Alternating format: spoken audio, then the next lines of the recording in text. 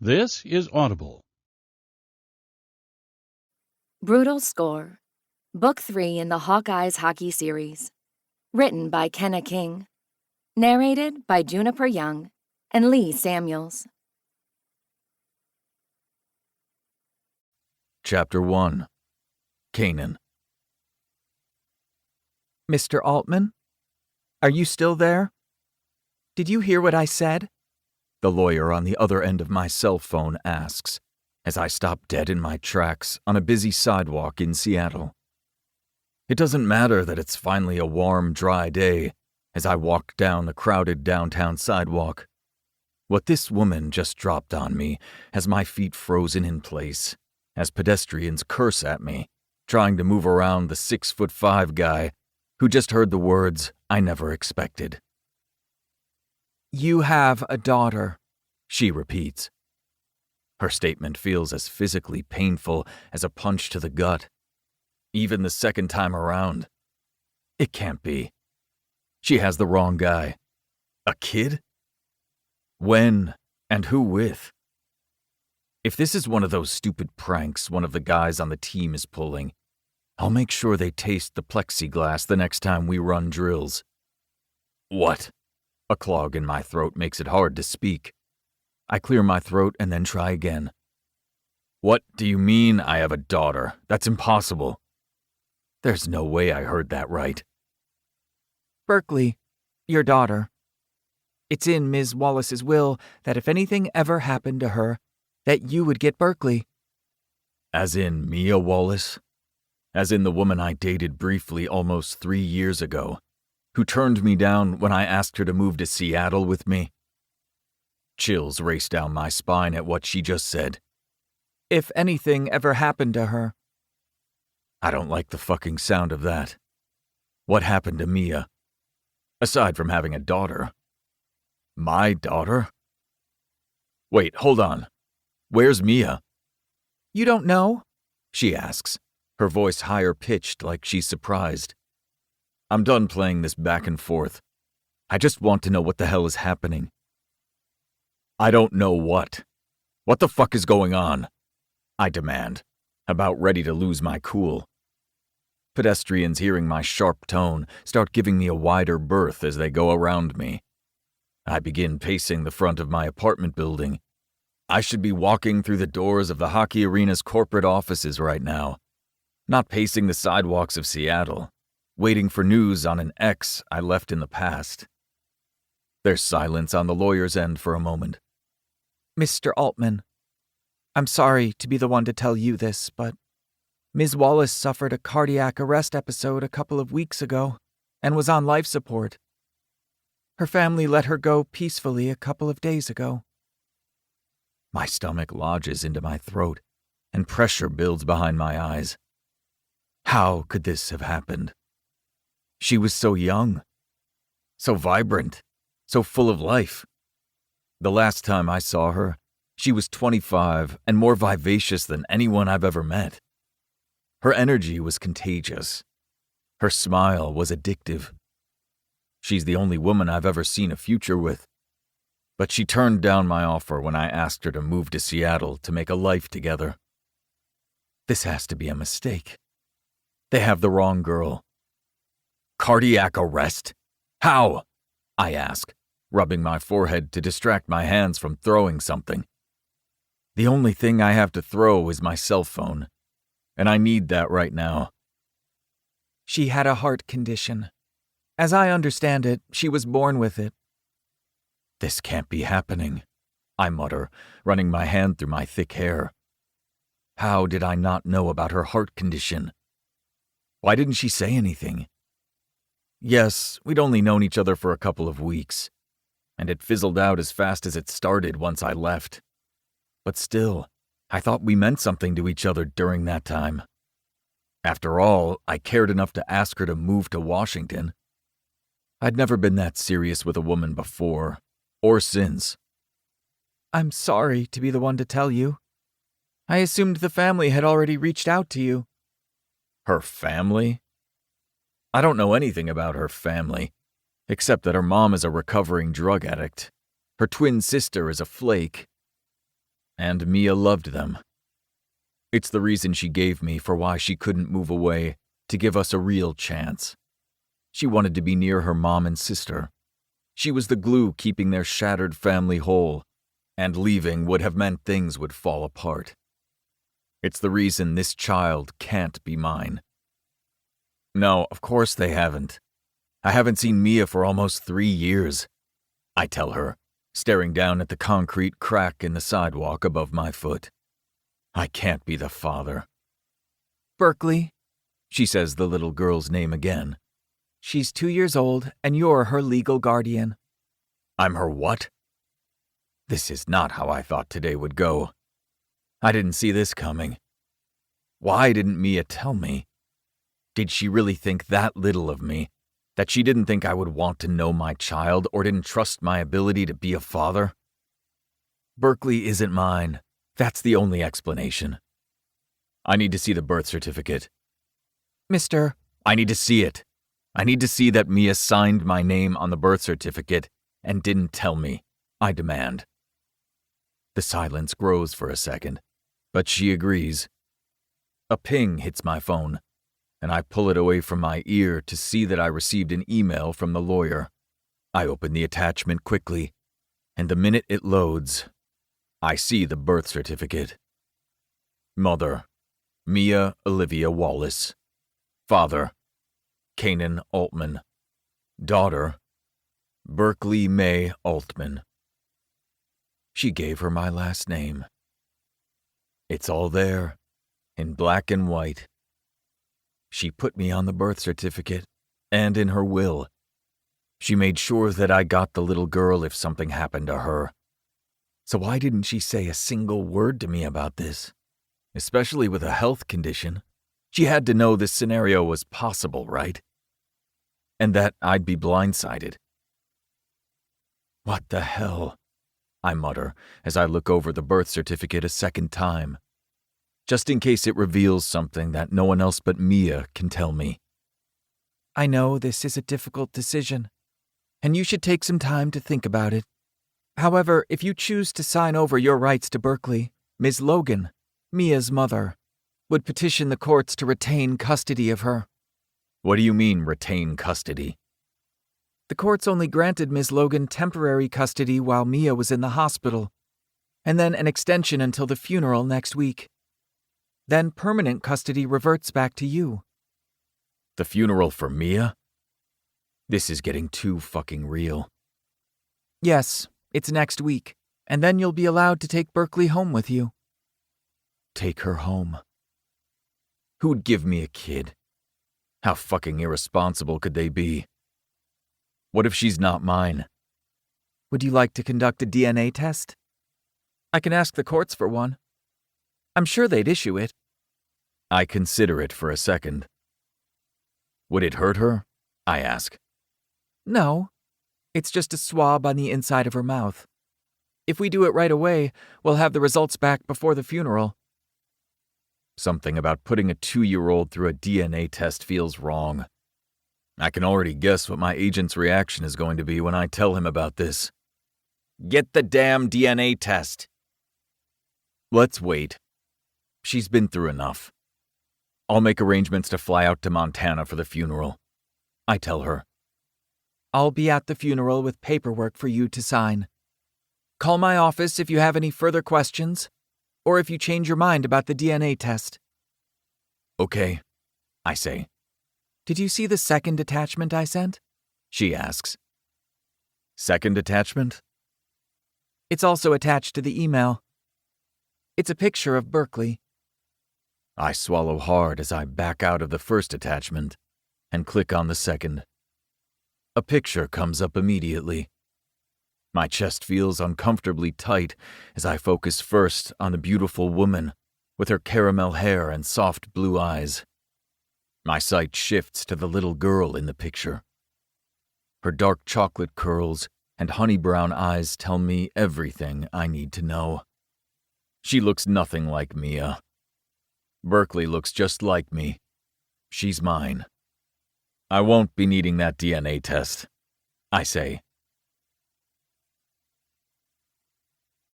Chapter 2. Isla. Just lie on your backside and let a strange man rail you into the mattress. Stop making it so complicated, my ex-stepsister turned best friend says. I shake my head with a chuckle in the dim glow of the Vegas hotel hallway lighting. Vivi isn't one to mince words. My dad married Vivi's mom when we were in middle school, and they divorced before we both graduated from high school. Vivi and I didn't feel as though the divorce extended to us, so we remained sisters.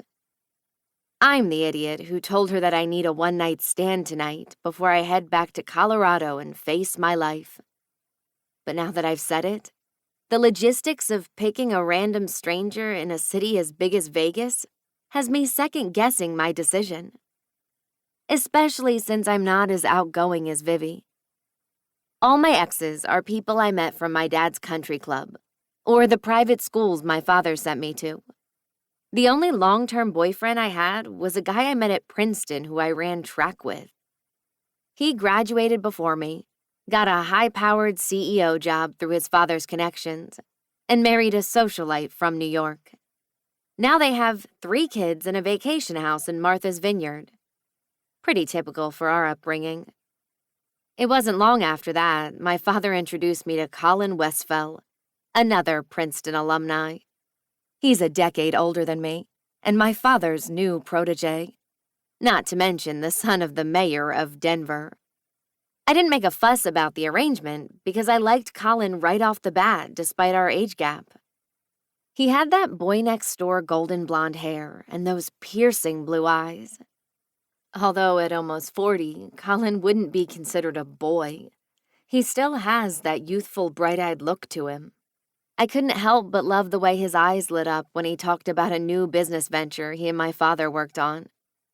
He was funny, loved running like I do, and showed genuine interest in the small social media-driven athletic wear business I ran out of my father's house in my walk-in closet. Now, 4 years later, it's the same business that Colin and I run after he convinced my father to invest. Newport Athletics made it on Forbes' top list of fastest-growing athletic wear companies. We hit a goal I'd never dreamed of before him. I thought I was the luckiest girl on earth to be marrying a man like Colin, someone who believed that I have more value than just looking pretty on his arm at fundraisers and galas. Until 4 weeks ago. I know. It's just that going back to someone's hotel room that I don't know. I try to explain, but I don't think I need to finish that sentence. It says enough, right? Then go to ours. I can find something to do in the meantime. Don't you worry about me. She winks. We stand in a vibrant, tropical forest-themed hallway of a large hotel just off the Vegas Strip. She booked it the minute I mentioned needing one last wild adventure. Like a final hurrah before I returned to the dumpster fire of a life I abandoned a month ago. That was when I caught Colin in his office with our warehouse manager, Tori. She's borderline incompetent at her job, but I repeatedly covered for her to prevent Colin from firing her for over a year. What I didn't know was that Tori and Colin were high school sweethearts over 20 years ago. They broke up when Colin's father shipped him off to Princeton and told him Tori wasn't wife material for a Westfall man. The second I opened the door to his office to ask him what he wanted for lunch and saw Tori bobbing behind his desk, he immediately pushed her away. But it was too late. I saw more than I ever wanted to. I ran out of that office immediately and climbed into my Range Rover, hoping I had enough clothing in my gym bag to get me to Vivi's in Seattle. I couldn't be in that warehouse for another minute, and there was no way in hell I was going back to our house where he could follow me. A house my father bought for us as an engagement present 2 years ago. I thought Tori and I were friends. I thought Colin and I were in love. I guess on all accounts, I was wrong. Isn't there a saying that goes perfectly with this? Oh, right. No good deed goes unpunished. And it's not as if I can run to any of my girlfriends within my circles. They live for this drama. They'd all love to see my perfect life go up in flames. They'd step over my charred life without a second thought, to climb up one more rung of the socialite ladder without any pity. I can hear it now. Oh, poor little rich girl. Don't you know that all made men have affairs? I thought Colin was different. I thought we had something special. Do you think I'm being reckless for wanting a one-night stand in Vegas, of all places? It's stupid to think it will help my situation, I say. Are you kidding? Of course it will help your situation. Colin was the last man you've had sex with since he screwed the dits with the tits, she says with a straight face. My face scrunches up at the way she worded that so eloquently. Not. Then again, Tori couldn't figure out how to properly work a shipping box tape dispenser and frequently attached the wrong shipping labels to the wrong orders, sending customers the incorrect items. And admittedly, she does have larger breasts than mine, which is a little salt on the wound and only adds to my long list of body image issues. It's not easy coming out of the pageant world without a skewed self-image. Vivi's diss might be accurate, though I wish she would use a little more tact so that it didn't hurt me as much when she said them. Thanks for the brutal Cliff Notes version of one of the worst things to ever have happened to me. You certainly have a gift for sugarcoating it, I say, shifting in the tight second skin pink cocktail dress Vivi brought me. I'm used to wearing dresses and heels from both my pageant days and from the countless charity functions, garden parties, and country club events I've attended over my 28 years of life. However, this might be the shortest dress I've ever worn. This is not the kind of dress you wear if you want your cooch to stay hidden. Though maybe that's Vivi's plan. After 3 days of being here, I haven't gone back to anyone's hotel room for the one-night stand that I told her I wanted. Now she's pulling out the big dogs for our last night. She even brought me her crystal-encrusted designer 4-inch heels. They're like fishing lures for men. Men love shiny things, and in a sea of other fish, these bad boys will do the trick. Well, either the shoes or the dress that barely covers my bum cheeks. Sugar-coated? The only thing sugar-coated is that dog turd dipped in chocolate that you call Colin. I knew it from the minute I met him that he was crap. But I should have known it before I even met him because Dad picked him out, she says. She still calls him Dad, even after her mom and my dad separated. I haven't forgotten. You keep reminding me, I say, rolling my eyes. In all fairness, she really didn't like Colin the time she met him, and she wasn't afraid to tell me. But I always figured it was just because she felt like Dad was pushing me into an arranged marriage, since Colin's father holds the political power that my father would love to control. My dad is a big businessman in Colorado, and his companies combined own a majority of Denver's commercial real estate. That's where a convenient marriage between the Newport and the Westfall family was supposed to come in. He knew he could never convince Vivi, his strong-willed daughter, into such an arrangement. And since she's not Newport blood, it wouldn't hold as strong of a connection. He went with the blindly naive one, who was conditioned to do as her father asked. Unlike Vivi, I've only rebelled against my father twice. Once when I joined the track team in middle school. The second time when I went behind his back and took a fashion designing class as an elective in college. I yank down on the hem of the short, glittery pink dress, hoping it comes down a little farther, while Vivi fluffs her long jet black hair done up in loose curls. A similar way I styled my own hair. Vivi runs her hands down the almost identical silver mini dress she brought for herself. I could never wear silver. It would wash out my much paler complexion. One of the only useful things my mother ever taught me was how to dress within my color wheel. And it has served me well, both in my selection of a pageant dress that always brought me to a win, no matter who I was up against, and in selecting color schemes and prints for my athletic wear. As in lavender or lilac. Which one has the higher likelihood of trending, and which one looks better on the most skin tones? These seemingly insignificant decisions set us apart from the giants in our industry. Where Vivi has dark hair and beautiful Brazilian skin from her mother's side of the family, I have paler Nordic coloring. We both stare into the reflective surface of the elevator doors as we wait, the lit-up elevator number above us barely moving down to our floor. There are 3 other elevators on this level, other than the one we're waiting on, but those are headed up and we're headed down to the club on the first floor. The elevator starts moving closer again. It started at the top of the hotel, probably picking up people from the suites and penthouses on level 22 to 25, and is slowly working its way down to us, letting people on and off at different levels of the hotel. It's inching closer to us now, although I'm not sure if I should be relieved or terrified.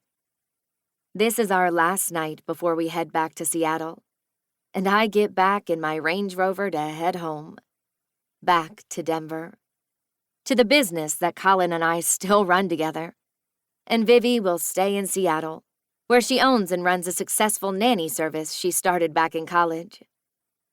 I'd do almost anything not to have to return to reality. The trouble is, I've gone through all of the rainy day savings in the only account I didn't share with Colin. And since I've been avoiding Colin and my father's calls for the past 4 weeks, I can't exactly ask for funds. Not that either of them would send it, since they're trying to starve me out so that I'll come back home.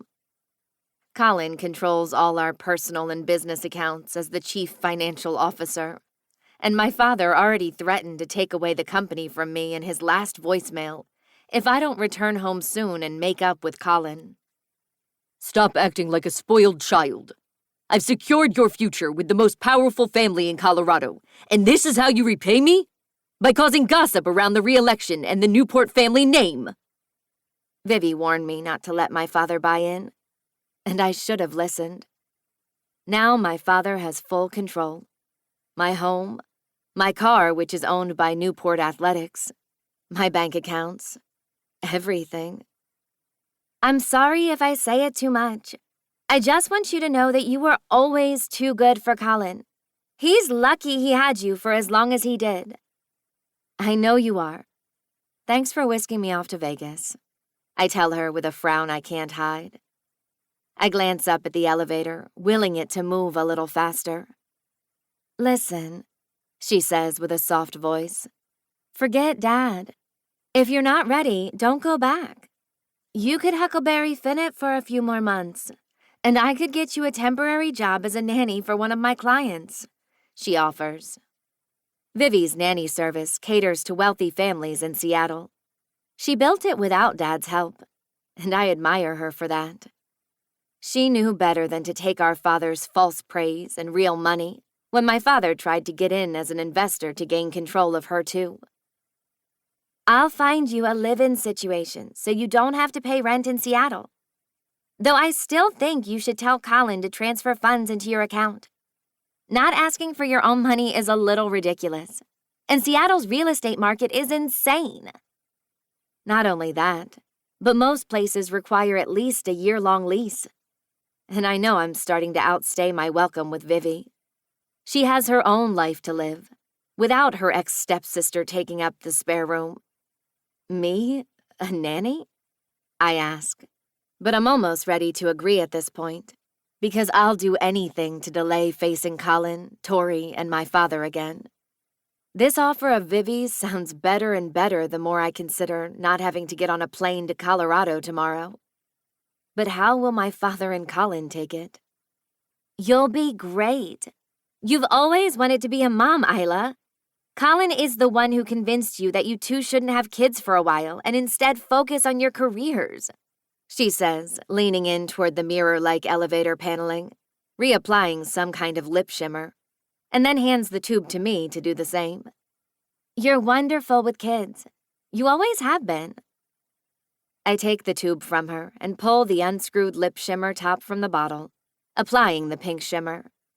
I don't have Vivi's full, beautiful lips, but then I see the reflection in the elevator, and I'm relieved she at least picked a more nude pinkish color, instead of the deep reds and purples she probably would have picked if her closet and makeup wasn't doing double duty, since all of my things are still in Denver. Tell that to your client after you tell them I came to Vegas to screw a stranger. I'm sure they'll be lining up to have me care for their children, I say, handing her back her lip gloss and watching the elevator's illuminated sign indicate that it's only a floor above us now. Oh, don't be a prude. You'd be shocked by the things you find out about the families once you start nannying for them. I guarantee you'll still be the tamer one out of the bunch, she says, scrunching her nose at me and digging through her sparkly clutch that probably costs a small fortune, while she drops the lipstick inside and then scrounges for gum or something. Just grab the first good-looking guy in the club, ideally one with a cock twice the size of Colin's, which shouldn't be tough since I've seen the pictures you posted of him in his swimming shorts in St. Bart's last Christmas. Vivi! I chuckle. Colin isn't the biggest I've ever had, but before everything went up in flames, I thought our sexual chemistry was good. What? She widens her eyes at me. If I were him, I would at least shove a sock down there before going out in public like that. Oh my God! I shake my head again and cover my laughter with the back of my hand. It doesn't have to be a big sock. I'm not talking about a winter wool sock for an adventurous traveling to the Antarctic looking for shipwrecked treasure.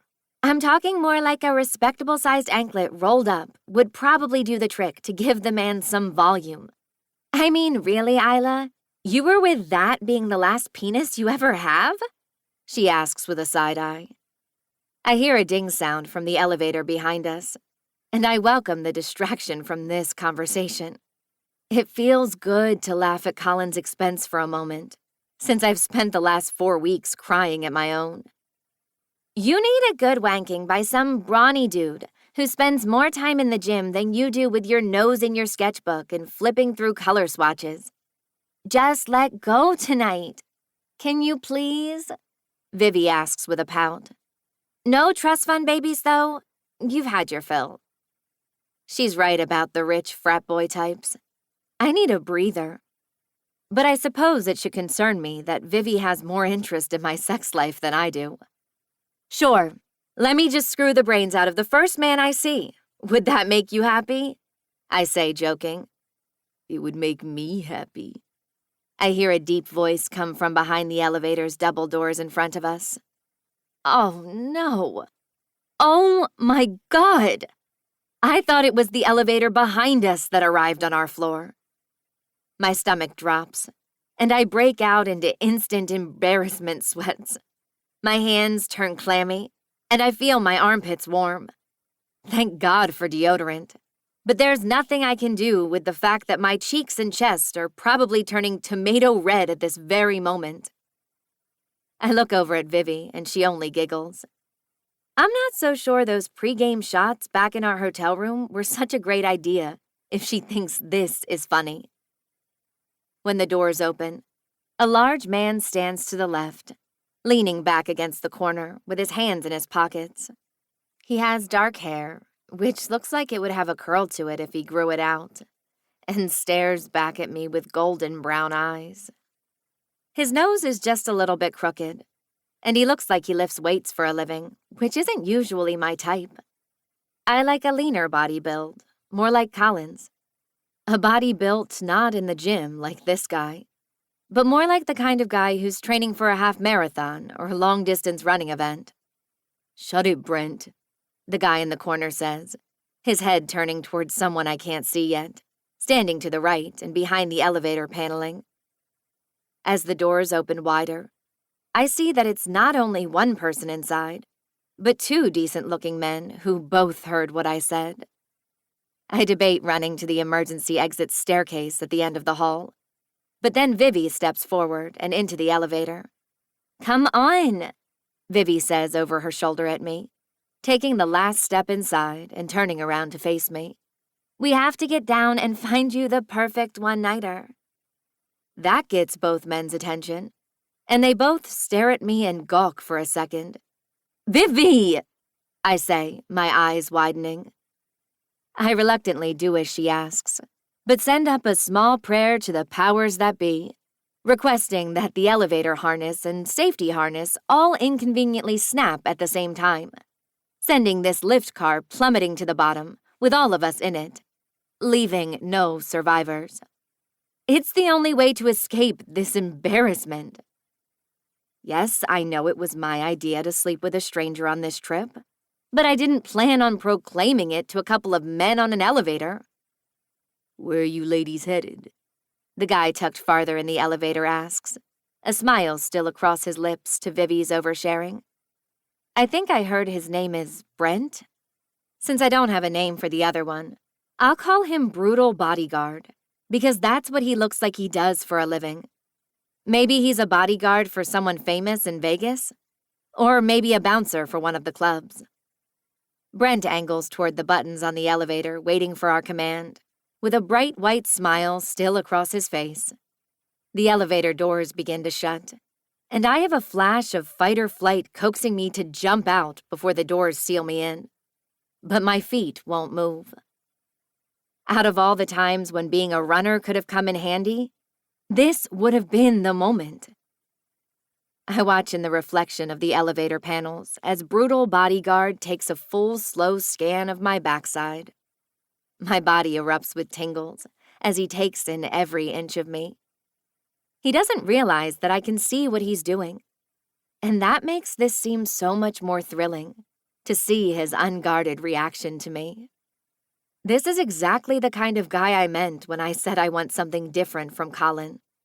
They couldn't be more opposite in their build or in their eye and hair color. Colin's light blonde hair, blue eyes, and smaller frame are nothing like the dark chocolate hair, deep brown eyes, and 6-foot-plus stature of the man behind me. "The club, level 1, Vivi says with an equally flirtatious smile. "You two are headed to the club?" Brent asks, pressing the button that reads lobby. Then he looks over our heads at Brutal Bodyguard, who is no longer looking at me from behind and has an expression I can't read. "Yes, we are. What are you two up to tonight?" Vivi asks back. "We're meeting a couple of buddies across the street for dinner. Then we might be heading to the club after," he says. The ride down another 7 floors is quick, and the elevator stops at the lobby. "Maybe we'll see you there," Vivi tells him. The elevator doors open, and Brent sticks out an arm to hold the doors open for us to exit before them. Taking the first steps out, I'm anxious to escape that small, enclosed space. "I bet you will," Brent says back to Vivi, who steps off the elevator after me. I can't ignore the way my body lit up when the man behind me took a full scan of my backside. But his lack of interest after has me still embarrassed of what he heard me say, and what Vivi confirmed. She takes a few quick steps to catch up, and I listen for the men to exit the elevator next. Their footsteps fade away. They're not following us, thank God. I let out a sigh of relief. "Wait up," she yells. "I didn't realize you could move that fast in high heels." I'm not going to be winning any half marathons in these heels, but a life spent in country clubs, dressing like the perfect daughter to make my dad look like the family man, prepared me for this moment. "He was cute," she says, a little out of breath from running in heels that are taller than mine. "Brent? No thanks," I say without looking back at her. "No, not him. The mysterious one checking you out in the corner." A little shiver shoots down my spine at the memory of his eyes gliding over me from behind. He wasn't checking me out, I argue. But wasn't he? "Yes, he was," she argues. "And he liked what he saw." My cheeks warm, but there's no point to it. He's headed out to dinner with friends. I doubt I'll ever see him again. Maybe that's for the best. Something about my physical reaction to him for the few minutes we were in proximity felt dangerous. Dangerous to the order of things. Dangerous to the life I have no choice but to return to, or my dad will cut me off and take the business I built. But did I really build it if my father's money and influence were what made the company viable? Maybe my father is right.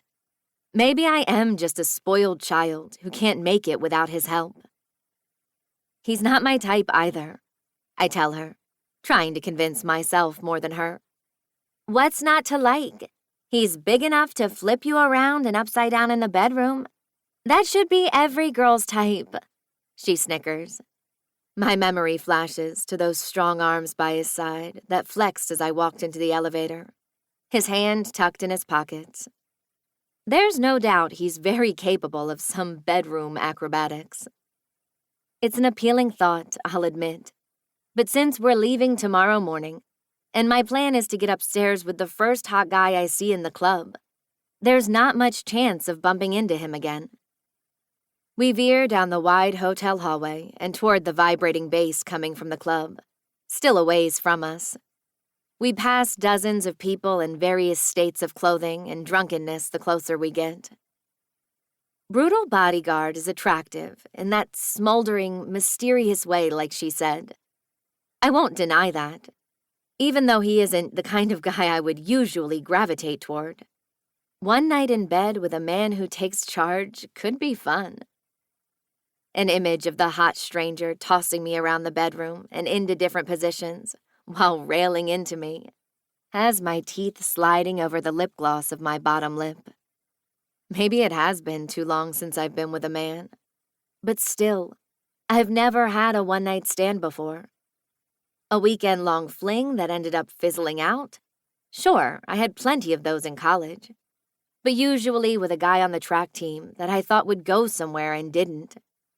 I've never just met a random guy in a bar and went to his place or mine to have sex and then never spoke to them again. It sounds good in theory, considering anything more than one night is impossible since I'm headed back home tomorrow. We get in line at the door and are quickly ushered through after showing our IDs to the bouncer. The man from the elevator is almost the same size. I bet he'd be demanding in the bedroom, taking the lead and doing whatever he wants with me, calling me a good girl as he thrusts into me, demanding I take all of him. The kind of sex I've only ever read in smut books, but have never experienced with a partner. Let's just start with a drink, Vivi yells over the music, passing me up and walking deeper into the club, gripping my hand and pulling me with her so we don't get separated. I follow my fearless leader into the huge 2-story club with a vaulted ceiling, packed wall to wall with people. The powerful strobe lights flash, and the bass bumps so loud that my soul can probably feel it. She glances over her shoulder as we make our way inside to ensure I'm still behind her, even though she's still holding my hand. I nod in agreement about the drink. She smiles back at me, and then gives a little eyebrow wiggle. That's her usual sign when she has a feeling things are about to get interesting. I take a deep inhale. Here we go. Chapter 3. Isla. It's been a few hours since the elevator incident. After a couple of drinks with Vivi at the bar, I'm starting to loosen up and have fun. We've been dancing our hearts out on the dance floor, while the mortification from telling a hot, broody man twice my size that I want the first man I see to screw me has settled. A bit. The redness to my cheeks has probably subsided for the most part. Not that you could tell in this dim-lit club. A throwback song from our college days hits, and everyone in the club starts going wild. Even more people enter the already overpacked dance floor. A guy from earlier who bought us drinks walks up with his cute friend, and we all start dancing. Vivi's partner is completely her type, and she seems really into him, while the guy I'm dancing with is a dead ringer for Colin. But at least he's helping me take my mind off the brutal bodyguard from the elevator. Vivi and her partner get lost in their bump and grind. And before I know it, she's making out with him over her shoulder. I'm Alex. The guy behind me yells over the music, close to my ear. Isla, I yell back, but then remember I wasn't planning on telling anyone my real name. What if they know my family? Or what if they're from Denver? How horrifying would it be if in a few months I run into them at a charity event with Colin's new engagement ring on my hand? A new engagement ring. The thought makes me sad, but I'm not here to feel sorry for myself. I'm here for one last day that belongs to me. Without reason, my eyes are drawn over Vivi's shoulder to something in the bar. Or rather, someone. Brutal bodyguard sits on a bar stool, facing out to the crowd, his eyes already locked on me. He came. My stomach feels like the inside of a popcorn bag, with excited kernels popping everywhere. He presses a beer bottle to his lips and takes a pull of the amber liquid, keeping his attention fixed on me. His hand engulfs the entire beer bottle, making it look so much smaller than it usually looks in someone else's hands. Curiosity makes me wonder what those full, beer-soaked lips would feel like against my skin, how they would taste against my tongue. I watch as a woman stops by his side to talk to him. She flips her long dark hair over her shoulders and then lays a hand somewhere low on his body, like his thigh. The crowd is too thick for me to be sure of the exact placement. But either way, I feel a little warmth of jealousy hit my cheeks. Where is that coming from? She seems to get annoyed after moments go by, and he doesn't give her the attention she's probably used to. He doesn't take his eyes off me, not even for a second. Eventually, she stomps off from his lack of acknowledgement, and he doesn't seem fazed in the least. He watches me as I continue dancing, and I'm not sure if he's even blinked since I caught him surveying me. He doesn't seem the least bit concerned that he's been caught either. How long has he been sitting there? Tingles of excitement run down my spine with every second that he watches me. Those dark eyebrows and lashes, along with his intense stare fixed on me, make him seem almost a little dangerous for a girl like me. I've never been with a man like that. A rogue thrill hits me at the idea of spending the night with a man so intense. The kind of man who could put the fear in any man who came up against him. Like, say, my father. I keep my eyes glued to him, forgetting the man dancing against me. I keep swaying my hips, even though too many people are between us for him to see my body. I don't release eye contact for an entire breath. This is far bolder than I usually am, but maybe that last pomegranate martini gave me some liquid courage. You're a great dancer, a voice from behind me says. I didn't consider that my tease for the guy at the bar might have Alex thinking I'm interested in more than dancing. Oh, thanks, I say, looking away from the bar. He must take my response as an invitation to get closer, because he squeezes my hips back tighter against his hips and bends over my shoulder. He's cute, I'll give him that, but he's not the man from the elevator, not even close. I check back over Vivi's partner's shoulder to see if he's still watching me from the bar. When my eyes settle back on him in the distance, I'm relieved to see he's still there, but disappointed to find his beer suspended up by his mouth, as if he was just about to take a drink, but froze when something unsavory distracted him. His eyes aren't on me anymore. They're narrowed on Alex bending over my shoulder, whispering in my ear. What is he thinking?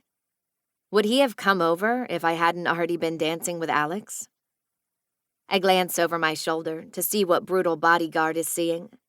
But Alex must have thought that was an invitation because he takes the opportunity, with my head turned toward him, to lay a kiss against my lips. My instinct is to shove Alex away, to prove to the man at the bar that I didn't want that I'm not with Alex. My eyes dart back to him the second I pull my lips off Alex's. But it's too late. He's gone. Panic flashes through my thoughts that he might have left. Now a blonde woman sits there with a guy standing behind her ordering drinks. I scour the bar but don't see him. He's not here anymore. He left. And took with him the only option I'm interested in. Do you want to go upstairs with me? Alex asks, pulling my long hair back over my shoulder to expose my neck. He obviously didn't get the hint with that chaste kiss that I'm not interested. Excuse me, I have to use the restroom, I say urgently. Before he can object, I grab Vivi's arm, yanking her from her dance partner. What? She asks instantly with concern and a little annoyance that I'm taking her from her good time. Bathroom break, now, I say over the music. She doesn't hesitate when she can see my eyes widen and my lips flatline. She nods. I'll be right back. Don't go anywhere, she tells her dance partner, pointing at him to stay put. We exit the dance floor as quickly as we can and head for the bathroom, weaving through the crowds. I'm calling it, I tell her the minute we burst through the bathroom doors. What? Why? That guy you're dancing with is cute, she says, her eyebrows stitching together. She knows what my type is as well as I do. Alex looks just like Colin, and that's part of the problem. I wanted a one-night stand with someone as opposite to Colin as possible. It doesn't help that the guy in the bar who held my interest left, taking my ideal one-night stand with him. I failed. I just can't do it. I'm going to head back up to our room and pack for our flight in the morning. I tell her, my shoulders slumping at the idea that I'm giving up. She leans in and runs her hand down my arm slowly. You didn't fail, and you don't have to prove yourself to me or to anyone else. A one-night stand is waiting on the dance floor for you. You're making a choice not to sleep with him. That's not failing. That's deciding what you want for yourself. Thanks, Vivi, I say, casting my eyes down in defeat, staring at our glittery shoes pointed toward each other. I'm sorry that it didn't work out. Do you want me to come upstairs with you? She asks. We can stream a movie or order room service, my treat. No, you should keep dancing. You look like you two are having fun. I can make it up to the 7th floor alone. It's only an elevator ride up. You sure? She asks, even though she knows the answer. I'm not fine. I nod and smile. No point in neither of us having some fun tonight. Vivi works like a dog in Seattle. Her nanny business is flourishing, and she never gets time for herself. And even when she does, her immense success has become either a deterrent for men intimidated by her success, or men looking for a free ride. She deserves tonight, especially after everything she's done for me. Call me if you change your mind, and I'll can the hottie. She winks. Love you, I tell her. Love you too. We exit the bathroom, Vivi heading back to her dance partner and me heading out the exit. She agreed to keep me informed of where she goes and with whom so I don't worry. I take the elevator up to level 7, and the minute I walk through our hotel room door, I kick off my heels. I shoot a quick text to Vivi. Isla, got here safe. Have fun. I tell her so she doesn't worry. Then I kneel in front of my suitcase that I left in the back corner of the room and scrounge for my pajamas that my mother sent me last week. I need a little pick-me-up. I failed at my mission to prove I can make my own decisions, that I can step out of my father's expectations. What was I really trying to prove running out of Denver like I did, when deep down, I knew the inevitable would happen? I should have known my father would never allow me to leave Colin and still keep control of my business. And maybe he's right. Maybe I can't make it on my own. Fleeing Denver created a wave of gossip, likely making its round in my father's large circles, catching quicker than a house on fire and doused in gasoline. His PR team, no doubt, is trying to extinguish it as fast as they can.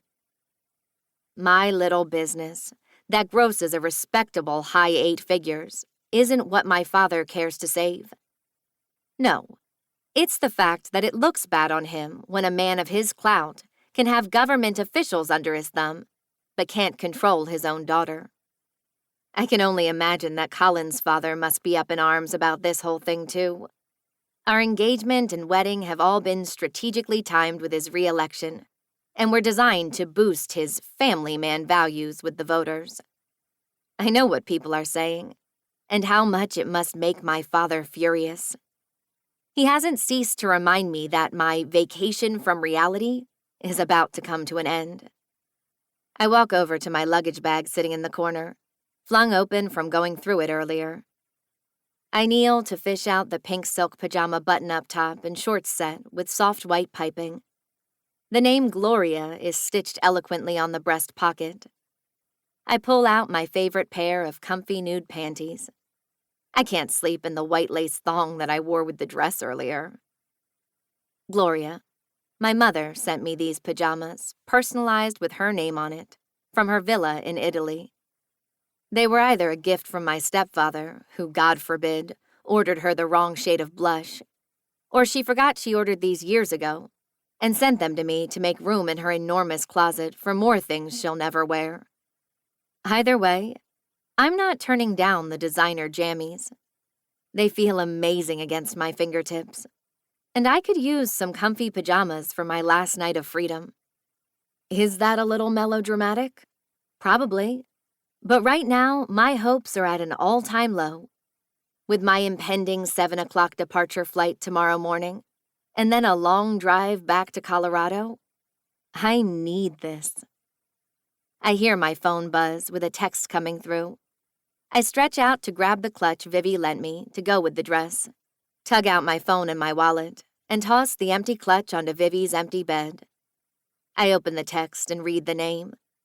It's from Vivi. I'm happy to see a text from her.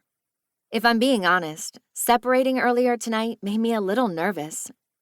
I didn't love the idea of leaving her in the club alone, but she seemed fine with it. Vivi. Headed up to his hotel room. It's in the same hotel, 25th floor, room 2519. Love you. Level 25 has the most expensive suites in this resort. I set my phone down on my nightstand and crawl into bed, flipping on the TV and snuggling under the comforter with no intentions of doing anything else. Or anyone tonight. It's almost 2 a.m, and I still haven't fallen asleep. I'm lying in my Italian silk pajamas when my stomach rumbles. Binge-watching the last few hours of some baking competition show has my belly begging for sustenance. I remember passing a vending machine with trail mix, chips, and chocolates down the hall by the ice maker. The exact final meal of a girl about to face her doom tomorrow. Junk food.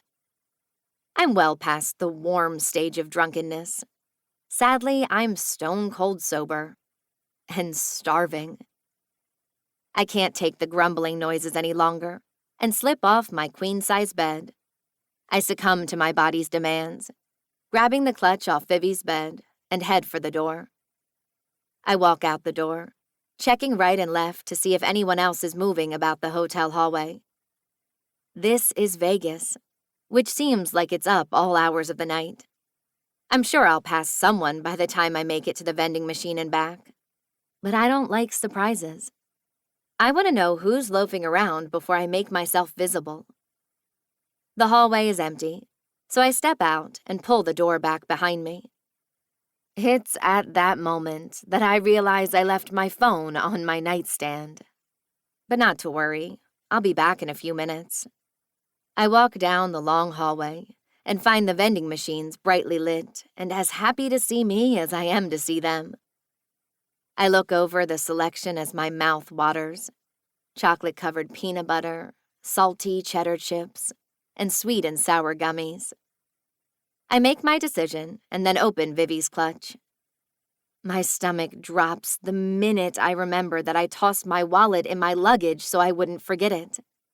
I have no money to pay for snacks.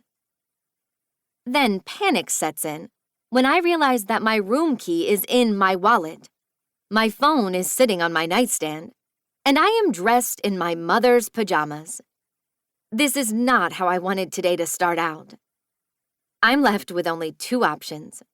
Head downstairs to the front desk and ask for a new room key while dressed in my pajamas. That's not an ideal option, since I'm sure the resort is still packed with well-dressed individuals, just getting back from a show on the Strip or the club. Being raised by an image-conscious mother, she'd die if she knew I was even considering it. There's also a possibility that my efforts will all be for naught, since I don't have a driver's license with me to prove my identification. Or option 2, I go up to the room Vivi said she'd be at and barge in on their night in order to borrow her room key. This could turn out to be far more embarrassing than walking around in my jammies, depending on what progress Vivi and her club friend have made since she texted me a while ago. What room did she say again? Room 2529? No. 2509? Yeah, I think that's it. There was definitely a 9 at the end. I make up my mind. I'm going to find Vivi and borrow her card. I make a dash for the elevator, wanting to get this moment over with and get back into my bed as quickly as possible. The elevator door opens quickly, and I'm relieved when no one is inside. I'm not wearing a bra, and my silk pajamas in the air-conditioned hallways have my nipples embarrassingly hard. I smash my hand against level 25, and it doesn't take long before the elevator stops on the 25th floor. When the door opens, I take a look to my right first, reading the room number. 2501. Odd numbers are on the right. Got it. I start walking quickly as I pass the rooms. The distance between the doors is farther apart than on our floor, since the rooms are probably a lot bigger. I read each door as I go by. 2503, 2505, 2507. Here it is, 2509. I'm almost positive. I step up to the door. If it's not Vivi or the guy from the club who answers the door, I might die of humiliation. Knock, knock. My knuckles lightly tap on the door. I try not to knock too loudly. It's 2 a.m, and the fear of some cranky old couple opening the door to yell at me has me trying to keep my feet from running back to the elevator. Vivi, I whisper at the door, hoping that somehow she can hear me through the thick and soundproof painted indigo wooden slab, keeping me from entering the room. I haven't heard a single sound in our room from the hallways, so I'm sure she can't in this room either. Heavy footsteps echo from inside the room, and my heart kicks up in speed. Breathe.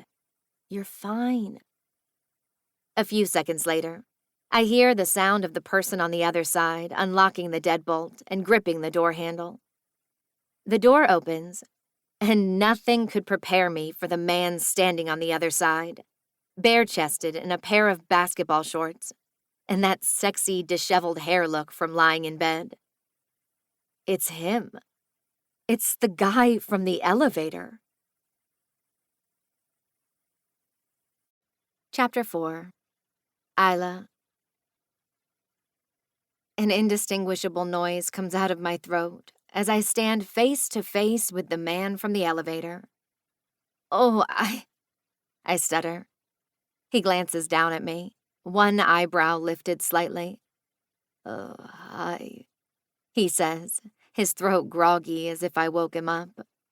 I'm sorry, I got the wrong room, I say quickly. I can't read his facial expression. He doesn't look upset that I just woke him, but he's not smiling either. Although, does this man ever smile? How did you find my room? He asks. Oh my God, he thinks I'm stalking him. I'm completely mortified. My face freezes, and I can no longer feel my toes. I'm going into shock. I've always thought that being struck by lightning or drowning would be the worst way to die. But now I'm pretty sure I would take either of those over dying by way of absolute humiliation. I, was looking for the room my friend said she was headed to. I got locked out, and I don't have my phone. I say, my face regaining movement. Really? I'm supposed to believe that? He says, and then bends a little to look at my shirt. Gloria? He gives a smirk and then leans against the doorframe, a little twinkle in his eye. Gloria? I ask, my eyebrows stitching together. How does he know my mother's name? He's not from Denver, is he? Your shirt, he says, pointing at my silk jammies. When I look down, I see my mother's name stitched on the pocket. I forgot about that. But then my eyes narrow on my hard nipples. I forgot about those, too. I cross my arms over my breasts quickly, but I know he's already seen them. I went out to buy a snack and forgot my wallet, I say, trying to distract from my torpedo nipples, and give an explanation for how we're bumping into one another again by coincidence. My friend said she came up to this floor, and I thought she said room 2509. I flash a look at the door number again. Maybe it'll have changed since I've been standing here.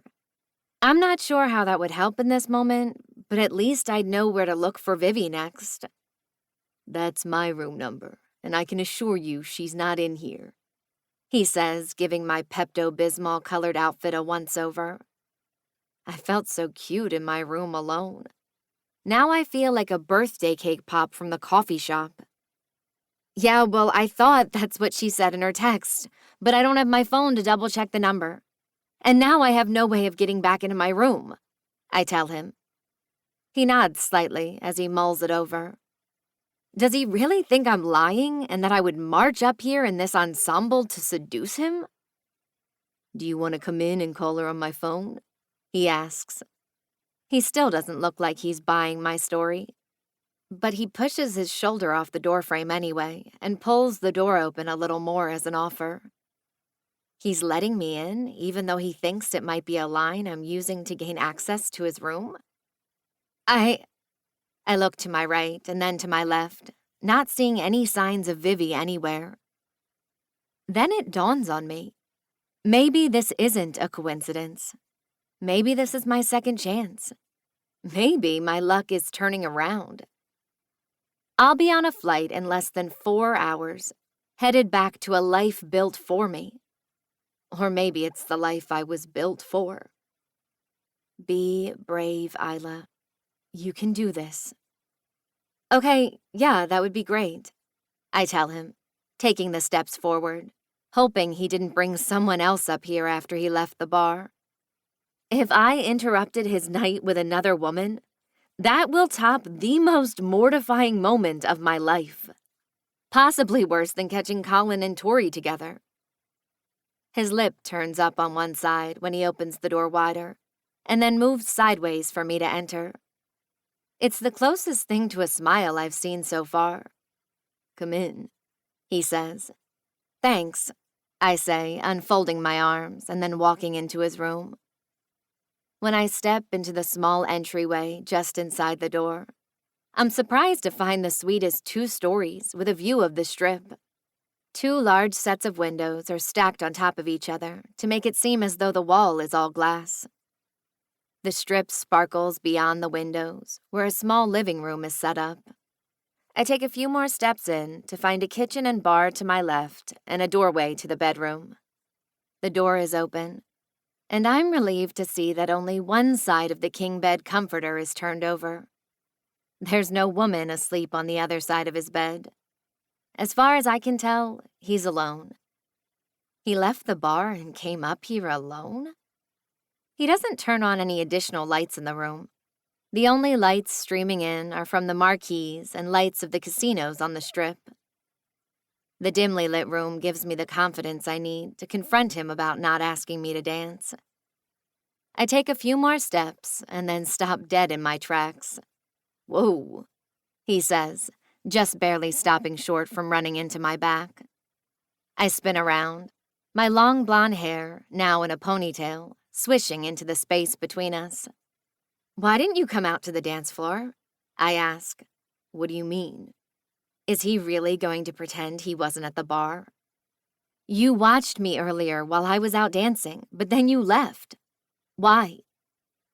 He stands there, towering over me like a giant. My 5'7" is not doing me any favors when he must be about a foot taller. You already had a partner, he says simply, his eyes flashing down to my hard nipples against the silk fabric of my button-up blouse pajamas. But this time, I don't cover them up. I'm braver now that I know he's alone. His tongue darts out to wet his bottom lip. Then why were you watching me? I ask. I asked myself the same question, he says, his eyes fixed on mine. Now I think it's my turn to ask a question. Okay. Did he fulfill what you were after last night? Who? I ask, still hoping he didn't see Alex. The man who kissed you. Damn it. What was I after? I ask, wondering if he'll say it. Neither of us likely forgot what I blurted out right before the elevator doors opened. But I wasn't going to say, "Oh, you mean the one-night stand with the first guy I laid eyes on?" Did he give you the one-night stand you wanted? He asks, his hands tightening by his side, almost as if he's preparing himself for bad news. I shake my head as I stare into his golden brown eyes. No, I didn't leave with him. He takes a step closer, his hands unclenching at his side. Are you still looking for someone to? He asks in that low, raspy voice. This is the moment I envisioned when I decided I would spend one night with someone before returning home. And this is who I want to do it with. I want his hands on my body. I want his mouth on mine. Is that an offer? I ask, hoping he says yes and puts me out of my misery. He shakes his head. Let me put it this way. If you're looking for a man to take care of you for one night, I'm the one. I bite down on my lower lip, and his eyes dart down to my mouth to watch. He's still staring at my lips when he continues. But I won't make the first move, he says, leaning slightly back and farther from me. He's pulling away? Why? I don't understand, I say, my eyebrows knitting together. You're in my room, with no way to access your own, no cell phone to call anyone to help you, and I have no idea how much you drank tonight. You're the definition of vulnerable. Besides, no good decisions are made after midnight. His voice is serious, and his lopsided grin is gone, but there's a twinkle in his eye for me. If you want me, you have to show me. Otherwise, I think we should call your friend, and I'll walk you safely back to your room. He steps to the left and starts to go around me like he's going to head for his phone. He didn't even wait for my answer. Wait, I say, a little bolder than I intended. I can't let this moment get past me. I may not get this courage back. I reach out, gripping his bicep to stop him. Before I can even think about it, I push up on my tiptoes and plant my lips against his mouth and my hands against his bare chest. The feel of his lips against mine is an instant dopamine hit. A rainbow of colors flashes behind my eyelids as I kiss him. No one has ever made me see colors before. Certainly not from one kiss. It's intoxicating, his lips on mine. From the very first contact as he presses his mouth back against mine. He wraps his arms around my back to pull me against his hard, bare chest. His thick, cabled forearms keep me tight against his body, his mouth pulling and sucking on mine. I'm not drunk, I mutter against his mouth. Good, otherwise I'd stop this. His tongue darts out and licks my bottom lip between our kiss, and then claims my mouth again. I moan into our kiss unintentionally. It's just a kiss, but it feels so much better than that. He still tastes faintly of the IPA beer he was drinking at the bar when I saw him tonight, and of the peppermint toothpaste he must have brushed with earlier. He walks us a few steps back until my back hits the wall. His hands hook around the backside of my thighs, and he pulls me up his body, wrapping my legs around his waist as he pushes to get closer. I can feel him hardening under me. His basketball shorts don't leave anything to the imagination. He's bigger than Colin. I can already tell by the hard length rubbing against the top cleft between my legs, and how far his tip reaches against my belly. He presses his pelvis tight against me to pin me to the wall. I let out a guttural sound as he does. I can't help it. I love the way he takes control. The way he kisses me has my body breaking out in full body tingles. His hands are all over me, pulling me tighter, sliding over my butt and kneading each cheek. His hands demand, but also test. I can feel how much he wants me, not only in the growing cock between us, but also in the way he touches me. He pulls my back off the wall, and my arms tighten around his neck to keep my place on his body. He turns and heads for the bedroom, carrying me in his arms with my thighs wrapped around him like I weigh nothing. He makes me feel safe, like he'd never drop me. It's in the way he carries me, his arm under my butt to keep me secured around him, and the other arm running up my back so his hand can grip around the back of my neck to keep my lips pulled down against his. Protecting me is his only priority, and he'll do anything to keep me. But after this is all over, he won't keep me, and I won't stay. He walks us through the separate bedroom door, and a few seconds later, I feel his knees hit the bed. "You sure?" he asks, pulling his mouth off my lips and working his kisses down my neck. I can barely focus on anything else besides his mouth against my skin. I know I have to answer, or he'll pull his mouth off me, and that's the last thing I want. Positive. I mutter out the words, my head leaning farther to the right side to give him more access to the sensitive skin of my throat. I'm going to have a one-night stand with this intense man. Yet when it comes to me, he's so careful. "What's your name?" he asks, his mouth shifting to the front of my neck. He presses kiss after kiss down my throat as he descends. My head falls back, and my eyes close as I focus on his movement until he reaches my collarbone. He opens his mouth and sucks on the edge of it. My skin senses the feeling of his dark hair brushing against my chin. I love the soft strokes of his hair against me. Now this close to his hair, it smells a little like cigar smoke that he must have lit up after the restaurant and before he came to the club. He pulls back for a moment after he gets his taste and waits for me to answer. I pull my head back up to face him, my eyelashes fluttering open. "Can we not exchange names?" I ask. "No names." There's no judgment in his eyes, only curiosity. "And no personal information," I add. I can't risk it if there's any chance he'll figure out that I'm Saul Newport's daughter.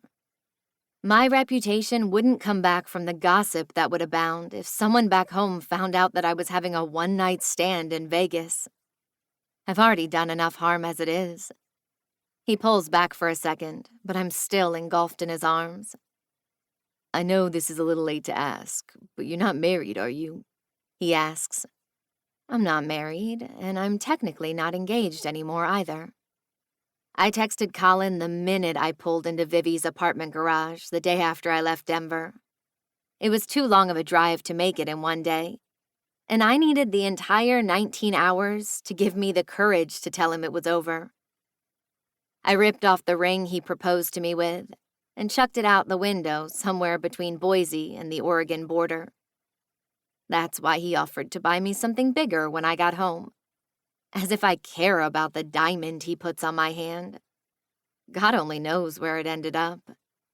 But Brutal Bodyguard didn't ask if I have a modern-day arranged marriage situation waiting for me to return to my duties the moment I get back to Denver. He only asked if I am married now, which is no. "No, I'm not," I tell him. "Okay." He nods. Then if I can't call you by your name, I'll have to come up with a nickname, he says. What kind of nickname? I ask.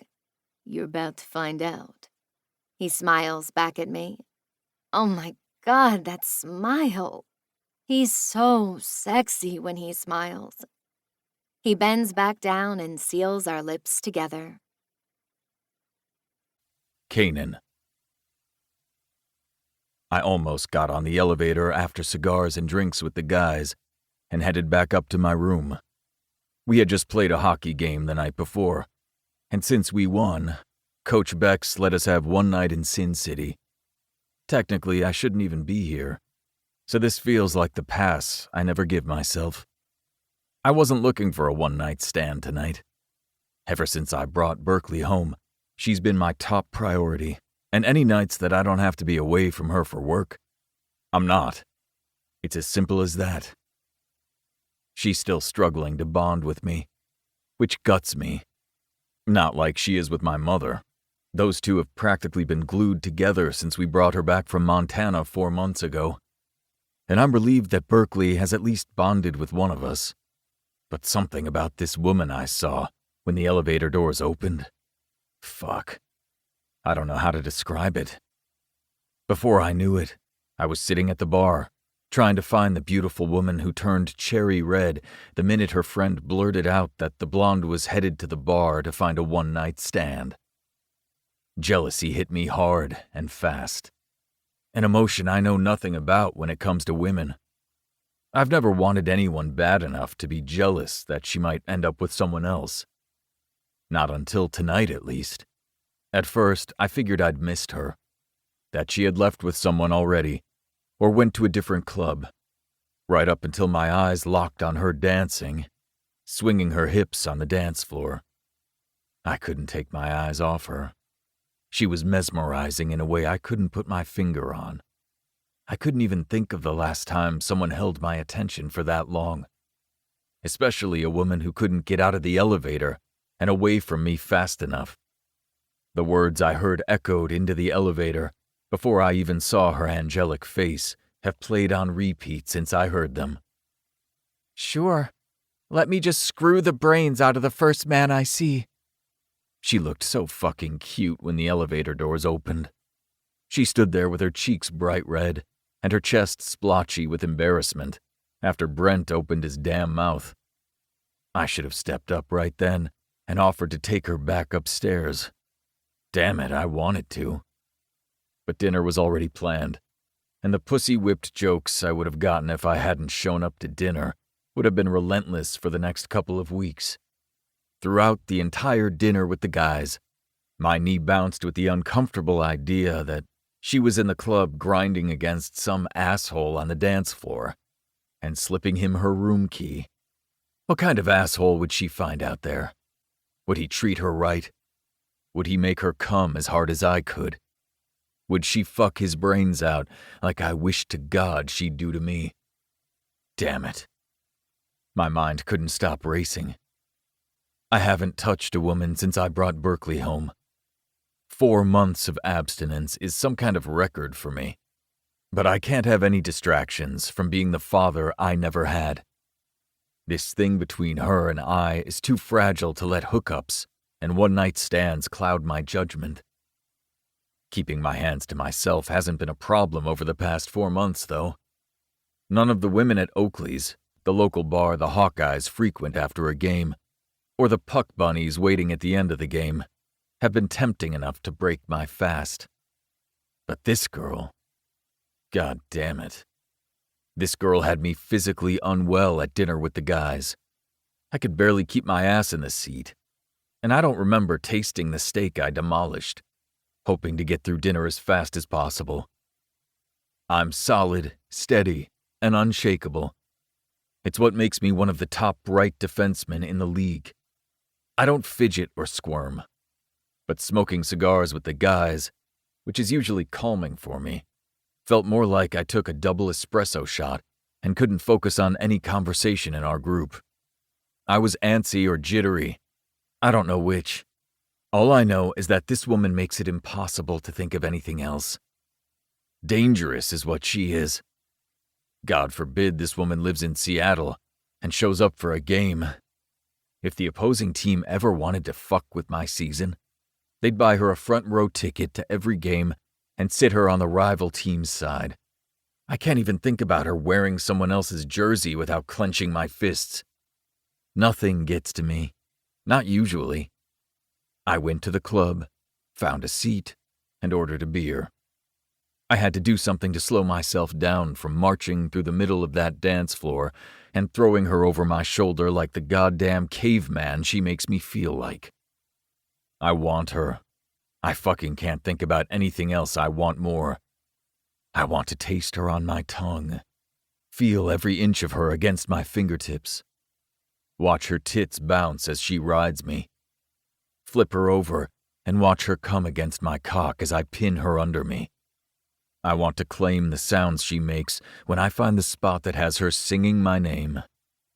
But then, I saw the asshole who got to her first. I saw him kiss her right in front of me. And I had to leave, or I would have hurt the kid. He looked more her type, and I couldn't bring myself to be the dick to scare him off to get what I wanted. Not that I give a shit about him, but she had to make the choice. She saw me sitting there at the bar.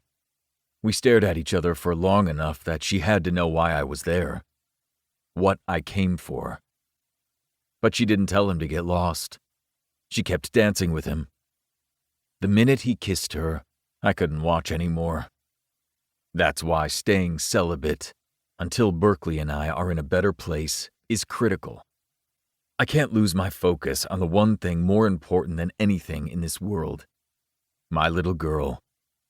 Even if an angel just walked into my life, claiming not to have known my room number. I'm used to puck bunnies knocking on my door at all hours of the night, after slipping the bellboy some cash. I don't invite women in who weren't invited up to begin with, though. This is the first time I've opened the door. But she doesn't seem like a puck bunny.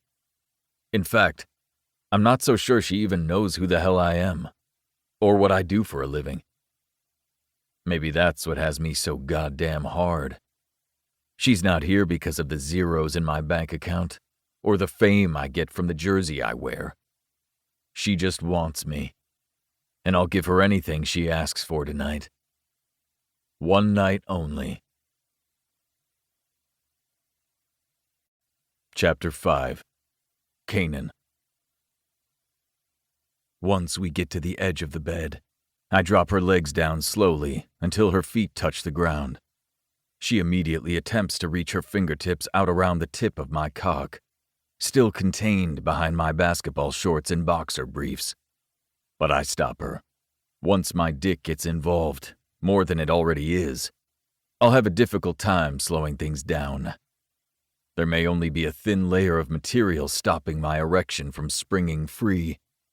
But that feels symbolic of how the rest of me feels right about now. I'm only a thin line away from losing my self-control with her, from thrusting into her until I bottom out, completely inside her, while her tight pussy milks me of every last drop of cum I have left in my body. I know we agreed to a one-night stand, but I want to give her more than that.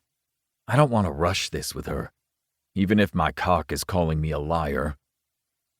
I don't want her to regret this, or wish she'd picked someone else. I want to tease her, make her beg for me, have her dripping wet and ready for what I have in store for her. Not just yet, I say, bending down and whispering it against her mouth, right before I lay a single kiss against her lips. She makes a small groan like she's disappointed, and I bite back a chuckle. Don't worry. I plan to fill you with it, I promise. I smirk down at her.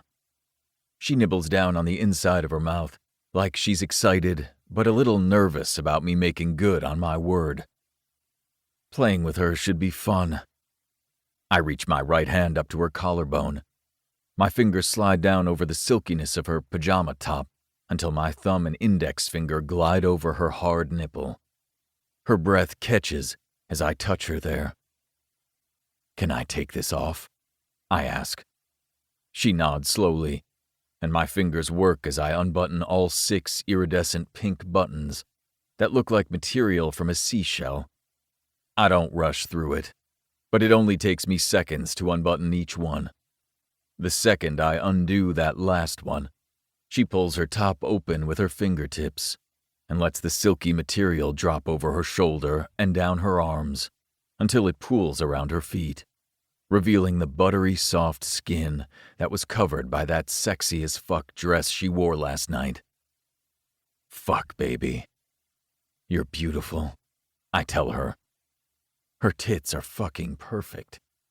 Perky like I knew they would be, with a slight pear-shaped droop and gorgeous mauve nipples. My mouth waters at the idea of laying her out to spend ample time tasting each one. Thank you, she whispers softly, her blue eyes glimmering up at me. She likes the nickname I gave her. Her eyes flickered the moment I said it. I wasn't sure what nickname I would end up calling her, but for some reason, baby just feels right. She seems young for a woman who seems close to my age, almost like she grew up sheltered. Maybe it's the slight innocence in her eyes, or the way she's giving me the idea that she's looking at me like I get to take full control and use her body however I want. I've never used baby with anyone else before, primarily because I think pet names are stupid, and also because I've had a real name to use. But I have no choice, since she won't give me her name. And her not knowing mine means it's less likely she'll realize that I'm a professional athlete, which serves me as well, although it does rob me of hearing her scream my name when she comes. I take a step forward, causing the bottom of my ribcage to press against her full breasts. I want to feel her mounds in my hands more than I want my next breath, but I want her comfortable with my touch first. I'll settle to feel her hard nipples against my ribs, for now. I place my hands low on her hips and bend down to kiss her. She responds instantly by lifting her arms to the back of my neck and threading her fingers through my hair. Jesus, I love how she does that. My hands smooth back over her hips to the small of her back. Then I lift my hands and trail my fingers down her back feather soft as they smooth over the valley of her spine. She quivers under my touch. She's ticklish. Of course she would be. How would I not have guessed that? Every little thing I discover about her makes me want her more. I continue my fingers' descent down her back until my pinky stops at the top of her crack, her pajama pants riding low enough to allow it. She moans into our kiss, egging me on, telling me I'm on the right track. I reach my hands down, past the waistband of her pajama pants, and grip her bare ass with both hands, tugging her tight against my erection. She gasps at the feeling of me. I pull my lips off hers and plant my mouth against the soft spot right under her ear. I didn't even taste my dinner tonight, I tell her. Why not? She whispers, her hands pulling out of my hair and wrapping tight around my neck to keep me close. I couldn't stop thinking about devouring you instead. You're going to devour me? She asks, her voice shaky with need. I plan to taste every inch of you until I've wrung out every orgasm I can from your body. And you can barely stand tomorrow, I tell her, pulling back and staring into her eyes. Her eyes dilate instantly. She likes it when I talk to her like this. Good. So do I. I push down her pajama shorts to find her completely naked for me, except for a pair of full-coverage, flesh-toned underwear. I think women refer to these as granny panties, but I don't care what she's wearing underneath her clothing. What women don't understand is that men don't give a fuck about a woman's underwear as long as they end up on the bedroom floor. I love that she planned a one-night stand while getting ready and still decided to be practical with her underwear choice. Just another thing to add to the growing list of things that set this woman apart from anyone I've ever met. I'm used to seeing red panties, black lacy thongs, and even assless stuff when a woman is expecting to spend the night with me. But this is probably the first time her panties have been so sensible. I pull back just a little to stare down at the nude underwear with only a couple of inches of space between us. I like these, I tell her, reaching down and gliding the back of my index finger over the top of her panty-covered pussy. She jerks toward my touch, and a quick exhale leaves her lips. Oh, is that how responsive you're going to be to me? Fuck yeah.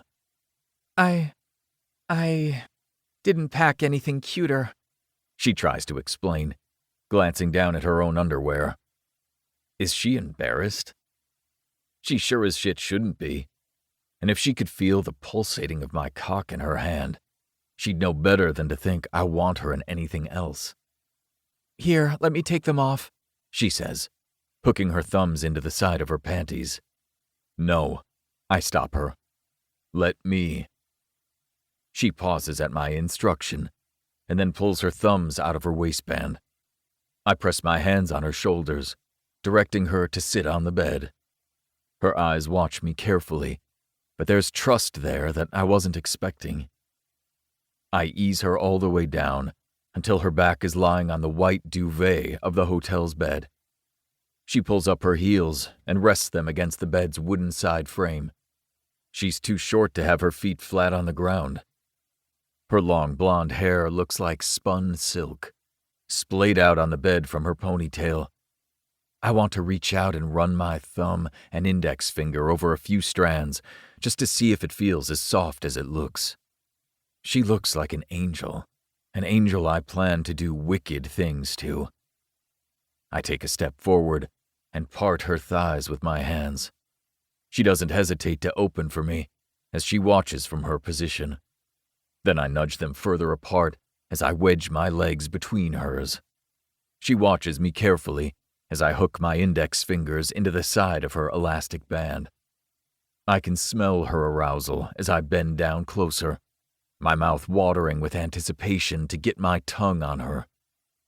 She's wet, her panties drenched between the apex of her thighs from the looks of it. You're so damn wet, I mutter, my tongue darting out to lick my bottom lip. I pull her panties off her hips with experienced finesse, unwrapping her like a present on Christmas morning.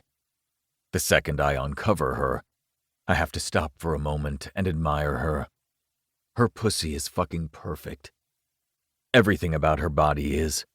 Even in the dark, the Vegas lights from the window show her wet pussy glistening for me.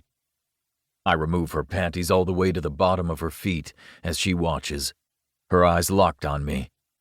I crumple them into my right hand, savoring the feeling of their wetness in the palm of my hand and my fingertips.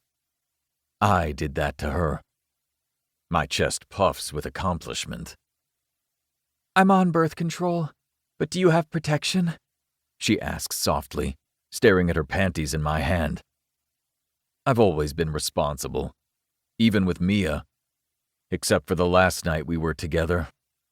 I bought cheap condoms from a mini-mart. Rookie mistake. It broke during intercourse without me knowing. It must have been toward the end. Since she was on birth control, neither of us worried about it, and being that I never heard from her after, I assumed it all turned out fine. What a goddamn idiot I was. Ever since that condom broke, I make sure to buy high-quality condoms and always keep one on me just in case. I never go without one, and I never buy condoms from gas stations anymore. I nod to confirm. But we won't be needing that right now. Her eyes flare up to mine, and I see the faint movement of her gripping the comforter underneath her at my words. Oh yeah, baby. You're going to need to hold on to something for this. Just as I'm about to discard my new favorite panties, I make a last-minute decision. I tuck the pair of underwear into the pocket of my basketball shorts when her attention is on my face, and not on what I'm doing with my hands. I've never done this before, stolen a woman's panties, but desperate times call for desperate measures. And I need something to remember this woman by when I return home to my abstinent lifestyle. My vision roams over every inch of her bare skin, laid out and ready for me, her body like a treasure map begging to be discovered. There's so much I want to do with her, and so little time to do it in. One night isn't enough, but it will have to be, because she's not looking for more than one night. And I have responsibilities back home waiting for me, too. Isla. I watch as he kneels down on the carpeted hotel room, his shoulders hovering above the end of the bed. He grips around the back on my knees, tossing my legs over his shoulders and bringing my bum to the edge of the bed. Are you going to let me do whatever I want to you tonight? He asks, his eyes hooded and a look of lust so intense that it has me wondering if anyone has ever wanted me like this. What are you going to do? I ask. I'm not afraid of his answer. I'm more concerned that I'll orgasm at the faintest touch from him, and this night will be over sooner than I want. I'm desperate to be touched by someone who looks at me like this man does. He looks as though he's been starving for physical touch as long as I have. I give you my word that whatever I choose to do will have you begging me not to stop. My breath hitches at his promise. I want that. I want to lose myself in pleasure tonight. I nod, looking down at his face between my thighs. His eyes glide back down my body and settle between my legs. You have a beautiful pussy, and I bet you taste just as good. Are you going to let me taste you? I nod again as more arousal heats low in my belly and coats my center, dripping onto the bedsheets. Good girl, he says. And then he bends closer, his finger gently running through my folds until it reaches my center.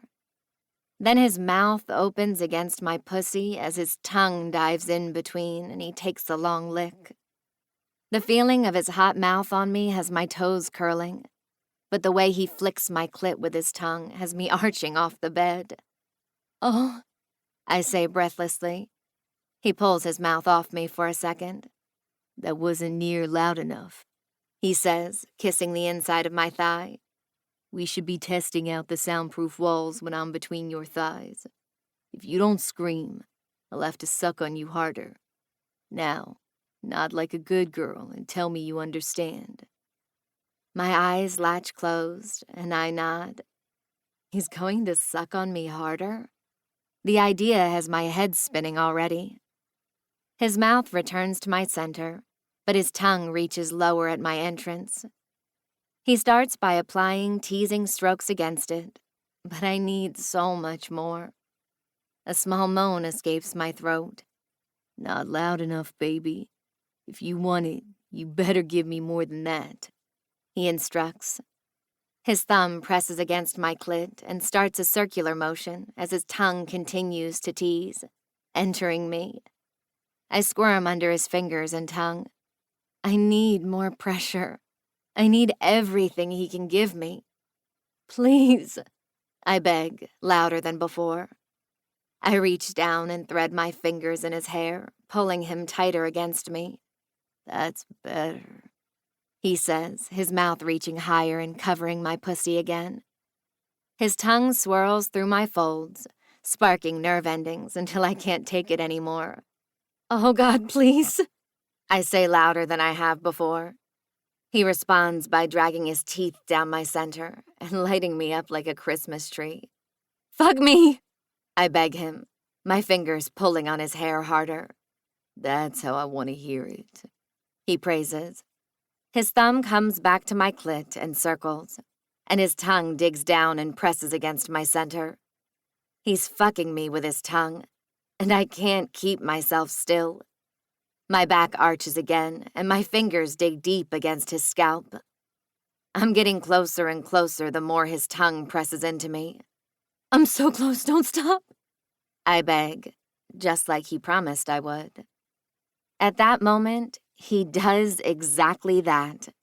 He pulls his mouth off my body, pulls my legs back down his shoulders, and steps into me so that my thighs wrap around his waist. "What are you doing?" I ask. He pulls me off the bed and then kneels onto it, carrying me with him. He drops me on the pillow and then reaches for his wallet on the nightstand. "I'm a greedy asshole," he says, pulling 2 condoms from his wallet and then tossing the wallet back on the nightstand. "And I want to feel you grip me when you come." "I want that too." He drops the condoms on the opposite pillow and then drops down, settling between my legs, and kisses me.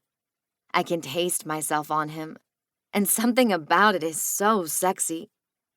"Are you going to milk my cock like I know your sweet little pussy will?"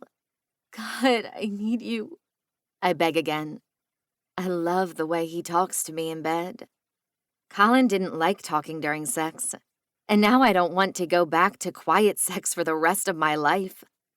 I want to be told what to do. I want to be praised when I do what he asks.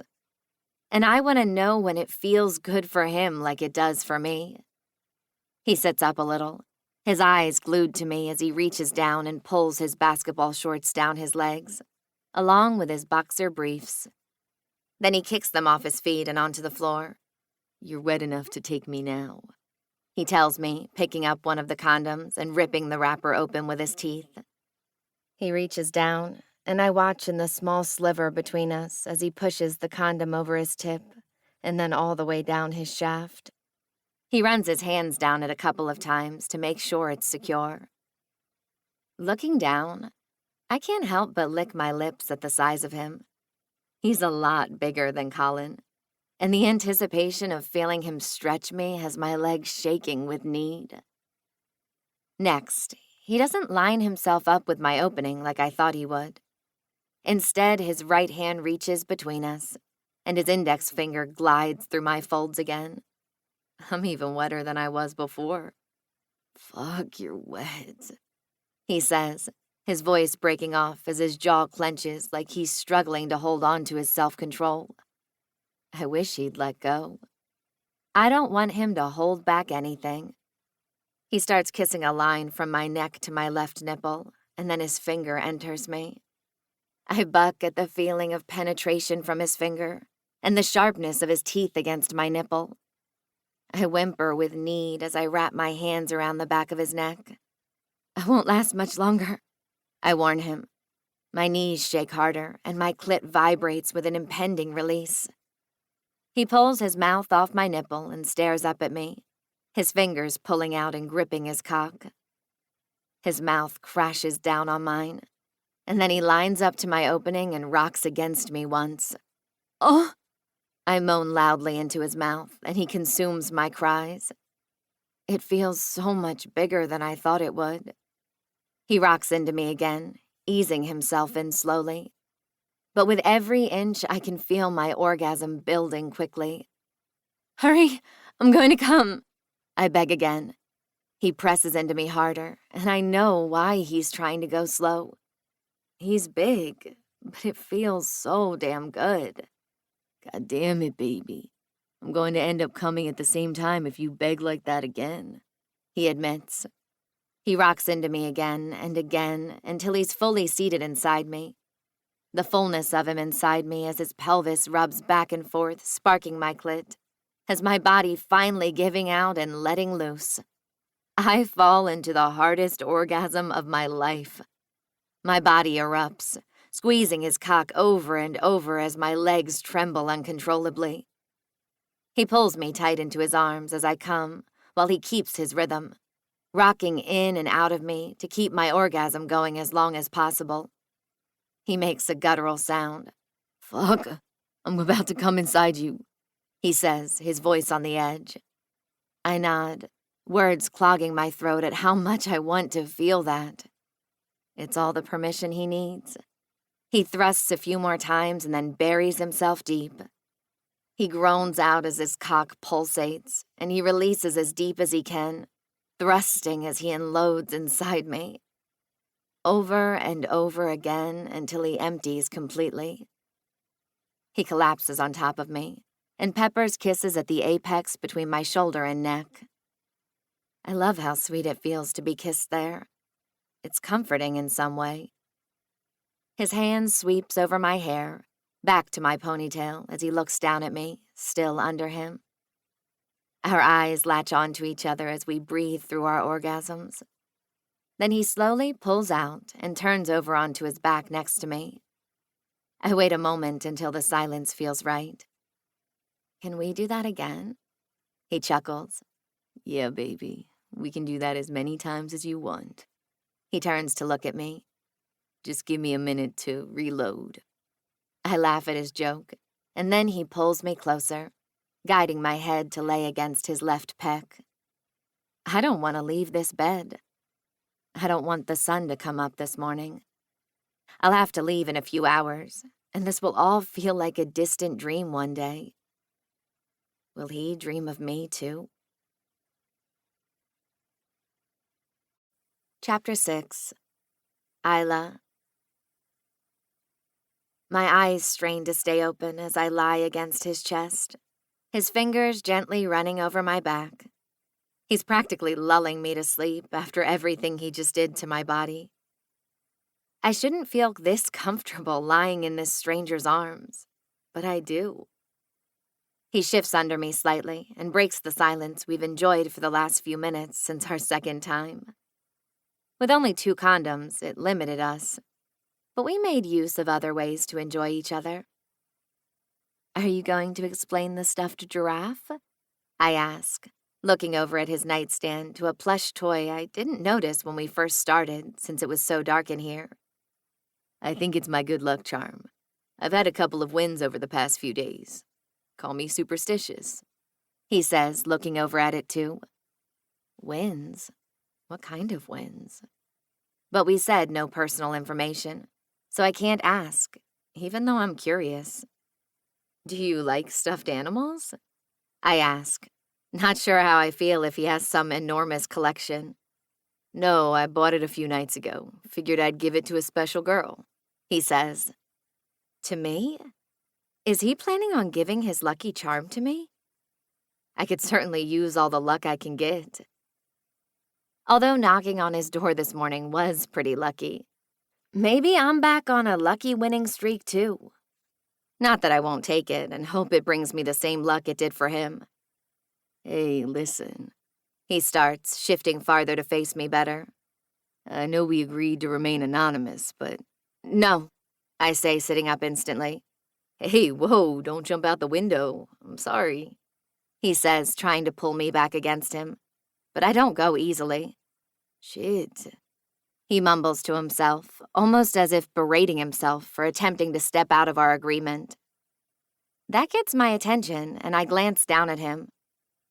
Is he really that worried that I would walk out on him now after we already had sex?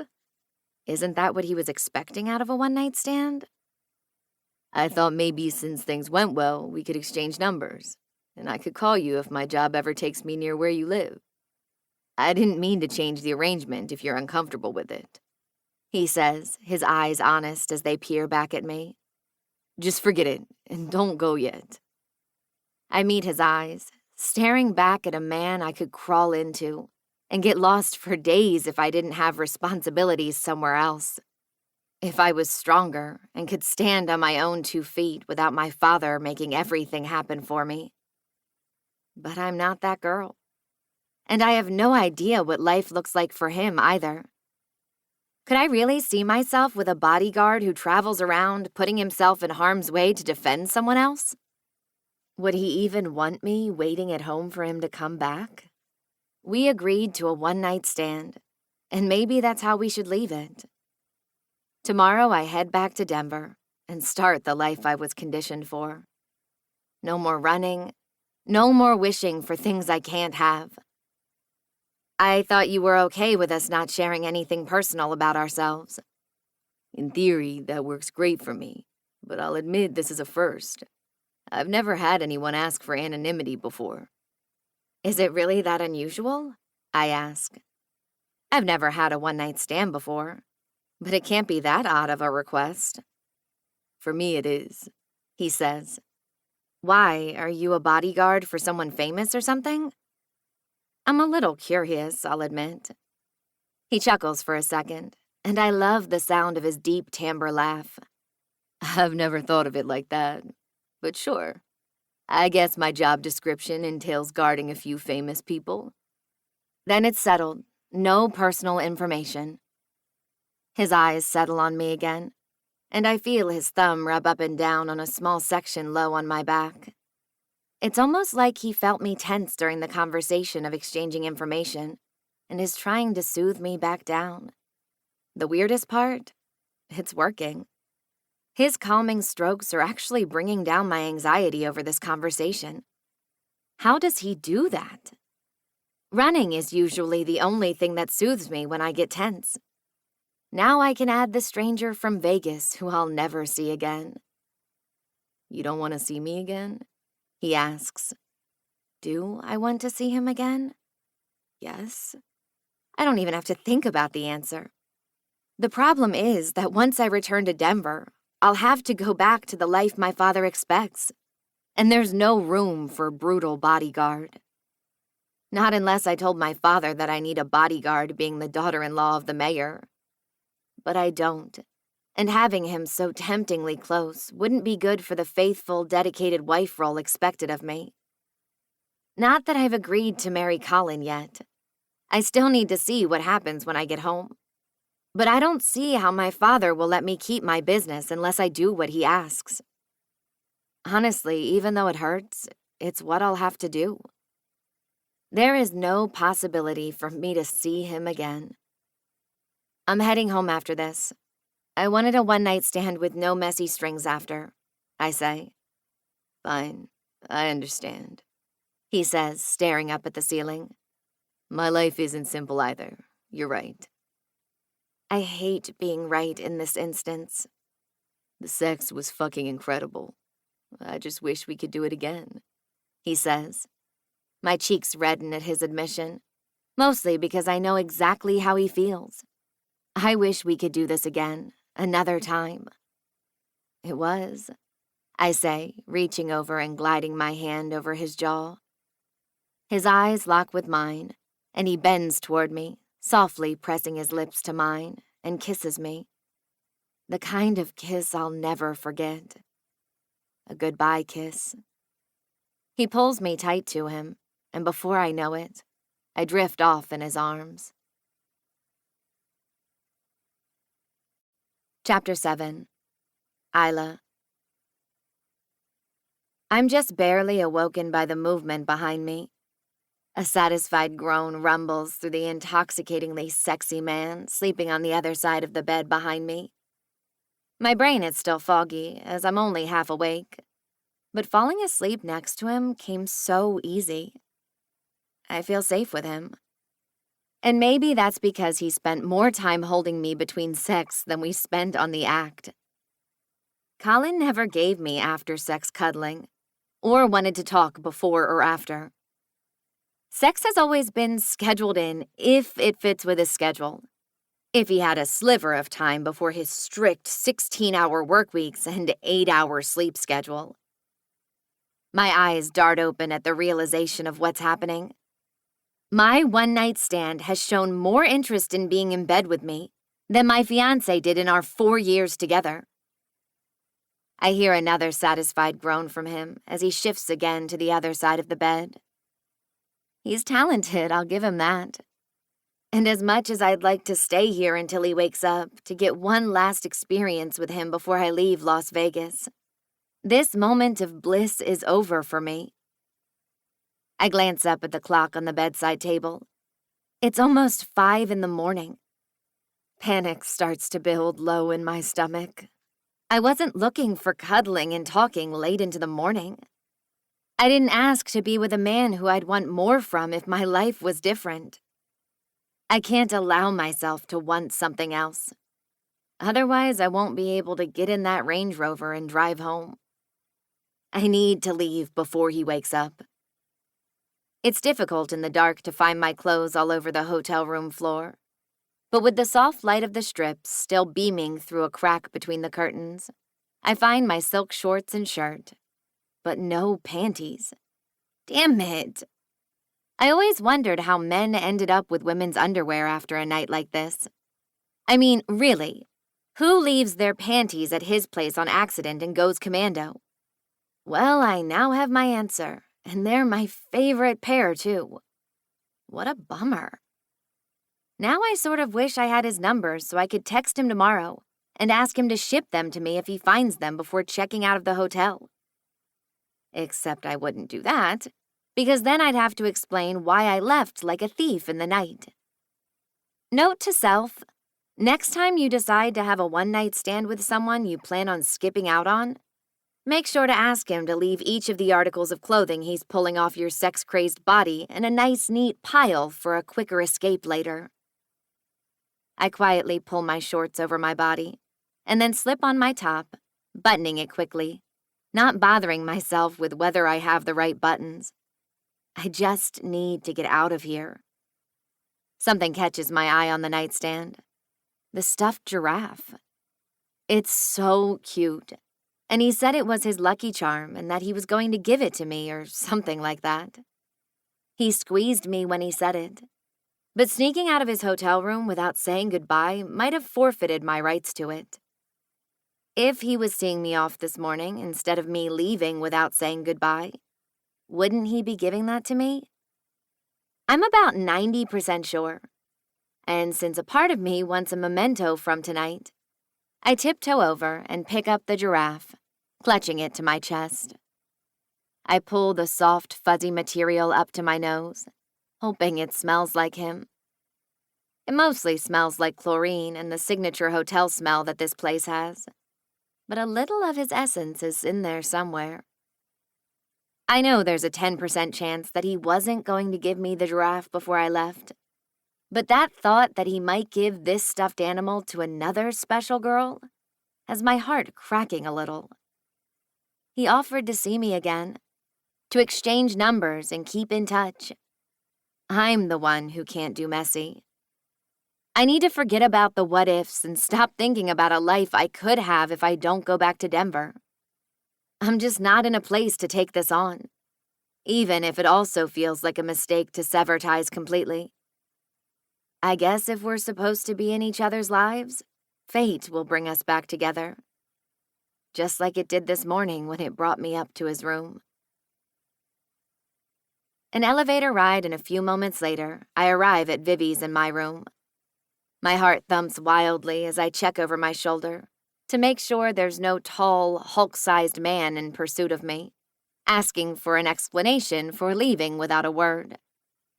I knock on the door, checking the room number 3 times before I do, for good measure. Vivi! Vivi, are you in there? After a few seconds, I hear Vivi's footsteps headed toward the door. She opens it, and I barrel through it as quickly as I can. What the hell happened to you?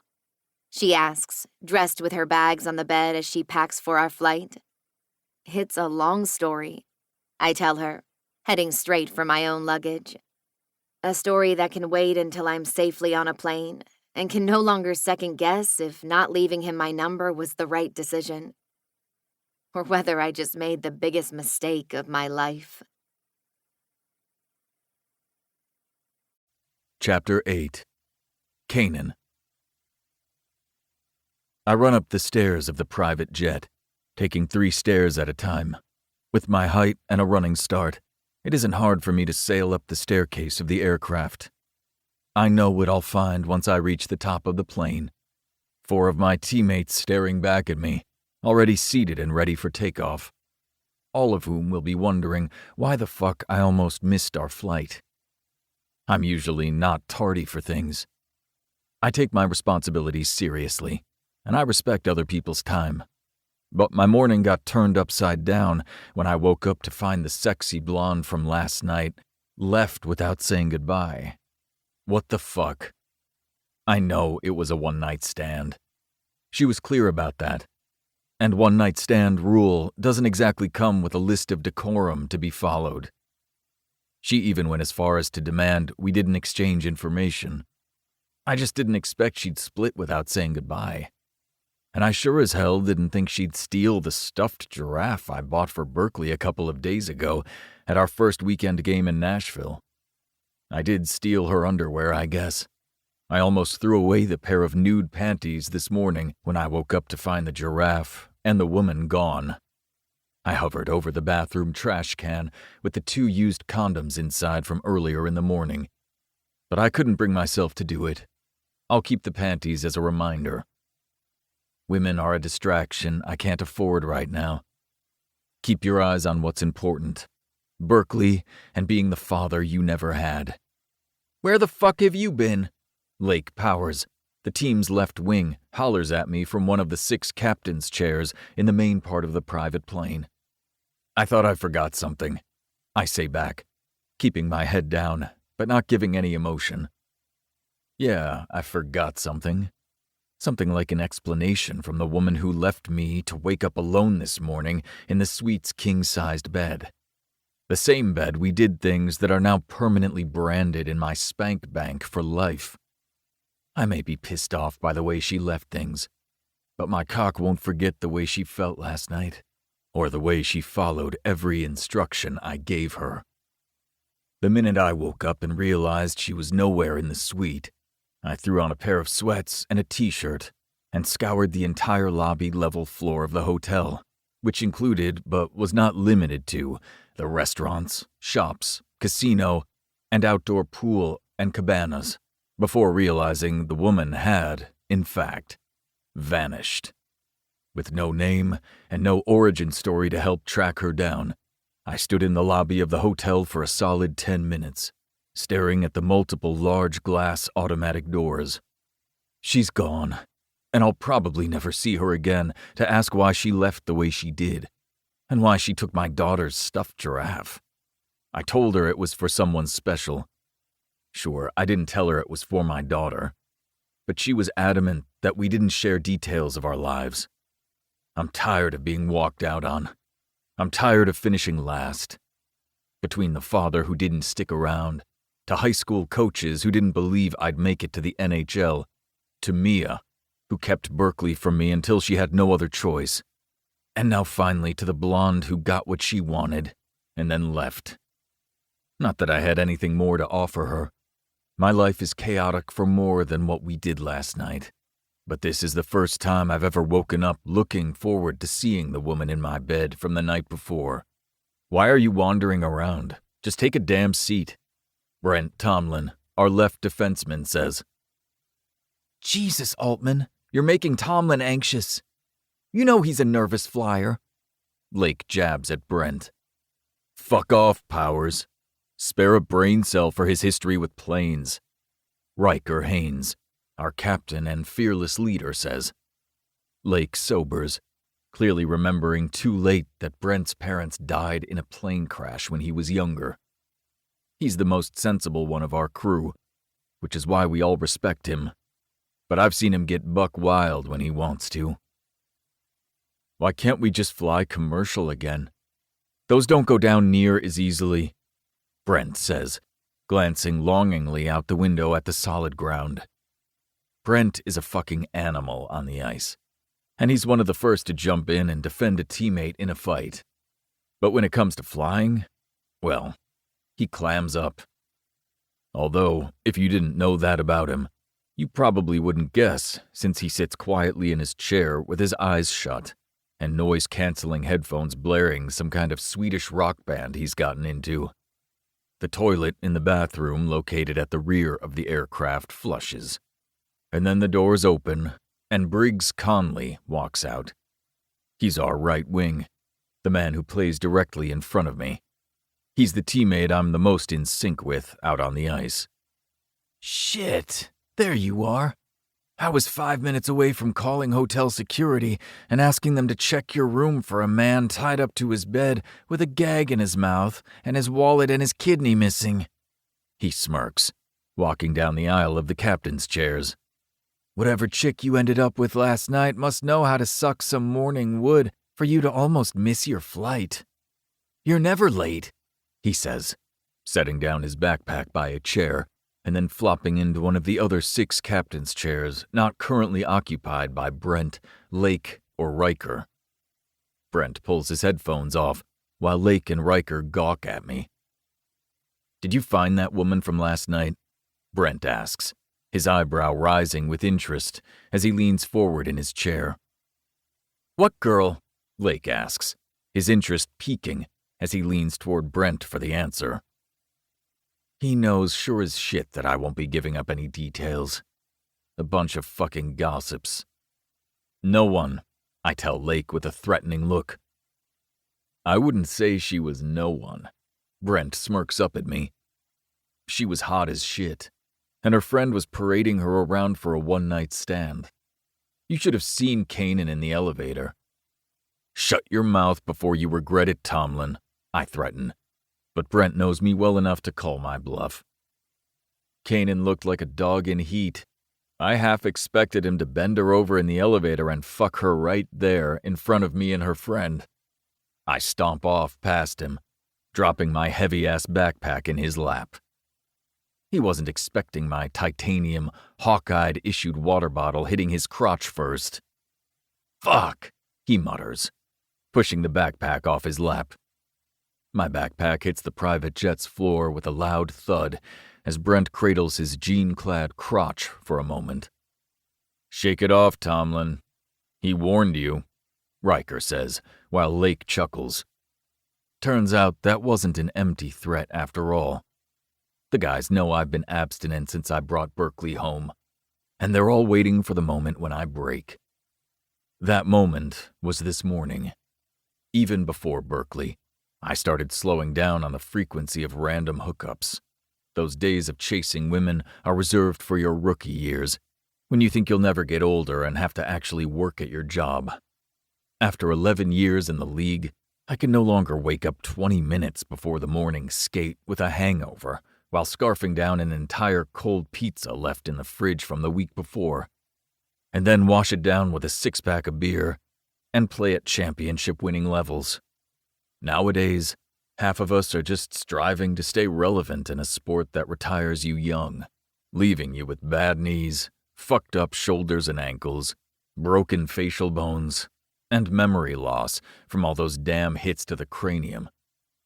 For now, we play for the love of the game and all those goddamn zeros whenever we look at our bank accounts. The camaraderie from teammates doesn't hurt either, but not every player is lucky enough to land a group of guys who you see as brothers. The Hawkeyes is the best team I've ever played for, and I hope I get to retire here. A ringtone goes off and has all of us reaching for our pockets. I pull mine out, and the last thing I want to read displays against my screen. Mia's lawyer calling. What the hell? "I have to take this," I say, looking up from my phone at Riker. Riker looks down at his watch. "Wheels up in 5. Make it fast," he says, looking back up at me and nodding, letting me know I have a little time. I turn around, hitting answer, and sail back down the stairs of the aircraft to the tarmac. "Hello?" "Mr. Altman." "I'm just about to get on a flight to head home. Can this call wait until I get home?" "I think you'll want to know this information as soon as possible," she says. "Okay. I have 5 minutes. What is it?" I ask, attempting to prepare myself for bad news, because what the hell could it be? "I just received information on my desk that Ms. Logan, Ms. Wallace's mother, has hired legal representation and will be taking you to court for the custody of Berkeley." "What the fuck?" I yell over the phone, my free hand pinching at my hip. "She can't do that. Tell me she can't do that." "I'm afraid she can. Although it doesn't mean that the courts will side with her. I think you should be prepared because her legal team is citing that due to your criminal record and the amount of time you travel away from Berkeley, you are unfit and unprepared to take care of her." "That's bullshit," I counter. "I agree, Mr. Altman." "You're going to fight this, right?" I ask, cutting her off. Mia was the one who made her will ironclad to ensure that I got Berkeley. I will be involved in the suit, but Ms. Wallace's trust has me on retainer to ensure that Berkeley's and Ms. Wallace's interest is represented in the courtroom. Right. Berkeley being with me is what Mia wanted. That's true, but I represent Berkeley and Mia in this case, not you. And should the claimant lead the court to believe you are unfit, they will have final say in who they grant guardianship to. But that's me. They can't take her from me. I'm her father. Mr. Altman, I will do everything in my power to see that Ms. Wallace's wishes are brought to the courtroom's attention. Ms. Logan will have an uphill battle seeing as you can financially provide for Berkeley. And since Ms. Wallace has strict instructions that you become Berkeley's legal guardian. And since Ms. Wallace put you on the birth certificate and in her will, they will have to bring a lot to the court in order to rule against you. But I should warn you that I've seen a will overturned for the good of the child before. You should seek legal counsel and make Berkeley's day-to-day look as well supported as possible. What do you mean, well supported? I ask. You should take that up with your defense team, but think in terms of her support system at home. Who does she have around her besides just you? Is she well taken care of? And do you have a solid plan for her when you're away at games? What does her home life look like? Who can vouch for you as a father and as a person? Like a character witness? I ask. What the hell? Why would I need that? That's right. We pulled your criminal record before we contacted you about Berkeley. You pulled my record? For what reason? It's standard procedure. I already know what they'd found. It's not good. And, I ask. You have a misdemeanor that was dropped from a felony assault charge 2 years ago against another player, Noah Sinclair. I believe this happened off the ice. He hit my right wing after the buzzer during that game, and then came after Conley again in the parking lot. I took the second swing. Sinclair took the first. Unfortunately, that trial is over, and the courts did drop your sentencing.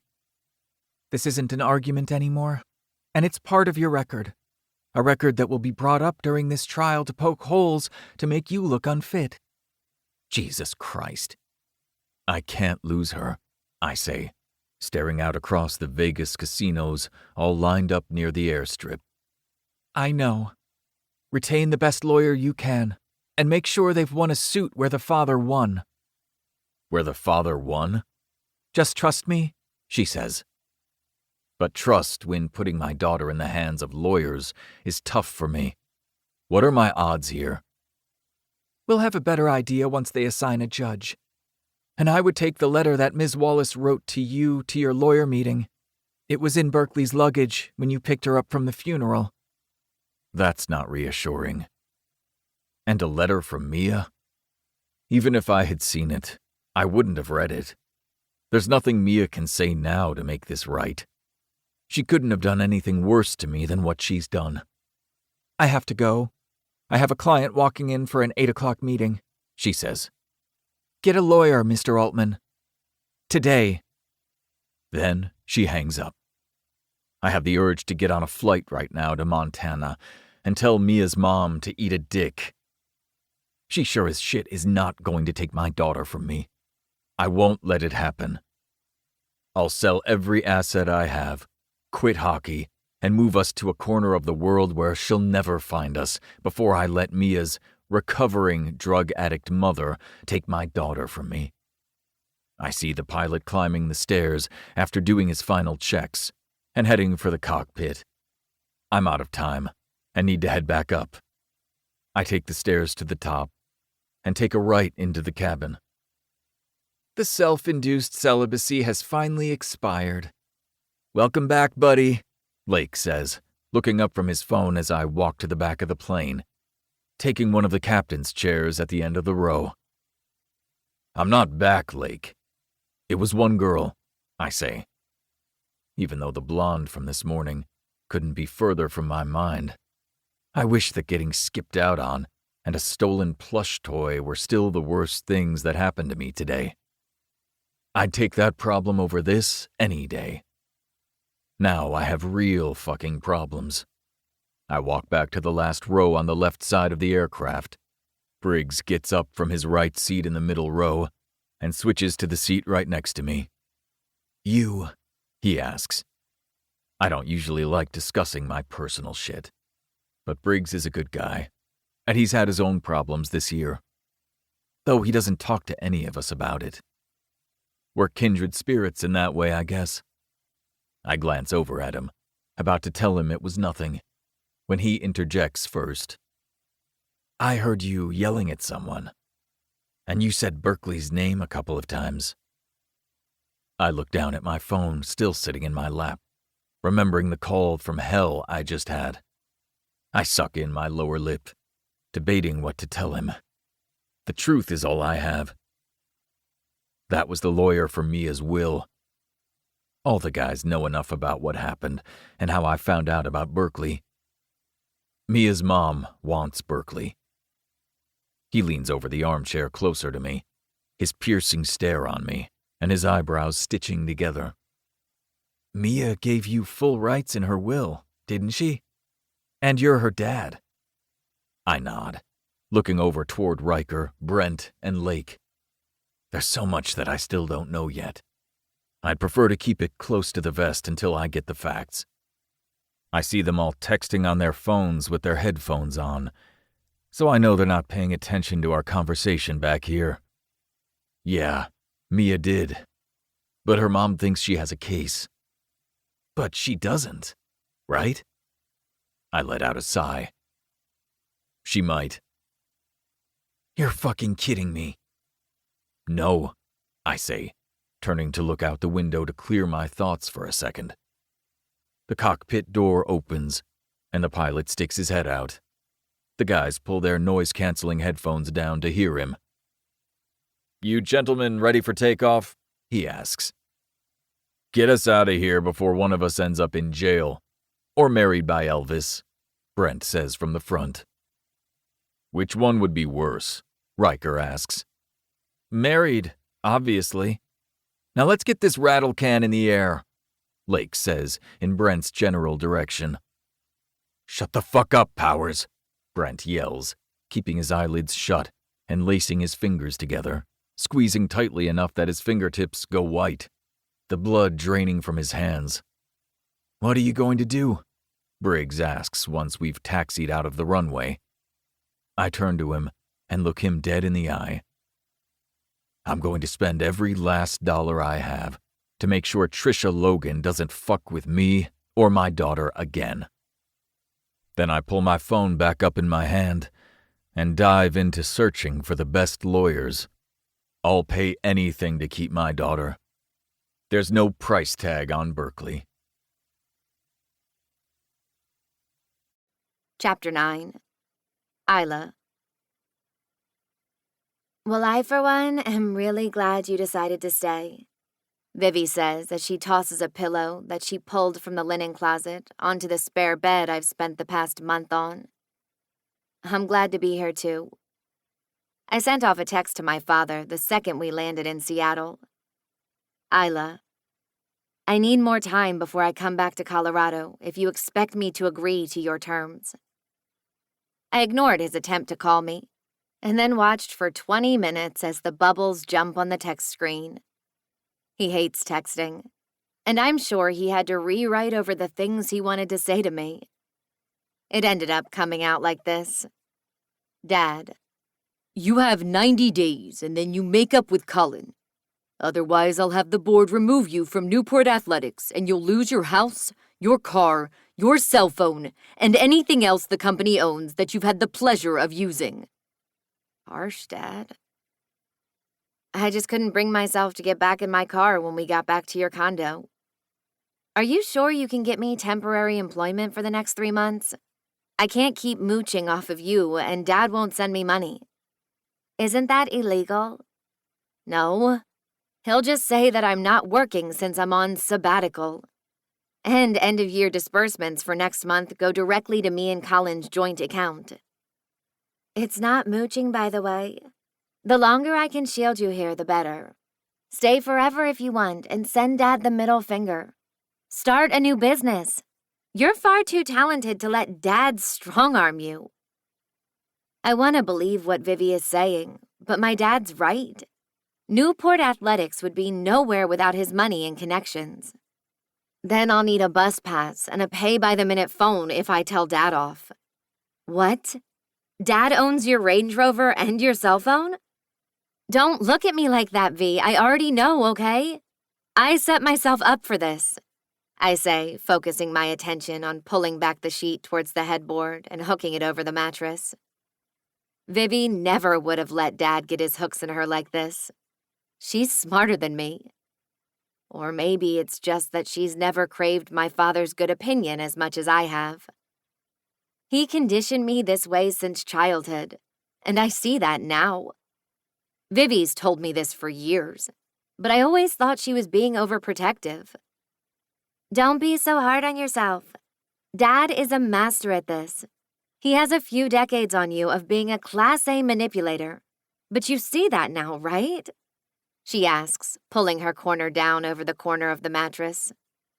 The fitted sheet is now in place, and I don't know what it is about a bed with only a crisp white fitted sheet on it that makes me want to lay on it immediately, to take in its just out of the dryer warmth and its clean fabric softener smell.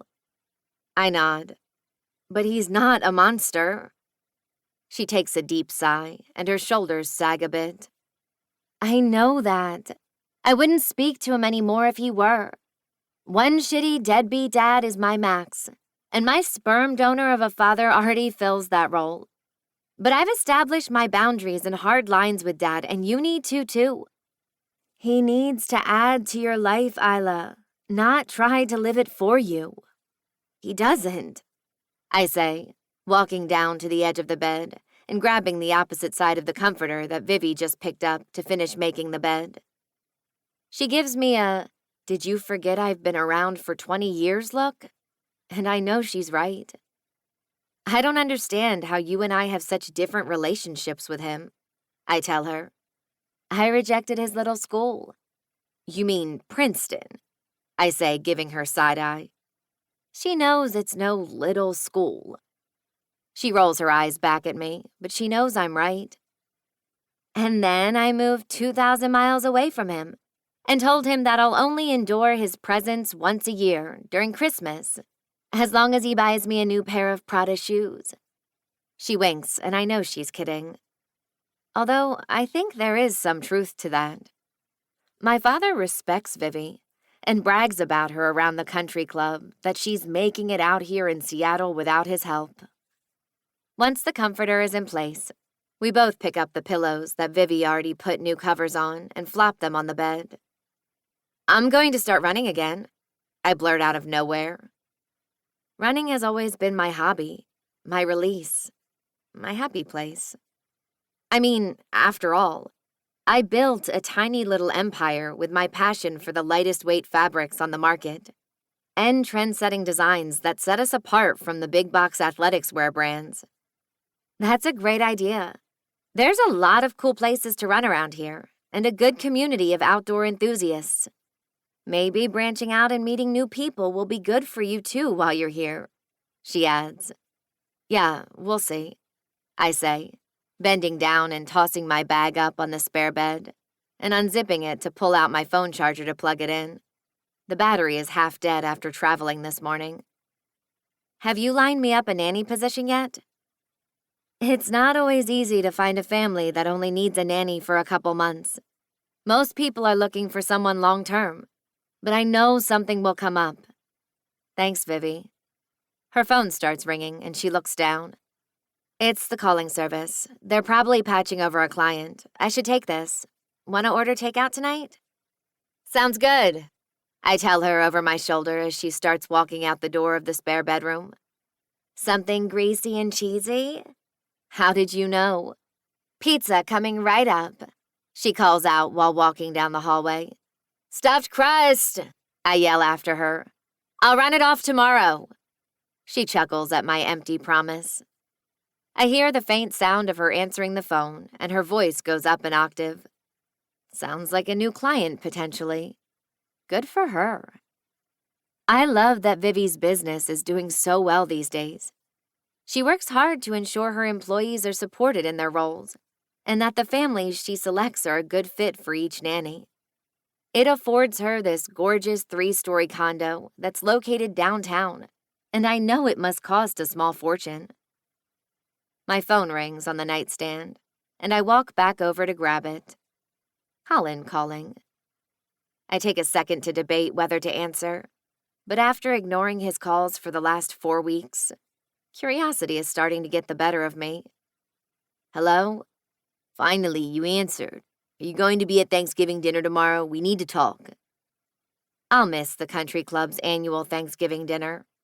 A dinner I haven't missed since I was 7 years old. No, I'm staying in Seattle. And discuss what exactly? About you coming home. We can fix this. What you saw is over. It was unfinished business and it's over now.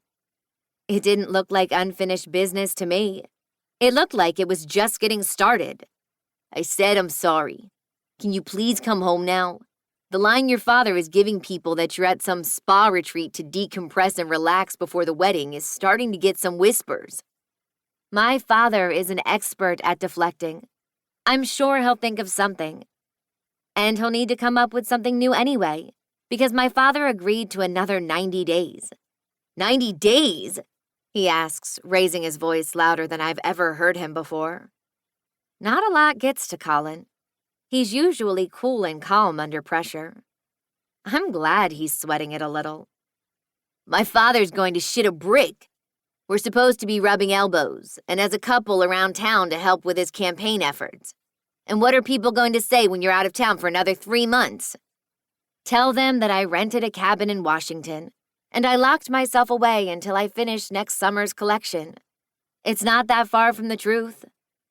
And are you working on the summer collection? He asks, with a tone like he doesn't believe me. Yes, of course I am. The product we put out is a direct reflection on me. I'm the face of the brand, I remind him. If it flops, everyone will blame me. You know the seamstresses need the new drawings by New Year to get the prototypes done. Colin, do you have anything to say to me that I don't already know? I told Tori that I'm going to make it work with you, and that if she doesn't keep her distance, then I'll have to let her go. Let her go. As in, she still works for us and walks by Colin's office every day on her way to the warehouse for packaging. If I fire her, she might go public with what happened between us. What did happen between you two? I don't think that will make things better. How did I not think he'd follow in his father and my father's footsteps? Naive. So naive. The embarrassment of thinking Colin and I were going to have one of those rare marriages in our circles, where the husband and wife were in love, has my eyes welling with tears. I don't see why he's complaining about me being gone for 3 more months. He should be happy to have the house and the business all to himself, while he plays house with Tori, or whoever he's been sleeping with now behind my back. It would be stupid of me to believe him when he says he's not seeing her still. He'll just get better at hiding it, like my father did. Up until my father didn't care anymore, and having affairs almost became part of his brand. I figured it would be easier with me out of the way. How is that? We're supposed to be out in the public, strengthening my father's voter polls. He needs the in-love couple image to cover up the scandal of his mistresses from last year. Oh, the irony. Now, instead of embarrassed for thinking I was going to get the princess fairy tale that we were all sold as kids, I just feel plain stupid. Why me? Why not just pick someone else to do this with? I ask, wishing he'd just let me off the hook. Maybe if he could talk some sense into my father and tell him that an unhappy participant in this scheme isn't the best idea. I love you, Isla. I make a scoffing sound instantly. I do. Maybe not the way you think I should, but I swear that I've had your best interest at heart since we met. Colin, just hear me out, okay? he asks quickly. When I don't answer quickly, he continues. I've had your back ever since the beginning. Even in the business when you wanted to try some less popular designs or spend more funding on trying out more expensive wicking material. The board shot most of those ideas down, but I went to your father and asked him to push them through because I believed in your vision. When you wanted to open up another international offering but the market didn't show promise, I backed you and got your dad to give us startup funds to do a trial run.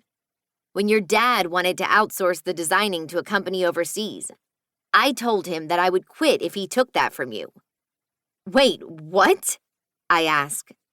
My father tried to push me out of designing my own products? How could he do that? How did I not know about this? Why didn't you tell me any of this?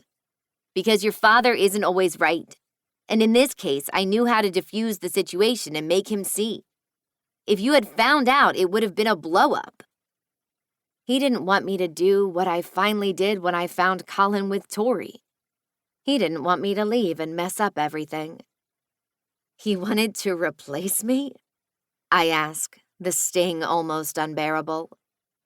Here I was, finally thinking I had an unmatched marketable skill, designing cute and trending yet functional running wear. Not because your designs are bad. He just thought an international company with more years of experience in the commercial sector would create designs that would cut down on manufacturing costs.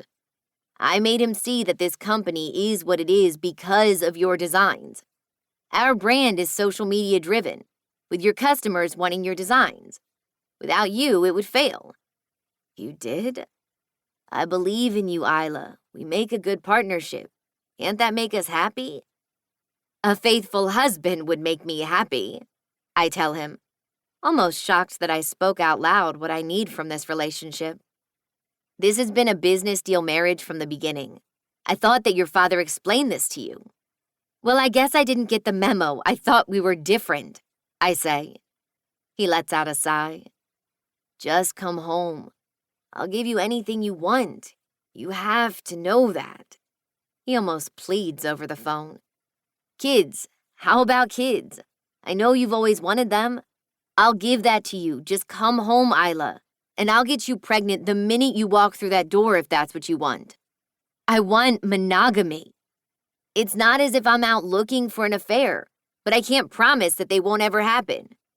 Tori was the first woman since you and I started dating, I promise you. I showed up one day and you hired her without telling me. Our past caught me off guard. I didn't plan it. I want to shake him senselessly. Does he understand how this is part of the problem in our circles? Lack of loyalty, of commitment to another person. I need some time to think about this, I tell him, about ready to hang up. Please consider it. I'll give you anything you want. The biggest diamond ring I can find. Kids, a new house, vacations in Dubai. Shopping sprees all over the world. You name it, it's yours. Except for the exclusivity of my husband? I ask. That doesn't have to be one-sided. Just please, no one from the club or any of my business acquaintances. He offers with a sigh. Oh, you mean like don't screw the warehouse manager that your fiancé has to work closely with every single day? That was a mistake. We have history. I loved her once and we never got closure. Pick someone else to marry, Colin, please. Convince my father that there's another way to have it all. I would if I had to, but our fathers are committed to this idea, and contrary to what you believe about me, I do care about you, and I don't want to see you lose it all. Just give me a chance to make you happy, he says in his CEO manner that always gets a yes from the person he's trying to convince. Colin is good at what he does, and he even has me considering it. I need the 90 days to think about it all. If my father can agree to it, so can you, I demand, being far stronger than I've ever been. Being on the phone instead of in person probably helps give me courage. If Colin showed up on my doorstep, I might cave easier. I know I would if it was my father. If you agree to marry me and help my father stay elected, I'll convince your father to sell his ownership to you. Force my dad out? My father would never let them do it. Not force him out. We'll make him think it's his idea. And I have friends on the board too, Isla. If you agree to this, I'll do everything in my power to help you get control, and the company will be yours. No more strings attached to your father," he says. I hate how tempting that sounds, but I don't know if I can do it. A loveless marriage? I say softly, mostly to myself. I need to hear the stark truth of it off my own tongue. I didn't say it would be loveless, Isla. I need some space to process this. I don't have a lot of options if I want to hold on to my business. My father won't let this go, and the idea of Colin helping me get control is something I never considered a possibility before. The question is the business and my father's good opinion worth my life? Will I be okay with having a daughter and knowing that Colin might one day convince her to do what my father is making me do? We end the call, and I'm even more mixed up than I was before. The end result is the same. I have to go back to Denver after these 3 months are up, or else I lose it all. The business and a relationship with my father. I exit the bedroom and find Vivi in the kitchen. "You look like a kid who just realized her mom ordered her a birthday cake sweetened with Splenda. What happened?" "I just talked to Colin." "Oh," she says, leaning against the kitchen island. "What did Tiny Dick want?" I shake my head. He's somewhere within the national average, but after this morning with the sexiest man I've ever been with, Colin falls short in so many other ways that can't be measured with a ruler. He wants me to come home for Thanksgiving, but I told him no. Oh, speaking of which, I should call the best Chinese restaurant down the street for reservations tomorrow. Their spread is better than the country clubs. It's hard to get a spot usually, but the owner likes me. I nod sadly. The only thing I've ever been able to count on in my childhood are traditions. And since my father is a creature of habit, I've looked forward to the few we always keep. Why does Colin want you home for Thanksgiving? He wants to talk about an open marriage, I say, cutting to the chase. No sense in prolonging the story. It's pretty cut and dry. Well, he is a byproduct, right? His dad's a tool too, she says, setting her phone on the island. Did you tell him no? It's not that simple. Dad isn't going to let me out of this and keep the company. I don't have a choice. I have to go back at some point, I say back. She takes a deep sigh and then shrugs her shoulders. It's your life, Isla. You know what I would tell Dad to do with that company, but it's your call. I'll wear the ugly-ass bridesmaid dress or be your getaway driver. You just tell me which shoes to wear and if I should pack snacks for our long drive to the Mexican border. Thanks, V. Anytime, she says, shrugging her shoulders, and then clicks on her phone to wake it back up. I'll call out for pizza, and then I need to send this new client's information to my office manager to send his background check through. He might be a good fit for you, actually, but I need to make sure he's not a serial killer first. Geez, thanks for looking out for me, I say sarcastically. Vivi puts her phone up to her ear after dialing her office. Hey, Paula, can you run a background check on a potential new client? Yeah, he's going to complete the application and send it to you. Last name is Altman. I spoke with his mother, so she'll be the one sending in the application. Perfect. Let me know when you get the results back. He wants to start services as soon as possible. Great, thanks. She ends the call and then pulls up a new number to dial the pizza place right down the street. Extra cheese? She asks. I'm in hiding, not dead. Tell them to triple it. I need to drown my sorrows in pounds of mozzarella. Sure, that's healthy. Coming right up, she says, right before the restaurant answers on the other line. 45 minutes later, we're eating pizza and streaming one of my favorite old movies, Serendipity. Maybe I should have written my name and number on a $5 bill and told the sexy man from room 2509 that he can call me if he finds it. Why can't love stories be more like our favorite films? I sit on the couch with Vivi and reflect on my conversation with Colin. I have to go back or else my father will force me out and probably disown me. I don't have as thick of skin as Vivi to wait out several years until Dad decides to come back around. I don't have a supportive mother like Vivi. Aside from sending me the occasional gift when my mother wants her husband to think she's the doting mother, our correspondence has all but died out. She loves her new life in Italy, and I'm just the child whose existence required my father to pay big enough child support payment to afford her lifestyle. At least until she could bag a husband richer than him. She would never have settled for less. So maybe my father is controlling, but at least he's present for me and Vivi. And in his way, he thinks this is the best match for me. Kanan. Mr. Altman, good afternoon. A man in a dark navy suit stands with the door open to a hallway next to the receptionist window. He waits patiently for me to stand out of my chair in the lobby of their third-story office downtown. Mark P. Salinger. He looks just like his picture on the Salinger and Smith's law office website. I'd guess he's a little older than my mother, based on his peppering short hair. A pair of thin black glasses frame his blue eyes, and he's smiling at me as he stands with the door open for me. A light chocolate-brown labradoodle stands at his side, seemingly to be waiting to greet me as well. I'm not used to doctors or lawyers escorting me to an exam room or office, let alone a dog. Usually a receptionist or nurse does that. Yet here he is, the best damn custody lawyer money can buy on the West Coast. And I'm lucky he so happens to live in Seattle. His slobbery mutt, too. I stand out of my chair, gripping my water bottle, and take the steps towards him, passing by the fake Christmas tree already erected in the reception area and decorated within an inch of its life. Thank you for agreeing to see me the day after Thanksgiving, I tell him, walking towards him, while he keeps the door open for me in the hallway. He waits a few more seconds until I'm through, and then closes the frosted glass door behind us. I wait for him to walk past me and lead me to his office. Not a problem, Mr. Altman. I'm a huge Hawkeyes fan, and your case intrigued me. Did you and your family have a nice Thanksgiving? He asks, walking in front of me, past 4 other offices.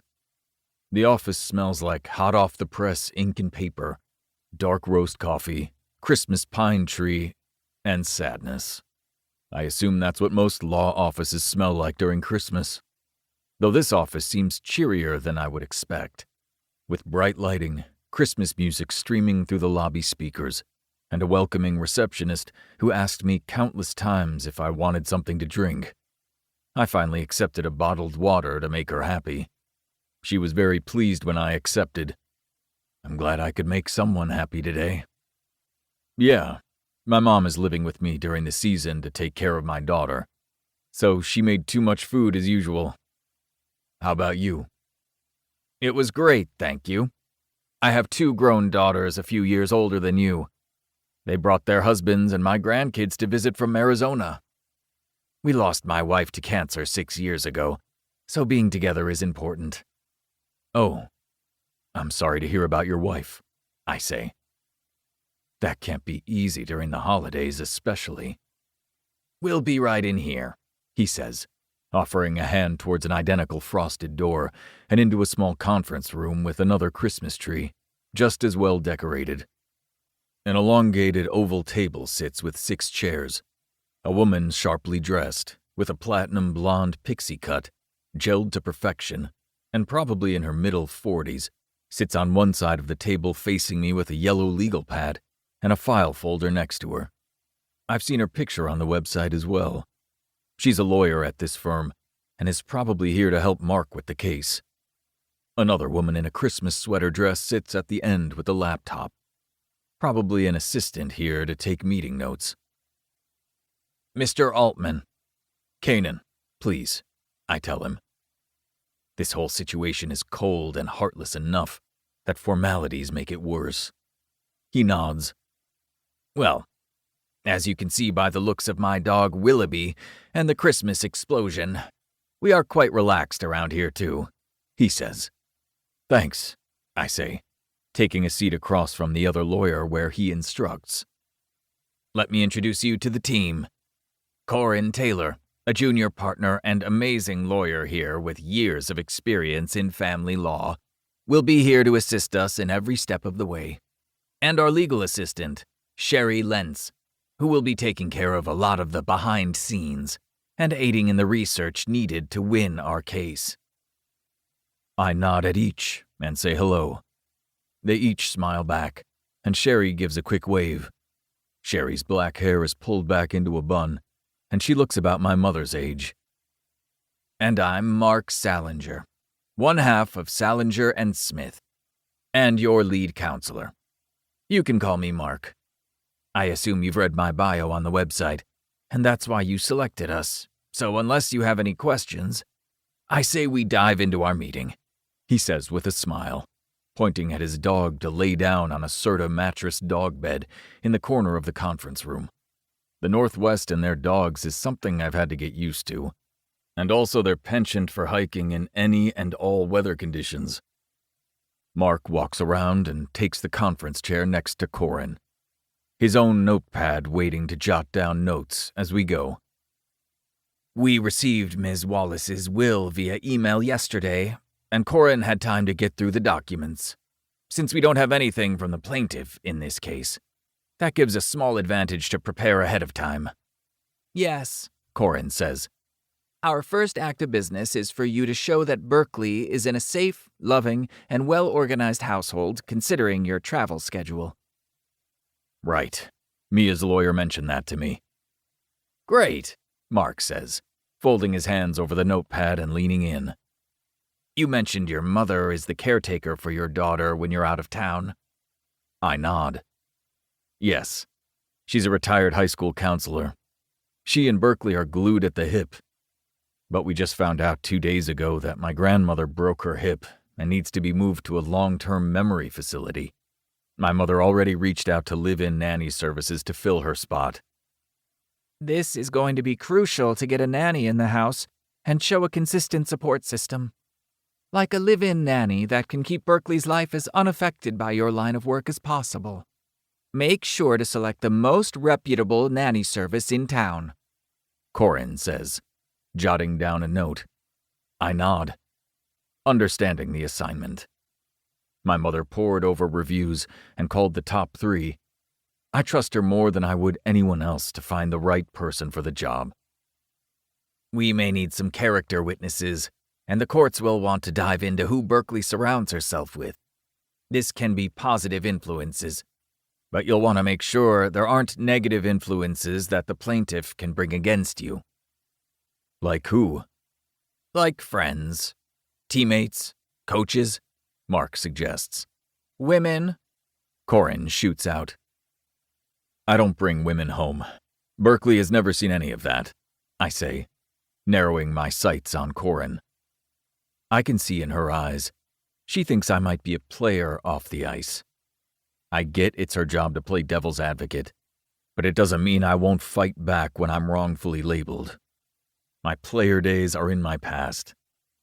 Corin nods. She's happy with my answer and writes another note. Good. We just want to make sure that the sides of hockey aren't represented in a bad light. That's all, Mark says. We talk through Berkeley's schedule, and Corin offers up some things I should pull together to make Berkeley's home life look happy and fulfilled. Keep in mind that you will likely be served at some point, Mark informs. We need to know the minute it happens. Then we'll take it from there. Day or night, text me. We say our goodbyes, and Mark escorts me out. Keep in touch and use the group email on the business card Corin gave you if you have questions. It will go directly to me, Corin, and Sherry. Whoever sees it first and has the answer will email you back as quickly as possible. I appreciate it. He nods, and then I walk out of their office. The list Corin gave me is comprehensive, but I'm lucky to have my mother here to help me get through this. This battle hasn't even started yet. And waiting like a sitting duck to be served sucks, too. not knowing when they'll show up, or how. Will the media witness it? Or worse, will Berkeley? Chapter 10. Isla. It's been 2 weeks since I came home from Vegas, and my bank account is almost zeroed out. Vivi comes barging in through the front door of her condo as I make us spaghetti for dinner. Or more like I boiled noodles and bought pre-made sauce from the store. I didn't learn to cook as a kid since both of my parents had chefs who cooked. Either that or we would eat out. I learned a few things from Libby, my dad's personal chef that he's had since I was little. She'd pull up a bar stool and let me watch her if she wasn't swamped with hosting a large dinner party like my father did frequently. I have good news. She sing-songs, practically skipping into the gray U-shaped modern kitchen. I have the perfect family for you to nanny for. You do? I ask, looking over my shoulder at her as I stir the sauce over the large stainless steel range. Yup. We just got the background check from that new client, and he's not a serial killer. How reassuring, I tell her, turning back to the dinner that looks as though I slaved away over the stovetop today. Only one assault charge, but it was dropped to a misdemeanor, she says quickly, like she's trying to slide it in there fast enough that I won't notice. V, what? I know, but I called his employer, and there is some gray area there. His employer? He hit someone at work? He's a professional athlete, and it happened after a game with another player. The guy had it coming, or so the living woman on the other line said. I think her name was Penelope. You can't not trust a girl with a name like that. So naturally, you thought of me? I turned back to her, crossing my arms over my chest and lifting a brow. I can't give him to any of my other nannies because they are all booked up. And my insurance won't cover the liability of placing an employee with someone who has priors. None of the other nanny services in town are probably going to take him either because of this. He needs our help. And you should have heard his mother rave about Berkeley. She's 2 years old and she sounds perfect for you. I don't know. Isla, I promise you, this is going to be a really good fit for you. I wouldn't put you in danger if I hadn't called his references and felt that this is sort of typical for his line of work. His line of work? What is he, a boxer? No, more aggressive. A hockey player. She laughs. Why are you laughing? Have you ever watched hockey before? She asks. No, why? The Hawkeyes are really big around here.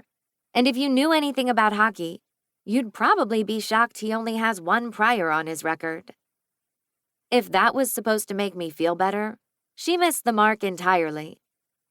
Is his wife normal at least? No wife. He's a single dad, which is why he needs you during the season. When I called him this morning to tell him his background came through, I told him you could only commit to 10 weeks since you're leaving, and he said he'll take whatever he can get. He's desperate at this point, she says, pressing her lips together and staring back at me. She knows I have a soft spot for someone in need. You're sure that I'm the only fit? I ask. I shouldn't be trying to get myself out of it. Vivi has already pitched me to a few new clients, but they all need someone who can at least commit to a year. If I want funding to stick it out for the next 10 weeks, I need this. Funds are bone dry now, and I'm too proud to ask Colin to send money. I just know you'll be the perfect fit for this family, she tells me, an odd glimmer in her eye when she says it. Fine, I huff, turning back around to stir my sauce again. I'll meet him tomorrow. Great. I'll tell my assistant to text you his information once he agrees to a time. Okay, I say, not turning back to look at her. I have a good feeling about this, she says, but I ignore it. Dinner will be ready in 5 minutes, I offer. Vivi spins around and heads for her bedroom to get out of her suit from being at work all day. I know she means well, and I know that she is really good at what she does, but she didn't exactly sell him in the best of light. I guess tomorrow I meet the hockey player and his little girl. Chapter 11. Canaan. The new nanny is coming today, right? Briggs asks, watching my hands wrap around the barbell while I lay on the bench press. Yep, I say simply, pushing up on the barbell and taking the full weight that Briggs added to the ends. The new nanny. Damn. I've been dreading this day since the day I got home from Vegas, when my mother said that my mamaw is getting moved into a new memory loss ward and will need physical therapy after her surgery. My mother doesn't believe that the centers will care about my mamaw's care as much as my mother will, and she's probably right. She feels as though she needs to be nearby in case she needs to rush to the care center while they try my mama on new meds and therapy. I still haven't been served by Logan's lawyers yet, and maybe I'll get lucky and it won't happen. And even if it does, maybe it won't come until after my mother returns. I just have to make it until then. I offered to move my mama to Seattle, but her doctors don't think she's in a good place to travel from Tennessee to Washington. Not only because of the hip surgery she's getting next week, but also because new places aren't usually encouraged for people already struggling to know where they are in the first place. I finish my first reps, and Briggs's hands hover over the bar in case I need help getting it back in place. I can already feel the perspiration start to coat my hairline. He added more today than yesterday. I can feel it. I take a second to breathe before starting up my next reps when I hear the door open to the stadium's gym. Riker and Brent walk in and head for the treadmills. You checked, and this place is reputable? I nod. It's also the only place that will give me a live-in nanny, with Sinclair's assault charge still hanging out there. I say. Fuck, man. I'm sorry about that. It wasn't your fault, and I'd do it again if given the chance, I tell him. Although I would have hit him harder if I knew the pencil dick was going to press charges. I didn't throw the first punch, but that's the only thing that got caught on camera by a fan. A fan of the Blue Devils. Convenient. What a fucking whiny prick, Briggs says. I just nod, glancing over at the treadmills that aren't far from us. Riker and Brent start their treadmills, and Riker points a black remote at the TV and turns on the sports channel. Sam, our general manager, and the Hawkeyes legal team got involved. With enough eyewitnesses to Sinclair jumping Briggs first in the parking lot, the court proceeded to lower my charge.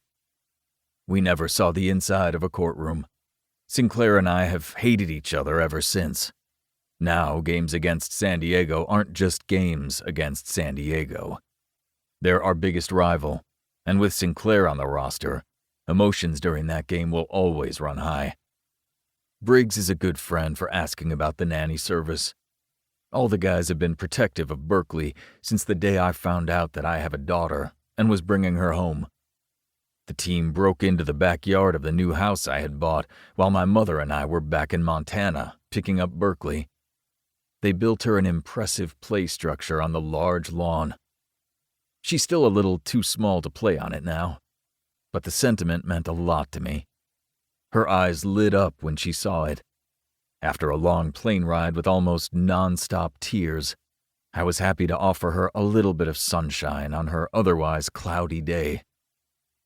These people are my family, so I appreciate him looking out for my daughter.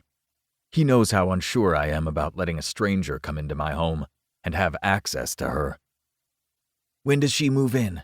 Briggs asks, offering out his hands just in case, when I reach up and wrap my fingers around the cold barbell for my next set of reps. I swallow hard when he says the words, "Move in." Nothing about this feels good, but I have no alternative.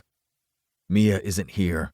I don't have a wife to look after Berkeley, and my mother is headed back home to Tennessee to take care of my mamaw.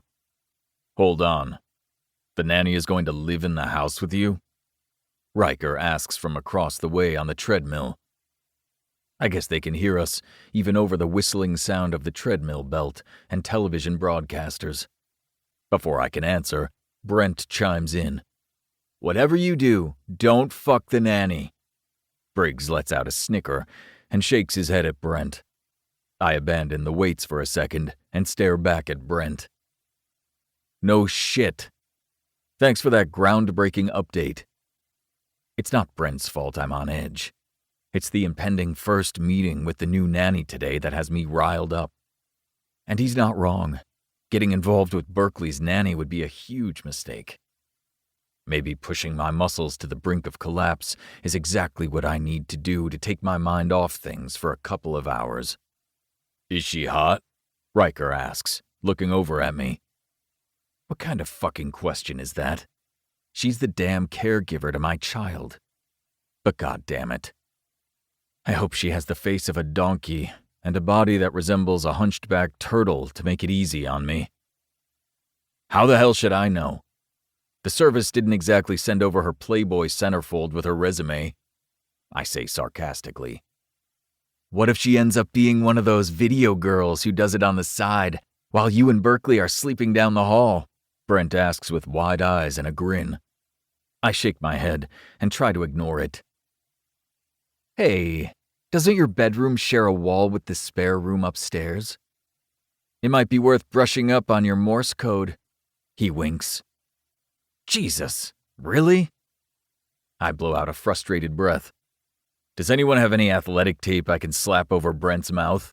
I ask. This is going to be a long-ass season, Riker mutters to himself as he turns up the volume on the TV to end this conversation. It's already hard enough to let someone watch my daughter, who I've barely bonded with myself, let alone leaving for long weekends to play away games.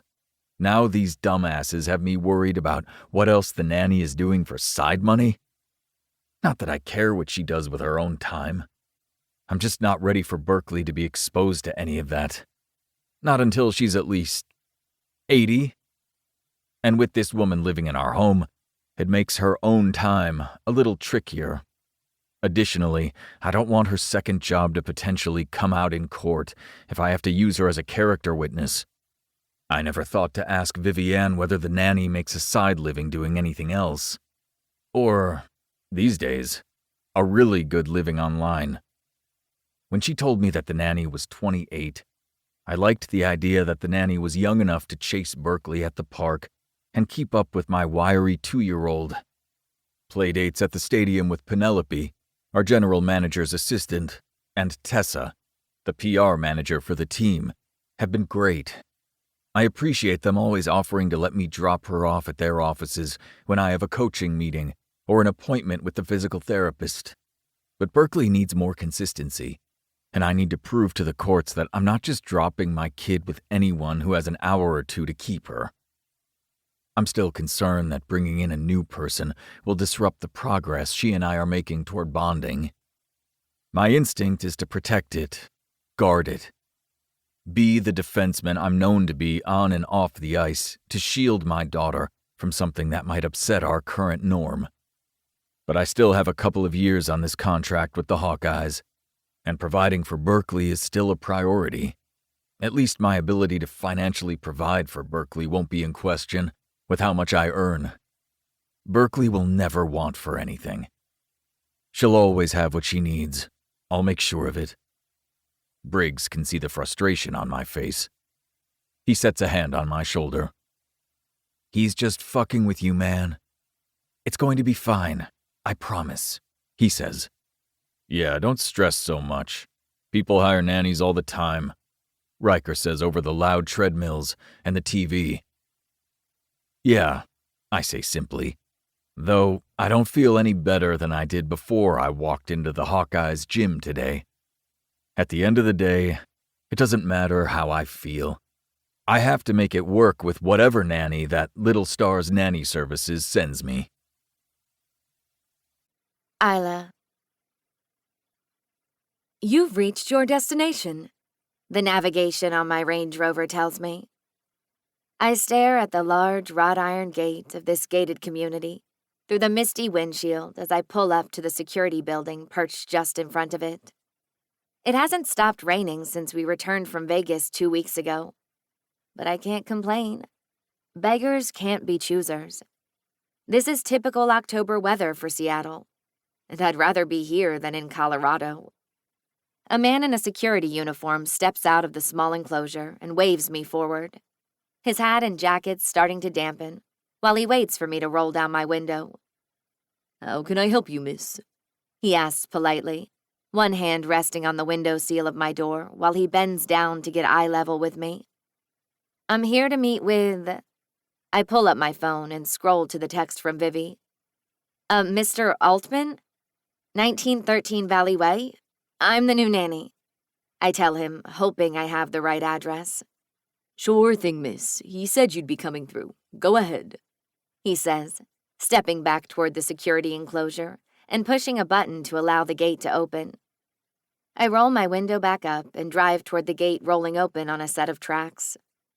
I follow the directions as my navigation system gives them to me and head for 1913 Valley Way, passing mansion after mansion of homes. Vivi said this is where the rich and famous of Seattle live, and I can see why. This community looks a lot like the one I grew up in. Huge mansions on every street. I pull up to the curb of a large 2-story home. It's more traditional in design than I would have pegged for a pro sports player. It's a tannish terracotta color with black shutters, 4 matching dormers across the 2nd story, and white trim work throughout.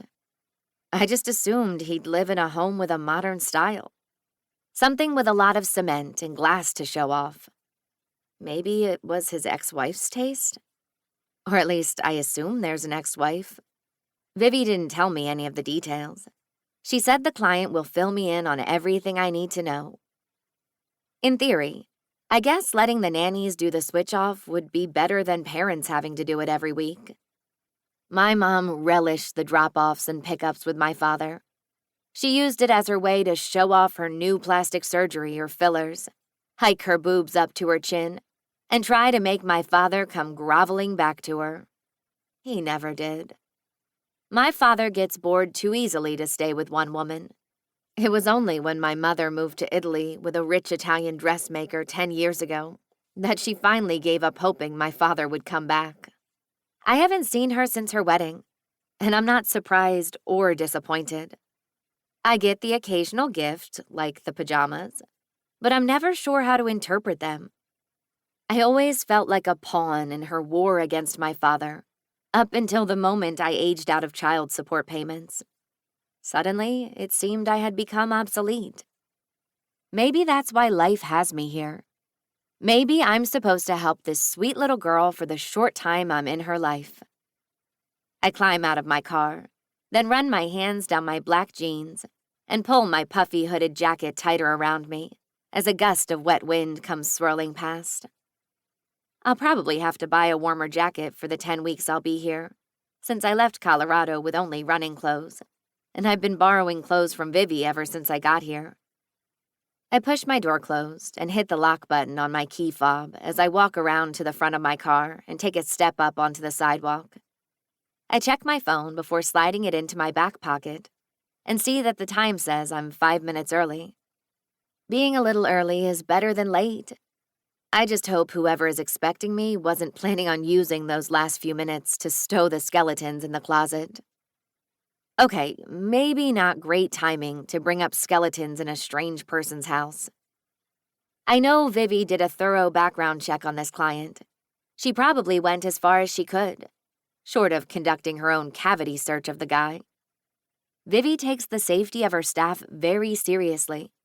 Still, serial killers have to have their first kill at some point, right? And these cute-heeled boots I borrowed from Vivi's closet aren't exactly designed to outrun a professional athlete. I walk up the pebbled concrete pathway and scan the well-manicured lawn. A for sale sign still leans up against the side yard fence with a pending sign plastered over it. Wait, he just bought this place? So he didn't buy this house with his wife or ex-wife? Now I'm curious to see what sort of millionaire jock buys a home that looks like the quintessential sitcom family home. I walk up the few concrete steps to the front door and notice a wreath decorated in fall leaves on the door with a small welcome banner on it. My intrigue starts to peak. I ring the doorbell once and wait. I don't have to wait too long before I hear the loud footsteps of someone approaching the door from inside the house. I hear the door handle engage, and the front door swings open. The moment our eyes meet, my heart drops to my stomach, and my lungs forget how to expand. "Oh," I say instantly, my eyes widening in shock. How in the hell? Chapter 12. Canaan. In my line of work, it's been hardwired into me to prepare for the unexpected. I've learned to adapt at a moment's notice to a play on the ice, to different players coming on and off the ice, to distractions in the stands and fights breaking out at any second. Nothing in my career could have prepared me for this. Nothing could prepare me for her. Her long blonde hair pulled up in a ponytail like it was the night she showed up at my hotel room.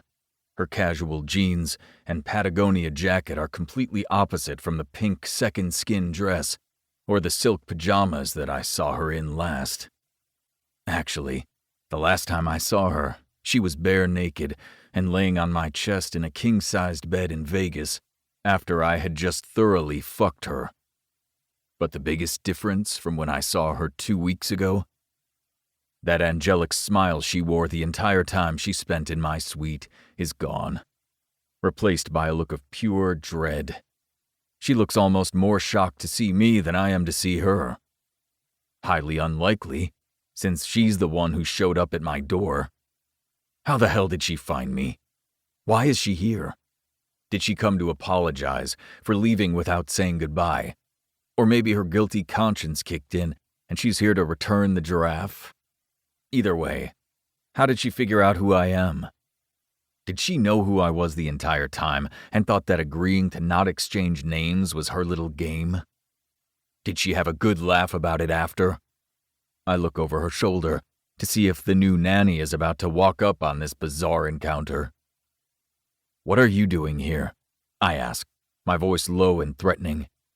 If she thinks I'm going to let her into my home to fuck with me and my daughter, she can turn that tight ass right around and head back from wherever she came from. She leans back to read the house number again on the right side of the front door. Deja vu all over again. Then she peers down at her phone, her eyes moving back and forth wildly as she reads something on the screen. "How did you know I live here? Are you stalking me?" I ask, closing the door tighter around me so that my mother doesn't see her standing on the front porch. She immediately abandons her phone, and her eyes flash up to mine at my accusation. "What?" Her look of shock turns into sharp eyebrows and a frown. "No, of course, I'm not. I'm looking for 1913 Valley Way." Of course she does, because she's stalking me. "You got the right address. Now why in the hell are you on my porch?" My eyes narrow down on her. I try to keep my voice down before my mother hears and gets involved. She takes a step back at my question. My eyes dip down to her pillow-soft lips quickly before I force them back up. My mouth waters at wanting to taste her again. "Are you sick, man? She fucking found out where you live and showed up on your doorstep after convincing you that exchanging information was a bad idea. I should be calling the police and issuing a restraining order, not imagining pushing her up against the side of the house and diving my tongue between her lips. All of her lips. She stole Berkeley's stuffed giraffe. Remember that? But I do remember. The problem is I remember everything, including the little whimpers she made when I nibbled down on her neck as I thrust inside of her. This is bad fucking news. I need the woman from Vegas to turn around and leave before the new nanny gets here and hears about my one-night stand with the kleptomaniac serial stalker. The last thing I need the new nanny to think is that I'm a player with a violent past. and now have a crazy woman following me. The owner of the nanny service barely had anyone available to work on short notice, and with a short-term contract, not to mention the mark on my criminal record. That barely got me the nanny I have. I can't lose this opportunity to have someone help me, while my mother is back in Tennessee getting Mamaw back in good health. "Are you mute now?" I ask when she only stares back at me. No, She stutters slightly. I'm the new nanny for the Altman family. Vivi must have given me the wrong address. I'm so sorry to have disturbed you," She says, starting to make slow steps backward and towards the few stairs that lead up to the house. "I'll leave." Did she just say that she's the nanny for the Altman family? God damn it. This can't be happening to me. There's no way this is a coincidence. Banging on my hotel room door in Vegas at 2 a.m. was as far a stretch to an unlikely event as I'll allow. This is something different. Wait, did you just say Vivi? As in Vivian from Little Star's nanny service? She nods. It's my sister's company. And now the memory of her warning her friend, Vivi, on the elevator comes flooding back. Did they plan this? But how? My mother is the one who called Vivian, and it was the day after I got home. I looked up her sister's nanny company, and it's been operating for the last 15 years here in Seattle. It's not as if they concocted this whole business overnight. Still, I don't believe in fate. This feels more like a nightmare. The kind you wake up from in a cold sweat. Except I'm not waking up. "I'll just call her and get the address," she says, spinning around to retreat. Her blonde ponytail swishes as she turns. The smell of mangoes and vanilla swirls towards me. The second her essence hits my nostrils, I take a deep inhale in. My brain flashes the image of her lying on the hotel bed, her hair splayed out for me, her eyes closed, and her mouth open, as sweet sounds came from her mouth every time I advanced deeper inside of her. Fuck. What's wrong with me? It's a damn good thing she's leaving on her own. Then I feel my front door get yanked back out of my hand. "My goodness, Kanan. Are you planning on letting that poor girl freeze out here?" My mother asks, with her drawl cranked up to 1,000%. She's been in her southern hospitality mood all day, knowing that the nanny was coming over. She wants everything to be perfect for our new guest to feel right at home. She rewashed all the guest sheets, even though they were already clean. She fluffed every damn pillow in this house, and then she made fresh, gooey pecan pie bars. My Mamaw's recipe. I'm not sure how I'm going to tell my mother that the nanny isn't staying, without divulging the details of why. My mother has seen the tabloids. She knows I'm no saint. But I don't want to tell my mother that my cock knows intimately how the new nanny's pussy grips tight when she comes. My mother shoves me a little with her shoulder as she pushes past me and grabs the nanny by the hand. "I'm Sonny, and this is my bonehead of a son, Kanan. You must be Isla." She nods. Isla, I whisper to myself. I say the name out loud by accident, and when I look up, Isla glances past my mother and over to me. She heard me test out her name on my lips. Knowing her name makes what we did in Vegas feel more real. It makes her feel more real. My mother received more details about the nanny than I did, since she set most of this up. I couldn't have been less interested if I tried. This whole thing feels even more of a mistake than it did before. "Come on, darling, let's get you inside and get you some hot cocoa. I made it special with homemade marshmallows." My mother beams at her. Okay, Isla says. But it's not as if my mother would have given her a choice. My mother spins back around and heads straight for me. I take a step out of the way to give her a wider berth. It's not that I fear my mother, but Okay, maybe I do a little. She was a single mother and raised me by herself, with the help of Mamaw. Those southern women know how to plaster on a smile, but you cross them, and they'll put the fear of God into you if you so much as forget your manners. Yes, ma'am, no, ma'am, or Lord have mercy on you. Southern mamas aren't to be trifled with. They push past me, Isla in tow, seemingly against her will, as she looks up at me with wide eyes. I don't think she can believe this is happening, but I won't save her. You knocked on my door, baby. Remember? And now you've done it twice. But this time, you'll get a lot more than you came for. Isla. Kanan. His name is Kanan. Kanan Altman. Why does that name sound familiar? Sunny continues to lead me down the hallway that looks as though it opens up to a large space at the back of the house. I try to use the time to rack my brain at how I know the name Kanan Altman. I don't want to pull out of Sunny's hand. Her skin is so soft and she smells so yummy, like a bakery and clean linens. Holding her hand feels like a warm hug, and I could use one right about now. She can't be more than 5'4" or maybe 5'5". She's at least a couple inches shorter than my 5'8", and it has me wondering how something so small could produce the giant man following behind us like the Grim Reaper. I apologize for my son's behavior. He was raised with better manners than that, I can assure you.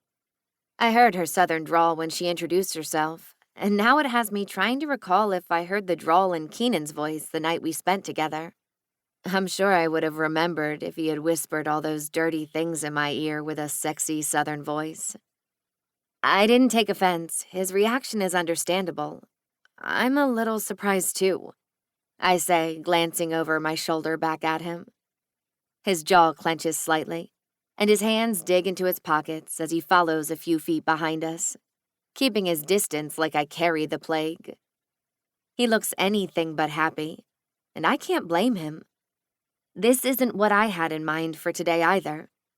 You were surprised? Sunny asks as she continues down the hallway. How so? I swallow hard, realizing what I just did. I just segued myself into telling my new boss's mother what her son and I did in Vegas. I hear Kanan clear his voice behind me. It sounds more like a threat to dissuade me from telling her anything about how we met, rather than him having a clog in his throat. I can feel his eyes searing into the back of my head, as if he wishes for me to vanish into thin air. For both of our sakes, I wish I could.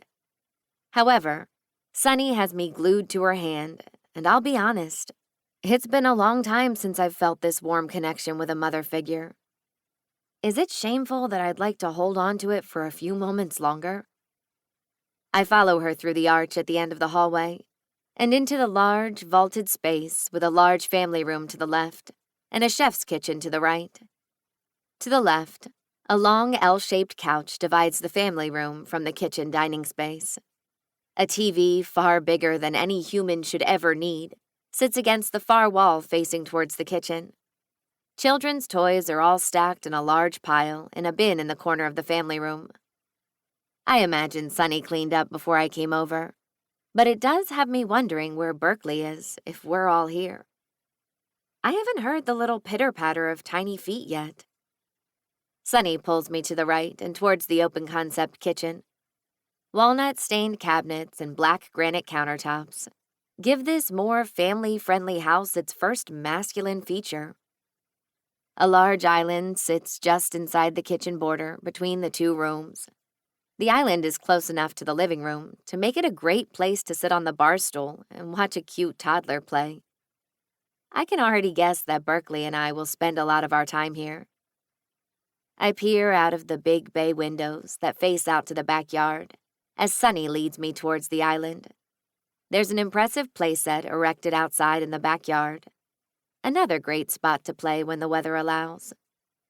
A patio just beyond the sliding glass doors offers an outdoor kitchen, fireplace, and a hot tub. My muscles instantly begged to soak after my long run from this morning. I turned my head back to take in the kitchen. By most people's standards, this kitchen is gigantic. Although my father's personal chef, Liddy, would probably say that the space isn't adequate to prepare even the smallest of garden parties. Liddy is spoiled, though, since my father gave her full creative design on the kitchen in the last house he had built. Sunny leads me to the island, and once we arrive, she releases my hand, and then moves over and opens a drawer. She reaches in and pulls out a paring knife, and then pulls a baking dish of caramelized pecan bars towards her and off the cooling rack. The smell alone has my mouth watering. The bars remind me of Liddy's cooking for the holidays, and it's the first time I'm a little homesick.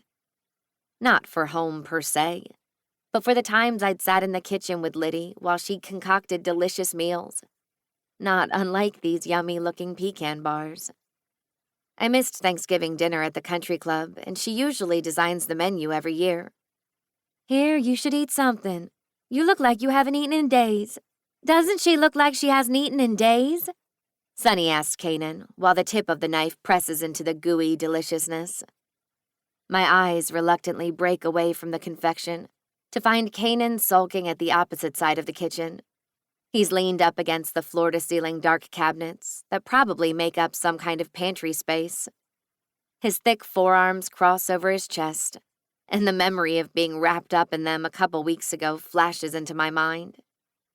He sees me staring at him, his eyes connecting with mine. That intense stare of his reminds me of the moment I first laid eyes on him on the elevator. But then the night we spent together in his suite, he was a totally different person. Less guarded, I guess. But I get how this is an unusual circumstance, and he's not sure what to make of me showing up on his doorstep. I don't know what to make of it either, but I know my sister has a lot of explaining to do. Chapter 13. Kanan. I watched from behind as Isla took in our home. It's an open concept, and it's the reason I bought the house. That, plus it was the only house in this gated community that was for sale and move-in ready by the time I brought Berkeley home. Architecturally, it wouldn't have been my first choice, but the owners were motivated to sell and took a cash offer and agreed to vacate in 4 days. As far as the house for Berkeley, it's ideal. She has over 5,000 square feet of house to run back and forth through, especially when it's dumping rain outside, which is 150 days a year. It's exactly what my rambunctious toddler needs. Growing up without a father, my mother and I lived with my grandparents when I was little, until my mother finished her degree in child psychology. After she got her first job as a high school counselor for a private school in Tennessee, she saved up enough to buy us our first home. It wasn't big, but it was ours, and that was something I wanted to give Berkeley the minute she came home to Seattle. Stability. Belonging. I didn't care what house we moved into, as long as it was ready the day we flew home. This one just so happened to be in the same neighborhood as Brent Tomlin's house, which sold me instantly. Most of the time when people see the large space, it garners an "oh" and "ah." But Isla only looks around as if she's simply observing. My house doesn't impress her. Should that offend me? I don't know. But it has me wondering where she came from, if a house this size doesn't do anything for her. And she showed up in a brand new Range Rover. There's something more to her situation, but I don't know what. But I sure as hell plan to find out. I want to be a goddamn child and tell my mother that this crazy lady doesn't deserve a bite of my mamaw's perfection. But it would lead to more questions, and no matter what this stalker did to me in Vegas, my mother would never send her away without a Ziploc of snacks to go and a mug full of steaming hot cocoa. My mother asked a question that I didn't hear, since the alarms going off in my head must be too loud. I said, doesn't she look like she should eat something? She asks again. I give Isla a quick once-over. I mean, My mother did just ask me to comment on Isla's figure, so naturally I have to look at her body. I think she's perfect the way she is, I say back. I didn't mean to just compliment the woman, but I can't lie either. As much as I want this woman out of my house, her body is perfect. And I should know because I've seen it all naked and up close. The corner of Isla's right lip pulls up a little. It's not the full-fledged smile that reaches her eyes. It's not the one she gave me when I convinced her to share our childhood goldfish names. Fuck. That smile had me in a damn chokehold that morning. I think I would have done or said anything to get her name and number if she hadn't skipped out on me. Then I woke up, and that interest turned to irritation when she left without saying goodbye and took Berkeley's stuffed toy. Now that irritation has turned into distrust. What is she doing here? And what does she have to get back to that has her leaving Washington in 10 weeks? Not that I care. There are only a few that get my good side.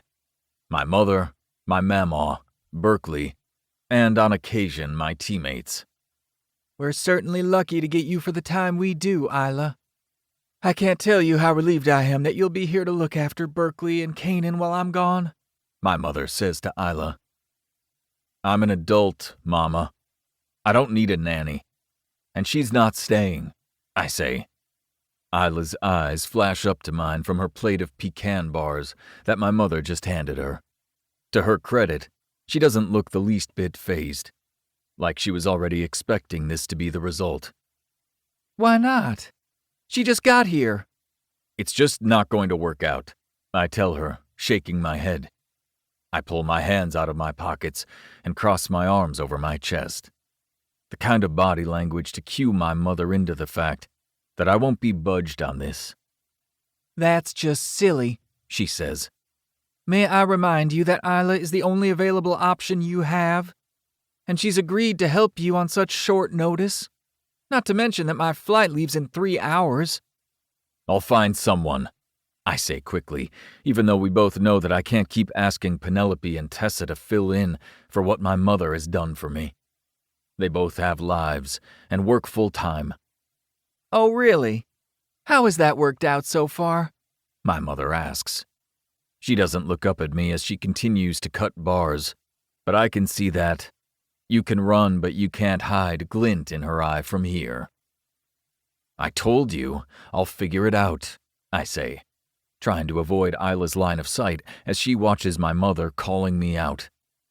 My mother always knows when she's got me backed into a corner, and she's fucking good at it. I guess she should be now after 32 years of getting the jump on me. My mother is book smart and incredibly clever. A deadly combination for a man trying to assert his dominance in his own house. I don't even know why I try anymore. I should just say, "Yes, ma'am," and save us all another 30 minutes of a pointless argument that my mother will win anyway. If you don't keep Isla, you will end up shifting Berkeley back and forth to whomever has the ability to take her in that moment. You'll burn out your friends and, most importantly, you'll shake Berkeley's already delicate stability that we've spent the last 3 months cultivating, my mother says, cutting a bar out for me, and then hands the second plate to Isla with her warm Southern Belle smile. And let's not forget what the lawyer said. My eyes squint at her to warn her not to continue. The last thing I want Isla to know is that I'm fighting for custody of my child, and that she's my only option. Isla, dear, will you hand this to my ungrateful son? Isla snickers, but tries to hide it by covering her mouth with the back of her hand. She takes the plate from my mother, and then does as she's asked, walking around the island and heading for me. I don't like how my biceps flex when her eyes center on me as she walks over, or how my abs tighten as she draws near as if I'm trying to impress her, like one of those gorillas who beats on their chest to attract a mate. You damn idiot. You want her gone, remember? But I also want to toss her over my shoulder and haul her up to my bedroom to pull out more of those desperate whimpers of need she made for me in Vegas. Pull your shit together, Altman, My primary focus should be on bonding with Berkeley and winning my case, not screwing the gorgeous nanny in the hot tub.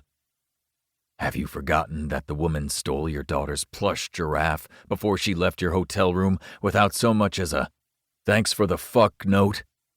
Of course I can't forget, because the panties I put in my back pocket that night are now in the cupboard of my master bathroom. Now offer her some southern hospitality like I taught you, and show her to her room, my mother demands in a soft tone. But I know a threat when I hear one. My mother's reminder that what's best for Berkeley is the right course of action is true, though this might be the biggest test of self-control I have ever had to endure. My cock doesn't care that those two coincidences seem like too many. He only gives a shit that the woman I haven't stopped thinking about for 2 weeks is in my kitchen, and she looks even better than I remember. I take the plate from her as our eyes lock. She backs up as soon as I take the plate and then puts space between us immediately. She heads back to her spot next to my mother. I can't help but wonder if she's trying to get space because she's worried she's about to jump me too, or if the scowl on my face is doing its job and she's retreating to get as far away from me as possible. When I get lost in my thoughts about whether Isla can still feel this pull, my mother's voice breaks my attention. Pay him no mind, Isla. He must have forgotten his manners back in Tennessee. I'll show you to your room, she says, setting down her pecan bar that she just took a bite out of and wiping her fingers with a napkin. Isla responds immediately and follows my mother, leaving her own plate behind, and scurries out behind my mother, anxious to get away from me, I suspect. When Isla and my mother leave the kitchen, I take a moment to pull my shit together. As much as I hate to admit it, my mother's right. I don't have another option. I'll be out on the road by next week. Even if I could convince Penelope and Tessa to watch Berkeley during home games, I can't take Berkeley with me on away games. It just isn't an option.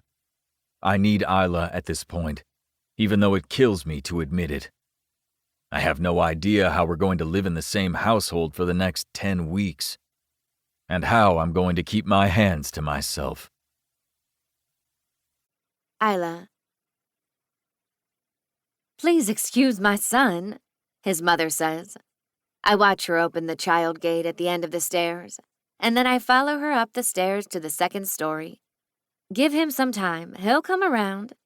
In the meantime, you'll love Berkeley. She's a little spitfire and will keep you entertained for hours, and I already can sense that you two are going to hit it off. Entertain me for hours? Isn't entertaining her my job? How do you know? I ask. I can sense your energy, she says, looking over her shoulder with a quick smirk, and then turns her head in the direction we're walking. My energy? I ask. You have a bright soul and a soft heart. You love in the worst of circumstances, even when it brings you pain. Is this woman a witch? How do you? People aren't hard to read. I should know. I've been a counselor for so many years that I've learned to read people the moment they walk in my door. Most people have an energy about them, and that energy dictates a lot about them. We continue down the hallway a little ways. It's mostly blank walls, painted in a dark beige color, and a couple of commercial replica paintings hung up on the walls.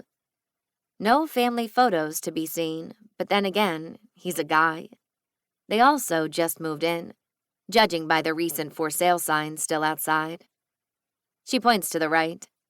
There's the bathroom that Berkeley uses. She continues further down and points to the first room on the left. This will be your room, she says, and then takes a step back so that I can glance into it. I peer in quickly. It's just a place to lay my head, assuming Kanan doesn't kick me out as soon as Sunny leaves, so it doesn't matter what it looks like. It's a large room with a cherry wood 4-poster bed against the left wall. A beautiful dark green comforter covers the bed with more pillows than I will know what to do with. Sunny must have picked this out, because I don't peg Kanan as the throw pillow type. Above the bed is a beautiful scenery of a green forested mountain. It's a commercial photo that was probably picked up at a furniture store, but it's beautiful. It looks like Washington. Against the right wall is a matching dresser to the bed set and a decent-sized TV. A small desk and cushioned chair sits under the window. This will be a good place to hide out when Kanan wants me out of their hair. And with the desk, I'll have a place to work on my designs. This looks nice, I tell her as she waits for me to get a good look at the room. There's a small bathroom in here as well, so you won't need to share. This is the room I usually stay in, but you'll need your privacy. There's also a small walk-in closet. Feel free to unpack and make yourself at home. Make myself at home? Not likely. I'm already not wanted here, based on what Kanan said downstairs. I'm torn, though, between wanting to stay in order to have the funds to pay for the 10 more weeks of freedom and wanting Kanan to kick me out, releasing me from this job. That was thoughtful, thank you. I glance back to my right at her. She points at the bedside table, and I see a baby monitor perched there. That monitor goes to Berkeley's room. Kanan has a monitor to her room as well. He'll fill you in on his schedule so you two can work out when you'll need to be available. She continues walking back down the hall, and I turn to follow behind. She walks up to another door to the right and pushes it open. An adorable room painted in pink, with a Beauty and the Beast bedspread over a twin-sized white frame with a crown design headboard, a matching lamp, nightlight, and any other Beauty and the Beast memorabilia in existence covers every inch of this room. It's a perfect little girl's room, and if I ever had a daughter, I think this is exactly how I'd design it.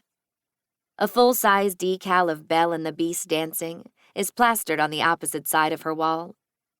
This can't be Kanan's design. It just doesn't seem like his taste. Although the Beast and Kanan might be kindred spirits. This is Berkeley's room. A couple of ladies who work for the Hawkeyes did it before she moved in. Isn't it adorable? I turn to her and smile. It's perfect. Sunny turns but doesn't move any further. She just points down the hall a little further. The last room on the left is Kanan's, and there is another small guest room that I will stay in if I'm able to come back to check up on everyone, she says. And that concludes our tour of the upstairs. I'll ask Kanan to bring your things up to your room so you can get situated before Berkeley gets home from daycare. She smiles back at me and then turns again, passing me, and heads back towards the stairs. I stand there for a second, staring at Kanan's closed door and realizing that our rooms butt up against one another. We're sharing a wall? This can't be good. She closes the child gate behind me as we get down the stairs, and then I follow her back to the kitchen. She points to the glass double doors that we passed on the way into the house. She stops briefly in front of them. That's Kanan's office. The couch is quite comfortable if you're looking for a quiet place to read when you're not on the clock with Berkeley. I'm sure Kanan won't mind if you use it when he's not. Wanna bet? I just nod. Thanks, I'll keep that in mind. It does look like a nice place for drawing my stretch designs, but I'll keep to my room when I'm off the clock. Or maybe I'll find a nice coffee shop somewhere in Seattle. Vivi's taken me to a few, and there's one that I love. It's quaint and has the best bakery items made fresh. Serendipity's coffee shop, I think it was. My son is a little gruff around the edges sometimes, but he's really easy to love once you get to know him. Love? I'm not looking for love, I'm just looking for an escape. I'm sure he is. Sunny spins around before we make it out of the hallway and into the great room. She pulls my hands into hers. Just give him a fair chance, will you? For me? She asks, almost pleading with me not to write her son off. He already hates me, so I don't see any sense in arguing with her over it. If Kanan doesn't kick me out the minute Sunny has boarded her plane home, my best hope is that we can coexist under the same roof until Sunny comes back. I'll give it my best shot, I tell her honestly. That's all I ask, she says, releasing my hands and then leading us into the great room again. The large bay windows show that the sun is starting to set. It gets dark so much earlier this time of year. There must be solar lights out back, because within seconds they light up the backyard patio, where an outdoor stone kitchen, fireplace, and hot tub all sit under the cover of the house. Oh, right, I almost forgot my favorite place in the house. The hot tub is also a nice spot to relax with a glass of wine. Mama, Kanan says, hearing us from the kitchen. did you just tell my nanny to drink on the job? She looks over at me and rolls her eyes. I let out a chuckle. These two couldn't be more different, and I wish she were staying longer.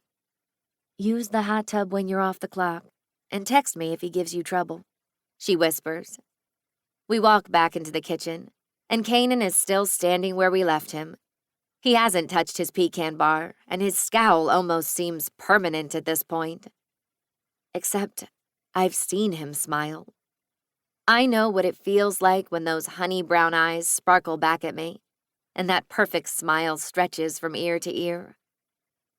Maybe I do understand a little bit of what Sonny means. I caught a glimpse of Kanan's sweeter side in Vegas. But it doesn't matter. The damage between us is done, and in less than 3 months, I'll head back home and marry Colin. Or at least, I think I will. Now that she's well acquainted with the house, you should help her with her things.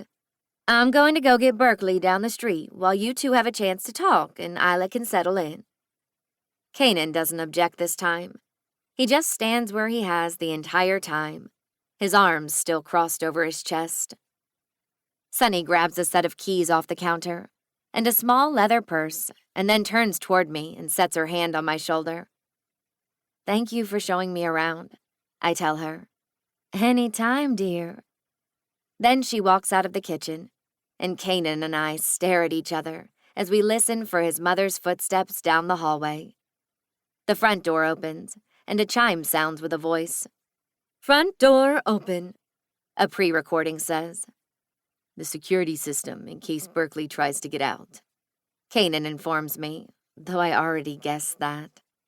That's smart, I say. My eyes wander around the kitchen again, trying to find something else to settle on other than him. I don't plan on fucking you while you're under my roof, he says, catching me off guard. My attention darts back to him, and I can't hide the look of shock on my face as my eyebrows turn up in surprise. I didn't think I don't know how you found me or why, but if I had another option for someone to care for my daughter while I'm working, you wouldn't still be standing in my kitchen. I understand. I nod, crossing my arms over my chest and mimicking his stance. I fight the urge to tell him to stuff his nanny job up his ass and storm out the door. But I still need this job for the next 10 weeks. And his mom begged me to try with him. Why can I not turn down the plea of a mother asking me to help her son? I've heard of people having daddy issues, but my mom issues are evident in my inability to disappoint Sonny. We won't be repeating Vegas, so don't bother showing up at my room in the middle of the night saying you got locked out of yours.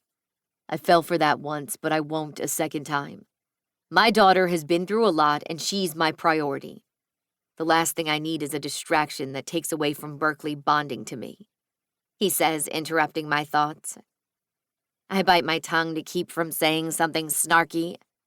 My upbringing mostly consisted of my father and mother telling me to look pretty and only say pretty things. What I want to tell Kanan isn't pretty at all. But also, what does he mean by Berkeley still needing to bond to him? Wouldn't that relationship already be established? Vivi told me that she's 2 years old. It seems a little old to still be establishing a relationship with your 2-year-old daughter, doesn't it? You don't have to worry.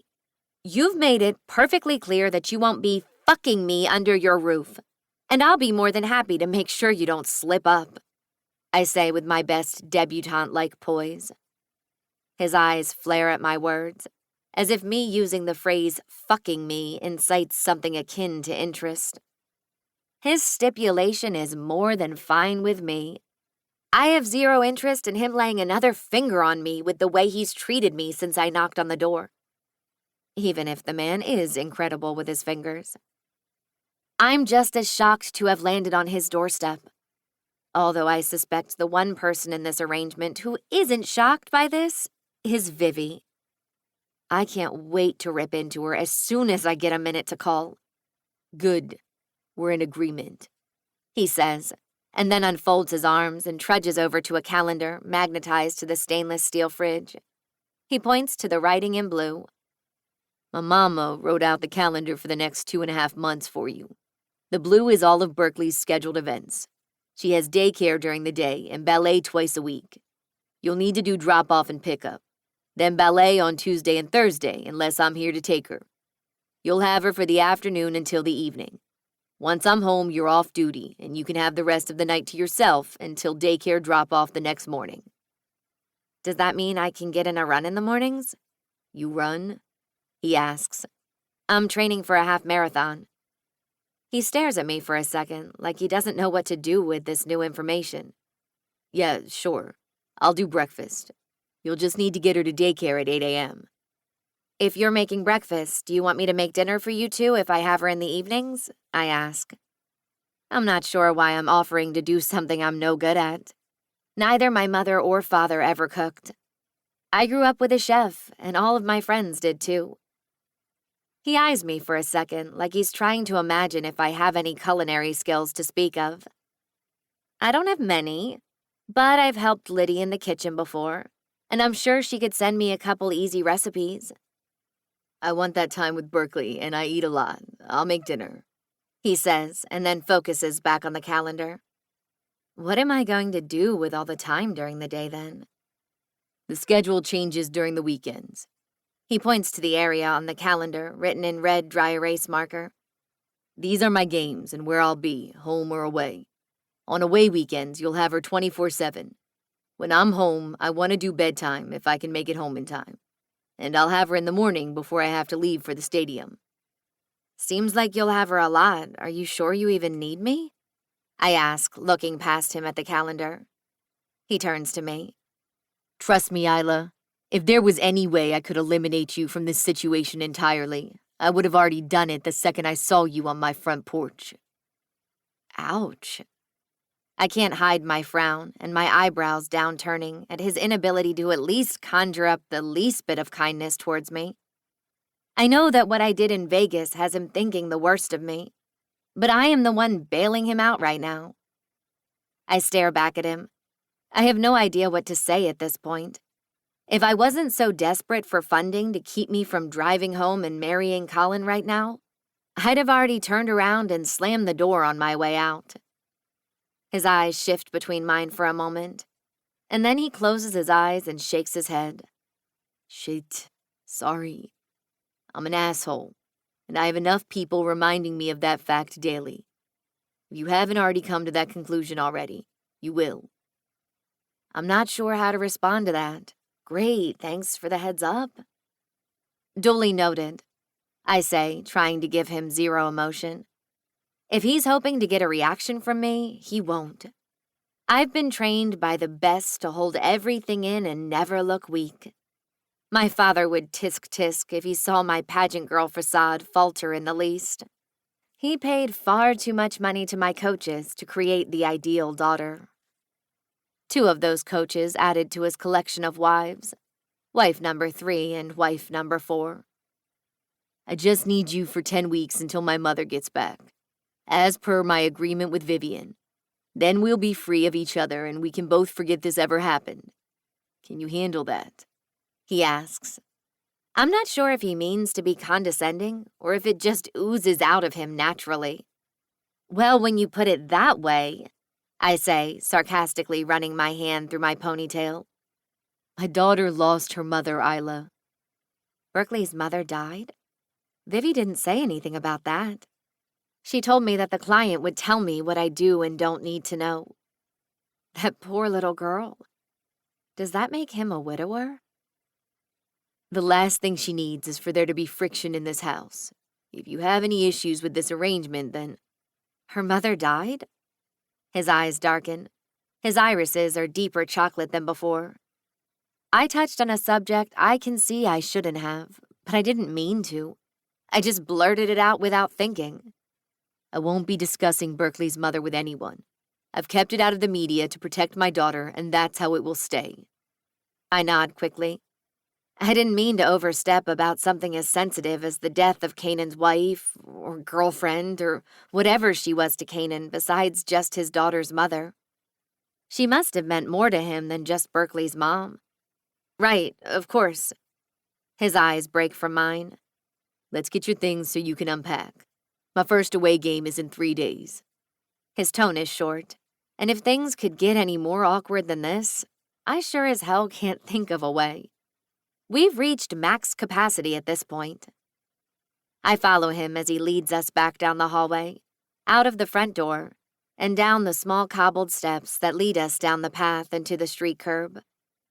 I stare at my Range Rover parked against the curb in front of the house. When I pulled up to the sidewalk, if I'd known then what I know now, I wouldn't have stopped. I would have hit the gas, and I'd be a little over an hour closer to Colorado about now. But now I'm here, and Sunny is counting on me. Not to mention that hearing that Berkeley doesn't have a mother sort of hit a nerve with me. In some way, I can relate to this little girl in a way I wasn't expecting. We walk to the back of my car, and I hit the automatic gate. The door opens, and I have 2 small backpacks in the back. I reach down and unzip one, pulling out the stuffed giraffe that I've slept with every night since I left Kanan. It still smells like him. That used to bring me comfort, but now it doesn't. You brought that with you, and you expect me to believe that you didn't know I was the client? He asks, his eyebrows drawn together. Okay, maybe this wasn't a good idea, but I want to give it back, hoping that it somehow rectifies one of our many compounding issues. I swear I didn't know. Then why did you bring it?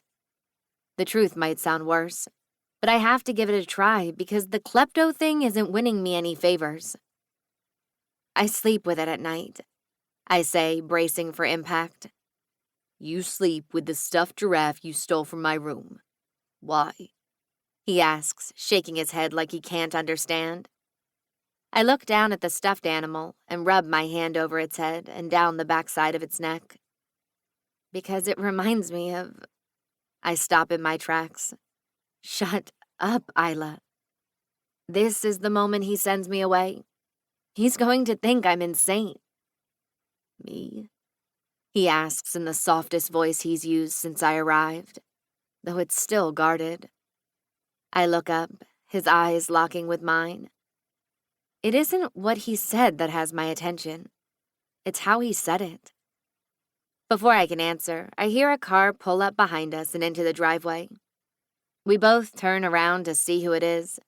It's the same lifted Suburban that was here when I pulled up. The driver's door swings open, and Sunny jumps out with a smile.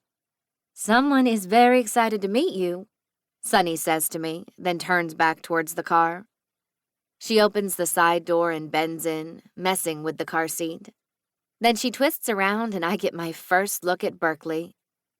This adorable little girl with chocolate brown curls, long black eyelashes, and honey brown eyes that rival Kanan's, squeals at something in my hands.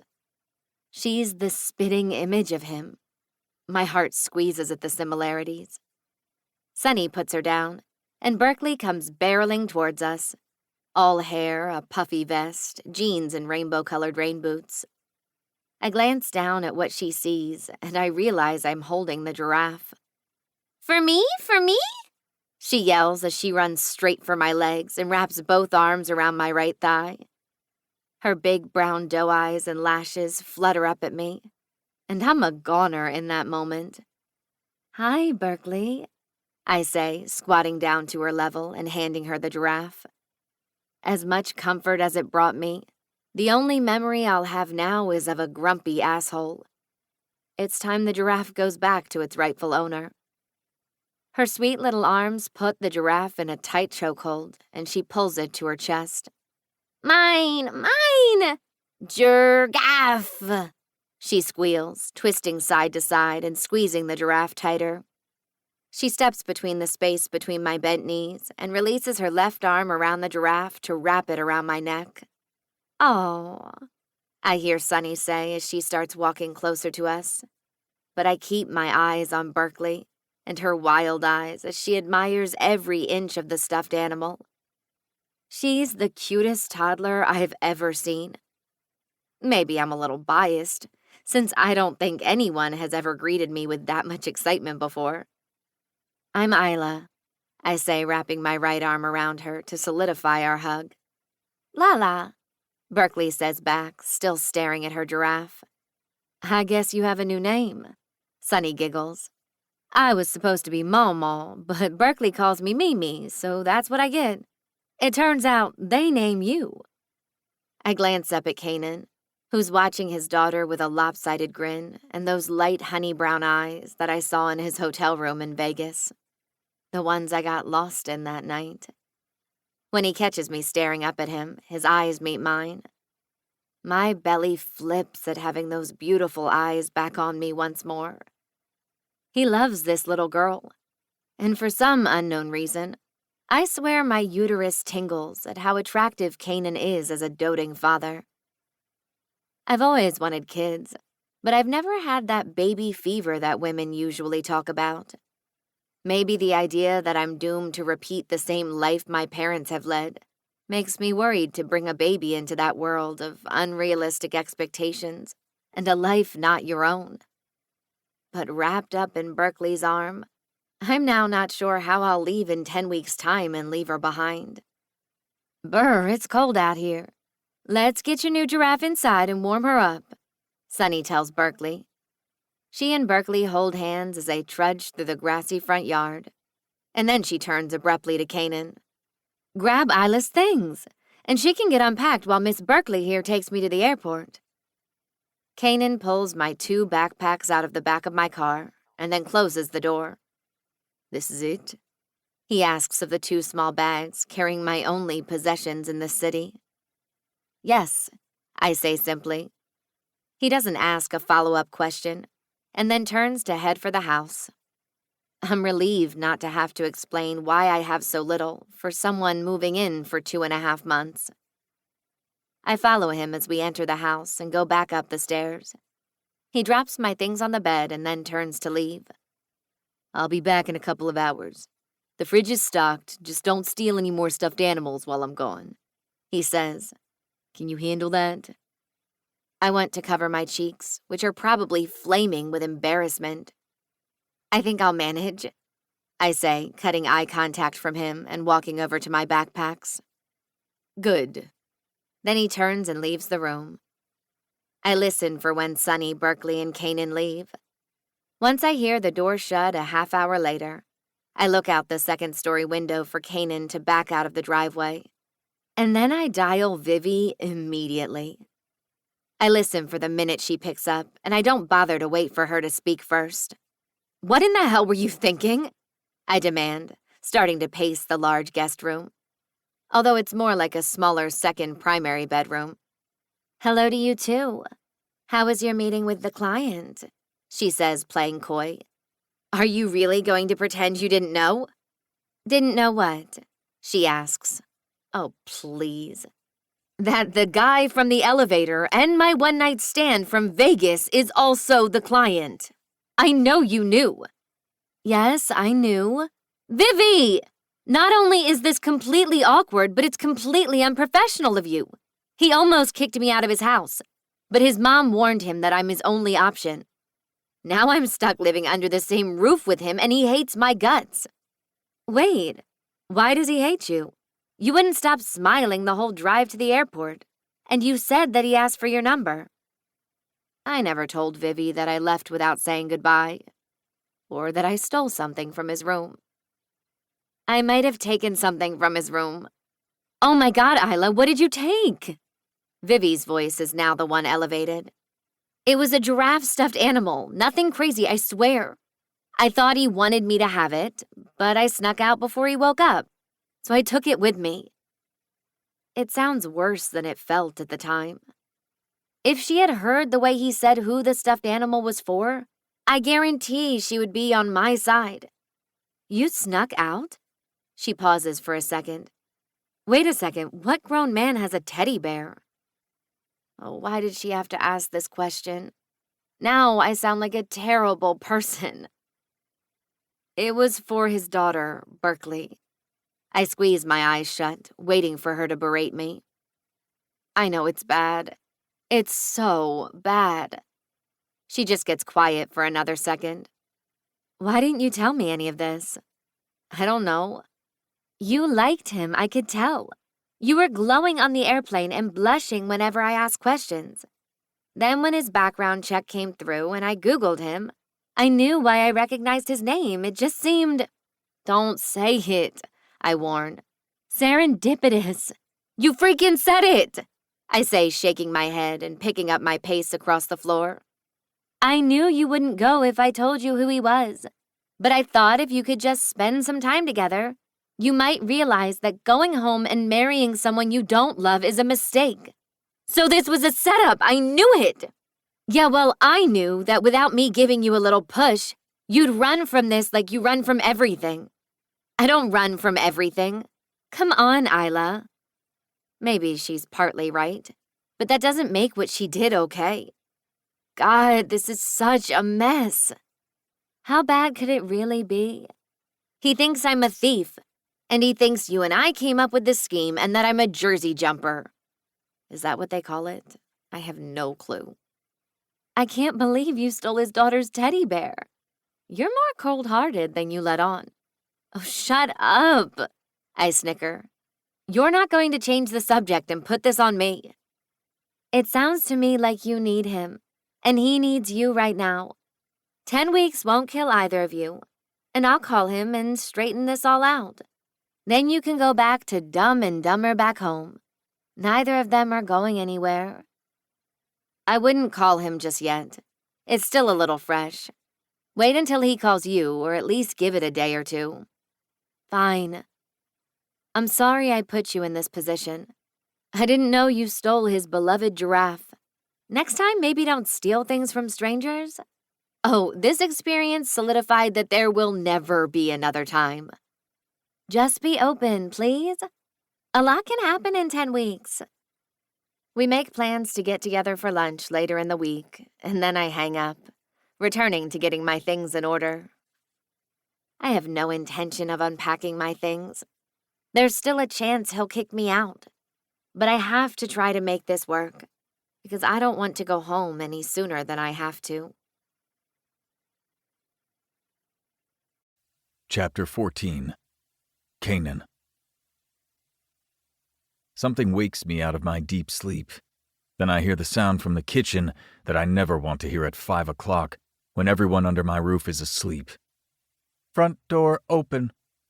I sit up in bed faster than I have in my entire life and grab the baby monitor. Berkeley is still sound asleep. I walk to my window and peek outside and see Isla jogging in place down on the sidewalk by her car, with her watch up to her face as she clicks on it, probably bringing up a running app or something. A lot about Isla doesn't quite make sense, including her running half marathons. Not that she doesn't have a great body. She does. It just has me wondering what other things I don't know about the beautiful blonde sleeping on the other side of the wall from me. She didn't say that she runs in the dark. It's still pitch black outside now that daylight savings is passed. I reach for my phone on the nightstand and draft up a quick text, asking where she's headed and when she'll be back, just in case. But I hear the chime of her phone coming from her room. It's a faint sound between the walls, but I still hear it. Leaving her phone in her room is becoming a theme with this woman, and I don't like that she's without it. I can't sleep knowing she's out there running alone without a way to call for help if she needs it. When she said that she's training, I assumed that meant she runs on a treadmill at the gym, not running in the dark with no way to defend herself. 5 o'clock is earlier than I usually get up, but there's no way I'll go back to sleep with her out there. I head to my bathroom to take a shower and get ready for the day before Berkeley wakes. Last night, Berkeley and I took my mom out to dinner and then dropped her off at the airport to say our goodbyes while Isla unpacked and settled in. It tore me up to see Berkeley cry and grip onto my mom like a lifeline. My daughter has had to say too many goodbyes in her short life. Her mother who vanished from her life. her grandmother and aunt when I picked her up at Mia's funeral. And now my mother, who Berkeley bonded with instantly the moment we left the funeral. Berkeley didn't leave her side that whole first week. Getting comfortable with me took longer. I know I'm not the most inviting-looking guy on the planet. I'm told that regularly, too. But it has me wondering if Mia ever had a boyfriend or any male role models around for Berkeley.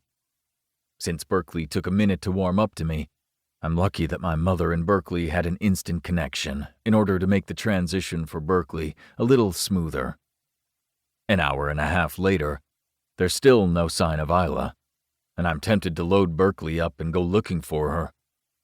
Having a nanny was supposed to make me worry less, not more. Stirring eggs in a skillet for Berkeley's and my breakfast. I keep staring at my wristwatch every few minutes. Where could she be? Is she hurt? Did she get lost and can't find her way home? I know she's not a damn dog that got out of the backyard and can't find its way back. She's capable, I'm sure, but it doesn't make me any less concerned. Finally, I hear the door chime. Front door open. My heart thumps in my chest at the sound of the front door closing and her footsteps down the hallway. I know we'll be face to face soon, and I can get confirmation of life. My eyes dart between the eggs and the opening of the hallway, waiting for Isla to show up. And within seconds, she does. Relief hits first as my eyes set on a red-faced, sweaty Isla. She's home. She's safe. Now where the fuck did she go? She takes a few more steps into the family room, and I get a clearer view of her. Tight pink leggings that show off her beautiful glutes, calves, and ass. Her hair pulled up in a messy bun. A darker pink scoop-neck racerback running shirt that has the top of her breasts exposed, and a black jacket scrunched in her hand. Good morning, Berkeley, Isla says, her head turned to look in the opposite direction of me, and toward the family room where Berkeley is playing. I get a moment with Isla not watching, and give her tight body and her running gear another full scan. Even from here, I can see the perspiration across her chest and neck. Sweat glistens off the mounds of her breasts, squeezed tight together from her sports bra. I fight the urge to walk up to her and push her deep into the hallway where Berkeley can't see us, and lick her tits clean of her salty sweat, and up her chest and neck until I've had my fill of her. I shake the thought when I realize my cock is starting to think that idea is a good one. The half-chub starting to form might be a mixed signal for Isla, considering I warned her yesterday about how I wasn't going to fuck her under my roof. La la, Berkeley squeals and jumps up to greet Isla. Isla bends to one knee in preparation for my daughter to tackle her. Did you have good dreams last night? Isla asks her. Berkeley nods, partially listening, partially more interested in the dog cartoon she's watching. It shouldn't matter to me how fast Isla and my daughter are bonding, but something about it just does. I don't know if it's relief that Berkeley is taking to a new person in our life so easily, helping to lessen the burden of my mother's departure, or if I like the idea that Isla fits in seamlessly without trying. I add sliced strawberries to Berkeley's plate and call her over. "Berk, breakfast," I call out, rounding the kitchen island with her plate, and head for the eat-in kitchen table set in front of the large windows. Berkeley likes to watch the birds in the morning catching worms while we eat our breakfast, and I just like watching her. Her curiosity fascinates me, and being her dad is a gift I never realized I needed. Spending time with my daughter makes me a better person. That I'm sure of. Berkeley races over to the table and climbs up into her chair with a booster seat strapped down to one of the kitchen chairs. I set her plate in front of her, along with her fork and a sippy cup with milk. I head back to the kitchen to get my food. Isla stands back up from her kneed position and then makes steps toward me as I head for the kitchen. "You were gone a while. Where did you run to?" I ask over my shoulder. I don't know, really. I just ran past the gates until I hit 5 miles, and then I ran back, She says, eyeing my plate of food.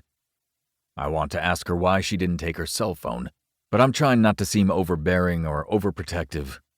She can do whatever the hell she wants, and it's better if we spend as little time with each other as possible.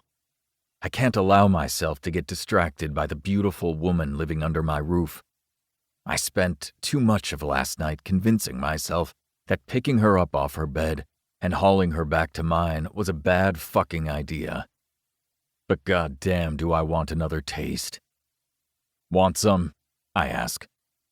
I made a lot more than I usually do. Maybe I was expecting her to show up and be hungry. Or maybe I just didn't measure it out right. I'm not going to think too far into it. The point is that I have more than enough to share. And if she's caring for my daughter, she should have the energy to do it. Though what I'd like to feed her is something else entirely. Isla. The second I walk in the door, I can sense that Kanan is not happy with me already. Did he wake up like that, or did I do something this morning without even being here? Or is this just how things will be for the next 2.5 months?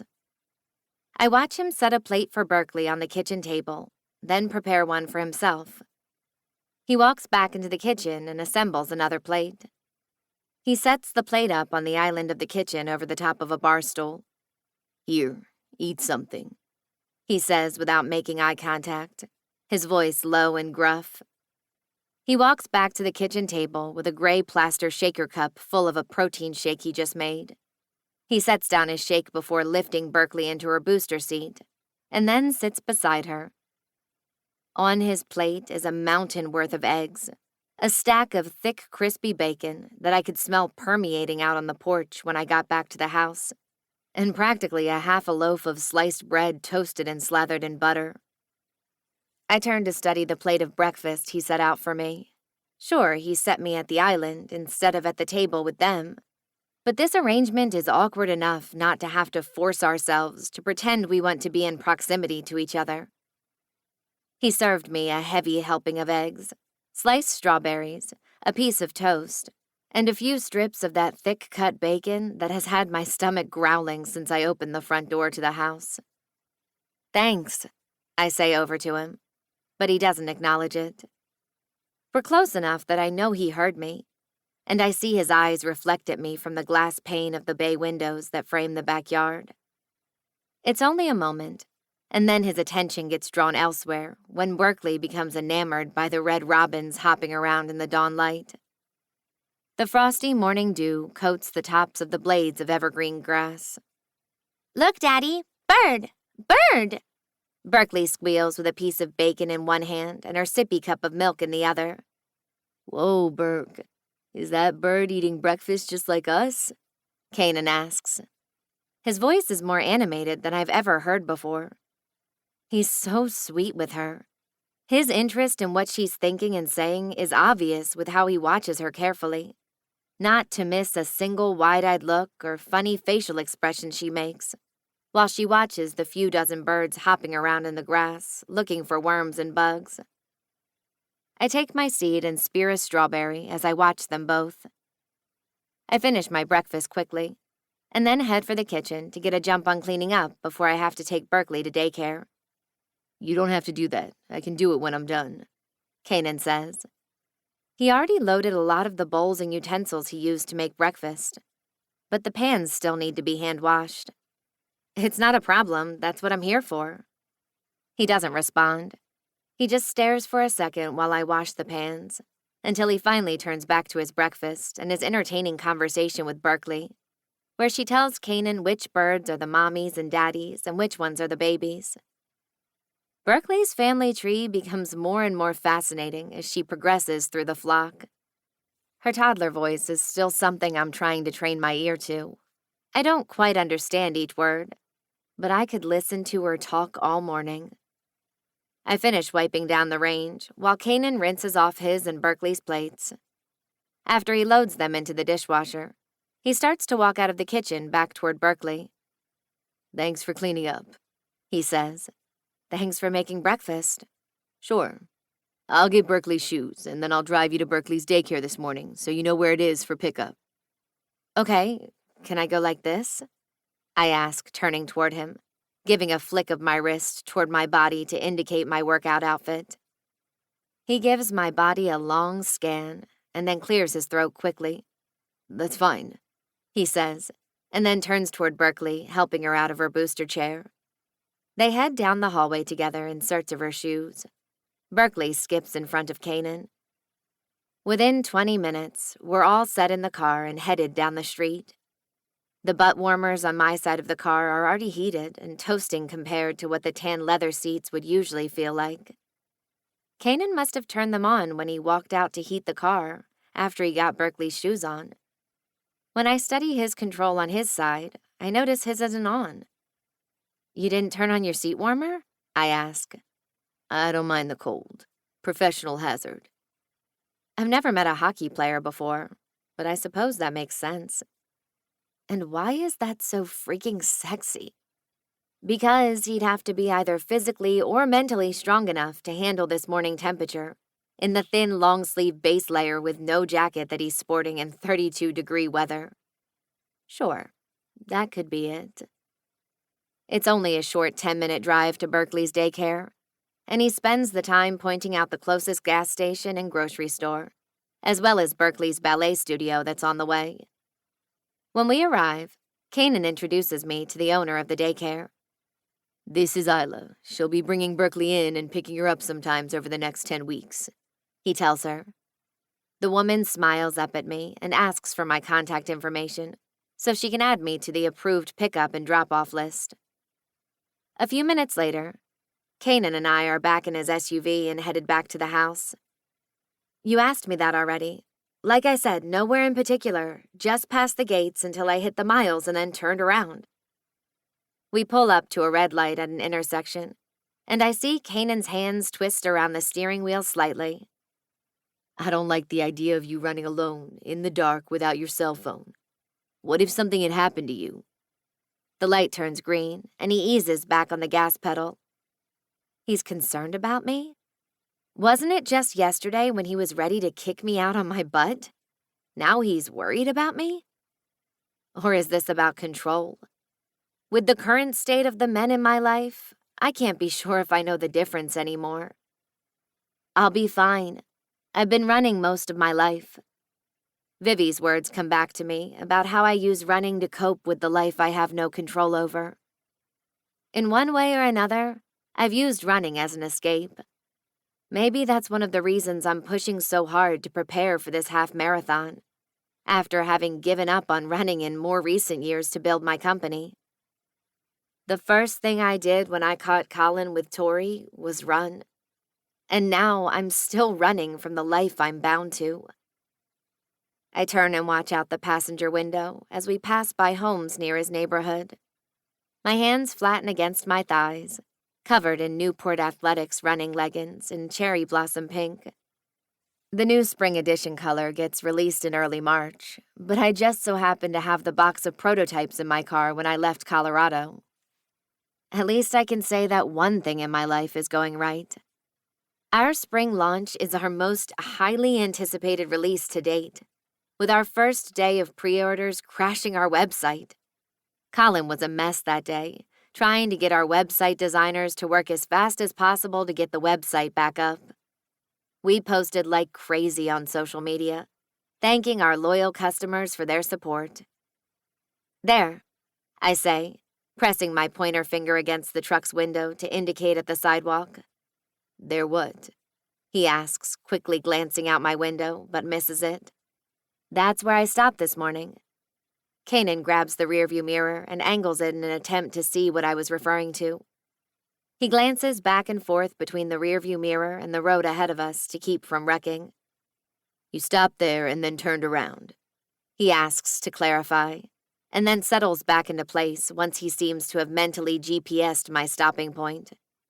Yep, I say, smacking my lips together and rubbing my hands down my leggings.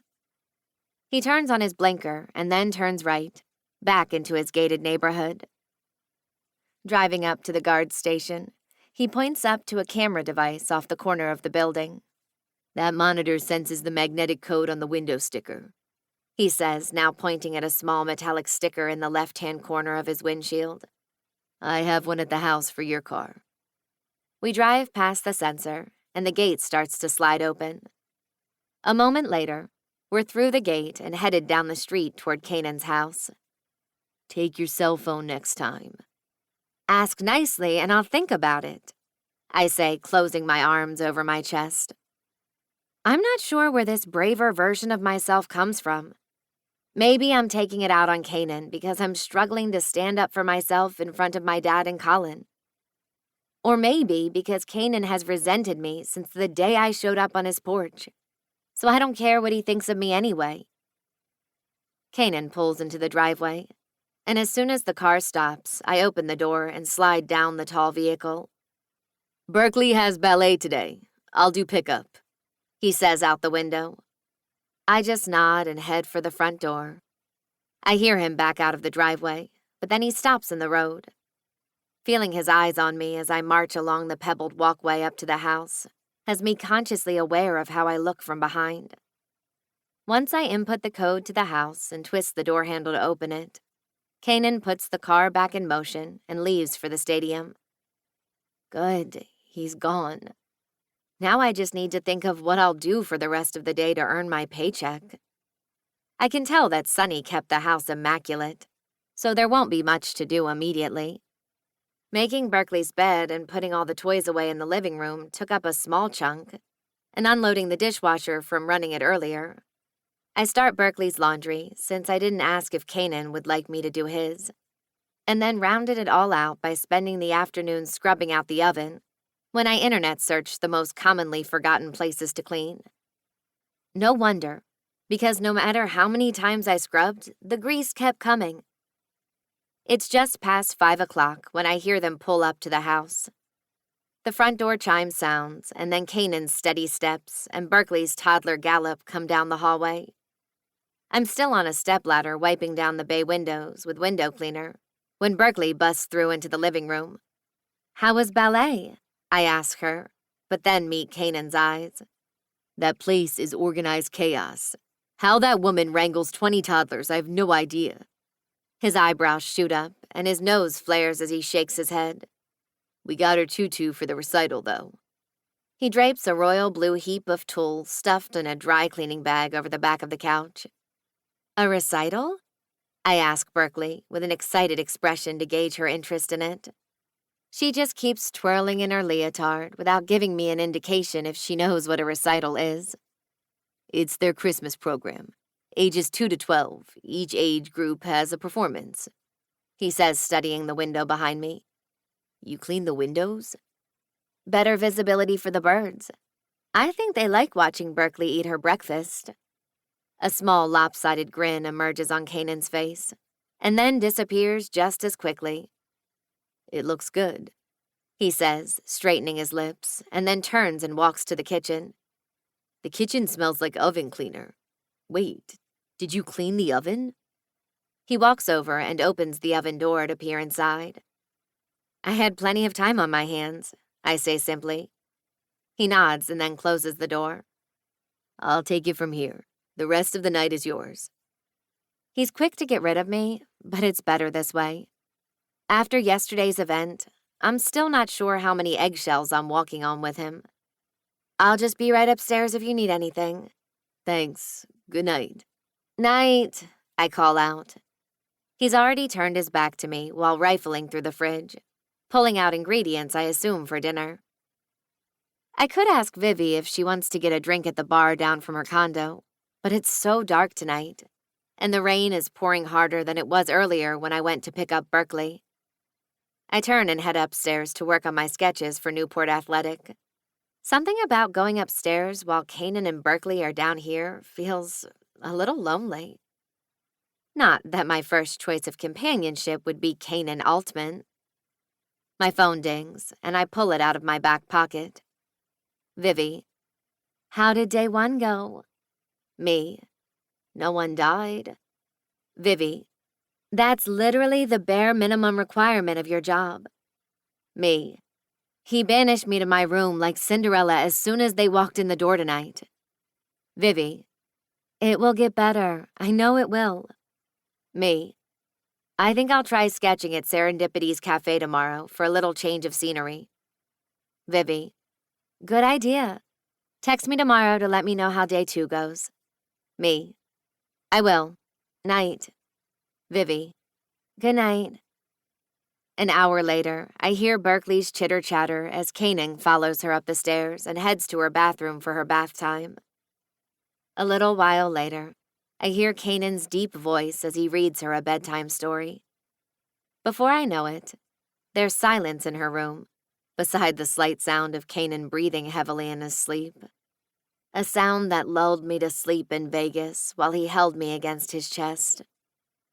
That morning with him almost feels more like a dream, like something I imagined one night after too many drinks with Vivi in Vegas. I wish I could convince myself that he and I never happened. It would certainly make the next 10 weeks a whole lot simpler. Yet deep down, I can't deny the truth.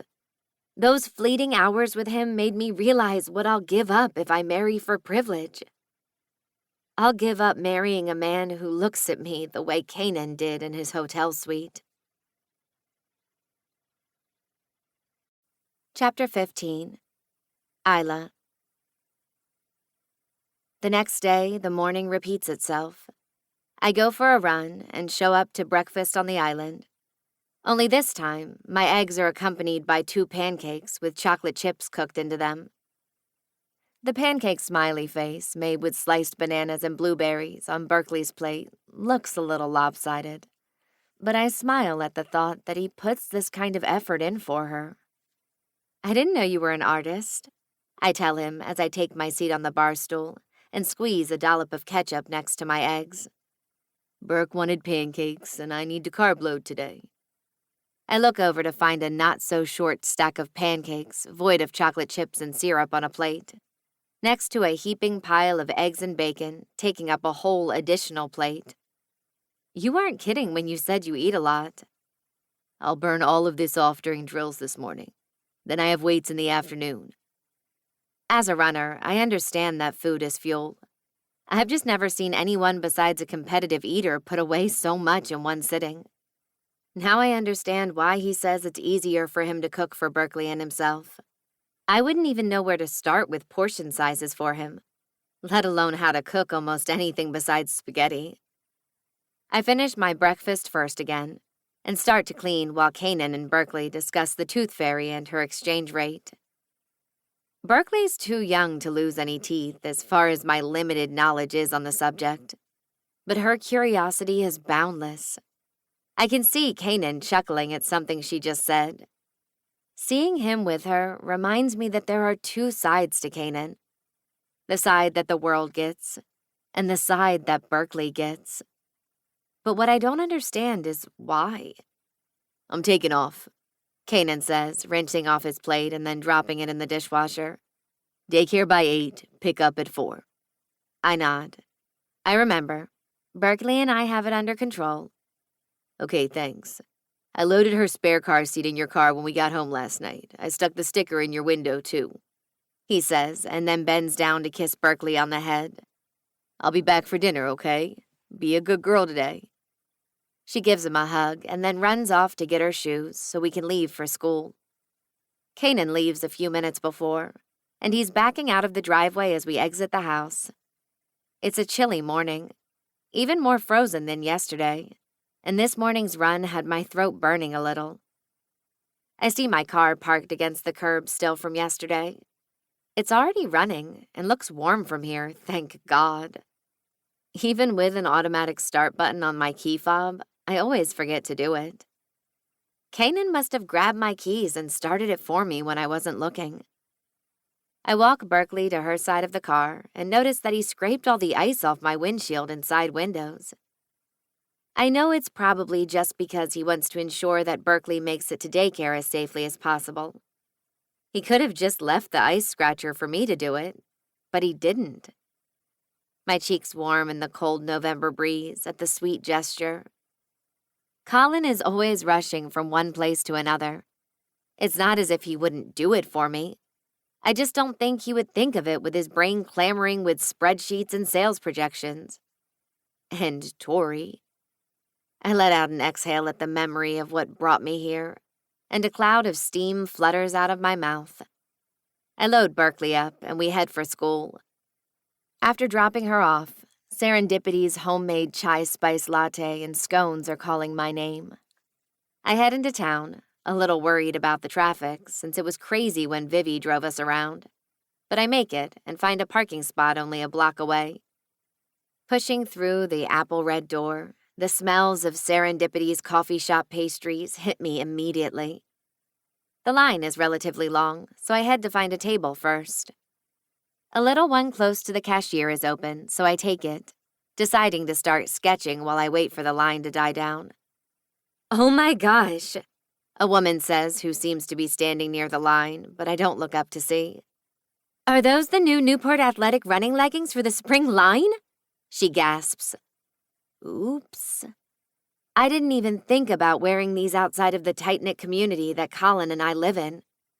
Everyone who lives in our gated community knows that I own Newport Athletics, and I only wear the prototypes around our neighborhood for just this reason. I don't get this sort of reaction from them. I look up to find a woman, maybe a couple of years younger than me, with long platinum blonde hair and striking bluish-gray eyes. Her bright white smile is on full display as her diamond studs glint in the cafe's lighting. "Hi, yes, actually, they are," I tell her, keeping my voice lower than hers and scanning the area to see if anyone else can hear our conversation. A few people are looking in our direction, but more toward her excitement than understanding the reason for her excitement. It's not that I mind if people know what I own, but I like flying under the radar more than my father and Colin do, even though I am the social media face of the brand. I often forget how recognizable our brand is until I venture out of Denver, where people are used to seeing me.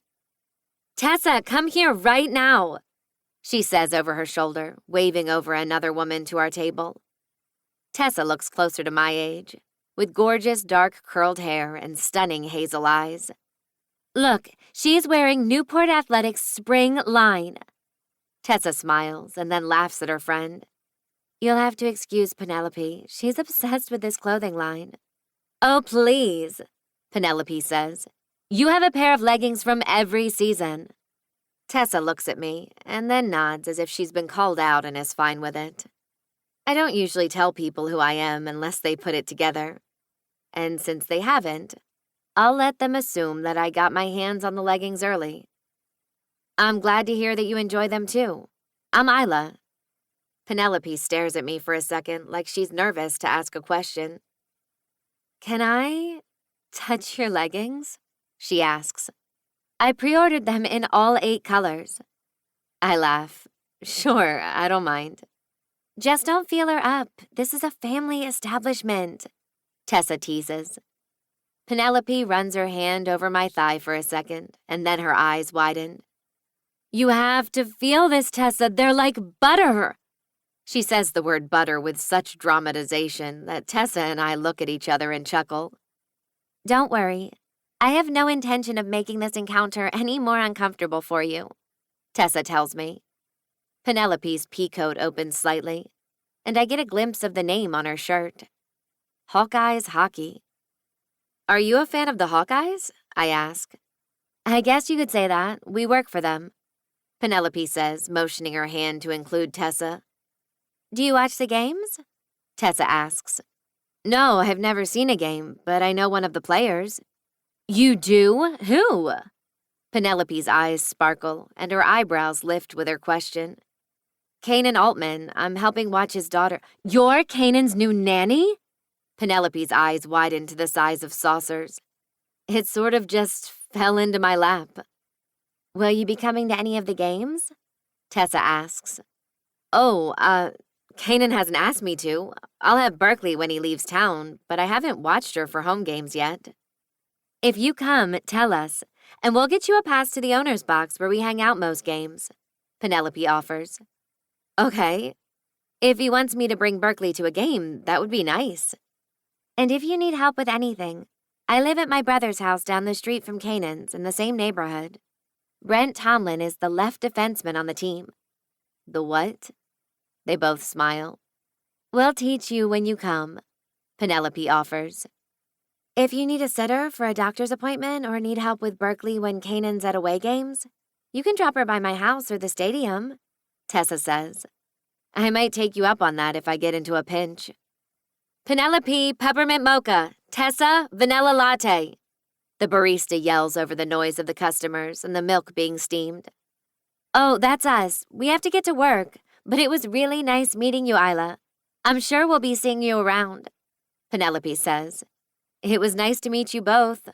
I wave as they both give a little wave back and then head for the pickup window. They leave shortly after, and I can barely believe my luck to have met two people who work for the Hawkeyes and seem really sweet. Finally, after the rush dies down, I get my chai latte and a cranberry orange scone. My juices seem to be flowing in this cafe, and I make great progress on my new racerback design. I head home and find a few things to clean, and then head to pick up Berkeley at 4 o'clock. When we get home, Kanan's car is already in the driveway. The second we step through the door, a delicious aroma has me licking my lips. I take off her wet coat and hang it off the coat rack while she runs down the hall toward the kitchen. Daddy! She yells when she makes it to the end of the hall and sees Kanan in the kitchen. How's my little ballerina? He asks. Good. I head for the kitchen as well. How was pickup today? He asks me when I come into view. He bends down to lift Berkeley off the ground, her short arms already wrapped around his leg. He's standing barefoot in a pair of steely gray athletic sweats and a white Hawkeyes t-shirt pulled tightly across his pecs. The arm that holds Berkeley up to his chest flexes as it keeps her suspended against him. The white cotton material stretches almost beyond what it can handle. I remember feeling just like that t-shirt sleeve while under him in his hotel room with every thrust that entered me. Chills run down my arms at the thought, but I try to shake them loose. He wishes I wasn't here. He's said it enough times. Usually I would tell myself not to take someone's bad attitude as personal, but this is personal. It's as personal as it gets. It was seamless, and I got in and out of the gates without a problem. I'm glad it worked, he says, turning away from me toward the bubbling pot of what looks like spaghetti sauce on the stove. He stirs it and then puts a lid over it. I think about what he did this morning, scraping off the ice for me.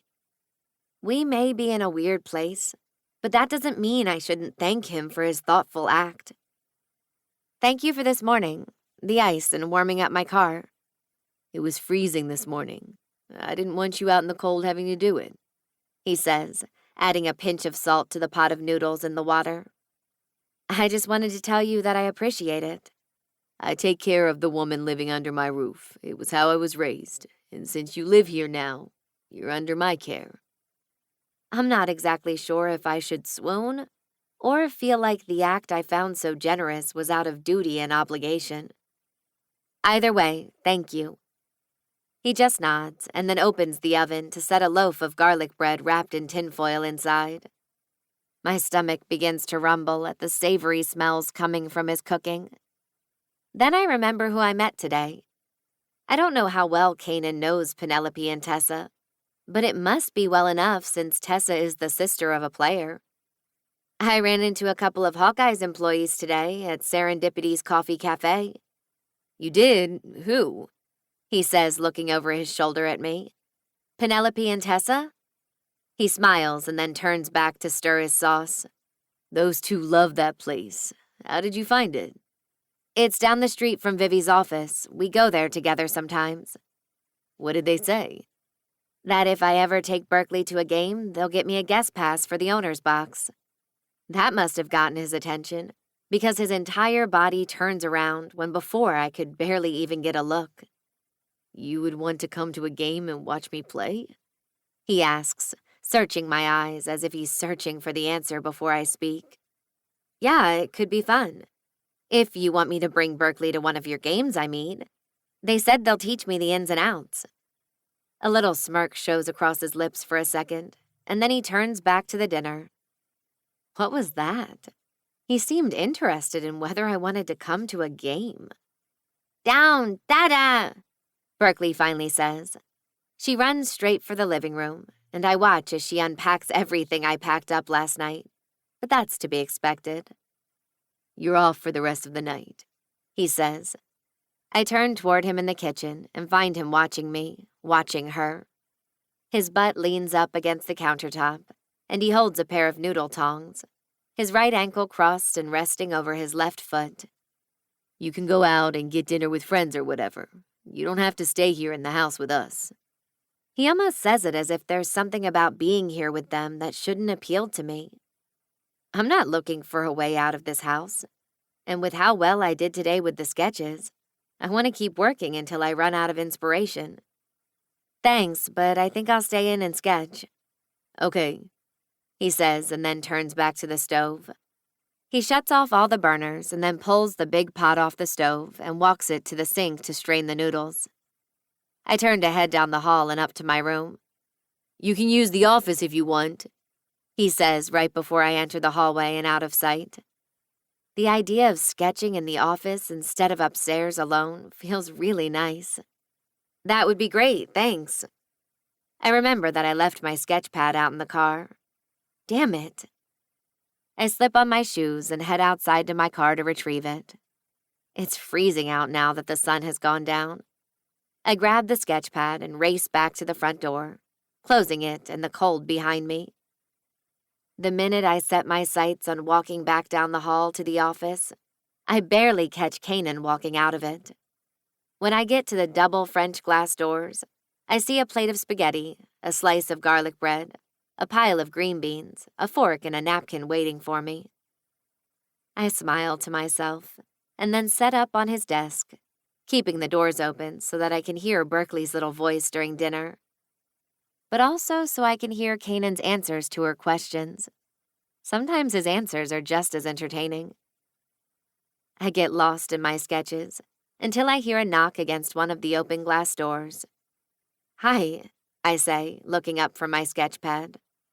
My empty plate sits off to the side, completely devoured where spaghetti used to be. Berkeley's ballet recital is next week. You're not required to come. I just think that Berkeley would really like it if you came. Of course I'd love to see Berkeley up on stage in her tutu with all her cute little friends. Yes, I say quickly. I'd love to come. Great, she'll be happy to hear it. He gives a quick smile and then reaches for the plate sitting on the desk. You don't need to. It's fine, I don't mind. You've been doing most of the dishes anyway, he says. And I leave for our away game tomorrow. You'll be on your own for a few days in a row. Save your energy. There's a glint of teasing in his eyes when he says it. I let out a chuckle. Berkeley can make me feel a little bit like the house caught in that tornado in The Wizard of Oz. But being with her has been the escape I need mentally to Colin's proposal. Are Kanan and I starting to get along now? It would definitely make this arrangement a lot easier. He offered his office, made me dinner, and now invited me to Berkeley's recital. The next week flies by with Kanan out of town for half of it. When he does return, he and I keep mostly to ourselves. His pithy comments have stopped, and there's an occasional smile, but we don't spend any more time together than we have to. That's how it should be. We don't need to be friends, but I'm at least happy we can live under the same roof and be a good team for Berkeley. Even though the idea of leaving her is getting harder and harder to stomach. Chapter 16. Isla. The night of the recital, I helped Berkeley into her tights and the cutest royal blue tutu with tiny violet silk flowers adorning the bottom of the bodice where the fabric meets the tulle. I pull her hair back into 2 even buns on the top of her head like 2 little bear ears, and then I tie 2 royal blue ribbons around her dark chocolate curls. Next, I slide on her ballet slippers, and she's all set. I snap a photo and send it off to Sunny. Kanan's footsteps echo through the hallway as he exits his bedroom and heads towards us in the hall bathroom. He's dressed in dark jeans, a button-up paisley shirt, and cowboy boots, similar to how he was dressed in Vegas. His masculine cologne wafts toward me, and I inhale deeply. I wish I wasn't still attracted to Kanan. I wish he hadn't made me feel things that night in Vegas that I've never felt so intensely with anyone else before. Wanted. Gorgeous. His. You look perfect, Burke, he tells her, bending down as she runs to him to do a twirl and show off her complete look. It's a tutu, she tells him. Yeah, baby, I know. I love it. The word baby coming from his lips zips through me. I remember the way he whispered it against my ear as he pushed inside me, and the way he said it as I came hard on his cock.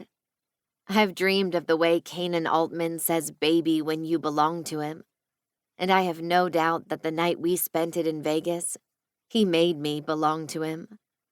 His eyes reach up to mine as Berkeley keeps spinning in circles in front of the full-length mirror to check out every angle of her poofy tutu. Thank you for taking the time to put her together, he says, struggling to come up with the words. But I know what he means. I used to be in pageants. I know a thing or two about stage presence. Confidence should come from the inside, but it certainly doesn't hurt when you feel prepared on the outside. His eyebrows furrow for a moment. You used to do pageants? He asks. Not in a really long time, I say, waving it off like it was a lifetime ago. But the longer I'm away from home, the further away that life feels. We'd better go or we're going to be late, I say, deflecting from the conversation. It's part of my past, and unfortunately, the future I'm headed back to. Maybe not pageants exactly, but that world. It's a world that I don't want Kanan to know anything about. What will he think if he finds out that I ran away from my father's expectations?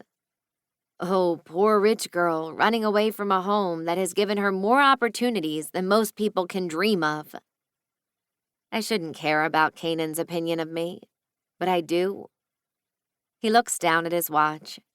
Yeah, we should leave before we hit traffic. Let's go, Berkeley, I say, grabbing the comb and hairspray off the countertop, just in case she needs a touch-up before showtime. We load up into Kanan's SUV, and he pulls out of the driveway. 45 minutes later, we arrive at the Arts Center downtown. Kanan drops Berkeley and I off in front so we don't have to walk through the pouring rain. I pull Berkeley under my jacket to shelter her from the rain as we run for the doors, because Kanan doesn't believe in umbrellas. A Pacific Northwest thing, I guess. But I'll be damned if Berkeley's hair gets ruined in the downpour.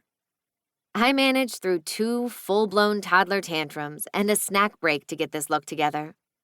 Not even the heavens opening up and trying to drown us will keep me from her making her grand entrance with perfect hair. Kanan. Getting the car parked was a shit show, but I do it and then race into the center to make sure to see Berkeley before she goes on stage. I catch up to Isla and Berkeley as Isla delivers her to the ballet teacher. "Knock 'em dead, Burke," I yell to her with a thumbs up before she runs to her friends. A few of the stage moms look over at me from my boisterous voice, some with obvious interest, some with annoyance. I've gotten used to getting hit on by the mothers of Berkeley's class. It used to be sort of funny to me, and a little flattering, but then it got to the point where I couldn't focus on watching Berkeley because I had women trying to hold a conversation during class. Until my mother left, I used to make her take Berkeley so I wouldn't have to deal with it. Now, with the possibility that Mia's mom might take her away from me, I don't let an annoyance stop me from spending the time I get with my daughter anymore. What if I lose her? She doesn't need us from here, right? Should we go find a seat before it fills up? I ask. Yeah, good idea, she agrees. Isla's skin-tight blue velvet dress, which matches Berkeley's tutu exactly, has me wondering what it would feel like to run my hands down every inch of her curves in that material. If she was mine, I'd find a dark corner somewhere and do it right now. The dress hugs her figure with just the right amount of cleavage to have my mouth watering. But it's still PG for a children's ballet recital. Or maybe PG-13, because her body looks like a playground that I wish I could explore again. I see other dads here eyeing her too, just like all those fuckers in the Vegas club who wanted to take her home that night. But I'm the only asshole who made her come. I reach out and grab her hand. The crowd we have to get through to our seats is thick with people. Luckily, I'm a big guy, and most people move out of the way for me if I'm coming through. Like an icebreaker on the front of an Antarctic exploration ship. It's how I am on the ice as well. Either get the fuck out of my way, or get run over. I grip her hand behind me to pull her along as I cut through the crowd. Kenan, how good to see you, the owner of the ballet studio says. Ms. Tully is, from my guess, in her mid-70s, and as thin as anyone I've ever met. I've never seen her dressed in anything but a flesh-colored leotard and leggings, and I'm almost confident that her French accent is fake. I'll give it to the woman. She runs a successful ballet studio with over 10 classes twice a day, 3 other instructors, and an average of 15 kids per class. Somehow she keeps the circus train on its tracks, and I have to give her props for that. I've never seen the woman frown, not even once. Ms. Tully, good to see you, I tell her as she makes a beeline for us. I squeeze Isla's hand in mine to make sure she's still with me, and she squeezes back. I thought you might be out of town for a hockey game. Not tonight. I'm lucky to be home to watch Berkeley really shine in her true element. Ms. Tully laughs. She was born for the stage, that one. Not unlike her father. Then, Ms. Tully's vision cuts sideways to the woman standing slightly behind me, but within view. Oh, my darling. You are quite exquisite, she says to Isla, then shifts her attention back to me. You're a lucky man. I should correct her, but she didn't make any obvious assumption to correct. She said I'm lucky to have Isla, and I don't completely disagree, though I don't have her in the way that Ms. Tully thinks. Before I can introduce Isla as my nanny to disprove any of Ms. Tully's assumptions, another instructor grabs Ms. Tully's arm and pulls her toward her. We need to get the program started, Miss Tully. Right. Well then, lead the way, she tells the woman, and then turns and abandons our conversation. I don't look back at Isla to see how she took that encounter. I decide to ignore it and then head for a set of open seats toward the front. I pull Isla behind me as we squeeze past people. I feel a sense of relief to have Isla here. She didn't have to come, and she didn't have to spend the time she did on getting Berkeley ready. I'm probably biased, but Berkeley looks the most put together of all the kids I saw backstage. Isla and I find seats quickly. It isn't long before the program begins. Berkeley's class is the third up, but we have to sit through the other 10. By the time the program is over, the hard chairs we sat on have my back begging for some time in the hot tub. I load Berkeley into her car seat while Isla climbs into the passenger seat next to me. Keeping my hand from reaching over and taking Isla's is really fucking hard to resist. She looks so damn good sitting shotgun in my SUV. We pull into the driveway of the house, and I cut the ignition. Berkeley is out cold from the drive home. She danced her heart out tonight. I'll change her into her pajamas while you change. If you want, Isla asks, offering to give me a minute to get out of my jeans and into sweats to read Berkeley a book before bed. It's too late for bath time tonight, and my back is done. I need a long soak. Thanks. The second I pull her out of her seat, her little eyes open. I haul her upstairs and then drop her in the bathroom with Isla. She's more lively now. But the second she gets in bed, she'll be out like a light. I hear Isla and Berkeley giggling together in the bathroom down the hall as I change. Their bond is growing rapidly, while Berkeley and I make smaller strides forward. By the time I walk out of my bedroom, Berkeley is cuddled up in her bed and waiting for me. Isla stands in the doorway until she sees me and then blows a kiss to Berkeley. Night-night. Sweet dreams, Isla tells her. Berkeley blows a kiss back, and then Isla turns to head down the hall as I turn in to enter Berkeley's room. She's probably going to turn in for the night like she always does about this time, but I wish she wouldn't. Coming home from an out-of-town game, or even just from practice, has me racing on the road, knowing that Berkeley and Isla are waiting to greet me. I know Isla's time here is temporary, but I'm starting to wonder what it would feel like if she didn't leave. Isla. My work here is done for the night. I head for my room, desperate to get into my swimsuit and head for the hot tub. My run this morning really pushed my limits, especially since I forgot to wear my running brace for my right knee. With everything I needed to get done today before Christmas, I didn't have time to get in the hot tub after my run. A few minutes later, I'm downstairs with a towel slung over my shoulder and a glass of some rosé wine that Sonny stashed in the fridge for me. I open the door to the outside patio and close it behind me. I turn on the jets and the lights at the bottom of the hot tub to see as I step in. The minute my toes hit the wet heat, I discard my towel on the staircase. The vibration of the jets has already put my muscles at ease. I slide over to the corner, then dunk my body as far into the hot water as possible without getting my face wet. I close my eyes and let my mind drift off.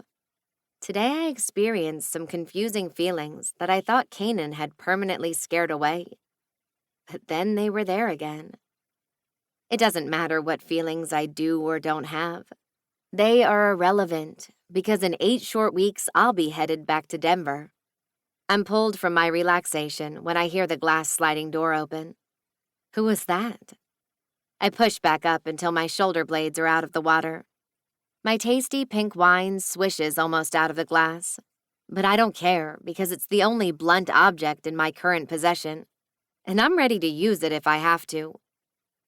When I glance over the hot tub to see my fate, I find a shirtless Kanan in a pair of swimming shorts headed towards me. Bare-chested, gorgeous, and as far as I can tell, unaware that I'm already in the hot tub. No, it's so much worse.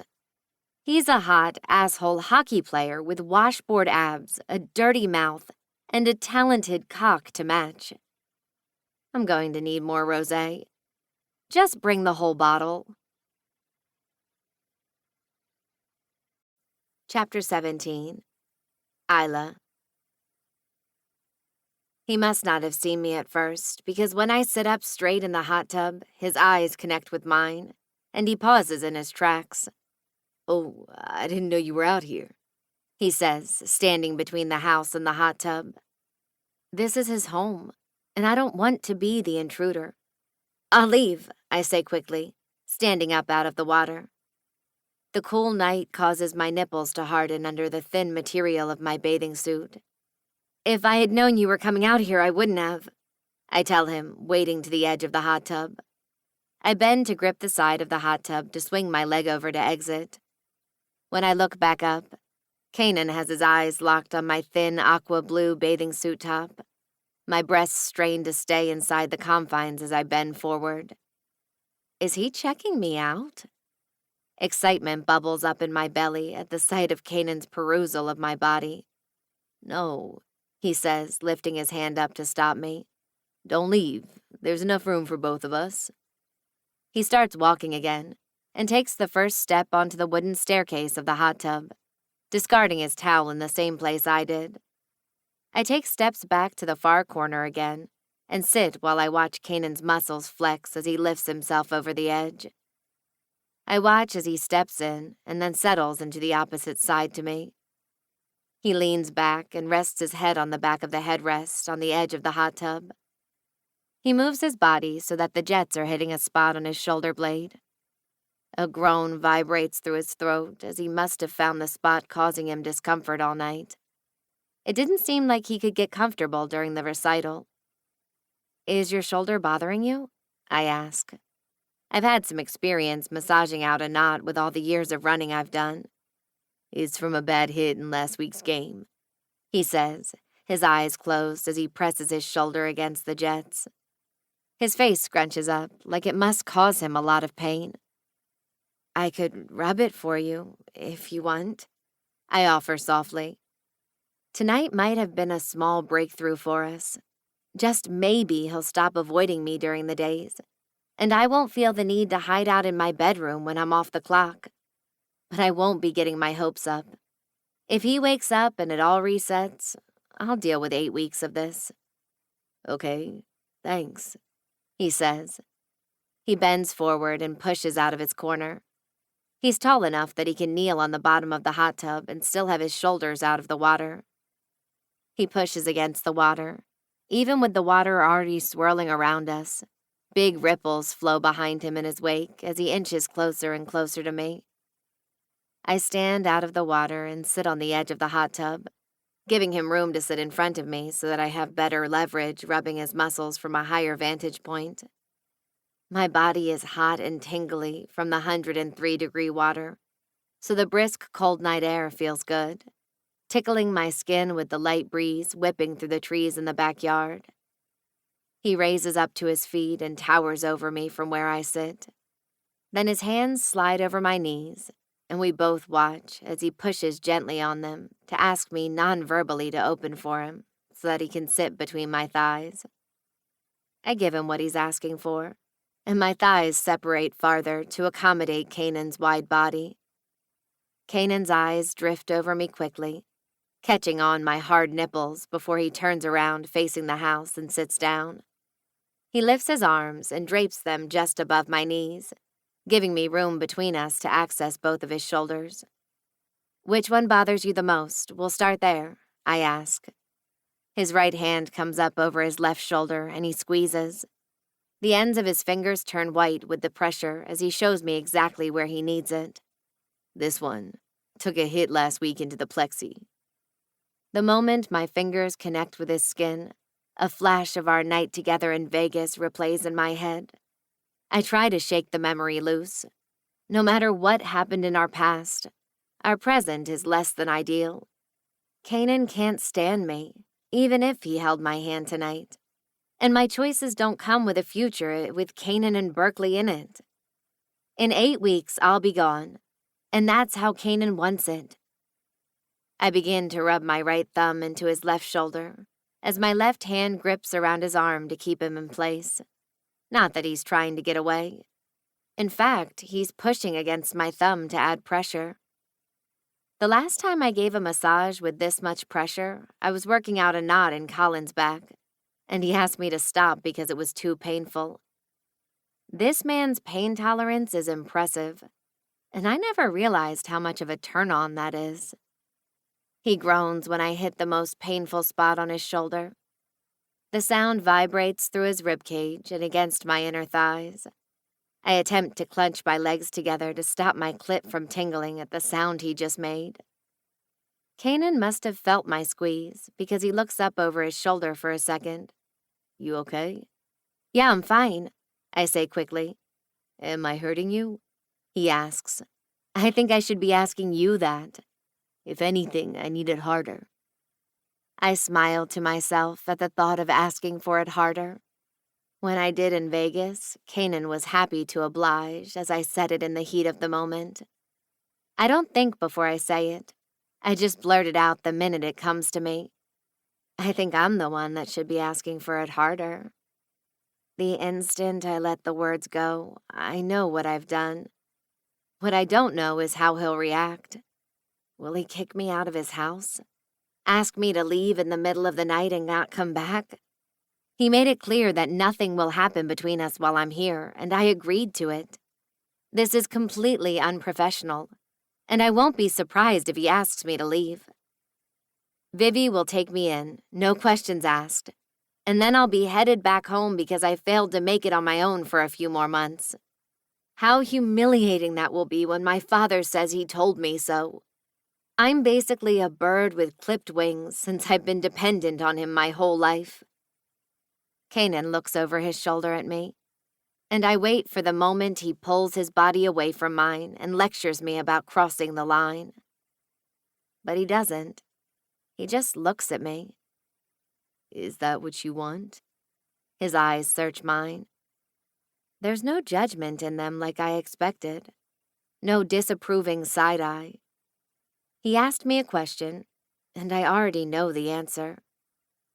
I nod slowly, hoping this isn't a joke he's playing. Do you want me, Isla? Yes, I whisper. He might be kind of an ass to me, but he's an ass who's great in bed. And I'll be a liar if I said I didn't want one more night with him before I have to go back to my life of passionless sex. Back to a man who is more capable of getting a hard-on for one of our employees than for his fiancée. Kanan reaches his right hand over his body, wrapping his finger behind my neck, and pulls me down to his mouth. He smashes our lips together with force and need. His full lips devour mine. He spins the rest of his body around to face me and kneels into the seat where he was sitting. My thighs open wider to allow him closer. Now we're eye to eye, and our lips adjust to the new angle. He releases the back of my neck and uses his right hand to glide under my chin, tilting my head back, and then dips his tongue between my lips. I moan softly at the feeling of his tongue swiping across mine. I don't know how far this night will go, but I know that from this day on, whenever I smell chlorine and newly fallen rain on Washington pine trees, I'll think of Kanan and this night with him. Kanan wraps his left arm around my waist and pulls me against him, removing me from the edge, then turns around and sits with his back against the backrest. His hands reach down and grip my thighs. He pulls my legs apart, guiding me to straddle him in his seat. Goosebumps cascade down my back at every inch of skin his fingertips touch. He sets me right on top of his growing cock, and I feel his length beneath me as he takes my mouth. I cradle his jaw as I kiss him harder. His hands grip my waist, pushing and pulling as he rocks them back and forth, creating a rhythm that I pick up on quickly. He wants me to grind down on him. My hips keep the rhythm as my aching center rubs over and over his erection. Hot heat builds in my belly, and no amount of pressure seems enough. I need more. He releases my hips, and then his hands dip behind my back and sneak behind the waistband of my bathing suit bottoms. I need these off, he says while he grips my ass with both hands and he squeezes tight, adding more and more pressure against his lap. I nod and my fingers shake a little as they clumsily mix with his down by my waistband. We both work to get them off, and within seconds, I no longer have bikini bottoms on. We've removed one of the 2 layers, keeping Kanan from slipping inside me. This is becoming so real. A moment I thought I'd never get again. Feel how hard I get for you? This is how hard it is whenever you walk around in those tight-ass leggings all day, he says over the jets. I push back from him to stare into his warm brown eyes. How can he tell me that he's always hard for me with how he's acted toward me since I showed up? Then why have you been avoiding me? I ask. Because I knew I wouldn't be able to resist you unless I kept my distance. I haven't stopped thinking about fucking you since you knocked on my door. Since he practically yelled at me to get off his front porch? I thought you said you weren't going to fuck me in your house. I ask, hoping he's changed his mind, because if this is just a tease, he's the cruelest man I've ever met. We're not in my house. Besides, the hot tub's going to do most of the work. The hot tub? I ask in surprise.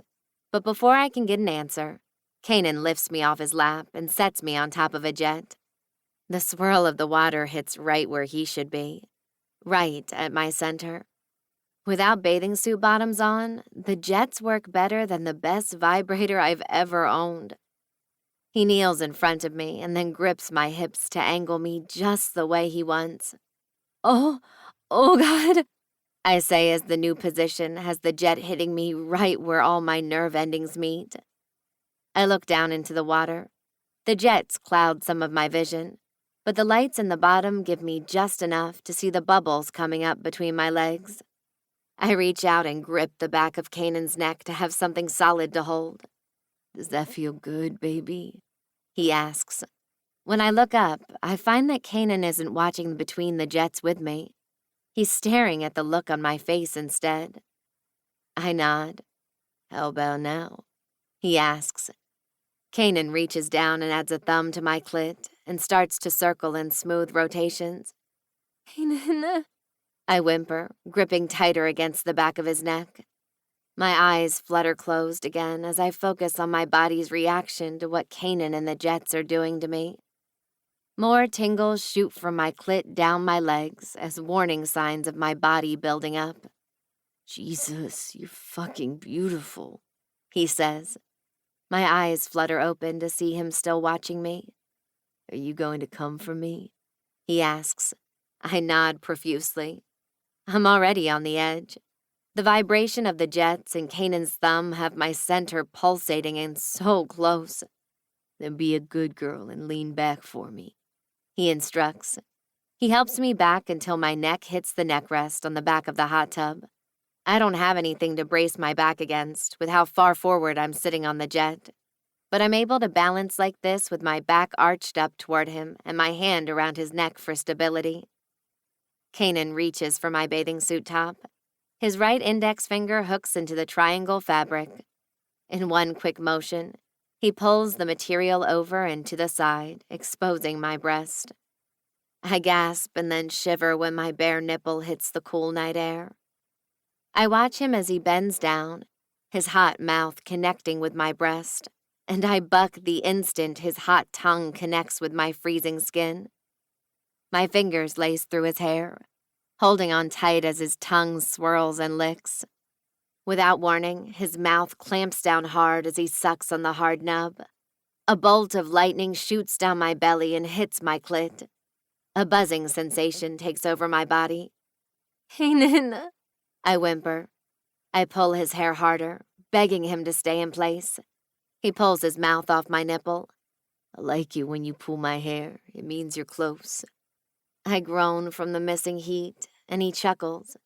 Don't stop, I say almost incoherently.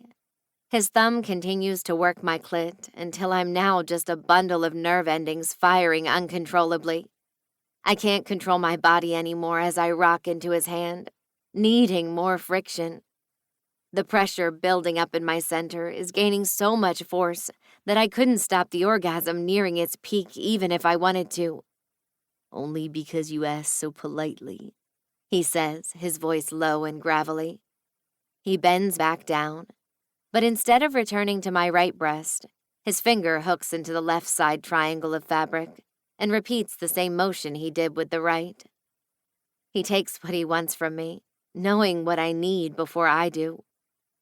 Now my chest is completely exposed for him, but I don't feel exposed like maybe I should. I feel wanted and beautiful in the way his eyes drift over every inch of me in admiration. Besides a thin string around my neck and the tie around my back with the material of my bikini bunched at my sides, I'm completely naked for Kanan. He bends down finally, his lips clamping down on my left breast harder than before. The sharpness of his teeth slides across my nipple. I scream out in pain and ecstasy. My center clamps down, and I come hard and fast, almost without warning. I knew it was coming, but I didn't know that the pain would make me come so hard that my eyes roll back and I see stars. My hand grips his hair even tighter as my body's climax rips through me. Ride it out, baby, I got you, he says softly, watching me. A protective arm is still wrapped around me to hold me up as I crumple in his arms while the shockwaves continue to roll. He scoops me up into a cradle hold, my bare breasts against his chest as he twists around, heading to the edge of the hot tub with me in his arms. "Where are we going?" I ask in my climax coma. "Inside. I don't have any condoms out here." He steps up on the seat in front of us and then swings his leg over the side. His long legs straddle the edge with ease while still cradling me in his arms. "Grab our stuff," he instructs, bending down so I can scoop the towels and baby monitor off the wooden teak table. "We're not done?" I ask, my heart thumping fast at the idea of getting more of him. This isn't it. He wants more of me. "Not even close," he says. Chapter 18. Canaan. I can't wait another second to get inside her. My cock is pulsating to the point that it's uncomfortable. I need that squeeze of her pussy, that sweet smell of her need for me coated all over my cock. I need to unload inside her and watch her eyes roll in the back of her head again. Jesus Christ. Watching her come for me is an addiction that I don't think I'll ever be cured of. Wanting her this bad might be poison for my ability to keep all my distractions out of the way. But tonight, I don't want the antidote. I carry her toward the glass French doors of the back of the house and lift her high to get my hand on the door handle. The minute I close the door and lock it behind us, I head straight for the kitchen countertop. I dropped my wallet there earlier, and I know I have a condom waiting inside. The steps I take toward the kitchen are rushed, but I have to be careful with my wet feet on the wood floors. It makes this venture a slippery one. Good thing my job requires incredible balance. I wouldn't drop her. I won't let myself. We make it to the kitchen island where I'd set my keys and wallet. I set her, bare-assed, on the bar stool in front of us, keeping an arm hooked around her back to make sure she doesn't fall as I reach for my wallet. She's still soaking wet and could slip on the bar stool, but not on my watch. She's safe with me, and I want her to know that. I lean into her, gripping the wallet in my right hand. She bends forward toward me. Her lips connect with my chest as she peppers soft kisses across my pecs, and then trails kisses up my collarbone and the base on my throat. Her hands trail up my stomach. Her fingertips run through my happy trail as she goes. I love when she can't keep her hands off me because the feeling is mutual.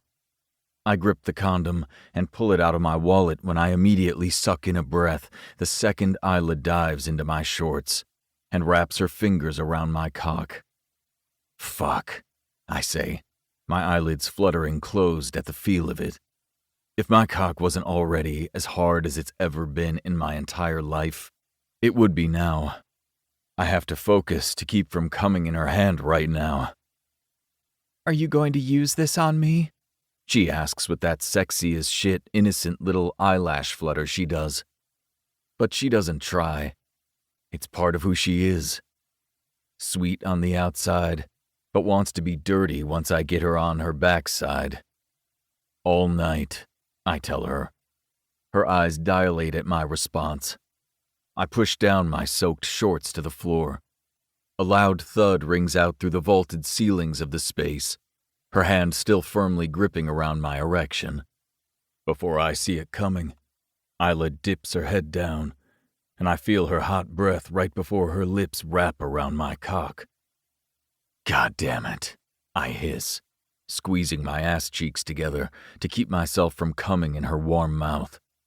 As soon as I regain my composure and ward off the first instant orgasm, I open my eyes again to watch her. She bends over me. Her tongue darts out to lick me, and her lips gently slide back and forth over my tip. Her hand slides back and forth to meet her mouth as she tests me out for size. How do I taste? I ask. She gives a throaty moan that vibrates through my cock, and my balls tighten. My right hand slides into her hair as I guide her a little farther down on me. I'm not forcing it. She can take me as deep as she wants. Just having her wet mouth is fucking heaven. That's it, baby. Be a good girl and suck my cock. I praise her. She advances and takes me deeper. My fingers tighten around her hair, ready to pull her back before I come down that sweet throat. I want to be inside her when I empty the buildup I've had for her since she walked through my front door. Not that I haven't jacked off in my bathroom with her panties that I took from Vegas wrapped around my cock. I'm fucking sick, but when it comes to her, it can't be helped. The sucking noises she makes have my cock begging for release.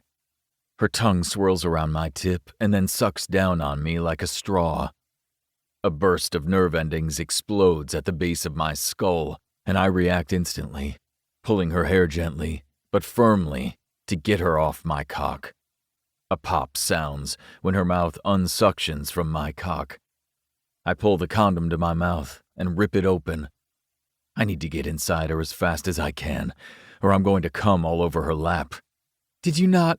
But before she can finish that sentence, I run my finger through her slit to feel how wet she is. I bend in and press my lips near her ear. She moans, gripping my forearm as my finger slides through her wet folds. I liked it, but I was about to come in that hot mouth, and I want to come in your sweet pussy instead. Would you like that? So much, she says, her voice breathy. She's dripping with arousal. She's ready for me. Sucking my cock turns her on, and there is nothing hotter than knowing that she enjoys going down on me, as much as I like it too. I slide on the condom and then step forward, lining myself with her center. But she leans too far forward. Lean back against the island, I instruct. I need a better access point to enter her. When she does, I watch as that perfect pink pussy glistens for me. I brace my left hand against the island as I lean in, guiding my cock until my head pushes into her. She moans at the stretch. Her lips part, and she takes a quick inhale and exhale, her chest filling with air and then decreasing. I push a little deeper, rocking back and forth, watching Isla's face as each thrust earns me a little whimper. Her full tits start to bounce with my advances as her arousal continues to coat my cock. I reach behind her, untying her bikini and letting the minimal material fall to the floor around the bar stool.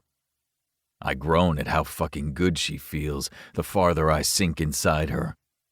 I know the granite countertop isn't ideal for her, but she takes it like a champ, just like she takes my cock. I reach my arm back and lay it between her and the granite to block her from the hard, cold edge. Is your back okay? I ask as I pump harder into her. Yeah, she says, her eyes hooded. keep going. I pull her closer, and her arms come around my rib cage until her hands find my back. Her encouragement eggs me on further as I start bucking into her hard. More of her wetness coats me, and I can't stop my cock from pulsating inside her tight muscles. The harder I fuck her, the harder she presses her nails into my flesh to hold on. She's clawing my back as she moans out my name. She's close, and fuck, so am I. I want her to come first, but unless she comes in the next half second, I don't think that's going to happen. Isla, I start. Yes, I want it, she says, reading my mind. My jaw clenches as I try to make it a little longer, but after everything we've done tonight, I can't. I growl out as I come, emptying everything I have as deep as I can inside her. My cock pulsates as spurts of cum fill the condom. I rock a few more times to make sure I empty all of it. But I won't leave her like this. I pull out of her in one motion and bend down to my knees. Kanan, what are you? I pull her ass closer to the edge of the bar stool, lifting her legs over my shoulders, and then dive my tongue between her thighs. Kanan, oh God, she says as I suck down on her pussy, and then press my tongue into her center. She goes off, gripping as best as she can onto the island behind her to keep herself stable. But she never has to worry. I'll never let her fall. Chapter 19. Isla. Lying wrapped up in a giant blanket on Kanan's couch as we watch the electric fireplace pop and fizzle. I can't believe this night just happened. "Thank you for tonight," he says. We're facing each other on the long couch. He brushes his finger over my temple to push back some hair that threatens to fall in my eyes. "I think you did most of the work." I wiggle my eyebrows at him. He chuckles and runs the side of his index finger down my jaw. "Team effort," he offers. "It's very generous of you, considering what you did in the hot tub." "Want to do it again?" He grins back at me. "Yes." "I would love to, but you turned my legs into jelly, and I still have to train tomorrow." "No rest for the wicked," he says, reaching his right hand down the side of my body and squeezing. I squirm in his hands. I'm too ticklish and I can't hide it. "Stop!" I giggle, pushing his hand away. But he doesn't release me, and he's too strong to fend off. "Why, I like how ticklish you are. It's cute." "Ever heard the saying, you win more bees with honey?" I ask with a raised brow. Tickling won't get him between my thighs if that's what he thinks. "Ever heard the saying, you break it, you buy it?" I stop giggling, and my eyes settle on his. As in, if he breaks me with that huge cock, he buys me? The thought is too tempting to consider. With Colin and Newport Athletics, and the fact that less than 24 hours ago Kanan kept his distance. If he's hoping for emotional whiplash, he's well on his way. But a part of me springs up with hope. And sometimes, hope is the most dangerous emotion of all. "What does that mean?" I ask carefully. "Something we can talk about tomorrow. You need to sleep," he says. He leans forward and kisses my forehead. "Now close your eyes," he instructs. I do it. I fall into the sound of his breathing and the light brushing of his fingers over my shoulder and down my arm and then back again. I don't know how long he does it for, because I fall asleep to it. Until all of a sudden I'm woken by the sound of Kanan cursing. Kanan.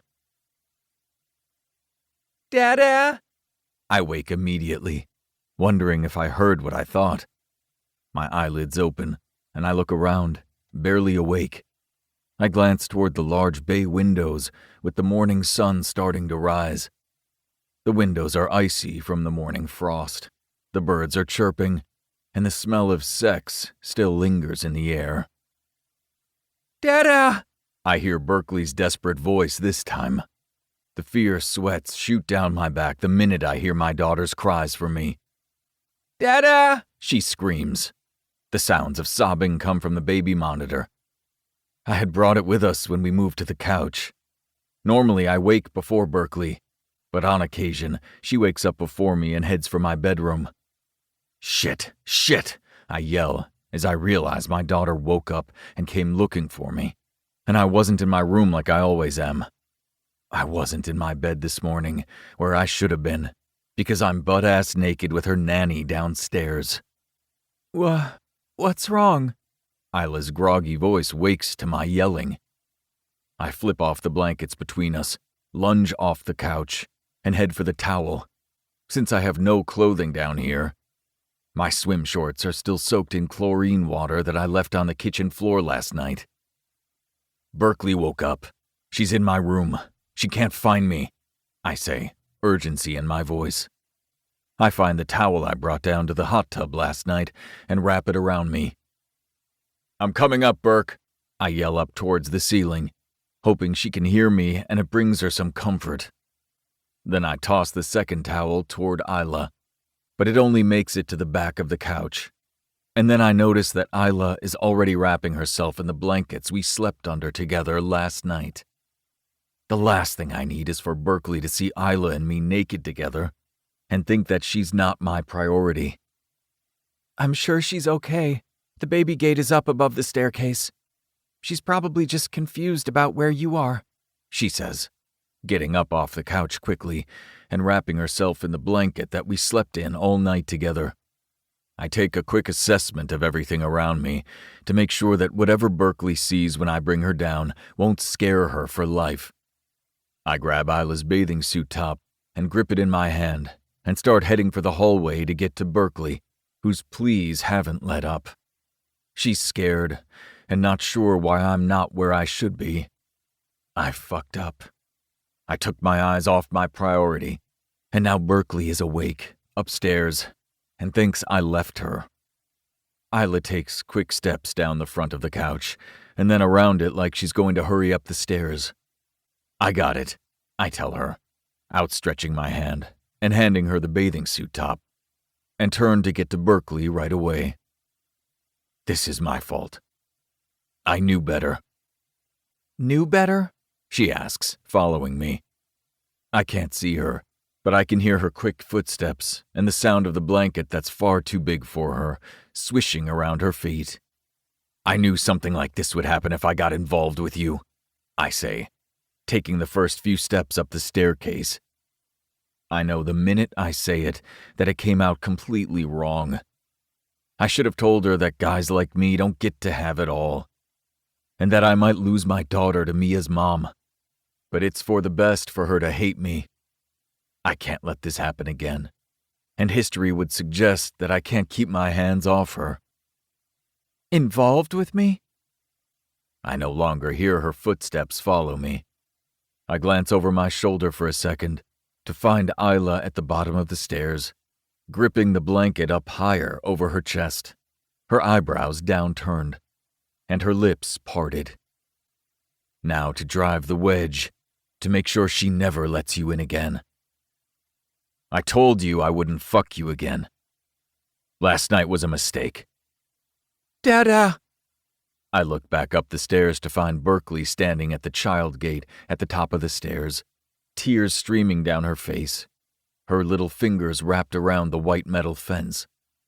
I take the last few steps toward her and lift her up over the gate and squeeze her against my bare chest. Sorry, baby. Are you okay?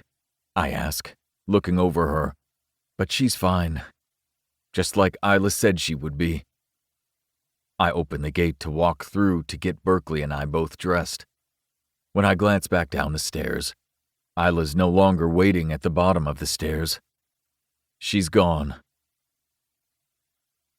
A little while later, Berkeley and I come down so that I can make us breakfast, but Isla isn't downstairs either.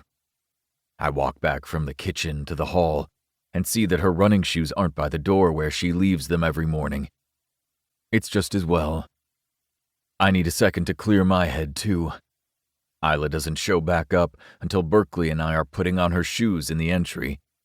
She walks through the door, her body tight as ever in a pair of tangerine orange leggings and a matching razorback, a black hoodie wrapped around her waist, and her hair in a ponytail, sweat dripping between her full breasts. This is going to be fucking torture.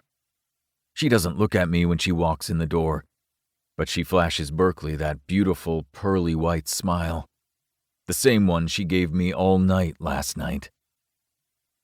You ready to go, Berkeley girl? She asks. La la, Berkeley says, jumping up with her shoes tied, and runs into her arms. Isla picks her up and then turns her back to me, exiting the house as quickly as she can. Wave bye to Daddy, I hear Isla say, pushing Berkeley up her shoulder so that Berkeley can wave to me. I watch from the door as Isla loads Berkeley into her Range Rover, but Isla doesn't look back in my direction once. She pulls off of the curb, and then they're both gone, and I'm left knowing, somehow, I'm going to regret telling Isla this was a mistake, because it feels a lot like I lied to us both. Chapter 20. Canaan. What in the hell happened to you? Looks like you got in a fight with a cougar, Briggs says. What in the hell is he talking about? Not a cougar. His nanny's younger than him, Brent tells Briggs with a chuckle. Shit. I felt her fingernails against my back last night when I fucked her against the island. I reveled in the feeling, knowing it would leave a mark. I wanted her to mark me, like a badge of honor. I'd wear it proudly in the locker room if I hadn't pushed her away and said what I said. Now it's just another reminder of what I can't have. Get fucked, I say over my shoulder. Well, at least one of us is, Brent jabs. Briggs chuckles again. If life has taught me anything, it's that I'm not the guy who gets to have it all. My father didn't think I was worth raising. Mia thought I was only good enough to be a backup parent. And with every day I age, sports reporters and hockey forecasters are waiting for me to trip up. In the world of professional sports, your worth is measured by the success of your next game. So you'd better fucking smash it. I hear the sound of my phone vibrating in my duffel bag. Coach Bex doesn't let us have cell phones out on the ice for drills, even though it should be an obvious rule. These days, you have to spell everything out to rookies. I grab my phone out of my bag. Since drills are done for the day, I have some time to return a missed phone call. Hey, Mama, I say, slinging my duffel over my shoulder and heading out of the locker room. Hi, honey. Thought I should check on you and see how things are coming along. What's our Berkeley doing? She's good. And her recital? I'm so sad I missed it. But Isla sent me the cutest picture of her in her tutu. She looks so grown up. I'm momentarily stricken by the memory of walking in on Berkeley and Isla getting ready in the bathroom before we left. The feeling of Isla's hand in mine as I led her through the crowd. And the sounds of Berkeley giggling with Isla while she got Berkeley ready for bed. With every passing day, Isla and Berkeley become closer, and the gap Isla will leave when she heads back to Denver will be hard for me to fill. She was the star of the show. I hear my mother chuckle. She's the product of her father. I don't know about that, I say, not seeing myself with that sassy spunk that makes Berkeley almost seem fearless. You were just like her at that age, so feisty, ready to take on the world. My mother's words hit my ears, but I don't digest them. I only remember the darker year as a teen, when I learned who my father was, and that he left when he found out my mother was pregnant. He was a salesman from Florida who traveled back and forth between the two company hubs. He worked in Knoxville, Tennessee, and Jacksonville, Florida from week to week. What my mother didn't know was that he had a family in Florida too. A wife and 3 kids. I have half-siblings, but I've never met them. When he found out about her pregnancy, he stopped coming around. She got worried and called his office in Knoxville asking for him. When the receptionist figured out what was going on, she told my mother the truth and gave her the wife's phone number. My mother never called. She didn't want to blow up another woman's life and that of her children. He never reached out to check if I was okay, or if we needed anything, or to find out what kind of man I'd become. It haunts me to think that Mia didn't think I had the fortitude to be a father, because I never had one myself. Is that why she didn't trust me to do the right thing if I found out she was pregnant? Did she think I would abandon her anyway, like my father did? I'm not so sure about that, I tell her. I am. And someday, I think you'll find yourself again. I let out a sigh, and she takes that as a sign to continue. I have good news. Your aunt has Christmas break to New Year's off, so she and her husband are going to come home and spend some time with Mamaw, which means I get to come back to Seattle and spend the holidays with you, she says. That's great, Mama. Berkeley will be happy to see you, and having you for Christmas will make our holidays that much better. Don't do any major decorating. You know I'll end up rearranging it anyway. I'll take care of Christmas Eve dinner, so tell Isla not to fuss over it. And then we're having Christmas brunch at the stadium, right? Even though the NHL ruled out Christmas Eve to Christmas Day games in the 70s to allow players time with their families, Mrs. Carlton likes to play Santa Claus and hires a catering company to come do a huge spread for all the families. Phil Carlton dresses up as Santa Claus and gives out presents to all the kids that his wife purchases. They don't put pressure on the players to come, but sometimes our schedules are too tight for some of the players to go home for the holidays. Or some of our players don't have a happy family situation to go back to. The Hawkeyes family fills in for guys who need that. And those of us that live in Seattle full-time have made it part of our tradition. Yeah, we'll go to the stadium. Then it's set. My flight gets in around midnight the day before Christmas Eve. Be a dear and make sure you've pulled all the Christmas decorations from the attic down for me so I can get started right away. I will. Send me your flight details and I'll come get you. Now don't be silly. I'll take a ride share, and I already know the code to get into the house. What do you need me for then? I tease. To get down the Christmas decorations, of course. Right. Figures. We'll see you in 2 weeks, I tell her. Make sure you invite Isla to the Christmas brunch. I'm sure she has other plans, Mama. And I don't need to see her fit even further into my life than she already has. She's leaving for Denver in 8 weeks, and I need her to do exactly that. Kanan Altman, if you don't offer that girl a proper Christmas, I will tan your hide. Mama, that hasn't worked to scare me in almost 30 years. Little does she know, Isla isn't going to want anything to do with me anymore, and spending Christmas with her isn't exactly going to help my situation. That's because I haven't followed through since you became too big to bend over my knee. But I'm not dead yet, and I'm a lot stronger than I look. Now I see where Berkeley gets it from, I tease. That little girl is my heart and soul. I know. I nod, even though she can't see me.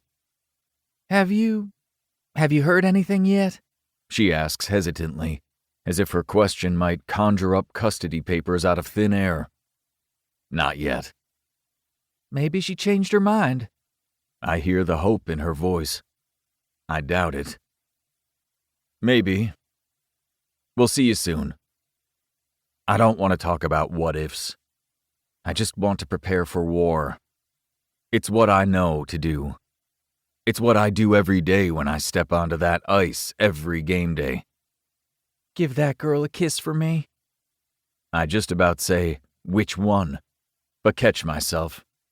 She wasn't asking me to kiss Isla, but my mind went there. I will. Then she ends the call. Invite Isla to Christmas brunch. I'll take my mother's wrath. It will be a lot less painful. Isla. How's it going with the sexy hockey player? Vivi asks, sitting across from me at Serendipity's coffee shop. She met me for an early lunch after I dropped off Berkeley, and then I spent most of the day out of the house so I wouldn't bump into Kanan. He's your client, V. And he does it for you. Now spill your guts because it's like the Sahara Desert down there since we got back from Vegas. It has to be a violation of the code of conduct to ask your nanny employee about her sexy boss, whom she lives with. Vivi likes to make her own rules. I push aside the empty plate that once held my delicious club sandwich with avocado on thickly sliced, freshly toasted bread. He's unstable, I say. The best ones in bed usually are. I'm not laughing, I say, giving her a side eye. It wasn't a joke. She pulls her cup of chai spice latte up to her lips. Her eyes narrow just above the cup, as if to challenge me to prove her wrong. She looks to her left at my sketch pad that I left open when I saw her coming in. It doesn't have Newport Athletics Summerline sketch on the page I left open, so I didn't concern myself with hiding it. You sketched his jersey number 81 on your Newport Athletics sketch pad? For you, isn't that the equivalent to writing Mrs. Isla Altman all over your diary? She jabs while lifting the pad off the table before I can snatch it back. Sometimes I hate that she knows me so well. It can be frustrating when you're trying to avoid feelings for someone who just told you that you're a mistake. Those words cut deep. Vivi! I whisper hiss to her, trying not to cause a scene. She starts to flip through more and more pages. Okay, maybe I've been avoiding my real work and doodling instead. Oh well, big whoop, it happens. Oh my God, Isla! Her eyes widen and her mouth drops. Great, here we go. More poking fun at me for reimagining the Hawkeye's jersey into a summer dress style and tighter-fitting shirts that show off a woman's figure. I get it, okay? But I've had sketcher's block or whatever you get when you can't design anything. No, the Newport athletic stuff for summer might be your best work yet, but these cute jackets and shirts for the Hawkeyes merchandise, those are amazing! A higher-pitched voice than Vivi's calls out from behind Vivi. Who drew these? I try to reach for the sketch pad again because I usually guard that sketchbook with my life. The contents in that book for our summer lineup and beyond are literally a trade secret. Vivi pulls it away again, and then my eyes dart up to the newcomer looking over Vivi's shoulder at one of my sketches. I have no clue which one she's looking at. Penelope, I say, grateful that it's at least her. Hi, Isla, she beams back. Is this yours? She asks, looking at God only knows what. Vivi smirks at me and turns the sketchbook around to show the cute windbreaker I designed with the Hawkeyes coloring, logo, and overall branding. Yeah, but it's nothing. It was just a distraction from my other work. A distraction? Tessa says, coming up behind Penelope. That's the kind of thing you create when you just want a distraction? Can we trade superpowers? She asks. I don't know. What's yours? I ask with a chuckle. Making grown hockey players cry? Penelope cuts in. Vivi throws back her head and laughs, then looks at me. I think you should take her up on that offer. That could come in handy right about now. I roll my eyes at her. But seriously, have you ever thought about starting a fashion line? I know so many women who would love these. Penelope asks. Vivi hands her the sketch pad. V, you know that has sensitive Newport Athletics stuff in it. Newport Athletics? Penelope asks. She and Tessa squeeze together, flipping through page after page of my sketches.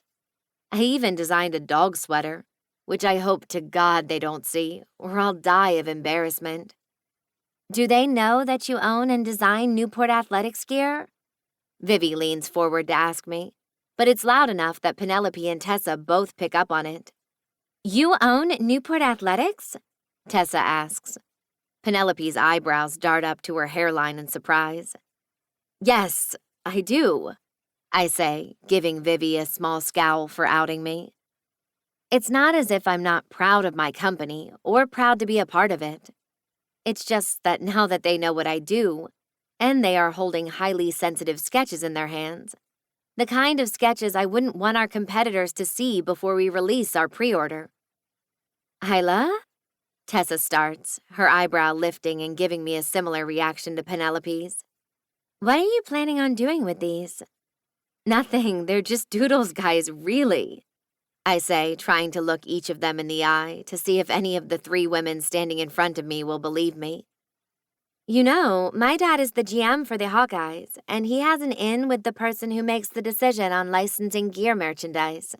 You could submit an inquiry about getting the licensing for this, and I bet you'd have a good shot, considering you're the designer for a huge athletic wear company. Licensing? I don't know about that. What could it hurt? Vivi cuts me off. You obviously have some interest in doing something like this. Why not open some more doors? She's right. I do have interest. I've had more fun designing the Hawkeyes gear than I have for Newport Athletics in the past few months. I'll think about it. How about that? I tell Penelope. Good, I'll get the mailing address. Tessa and Penelope get their lunch to go and head back out to the stadium, I didn't think I would run into them again here, but I'm glad I did. Hearing their excitement over the designs I only intended to keep for myself has me thinking about distribution. Maybe it's time for a side project that no one can make me marry to keep. Chapter 21. Isla. I tiptoe down the staircase early this Christmas Eve. I don't want to wake anyone, since I know that Sunny got in late last night. I heard Kanan and Sunny on the phone, arguing downstairs, about how he wasn't letting her take a rideshare in the middle of the night. By the sound of it, he won. He sent me a text since he and I barely speak anymore. Not since the morning he told me that I was a mistake. 2 weeks of bare-bones text messages, if necessary, and even those are far and few between. The only time we would need to speak would be about a change to the calendar, which hasn't come up. From what I can see, Kanan is a creature of habit who sticks to his schedule, very regimented. Berkeley, my morning runs, and sketching are the only daily requirements of my life at the moment, so I never need to change anything either. Kanan. Picking up Sunny after midnight tonight. Can you listen for Berkeley while I'm gone? Me. Sure.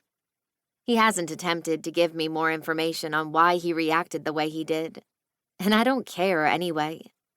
I'm tired of men using me when they want, and then tossing me aside when they don't. I make it down the stairs without making much of a sound. But then I realize that the banister is covered in Christmas lights. There's noise coming from downstairs, and the light melody of Grandma Got Run Over by a Reindeer playing in the living room. From the hallway, I can already see a 9-foot tree centered between the two rooms. And then my eyes catch on a person on a step stool. Sunny. I chuckle at the sheer volume of decorations already spread across the house. There are snow globes on every flat surface, nutcrackers of varied sizes and themes, tinsel on anything and everything that will allow for it. Something catches my eyes over the electric fireplace. 4 stockings hang with handwriting on the felt with a black marker. 1 is for Berkeley, 1 is for Kanan, 1 is for Mimi, and 1 is for Lala. My heart squeezes a little that Sunny thought to include me. Good morning, you're up early, Sunny says, snapping me out of my stare at the 4 stockings lined up together, and the thought that next year they won't hang mine. That thought makes me a little sad. I turn to her as she takes in my running gear. I'm up early? I chuckle. When did you find time to do this? It's like Santa's workshop exploded in here. There are Christmas pillows and blankets on every couch and chair in the living room. Even Christmas kitchen hand towels hang on the oven handle, and a Santa Claus cookie jar on the island. This woman thought of everything. Oh, I've had hours. I started as soon as I got here. You didn't go to bed? Nope, it's the Christmas magic. Berkeley needs to wake up and find the entire house converted into a Christmas wonderland. She beams, taking a look at her craftsmanship. Where did you get all of this stuff? I ask her, taking in several boxes sitting around the tree. An elf never reveals her secrets. She grins and then gives me an eyebrow wiggle. She shipped everything to my house the day I closed on this place, says a deep voice behind me that almost makes me jump. I look over my shoulder to find Kanan in a black Hawkeyes t-shirt and the same basketball shorts he wore in Vegas when I knocked on his suite. He's leaning a shoulder against the hallway opening, his hands tucked in his pockets and smirking at Sunny. There you go again, spilling trade secrets. You know Santa's going to put you on the naughty list, Sunny warns, hanging an ornament on a branch in front of her. I don't mind the naughty list, he says. I dart a look back at him, a flutter in my belly, when I'm met with his eyes already on me. I divert my attention back to Sunny as quickly as I can. I have no idea why he looked at me when he said it, but what I'm more confused about is why my body reacts to him like that after everything that's happened. I stand by my comment that shipping 13 boxes of Christmas decorations from Tennessee to Washington is wildly excessive, he continues. He pushes off the wall and then walks past me, heading for the kitchen. I keep my eyes fixed on Sunny, not wanting to chance any more eye contact with Kanan. I think this morning was plenty for the rest of the day. I hear him in the kitchen starting up the coffee maker. You were going to need Christmas decorations for Berkeley's first Christmas with us. You can't expect me not to bring the Christmas magic to her, like I used to do for you when you were her age, she says, adjusting the garland that wraps around the tree. When neither of them says anything, I see this as my chance to get out of here. I'm not interested in being in any proximity to Kanan for any longer than mandatory. More importantly, I need to get my run for the day. Well, it looks amazing, Sunny. I'll let you get back to it. I need to get to my run. I heard it's called for snow, Sunny says. Be careful out there this morning. It could be icy. I will, thanks, I say, turning to head back down the hallway. Hey, Isla? Sunny asks. I make a half turn to see her still adjusting the tree, not looking in my direction. Yes? Did my son invite you to Christmas brunch? I send a quick look to Kanan, even though I told myself I wouldn't. He stares at the back of Sunny with a coffee cup suspended in his hand. His mouth hangs open, and he looks surprised.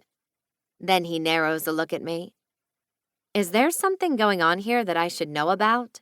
Like a power struggle, for starters? Christmas brunch? I ask. I don't know anything about it. It's brunch at the stadium on Christmas morning. We'd love for you to come if you don't have any plans. She smiles, finally turning her head to look at me. But she doesn't share a look with Kanan. Do I have plans? Usually, yes. The clubs both my father and I are involved in have parties going on from the day after Thanksgiving to Christmas morning. There is never a night that isn't spoken for. Vivi usually goes to Vail with a couple of friends for Christmas or heads to her mother's house in California. She turns down my father's request every year, citing that she'd rather have a root canal than schmooze within my father's circle for the holidays. I'm sure Vivi would let me tag along if I wanted, but Kanan and I never discussed Christmas and whether he'd need me or not. I don't have plans, but great, you'll be our guest, she says, turning back to her tree as if the issue has come to a resolution. I don't want to argue with Sunny, and I need to get my run in. Not to mention that I have a feeling the conversation that Sunny and Kanan are about to have is not one I'd like to be involved in. Okay. I turn to leave as quickly as I can, hoping for no more surprises. I'm starting to wonder if heading back to Denver early and agreeing to marry Colin would be better than spending Christmas with the Grinch. But I'll do it. For Sunny and Berkeley. Kanan. Mama, this is over the top. This is Berkeley's first Christmas here in Seattle with her daddy. I just want it to be magical for her. It will be. You always made Christmas special, I say. Grandparents are allowed to spoil their grandkids rotten. So here I am. She'll love it. I sink my free hand into my basketball shorts and hand her the coffee I doctored up the way she likes it. Well, aren't you sweet? Depends who you ask, I say, staring at the same angel tree topper that she bought on the first Christmas in our first house. Are you referring to someone specific? She asks, watching me carefully. I shake my head. I scan the Christmas tree, fully decorated and reminding me of my childhood. I'm glad she went through the trouble, even though she shouldn't have. At least I made her use my card to pay for the highway robbery of the shipping cost to send everything over. My mother has always been savvy with her money, but she sacrificed a lot to make sure I had the hockey gear I needed for practice. Those summer camps at our local ice rink weren't cheap either, but she never gave up on my dreams. Now, with the kind of money I make sure she has everything she needs and more. Though it can be hard to make her take it. I had to call her bank myself to get the payoff amount for her house. She didn't like that surprise at first. When Berkeley wakes up, I'd like to take her to the grocery store to pick up the turkey and all the fixins for tonight, she offers, and then starts climbing down the step stool. I'm sure she'd like that. That will give you plenty of time to convince Isla that inviting her to Christmas brunch was your idea. Mama, I say, shifting my weight in annoyance. Don't mama me. You're going to do this. She turns and stares me down. She's the woman who cares for your child most of the week. You can show some Southern hospitality. She doesn't want to come. That's because you stared her down when I asked her the question. I'm calling bullshit. How would you know? You were staring at the tree, I say. I know full well that she doesn't have eyes in the back of her head. I checked once, when I was 3. I couldn't figure out how she was always onto me. Mamas have spider senses, she says, putting her arms straight out from her sides, and then makes a wave motion from fingertip to fingertip. We can sense things that most cannot. Things that you're not ready for. Sense what? I ask.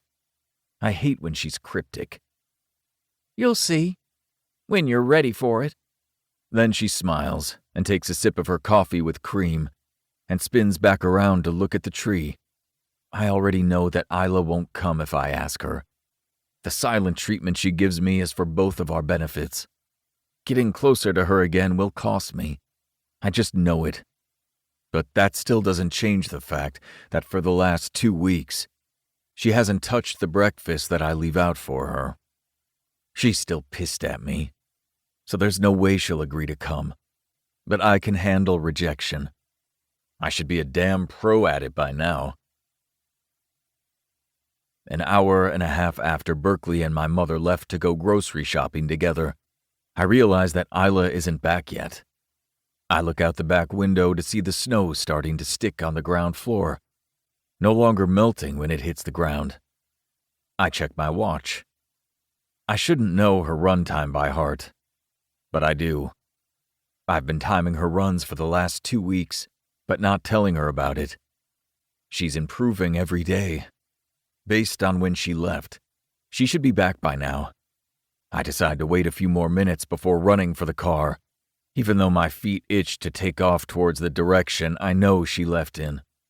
I got dressed after Berkeley got up, and I'm glad to be ready to fly out the door if she doesn't walk through that front door any second now. I watch the clock on my cell phone, and when 5 more minutes have elapsed and she still hasn't walked through the door, I look outside the front window. Her car is still here, but her running shoes are gone.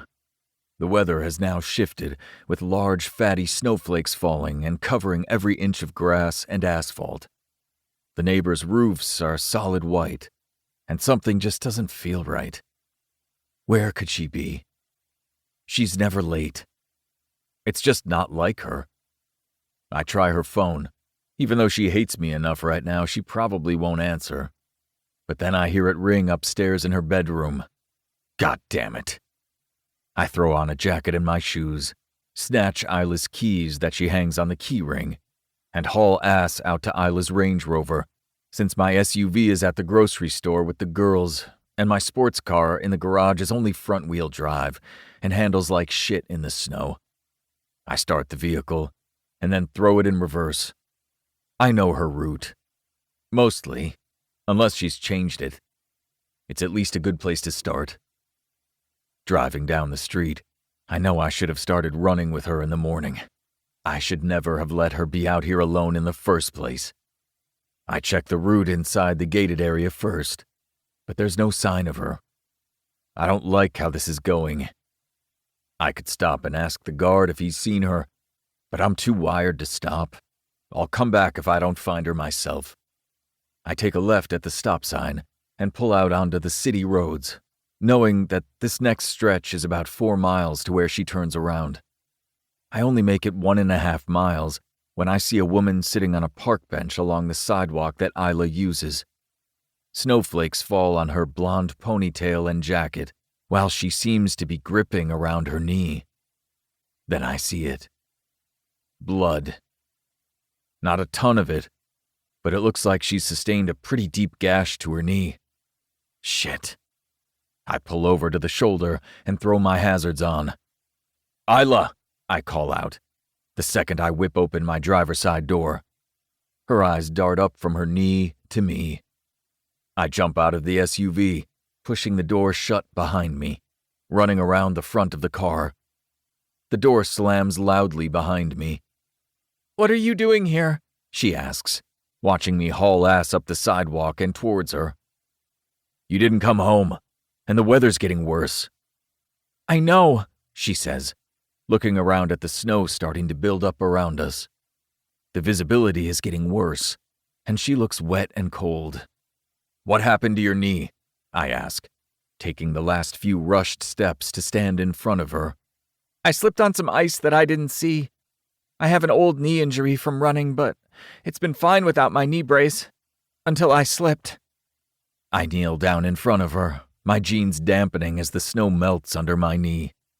The cold doesn't bother me, but even if it did, it wouldn't stop me from analyzing her injury. I've seen enough knee injuries in my career to get an idea of how bad it is. When I reach for her knee, she pulls her hands away to let me take a look. She lets me touch her, gently laying my hands on either side. "Can you put weight on it?" I ask, trying to determine if we're going back to my house or the ER. "I can, but it hurts, and I don't think I could make it back if I had to walk the whole way." "I need to get her home immediately and then get the gash cleaned up." "Come on then," I say, sliding my hand around her back and one under the knees, hauling her up against my chest in a cradle hold, the same way I carried her into the house from the hot tub. Her running pants are damp, her hair is wet and matted down, and her nose is the color of Rudolph's red nose. But she's still as beautiful as ever. The smell of mangoes hits me when I hold her close. Probably from her shampoo. I saw the tropical hair product the last time she went grocery shopping. "You don't have to carry me." "You shouldn't walk on it until I can take a better look at it, out of this weather." I carry her to the passenger door, while she reaches for the door handle and opens it. Then I set her down inside, happy to have found her in this condition instead of something worse. Once she's safely inside, I shut the door and run around to my side. I open the driver door and jump inside. I flip a bitch in the middle of the road and then turn off my hazards once we're headed back to the house. "You didn't bring your phone again. What was your plan if I didn't come by?" I ask. "I saw your mom and Berkeley wave to me when they left for the grocery store. I figure I'd wave them down once they were on their way back." "If you'd had your phone, you could have called me," I say, turning right and heading for the gate to the neighborhood. "You're the last person I would have called," she says flatly, her head turned towards me. I glance over at her while I wait for the gate to finish opening for us. But after a few seconds of our eyes being connected, she looks away. She's still pissed at me, but the idea that I'm her last call makes me grip the steering wheel tighter. This should be what I want, to keep her at arm's length. But right now, all I want to do is keep her close and keep her safe. I want to be her first call, not her last. When she's in trouble, I want her to know that I'll show up for her, no matter where, no matter when. We get through the gate and hang another right down the street. I don't say anything back in response. I know why I'm her last call, and I earned that spot, even if I don't like it. We finally arrive back to the house, and I park in the driveway instead of the curb where Isla usually parks. The SUV still isn't back, so the house is empty. I jump out of her car, shutting the driver door behind me, and make it around the front quickly as Isla opens her own door and tries to exit on her own. "Hold on, I'm coming to get you," I tell her, not wanting her to put any more pressure on it until I've had a look at it. "I can walk," she says, stepping down, and then just about flopping to the ground when she grunts in pain. I grab her before she falls and then pull her into a cradle hold again. "Come on, let's get you up to the bathroom." I have bandages in there and better lighting. We'll take a look at it to make sure everything's okay before you take up tap dancing." She doesn't say a word, but there's a small smile across her lips that she attempts to hide. We head up the walkway and through the front door. I carry her up the entire flight of stairs without trouble. We pass by Berkeley's bathroom when Isla's eyebrows furrow. I thought we were going to the upstairs bathroom where the bandages are. "We are. They're in my bathroom," I tell her. I feel her stiffen a little in my hold, but she doesn't say anything. We make it down the hall. I open the door to my bedroom, carrying her past my 4-poster king-sized bed, a similar cherry wood to the bed in Isla's room. Penelope and Tessa picked out everything in this house while I was in Montana. Not all of it is my taste, but they did a great job with having to source everything already in stock and deliverable before we brought Berkeley back. I carry her through the door of the master suite and set her on the white marble countertop of my double vanity, a vanity that only has one user. She looks around the bathroom, taking in the large walk-in tiled shower and soaking tub that I only use if I'm filling it with ice. If I need heat for my muscles, I use the hot tub downstairs. There's a door that leads to a separate bathroom, and a door that leads to a large walk-in closet that's filled to about 10% with my limited wardrobe. "This is nice," she says, but the compliment doesn't reach her eyes. Again, she's not impressed. What kind of life did she lead before she became my nanny? I mean, this house isn't the Taj Mahal, but for what I paid, a little sparkle in Isla's eye wouldn't hurt. I turn to the built-in linen closet, where I keep the towels and first aid kit for upstairs. "Thanks. It's more than I need for just me, but it came with the house already." I open the cabinet door and pull out the bin that I keep the hydrogen peroxide and cotton pads to clean her wound. "I'm sure someday it won't feel like too much room," she says. When I turn to her, she already has her eyes cast down at her injured knee. Did she mean what I think she meant? That this bathroom will fill up with a woman in it? I don't have plans to fill this house with anything but what's in it right now, I tell her, before considering that she's included in that at the moment. She nods, but doesn't seem to catch that small detail. It's just as well. This situation has gotten more complicated than I could ever have predicted. I pick the container up off the shelf and head back towards her, setting it down next to her on the countertop. I pull the dark brown peroxide bottle out of the bin and grab a flat cotton pad. Unscrewing the bottle, I tip the peroxide bottle against the pad and feel the cool liquid absorb into the pad and across my fingertips. She watches my movement. I set the bottle back down, and Isla grabs the lid, screwing it back on the top while I set one hand on the side of her knee. I bend down to get closer to her knee and swipe the cleansing liquid over the bloody gash. She flinches when the pad touches her knee, but it's not enough movement that I stop my action. I continue to clean as I analyze her injury. You should probably sit on the couch for the rest of the day and ice your knee.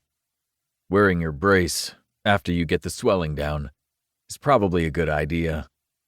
I'd make an appointment with your doctor, too, just to make sure. I'm not a physician, but I've seen enough injuries like this. I just don't know her history, or how bad her last injury was. My doctor is in Denver. Oh, right. Come into the stadium, and I'll ask the physical therapist to take a look at it. He's one of the best in the field, and he knows his shit. He won't mind doing Berkeley's nanny a favor. I smirk, thinking about how he keeps little kid gummy packets in his desk drawer for her when I've had to bring her in for a session. He has a son about her age, so we talk about them the majority of my therapy appointment. Everyone loves Berkeley, huh? She asks with a smile. Seems like people fall in love with her everywhere she goes. I nod. Berkeley does have that effect on people.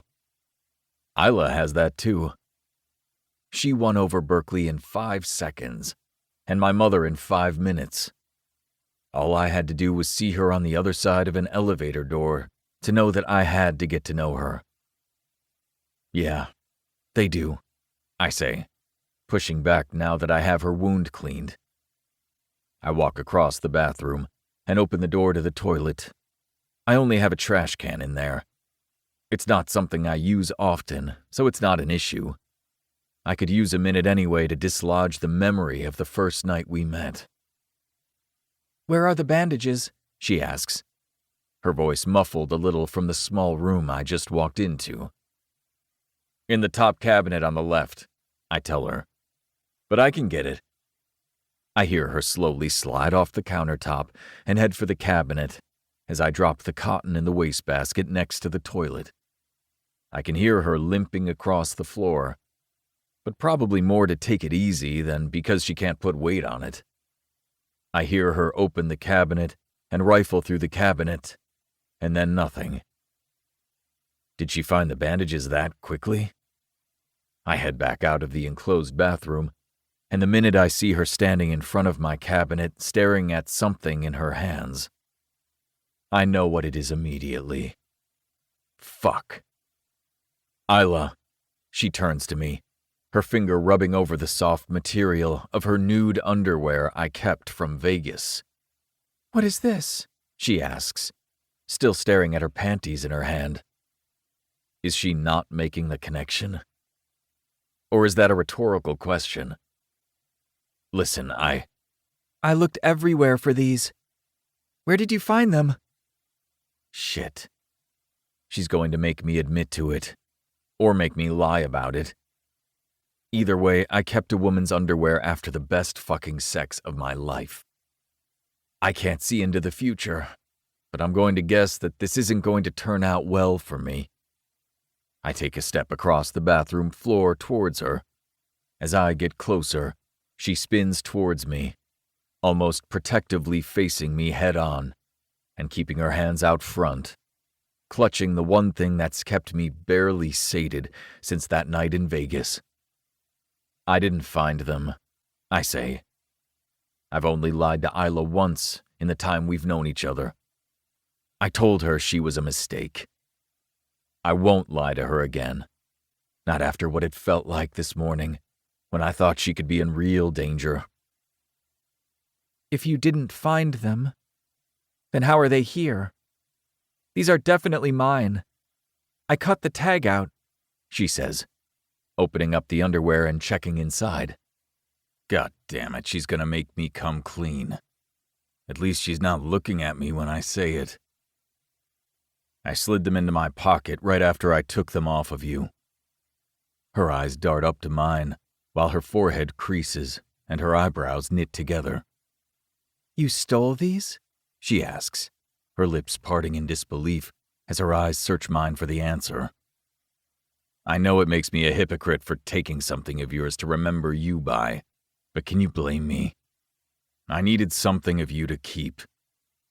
I take a step closer, and she doesn't move. I don't know if she's not retreating because she's in shock, or if it's because she wants my closeness like I want hers. Fuck, I want her close. I can't deny that, no matter how much I try. And not knowing where she was this morning, or if she was okay, felt like a punishment that I deserved. I didn't earn the right to know where she was. Can I blame you? She repeats my question as her eyebrows furrow even deeper, if that's possible. She peers up at me through the slits of her eyes. You made me feel crazy. You made me feel like I had done the most unforgivable offense. Shit, Isla, I know. I'm sorry, I say, reaching out my hands for her arms, but she takes a step back to show she doesn't want to be touched. Don't say you're sorry, Kanan, because I don't believe you. I'm tired of being the villain in your story. The kleptomaniac who stole your daughter's stuffed giraffe. The nanny who you screwed in the hot tub and then called your dirty mistake. I'm sure the guys in the locker room loved that story. That's how she sees our history. This is how she boils down our time together. and I can't blame her because I'm responsible for so much of it. You're not my dirty mistake, and I don't tell them shit about us. She stops retreating back towards the bathroom door and glares up at me. I should say more. I should say so much fucking more. But I can't open my mouth and tell her things that I can't promise. There is no us, Kanan. There's you, and then there's me. Her hands fall down to her sides, her underwear loosely still held between her fingers. My vision casts down to her knee again, and I remember that I haven't finished my job. Now with the gash cleaned up and her walking on it, new bright red shows. It needs a bandage to keep it covered. Can I finish before you walk out? You still need a bandage so that it will heal. She looks down and sees the new spot of blood on her knee. She lets out a sigh and hesitates for a second, and then walks over to the counter and climbs back up.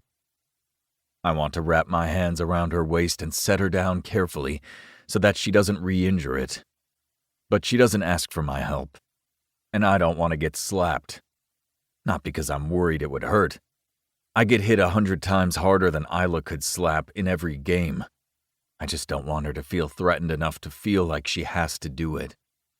I turn to the cabinet and find the bandage container that sat right in front of where Isla's panties used to sit, in between washes through the laundry after use. How I forgot about them today, I don't know. I bring the container over and rifle through the bandages. Isla has her eyes cast down on her knee, not bothering to make sure I'm selecting the right bandage. She doesn't want anything to do with me at this point. I pull out a large bandage that will cover her entire knee, and then pull off the multiple backings to it. Pulling the bandage against both sets of fingers, I align it perfectly, making sure the gash is in the center. Then, slowly, I let down the first side of the bandage, taking my index finger and running it along the adhesive cloth to make sure it's laying perfectly flat. What did you do with the underwear? She asks softly. I glance up to find her eyes watching my fingers as they trail over the edge of the bandage. I lay the top side of the material down this time and repeat the process, sliding my fingers slowly and softly over it, and stretching out until my fingertips slide over her skin. When I left Vegas, I couldn't stop thinking about you. I was mad that you left without so much as a note, and the giraffe, but mostly just for leaving. I watch as small goosebumps raise up her thigh when my fingers run a little high, securing the same part of the bandage for a third and unnecessary time. Some mornings I wake up as hard as steel, thinking about the way you came for me in that suite, and how good you felt wrapped around my cock. I glance up to see her chest rise and fall. Next, I lay the left side of the material down against the skin of the inner part of her knee. My fingers slide over her skin. So, I'd come into my bathroom, grab your panties from the cabinet, walk into the shower, wrap them around my cock, and slide them over and over until I came. I look up again before I finish the bottom side, and have no other reason to touch her. Her chest is red and splotchy, the way she got in Vegas when she was nervous. It's so damn cute, and I revel in that fact that she can't hide her emotion from me. And now that I'm here, she asks. I bite down on my lip to think of whether I should admit how many times I've jacked off to her while she was asleep on the other side of the wall. When you and I fight, or I can't get you out of my head, I walk into the bathroom and grab your panties, and then head for my shower to get some relief, I say, laying the bottom side of the bandage down and then smoothing my finger across it for the last time. Even still? She asks. My vision cuts from the bandage, and I look up at her. If I didn't, I don't think I could stop myself from knocking on your bedroom door and asking to sleep between your thighs. I know I shouldn't, but I can't stop myself. She might slap me for this, but I'll take the risk. I wrap my hand around the back of her neck and lean in, pulling her mouth tight against mine. I kiss her harder when she doesn't pull away the first time, my hand sliding under her ass and cupping each cheek while I pull her closer against me. I try to be careful not to bump her knee as I wrap her legs around my hips. Her ass is in my hands. Her lips are opening for my tongue, and her little moans tell me that she wants this too. I hear the front door sensor chirp downstairs in the kitchen, and then the windows upstairs shake a little at the front door closing hard. Then I hear the gleeful squeal of my daughter. They're home. Isla hears it too, because her hands slide down against my chest and push me back. No, She says. No what? no. That was the last time. The last time for what? I ask. Kanan, Isla, we're home. My mother hollers in the entryway. Isla gives me a bigger shove, and I take a step back. Not because she is strong enough to make me move, but because she obviously wants me a step back. Move, please, She says. What just happened? Where's the change from what we just did a minute ago? I ask. No change. Just you and me making another mistake. She slowly slides off the counter, her panties still in her hand. I grip around her hip to try to help ease her down. That kiss wasn't a mistake, I tell her. But my comment doesn't even earn me a look. The minute her feet touch the tile of my bathroom floor, she turns and walks towards my bedroom and out of the bathroom, still favoring her injured leg, but otherwise her knee is looking better than when I picked her up. You're not the only one that gets to decide. She stops in the bathroom door jamb and looks to her left at the vanity countertop and then at her underwear in her left hand. She steps toward the marble and sets it back down on the countertop, then steps away. Here, keep them. If it stops you from knocking on my door. And then she walks out, not stopping until I hear her open the baby gate at the top of the stairs, and then hobble down the staircase. I take a minute to process what just transpired and let my half-chub die a sad death before I rejoin everyone else downstairs. When I do finally come downstairs, I see my mother unpacking the groceries in the kitchen to the right. And to the left, I see Berkeley and Isla snuggled up on the couch together, watching Beauty and the Beast for the 100th time. Isla's knee propped up on a pillow, topped with an ice pack, and Berkeley with a bowl of goldfish. I bend over the couch and kiss Berkeley's head, but Isla ignores it. Back to life as usual, avoiding each other whenever possible. Living ghosts in the same house. Only there's one thing that will be changing going forward. Isla doesn't run alone. Chapter 22. Isla. I slap my phone to tell my alarm to shut up. Waking up this early on Christmas morning? That's what dedication means. Running in the rain, the snow, with a bum knee, even on Christmas morning. Since Santa Claus didn't visit my chimney, leaving me presents last night, I'll leave the family to enjoy their Christmas morning without intruding. I'll just jump in my car and take a nice drive today, and think of the things I'm grateful for. Getting out of my warm bed is a little tougher than I thought it would be, but once the warm duvet cover is off my body and I stand, my muscles start to itch for that runner's high. It's freezing out this morning, but with the knee brace I'll have to wear when I run, I opt for shorts. By the time I hit mile 1, I'll be more than warm and can layer up top to make up some of the difference. I pull on the rest of my running gear and quietly open my door and head downstairs. Sonny must have left the kitchen light on after bringing down all of Berkeley's gifts last night. Usually it's pretty dark down here in the morning, and I try not to leave any lights on when I leave. I go to unlock the front door, but Kanan must have forgotten to lock it last night. Or maybe Sunny was going in and out early this morning, bringing in more things from the car? I shake it off. Whatever the reason, it doesn't matter. I need to get my head in the game for today. I close the door behind me and promptly hit the lock button on the keypad. Then turning, I jog down the stairs and follow the path. Thankfully, it's not snowing this morning, but it's freezing and there could still be ice. I watch my step as I walk toward the sidewalk, when all of a sudden I notice Kanan standing out on the sidewalk out by my car. "Merry Christmas," he says, a puff of steam from his mouth into the cold air. I look at the cart thing in his hands, with one of Berkeley's favorite blankets covering the entire thing. "What are you doing out here?"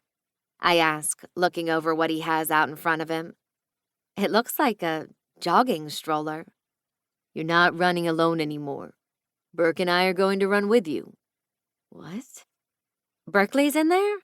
I ask, stepping closer and then bending down, pushing a little bit of the fabric to find a sleeping Berkeley with piled high blankets on top.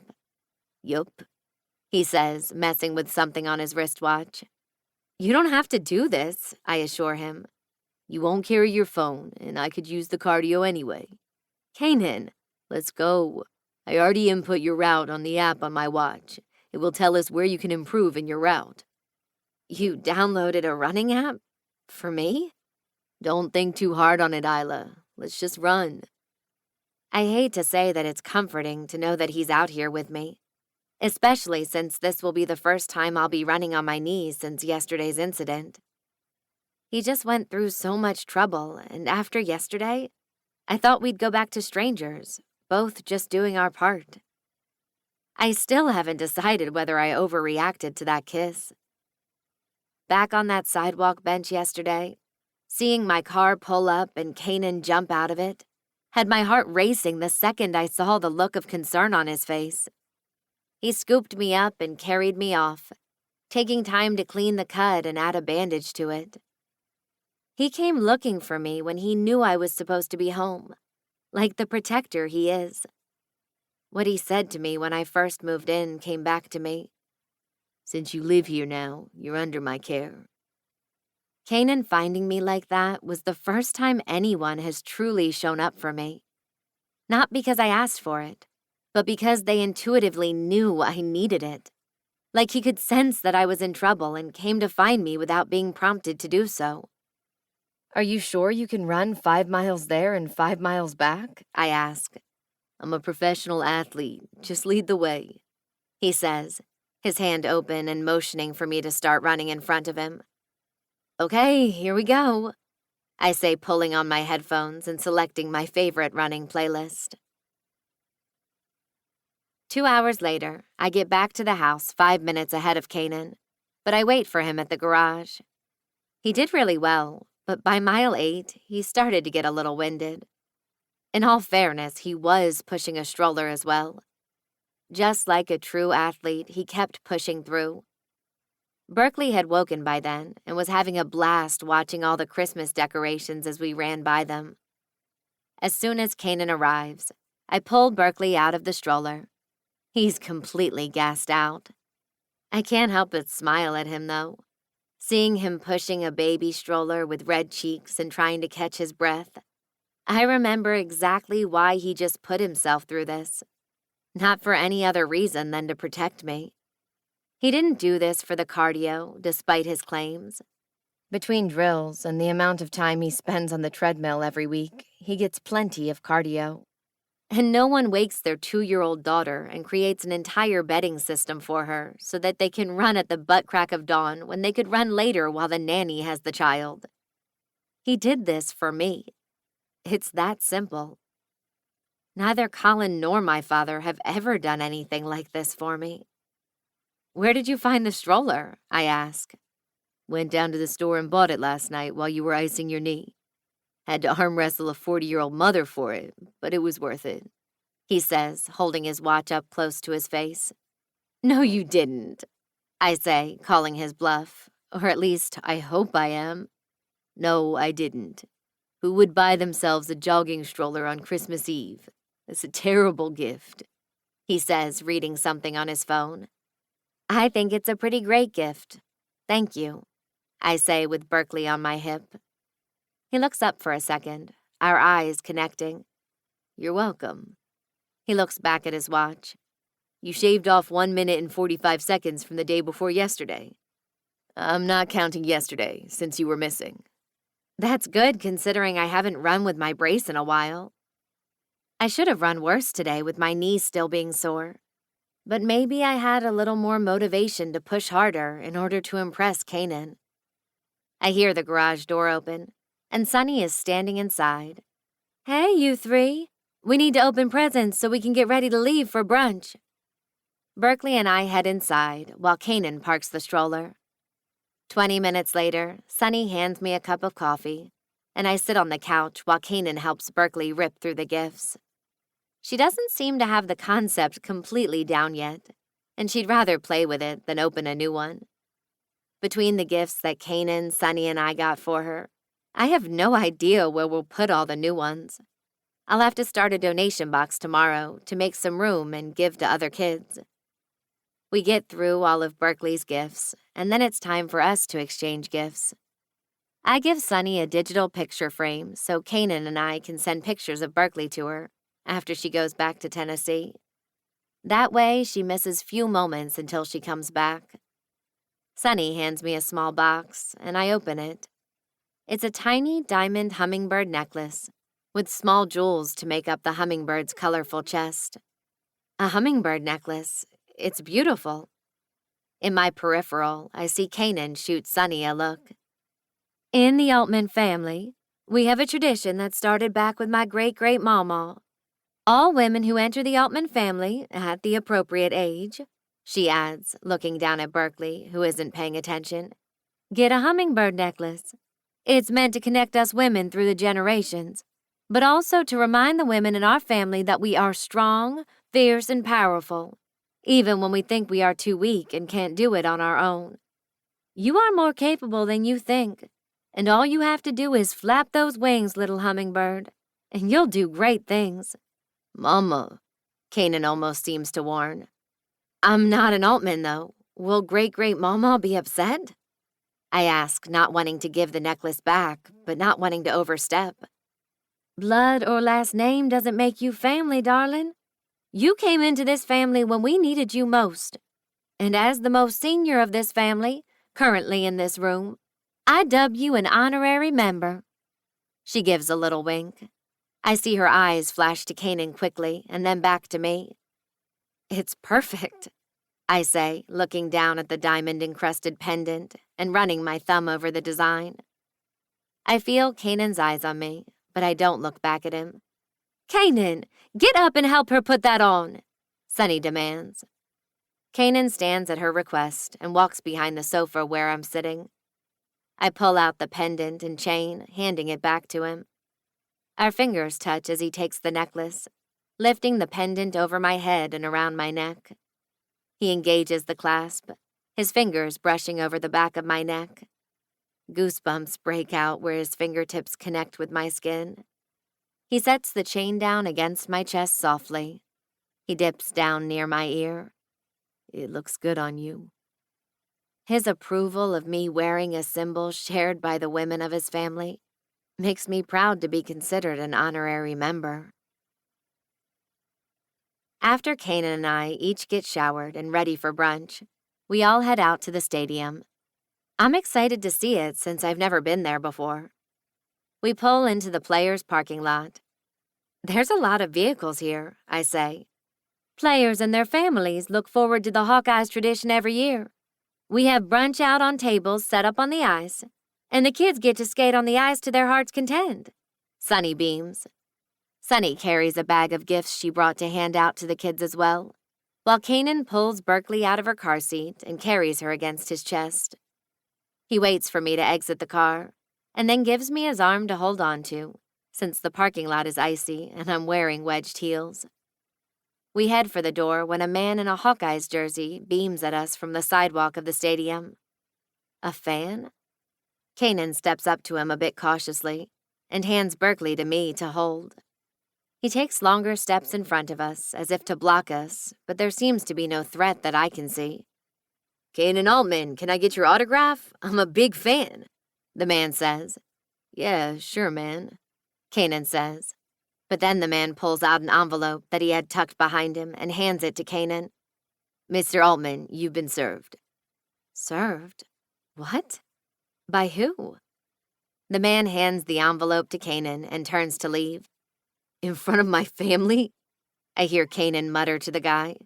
Sorry, Mr. Altman. I truly am a fan. Good luck this season, the man says and hightails it in the opposite direction.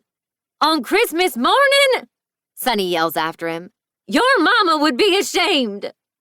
But the guy doesn't slow down or look back over his shoulder. He's gone, and I have no idea what just happened. What the hell was that? A voice from behind us says. I look over my shoulder with Berkeley still in my arms. I recognize the pair. Brent from the elevator in Vegas and Tessa from the coffee shop. Oh, right.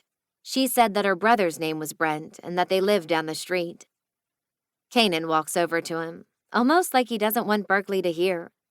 Not that I think she would understand what's going on. Though kids pick up more than they let on. I just got served, Kanan tells him. Shit, I just saw it. It's pretty fucked up to do it on Christmas morning. Heartless, Brent says. Tessa walks over to me, giving them space, and holds out her hands for Berkeley.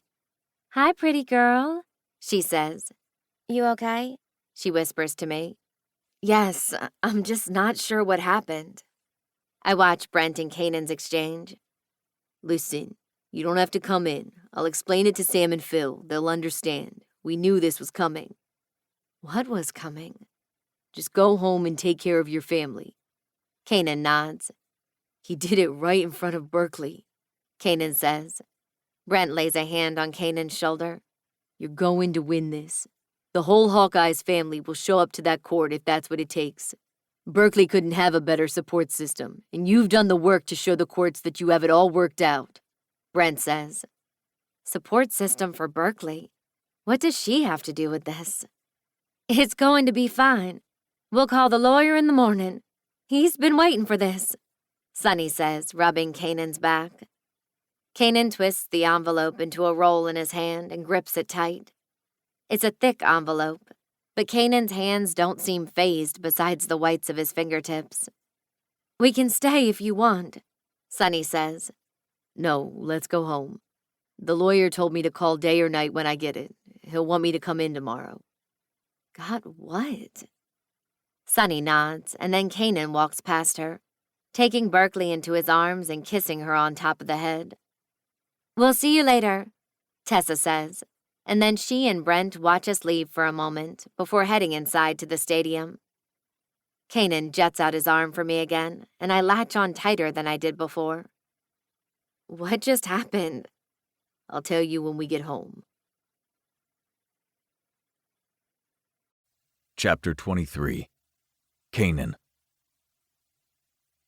I wait for my mother to take Berkeley upstairs for her nap, and then I take a seat near Isla, a couch cushion worth of space between us. Berkeley's grandmother is taking me to court for full custody of Berkeley. What? How can she do that? Isla asks. She had temporary custody of Berkeley when Mia was in the hospital, and then the courts extended it an additional 2 weeks until Mia's funeral. Now she's trying to get full custody of Berkeley, on the grounds that Mia didn't tell me about Berkeley because she didn't trust me as a father, that I have a criminal record, and that I travel too much for work to provide a safe and supportive environment for her. Seeing the paperwork from the lawyer confirmed that Mia's mother is citing that Mia told her that I'm unfit to be a father. And that hits me hard. The anger I have towards Mia continues to grow. The last thing I want to do is air this out for Isla. I don't want her to see that I'm flawed enough that the courts might actually give my daughter to her ex-junkie of a grandmother. What does that say about me? You've created a great life for her. She's a happy 2-year-old little girl growing up with her biological father. Can't the courts see that? That's what I will have to prove, which is why I had to hire a nanny when my mother had to head back to Tennessee. You came in because no other nanny services would take me. So I needed to establish you in the home to create a history of Berkeley thriving with you. That's why Sunny begged me to stay when she gave me the tour. I swallow hard at the feeling of having to convince Isla to stay so that I won't lose my daughter. It should have never come to that. Yes. Why didn't you tell me any of this? She asks. I was taken off guard when it was you on my front doorstep. And then maybe I hoped this was all a precaution, and it wouldn't end up happening. This is why you've been worried about me being a distraction. I nod. This is all I am capable of right now. Berkeley is my world, and I can't lose her, I say.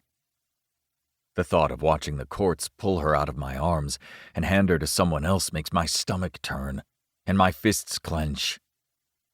You won't. We'll do everything we have to in order to win the case. Berkeley isn't going anywhere, she says, inching closer, and sets her hand on my thigh. I look down at her hand. I want to take it into mine and lead her upstairs. But now, more than ever, I need to focus on winning this case. The more I want her, the more I could slip up somehow. I only have room to take this on. I can't pursue anything with you, I say, staring at the hummingbird pendant around her neck and wishing things were different. In 8 weeks, Isla will be gone, and with the date for the hearing around the same time, she'll be gone before the dust settles. I'm going to lose her, but I don't have a choice. I understand now, Isla says, pulling her hand off my thigh, and I fucking hate that I have to let her go. I want to tell her that if Vegas had happened a year before, I would have had the capacity for this. Thank you, I say, instead of all the things I want to. Let me know what I can do to help, she says, and then stands up from the couch. I don't like that she's leaving so quickly after our talk, but I have to let her do what she needs to do for herself. I'm going to lie down for a little while and ice my knee. It's starting to swell again. Yeah, you should, I confirm. Her knee is no doubt inflamed from our run this morning. She leaves the room and heads to the kitchen.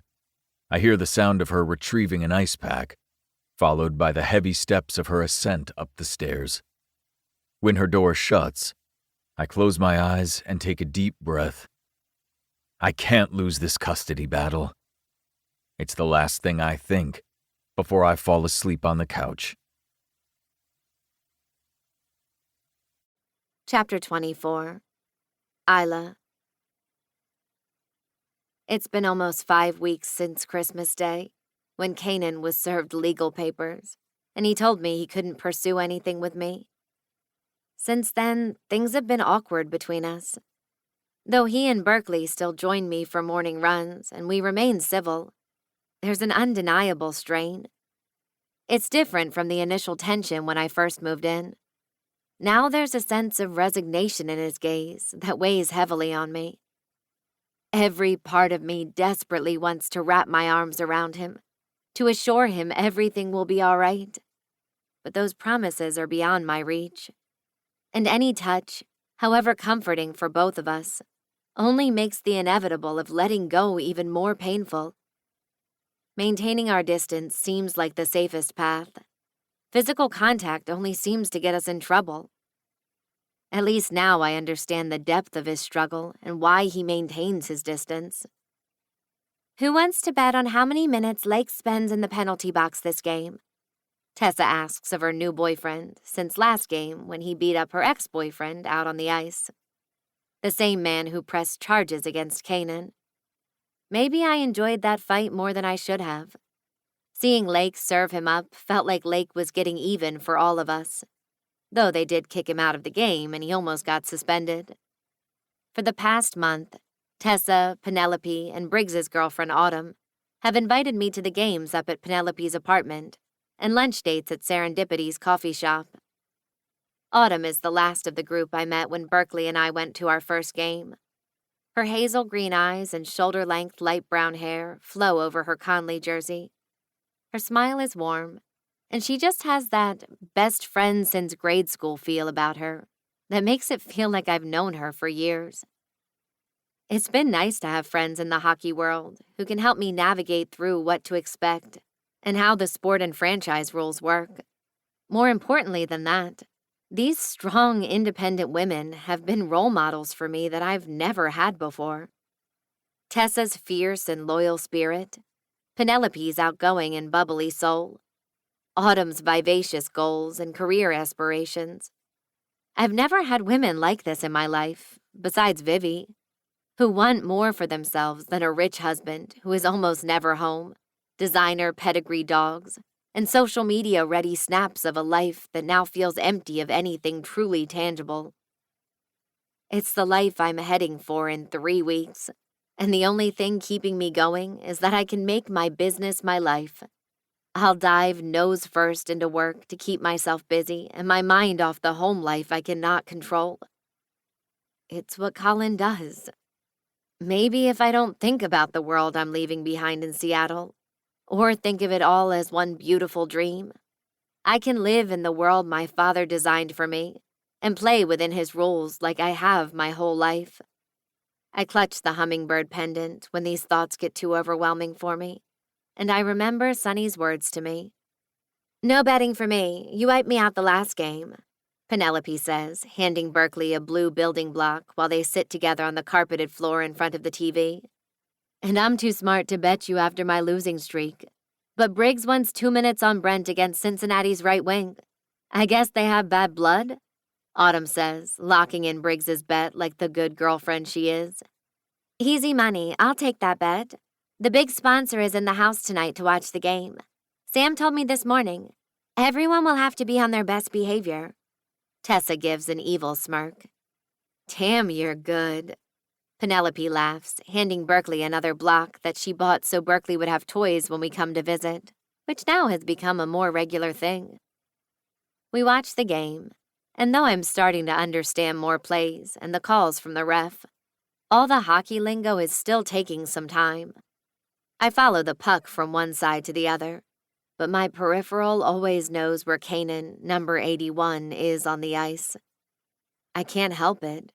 It's automatic now. I want to know where he is on the ice at all times.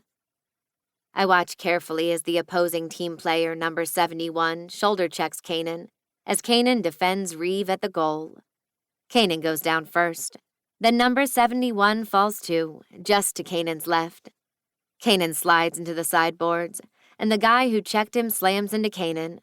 Autumn, sitting to the right of me, grabs my wrist instinctively, and we all cringe at the hit. We can hear the stadium gasp like everyone knows how bad that hit is, and people near the sideboards all stand to see if Kanan is okay. He didn't get knocked out, even though his helmet bounced off the boards. He instantly grips his shoulder, the shoulder I massaged in the hot tub. That same shoulder took the initial hit into the sideboards. Oh no, he will be so sore when he gets home tonight. The paramedics start skating out to him, but Lake and Brent get to him first and help him up. He skates off the ice on his own skates without assistance, though neither Lake nor Brent leave his side until they skate him over to the box. Kanan steps off the ice, his hand gripping his shoulder, and the Hawkeyes' physical therapist and a paramedic are already asking him questions as they walk back to the locker room. Within seconds, Kanan is off the ice, and his alternate is already in the game. My instinct to call him right now is wrong. He doesn't check his phone during the game, so he won't get it until after the game is over. I know he'll call once he's on the way from the team bus to the Hawkeyes jet to check on Berkeley to see how everything is going at home, like he always does. I'm relieved he's coming home tonight. This is the longest he's been gone, and it's sweet how much Berkeley's been asking for him. But I'm also relieved because he'll need a couple of days to recoup after that hit, unless it's even worse than I know. I hate it when he walks back to the locker room during a game. I can't see him or know what's going on, so I'll have to wait. A couple of hours later, relief finally comes when he texts me. Kanan, headed to the jet. hoping to get home to put Burke to bed. He's coming home. Kanan. I'm finally headed home, and the anticipation of wrapping my arms around Berkeley and seeing Isla's smiling face is the therapy I need the most right now, along with several ice packs and a hot tub session with Isla. But these days, I only get to use ice packs. I've kept my distance as best I can. It's hard not reaching out to touch her in the morning while I make breakfast for us three, or when she jumps up and down when she has a new personal best on our early morning runs. But the hardest is when I see her with Berkeley in her lap, braiding her hair, or the happy squeals of my daughter in the bathtub while Isla sings nursery rhymes to her, or when Berkeley got a bad cold and was too uncomfortable to sleep. So Isla stayed up all night rocking her until she finally passed out. Isla fits with us, and the longer she's here with us, the more I can't ignore the aching feelings that if she leaves in 3 more weeks, Berkeley and I will have a huge gap in our family that will be hard to fill. I don't tell Isla any of this because I can't keep her tied to me. I selfishly want to ask her not to return to Denver, but I'm still not capable of giving her anything of myself in return. After climbing off the Hawkeye's jet all of 20 minutes ago, I'm back in my SUV, hauling ass down the road and heading straight for home. I've never been gone this long before since I brought Berkeley home. 5 days is too long to be gone, especially with not knowing if these 3 weeks are the last that I have with her. But with charity events and sponsor deals, work beckoned, and I have no choice but to answer. I still have to show financial stability to help with my case, so I can't just quit hockey. And having it on my record that I'm difficult or not a team player won't win me any favors with the court either. I told Isla I would try to make it home to put Berkeley down for bed this evening, but a flock of migrating geese covered a portion of the runway, and until they could clear it, it wasn't safe for takeoff. We left Cincinnati later than I expected. I watched the time tick down on the display of my vehicle's touchscreen. She should already have gotten to bed at least 20 minutes ago, and that's if she went down without a fight. With every passing day, the date for the custody hearing inches closer, and with it, the uncertainty of how many more bedtimes I get with my daughter. I want to make sure I'm there for every last one of them, just in case it's one of my last. My lawyer says I've done everything I can do to give Berkeley a solid home life. Now it's just up to the judge. He says we should be ready for any curveballs that her counsel will throw at us. But I have no idea what curveballs she might have up her sleeve. What holes could the court find that would give her custody over Berkeley's own father? Trisha Logan's statement that Mia confided in her doubts about my ability to be a good father forces me to confront my own fears. He told me to be ready because they usually try to toss one more thing at you at the last minute so you can't prepare. The past 5 weeks have been packed with away games, and Phil Carlton sent a few of us players out to meet with a big sponsor willing to pay big dollars to put their company name on the side of the stadium. This could mean state-of-the-art facility upgrades, more support staff, and possible pay increases in our new contracts. As one of the players with a kid, Phil has been asking me to accompany him on most of the meetings with the owner and CEO of this mega company, whose family image is important to them. Taking a risk on a hockey franchise would pay off for them in dividends, but if bad press follows the team, it could mean trouble for their billion-dollar company. This last game we played in Cincinnati kicked my ass. My shoulder is killing me from getting tripped up by an opposing player and sailing into the sideboards. On the Hawkeyes jet back home, everyone was icing something. It was a hard game, and we fought for every damn goal and barely brought the win home. Every win we pull off puts us closer to Stanley Cup victory, something very few of us can say we've accomplished in our careers. But this team is the closest I've ever felt to the possibility of pulling it off. I check my watch just before I head into the house. I know it's not likely that she's still awake. but just seeing my daughter safely tucked in her bed will go a long way in mending my injuries. The mental ones, at least. When I walk into the entry, the house is quiet, but the glow of the living room with the flickering lights from the electric fireplace invite me in. The house has that smell. A smell unique on its own. It smells like the cinnamon wall plug that we have throughout the house. There's the faint smell of mangoes and vanilla, and add in from the beautiful nanny who lives here too. In 3 weeks' time, that smell will fade away as Isla packs up and leaves for whatever life waits for her back in Denver.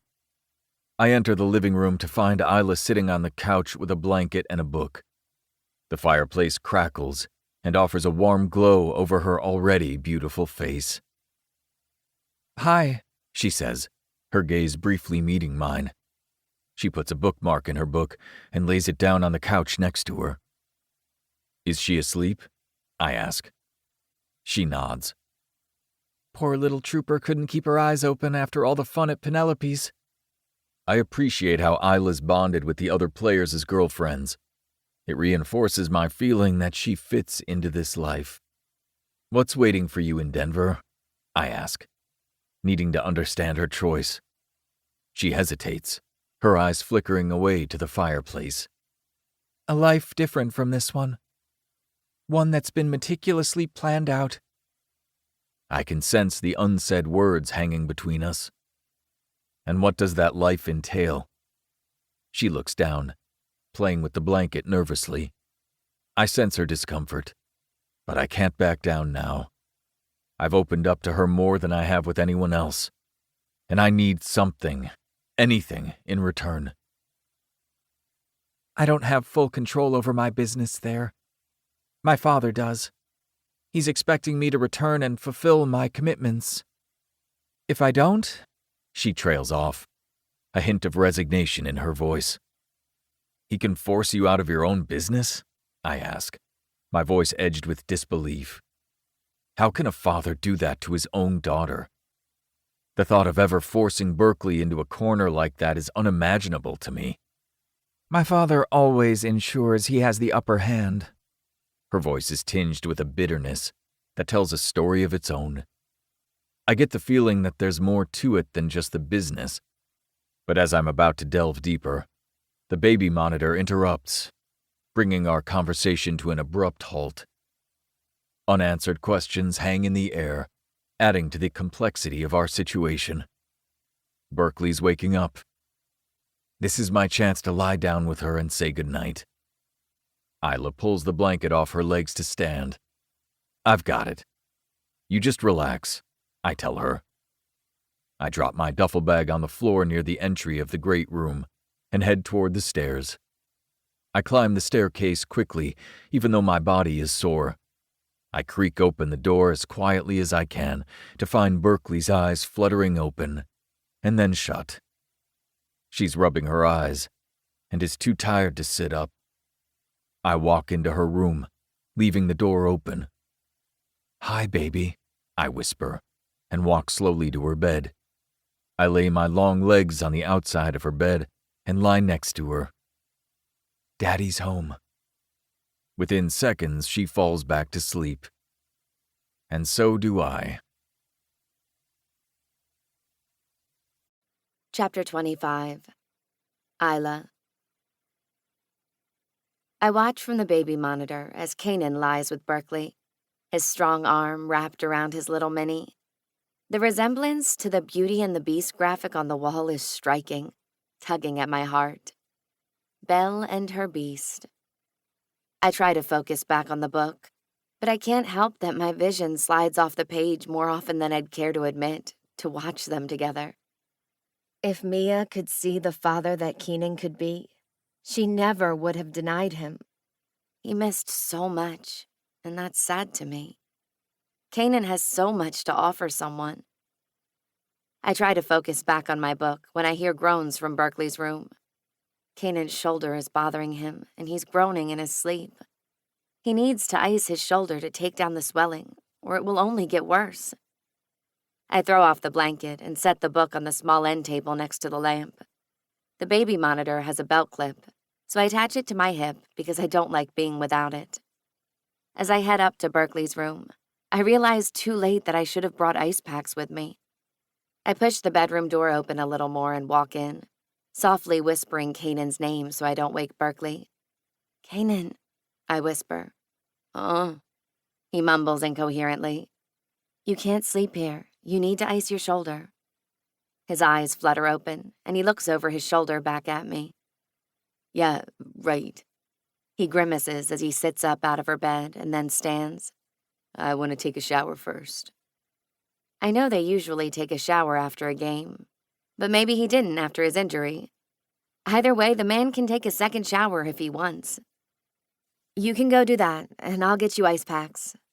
He nods, and we head out of the bedroom. He takes a right down the hall, and I take a left toward the staircase. "Isla," he says. I turn to see him standing in the hall, trying to pull up his shirt.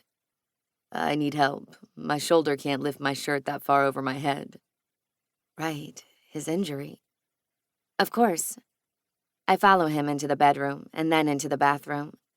The last time we were in here together, he told me what he does with my panties and then kissed me. And I kissed him back. He turns to face me as I walk up to him. My fingers slowly reach for the hem of his turquoise Hawkeyes t-shirt, lifting it to reveal the chiseled abs underneath. He must have discarded his zip-up jacket he was wearing before he lay down with Berkeley. The shirt fits tight against his body, leaving nothing to the imagination of the man who lives in my fantasies. I lift the t-shirt up slowly, revealing the chiseled abs underneath. I lift more, having to push up on my tiptoes to pull the shirt over his head. Once his head is free, he pulls his arms back down and pulls the shirt off the rest of the way. I attempt not to gawk at the perfect body in front of me, but everything about him looks so good. "Have a good shower," I tell him, my nipples already hardening at the look of Kanan half naked. I turn to walk out of the bathroom, but his fingers wrap around my wrist and he pulls me back to him. "Did you need something else?" "Yeah, I need this." He bends down, gripping around my jaw, and pulls my lips tight to his. His full lips are pillow soft, something that I think about more than I should. He spins me around and backs me up to the wall next to the shower. Then he pushes up against me, his mouth pulling and sucking. His tongue dips in to taste me. He sucks in my bottom lip and nibbles on it. I whimper at how much I need this, how much his touch is the only thing my body craves, and I feel as though I might go crazy without it. I know he said he can't offer me anything right now, but I can't leave for Denver without being with the one man who wants me the way I've always dreamed someone would. Colin will never hold me like this, or kiss me like this, or fuck me like this. I slide my hands between us and bury my hand beneath his waistband. I know I'm the one taking this to the next level, but he's started it, and I don't want to stop until we both finish. His cock is already hard and waiting for my touch. He pushes his sweats down and tosses them off to the side. He's completely naked in front of me, and all I want to do is lose myself in him tonight. The moment I wrap my hand around his cock, he lets out a hiss against my mouth. My thumb runs gently over his tip. I want to remember every detail of him. I want to remember how the deep vein that runs along his erection feels against my thumb. I want to remember his girth and length running through my hand. But most of all, I want to remember how desperate he sounds when I touch him. His kisses become more urgent. He grips the hem of my shirt, and I nod into his kiss, giving him permission. He pulls my top off and looks down for a moment as he cups my breasts. "I fucked up, baby. I fucked up so big," he says against my mouth. "How?" I ask, my hand gripping him still. His jaw clenches as my hand pumps him gently. "I know I said I can't have both, but I have to try. My self-control is shot to hell. I need you, Isla. I can't watch you leave in 3 weeks. I can't watch you belong to someone else," he says, bending his forehead down against mine as we watch the tip of his head glisten with a drop of pre-cum. "Tell me you need me too," he says. "Tell me you need me right now." I nod against his forehead. I need you. Now. Kanan reaches into the shower and turns on the water. He reaches down for the sweats on the ground where his wallet is and pulls out the condom he has in it. Then his thumbs hook into the waistband of my pajama shorts, pulling them down until they fall the rest of the way. He opens the shower and then wraps his arm around my middle, bringing me with him inside. He closes the shower door and locks it into place. "Now turn around," he instructs. We turn together to face the opening of the shower. He reaches up and adjusts the shower head to angle toward the glass door we just walked through. The rubber railing that the door slides through keeps all of the water sealed inside. He takes another step, pushing me gently against the glass door. My palms flatten up by my head, and my breasts press against the cold glass, causing goosebumps to cascade down my arms and legs. Kanan reaches up and secures his hands around my wrists, the coolness of the condom foil package pressing between my right wrist and the inside of his palm. He holds me in place with his body pressed against me from behind. He adjusts his cock to angle down, and it nestles between my cheeks. "Look at you, baby," he says against my hair. The mirror of his vanity is directly across from us. The reflection of my breasts flat against the glass, with the dark circles of my areolas, has even me turned on. But when my eyes connect with Kanan's reflection as he watches me from behind, it's a level of erotica that I've never experienced before. "Now I'm gonna fuck you while we both watch." He pulls his right hand back with the foil wrapper in it. I watch from the mirror as he puts the package between his teeth and rips it open. His eyes don't leave mine, and he rolls the condom on. "Spread your legs for me and stick your ass out." I do as he instructs. He squats slightly to get under me and aligns himself with my opening. Just feeling his head at my opening has me whimpering. He presses his tip into me and then rocks back and forth as he enters me a little more with each thrust. Our eyes lock in the mirror while his cock demands that I stretch to accommodate his size. It feels tighter than usual, but maybe it's the position. Or he got bigger since the last time we were together. I have nothing to hold on to, and I'm at his mercy in this position, but I like it. We both watch as my breasts slip and slide over the glass with every advance he makes into me.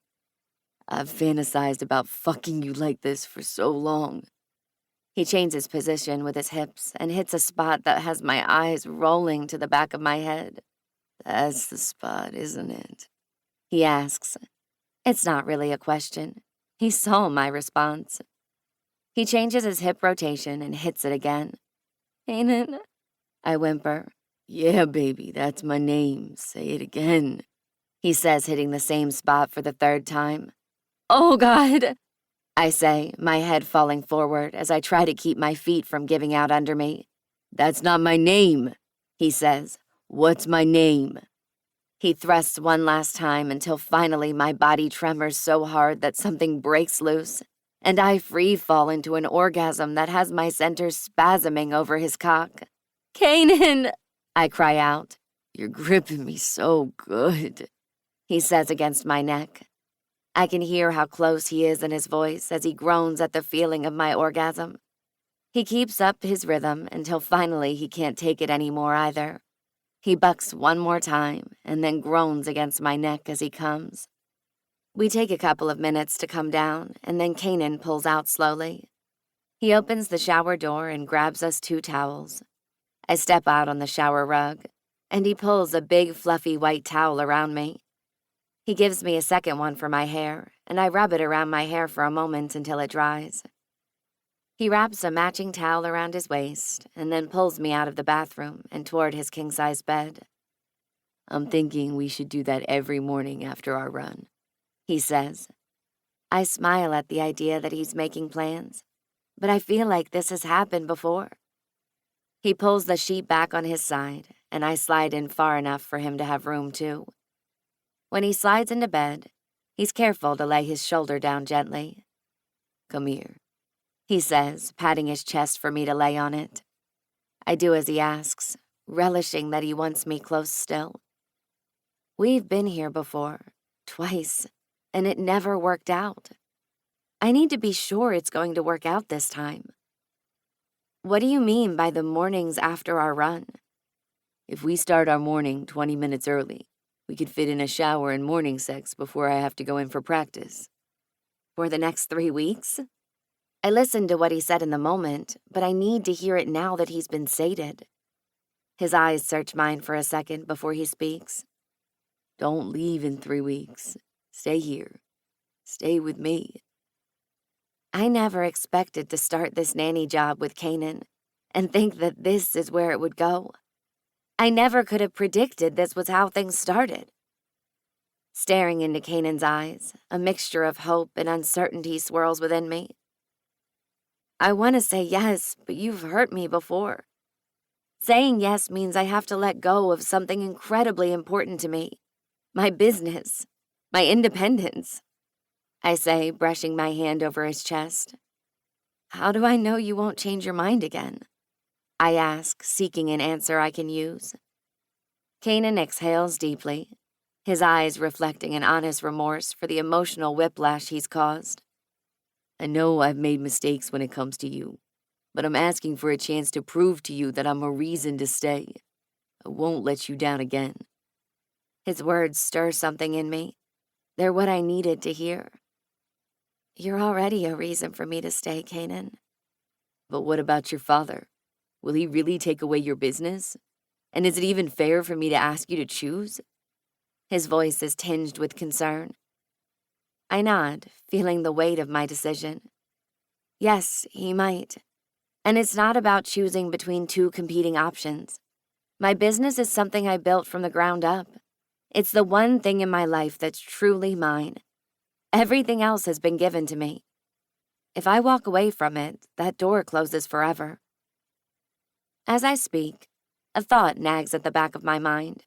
The unspoken expectation of my father.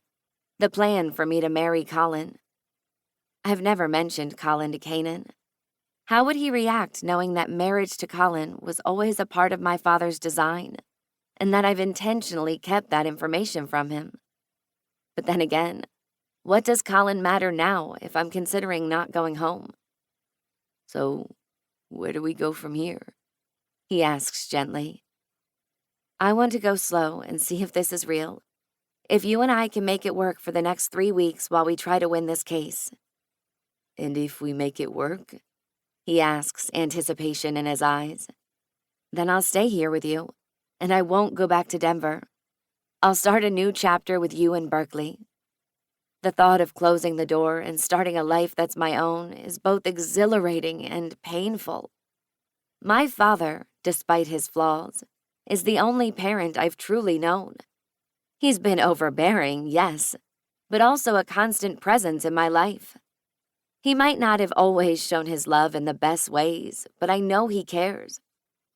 No matter what unfolds with Kanan, it's time for me to set some boundaries with my father. We can still fuck though, right? He asks with a grin. His fingers glide gently down my back before wrapping around my waist, where he gives a light, playful squeeze. Knowing it's one of my ticklish spots, his action elicits an involuntary squeal from me as I squirm in his hands. He flashes me a devilish smile, clearly satisfied with the reaction he's provoked.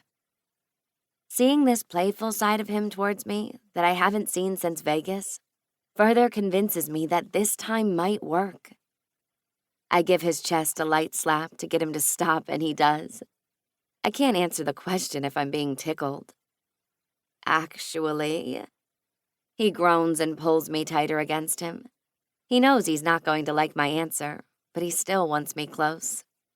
Sexual chemistry isn't our problem, but it's been the leading cause to our issues in the past. The sex wasn't the issue, he argues. I know, but you understand what I'm getting at?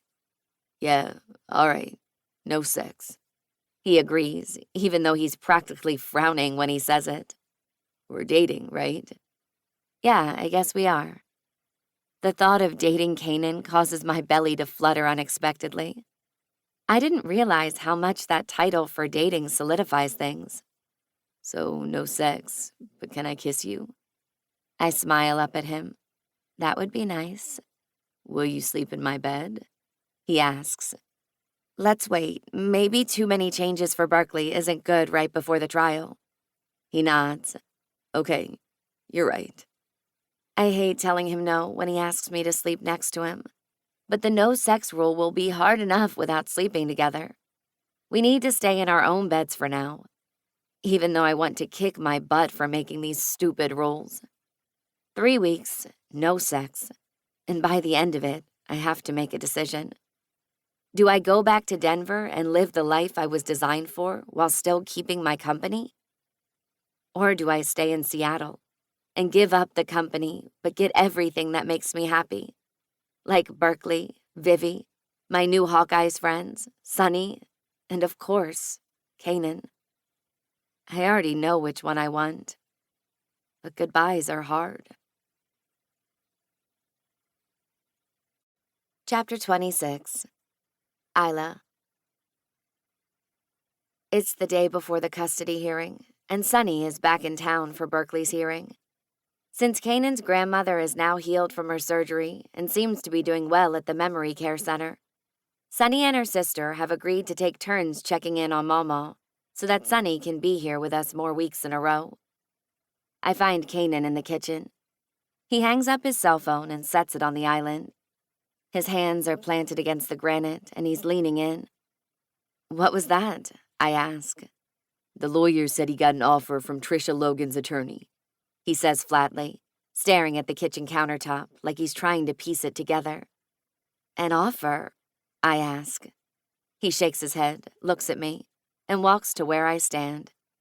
He reaches out and rubs my arm for a second, then bends down and gently kisses my lips. He's done a complete 180 over the last 3 weeks. He's become increasingly attentive and affectionate, often stealing moments for gentle touches or a kiss. We've also been spending more quality time together with Berkeley as a family of 3. Our days have been filled with visits to the park, attending her ballet classes, and jointly taking her to school. He wants me to come in and talk about it in his office. Can you and Mama pick up Berkeley at school and take her to ballet? I think I'll miss it. I see the disappointment in his eyes to miss anything of hers, but this sounds important. Of course we can, I assure him. Kanan has been lucky to have a lot of home games for the last 3 weeks, so Berkeley and I have attended every one. We have passes to the owner's box with Tessa, Penelope, and Autumn. There have been a couple of away games, too. It's always hard for Kanan to leave us, but the closer we get to the hearing, the sadder he looks when he leaves. It guts me to see him like that. He always comes home as fast as he can to be with us, and the reunions make it harder and harder not to have the physical connection we both want.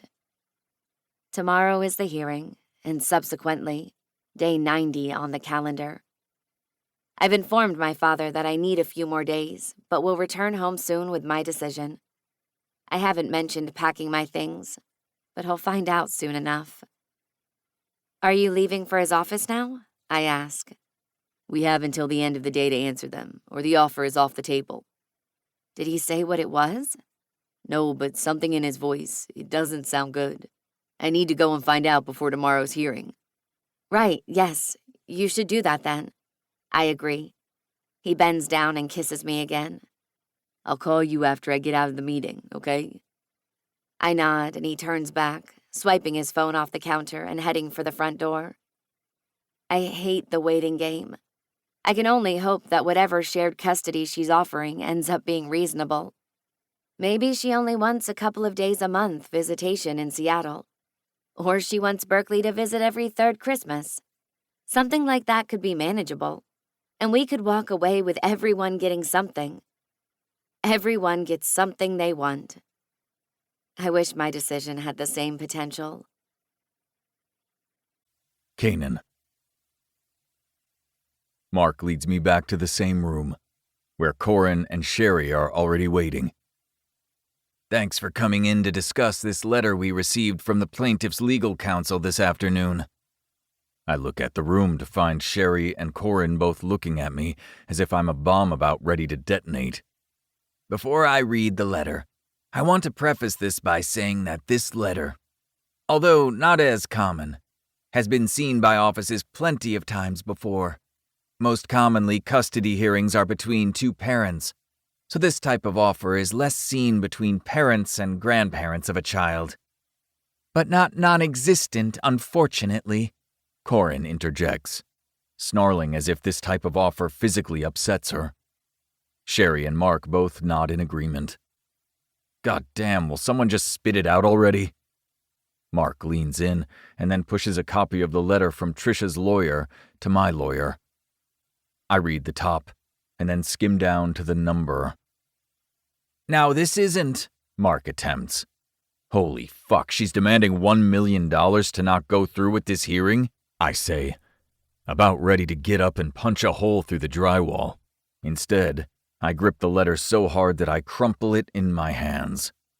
Kanan, Mark starts. That's extortion, I yell, glaring at the paper. Can we take this to the judge? Offers made out of court aren't allowed to be presented to the judge, Corin says. But $1 million? Has she lost her mind? I ask, feeling a surge of anger pulse through me. Her legal counsel is basing this off of child support payments until Berkeley turns 18, plus the years of back child support from when Mia didn't tell you about Berkeley. Since you're a high earner, and she's going for full custody, this is what they're basing it off, Corin says, reading her notes that she must have taken already. Back child support? I didn't even know she existed until I got the call from Mia's lawyer, I say, my eyes searching between all three of the people in the room, hoping someone can make sense of this. Those numbers are open to negotiation, should you choose to go down that path, Mark says, folding his hands together on the conference table with a measured tone. You're suggesting I should consider this offer? I ask, disbelief sharpening my voice. My eyes are on Mark, but I see in the peripheral, Corin is slowly shaking her head. I know I'm the one who has to make the decision, but do they think I should take this because it's the only way to keep Berkeley? We can't make the decision for you. I think we have a solid case here, but we can't predict a judge's ruling, Mark says. You're the one who has to make the call. This is why she didn't ask for a paternity test, I say, looking down at the letter in front of me. Mark had said in passing that it's common for a question to be drawn about the legitimacy of the father's claim, just by suggesting a DNA test, and that it was unusual that Trisha hadn't tried that angle. I had a hunch this might happen, but I was hopeful she wouldn't go this route, Mark says. How many people end up taking the deal? I ask. About half. But the amount isn't usually this high, and their custody claim is a little more complex, Mark says. And some people just want a sure thing, Corin adds. Mark nods in agreement with her. I want a sure thing too, and I would pay $1 million without batting an eye to keep Berkeley. But paying someone who's trying to exploit her own grandchild for a nice payday is sick. While the option to throw money at this problem and make it disappear is tempting, I can't let her get away with using my daughter. I'm the better option for Berkeley, and I have to trust that the judge will recognize that and see through a woman who's willing to sell her granddaughter for a score. No deal. Tell her I'll see her in court. Corin smiles a little as she writes down the note, and Mark nods like he agrees with my decision. We'll inform them that we'll meet in court tomorrow, he says, coming around the table to shake my hand. Then he walks me out the door, giving me instructions on where he and Corin will be in the morning and where to meet them. I get in my SUV, and the first person I want to call has changed from who it used to be. Now I just want to hear Isla's voice soothing my raging nerves and tell me that we'll get through this together, like she has for the last 3 weeks. Hey. Hi, How did it go? She asks. The pitch in her voice sounds a lot like hope. I wish I was giving her something good. She wants $1 million to go to hell.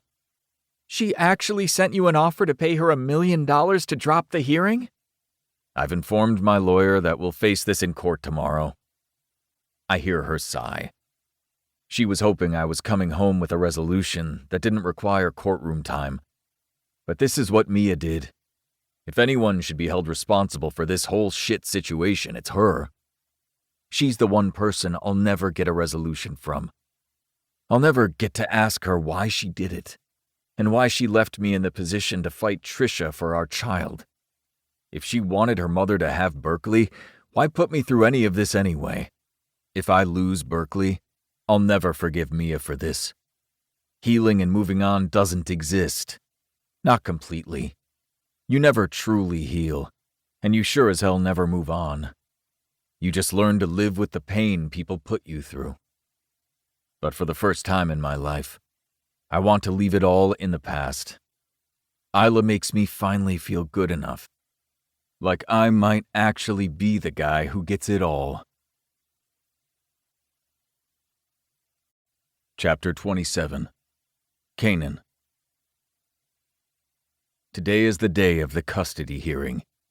The courtroom is packed with my Hawkeye's family, with Isla and my mother sitting on the bench directly behind me.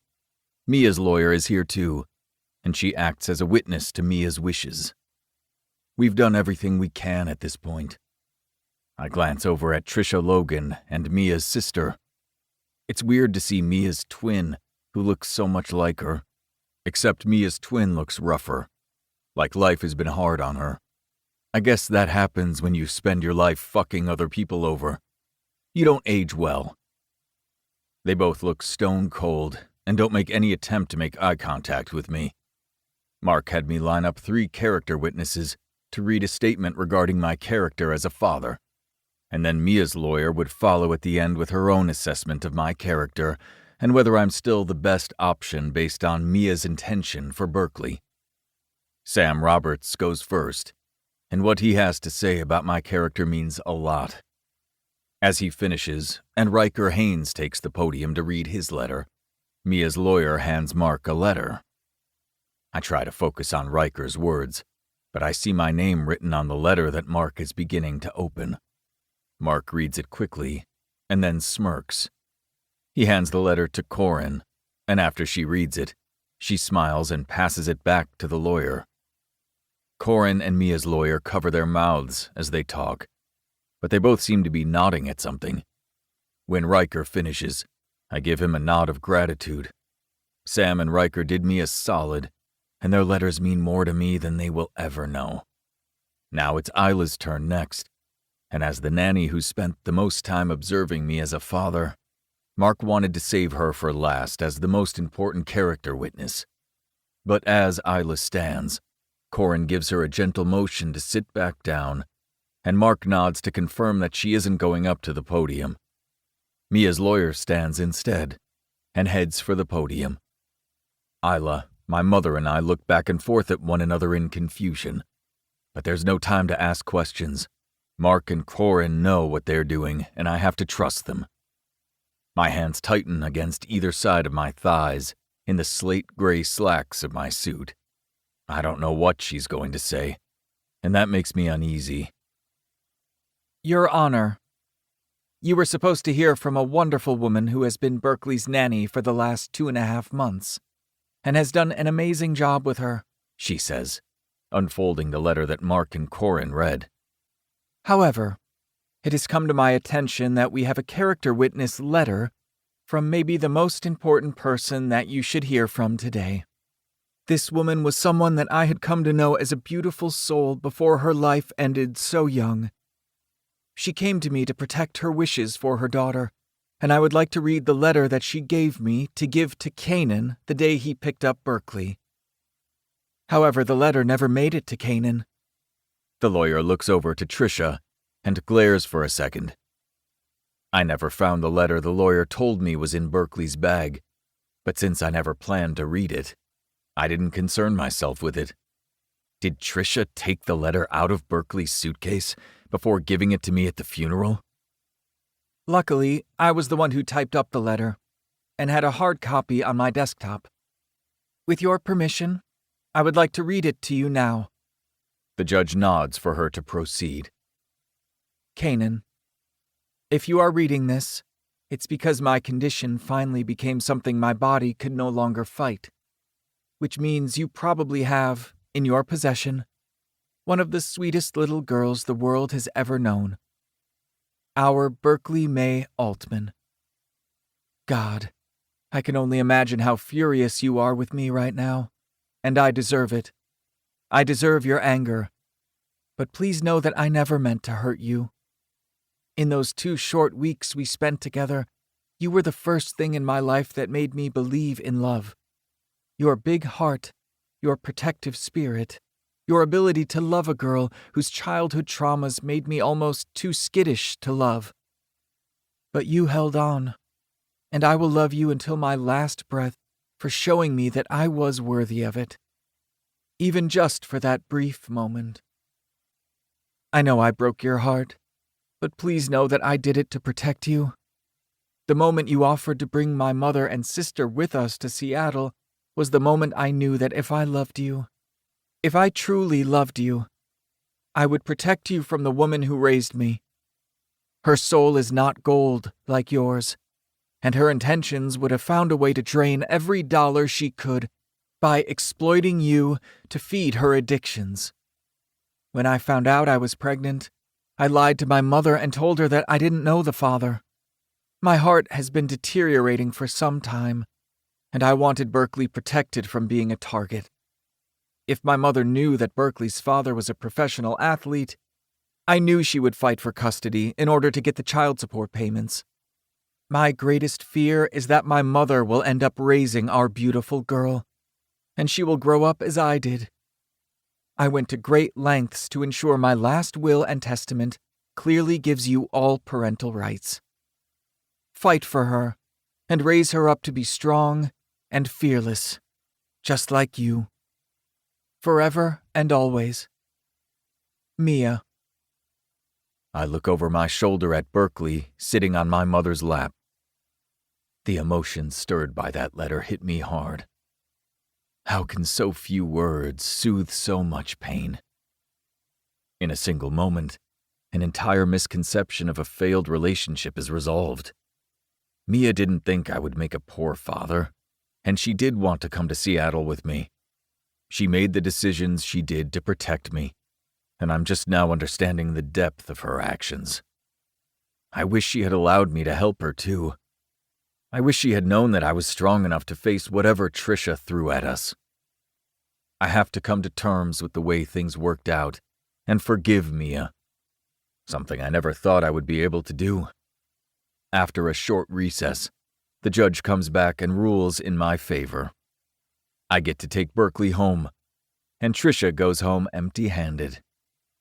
We leave the courthouse with Berkeley in my arms and Isla's hand in mine. Mark and my mother stop to talk for a minute outside the courtroom doors. This is the time to get the answer I need from Isla. I pull her with me, down the courthouse stairs and under a large oak tree in the courtyard. We got one winning verdict today, I say, facing her with her hand in mine. It's been a good day so far. She beams up at Berkeley. Someone else owes me an answer today as well. Something about staying in Seattle, maybe? I ask, pushing her in the right direction.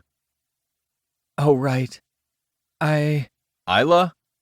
I hear a male voice behind me, and then quick footsteps coming up towards us. Isla's face drains of color, and concern has me wondering who could affect her like this, and how they knew where to find her. I turn to see a sharply dressed man approaching. She knows this guy? Colin, what are you doing here? She stammers, releasing my hand and stepping towards him. He's a lot smaller than me in size, but the guy looks like an Ivy League type, and he's in decent shape. I came to find you. You're not answering my texts or calls anymore, he says to her, and I don't like the tone he's using towards my girlfriend. I step up with Berkeley in my hands, even though I'd prefer to hand her off to my mother, but she's still up at the top of the stairs with Mark. You said you're coming home. What the hell is going on, Isla? Hey, you'd better watch the tone you're using with her. I threaten, taking another step towards him.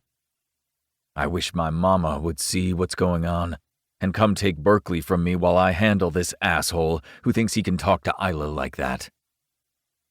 Kanan, can we just have a minute? Isla asks, putting her hand on my chest as if to push me away. She's pushing me away? What is going on? And who the hell is this guy that has her giving him the time of day out of nowhere? Someone better explain what the hell is happening. What is going on, Isla? And who is this asshole? I ask, staring down at the man in front of me. I've got a solid 6 inches of height on him, and about 100 pounds. If he doesn't learn to speak to my girlfriend with more respect, he'll get a first-hand lesson on what happens when someone fucks with something that's mine to protect. Kanan Altman, left defense for the Hawkeyes, the suit says, with a smirk. Okay. You know who I am. Who the hell are you? Kanan, please. Give me 5 minutes. Isla begs. He ignores her, and this dick isn't getting 5 seconds with her, let alone 5 minutes. Colin Westfall, he says proudly. Isla's eyes turn back to him, and she gives him a pleading look. Colin, let's go somewhere and talk. She attempts again, but he's a cocky prick. I'll give it to him, and he has no intent to back down. Isla's fiancé, from Denver. I'm guessing she hasn't told you about me yet. He locks eyes with her, and she shakes her head at him in response. Your fiancé? I ask, stunned, turning to look at her. The hair on the back of my neck prickles at the thought of someone else claiming Isla with the title. By now, my mother must have heard what was going on, and scoops Berkeley out of my arms and backs away with her to distract her from what's going on. You've had a fiancé this whole time. That's why you had to go back to Denver? I ask, facing her dead on, my hands on my hips. Kanan, can we please talk about this somewhere else?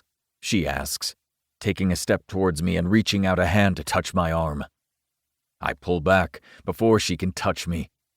I need answers first. So you weren't going back to keep your business? You were going back to get married? I ask, my blood beginning to boil in my veins. Were you ever going to tell me that you're engaged to someone else? My jaw clenches at the idea of how goddamn happy I've been for the last 3 weeks, thinking I was going to end up with her, when she was keeping this from me the entire time. We're not engaged. I told him it was over, but... Always with the fucking buts. I don't care, Isla. I don't want to hear your excuse, I say, walking towards my mother and pulling Berkeley gently back out of her arms. Kanan, let her explain. Don't start, I say under my breath, giving my mother a warning look. I won't disrespect my mama in public. I'm too Southern for that. But if my mother can't see what's transpiring in front of her own eyes, I can't help her. I start making long steps towards the car, leaving Isla behind in the 4-inch heels she's wearing that I couldn't wait to fuck her out of tonight. Jesus, how could I have thought this was going to work out for me for once? I let my guard down. I let her in. I'll never learn, will I? My father, Kanan. I hear her heavy breathing behind me as she tries to keep up, the clicking of her heels becoming more erratic as she tries to keep up. I hear her heavy breathing behind me, the clicking of her heels becoming more erratic as she tries to keep up. But none of it is real, she says, chasing after me. But nothing she says is going to make a difference. She kept this from me on purpose after I asked her repeatedly why she had to go back to Denver. Never once did she say that she had a fiancé waiting for her. Kanan, wait! You don't understand. It was never about Colin. I was going back to stand up to my father. to choose my own path. I choose you, Kanan. Only you. Isla pleads frantically behind me, breathless from the strain of keeping up, her voice cracking with emotion. I turn around to face her now that we're in the Peta Park parking lot, where no one else has followed us, except Colin, who stands at the end of the curb. He digs his hands in his pockets, waiting for this exchange to be over. He looks so sure he ends up with the girl in the end. He doesn't even look threatened by Isla chasing after me. Fucker. Chose me? How am I supposed to trust that, Isla, when you've kept such a significant part of your life hidden from me? What does it mean to be your choice now? I ask, hearing the bitterness in my voice. I asked you in Vegas if you were married. I'm not, She interrupts, her chest rising and falling as she tries to catch her breath. You were engaged, and then you spent the last 3 months planning to go back to him, while you fucked me in the meantime. I hope I could pass the time for you, I say sarcastically. I'm not proud of what I'm saying, especially in front of Berkeley, but the pain of betrayal is overwhelming. Was I ever really a choice for her? Kanan, wait. Please, you don't understand the whole story, she says, attempting to take a step towards me. Berkeley squirms in my arms and reaches out for Isla, calling out her name. Isla reaches out in response, but I pull Berkeley back. I'm not proud of my reaction, but Berkeley doesn't need to be involved in this escalating tension. I know how this ends, because it always ends the same way for me. And I don't need Berkeley to witness any more of this. I just need the ending. And now, I have it. You can pack up your stuff now and be gone in an hour. I'll ask my mother to be there, to make sure you don't take off with any more stuffed giraffes, I say.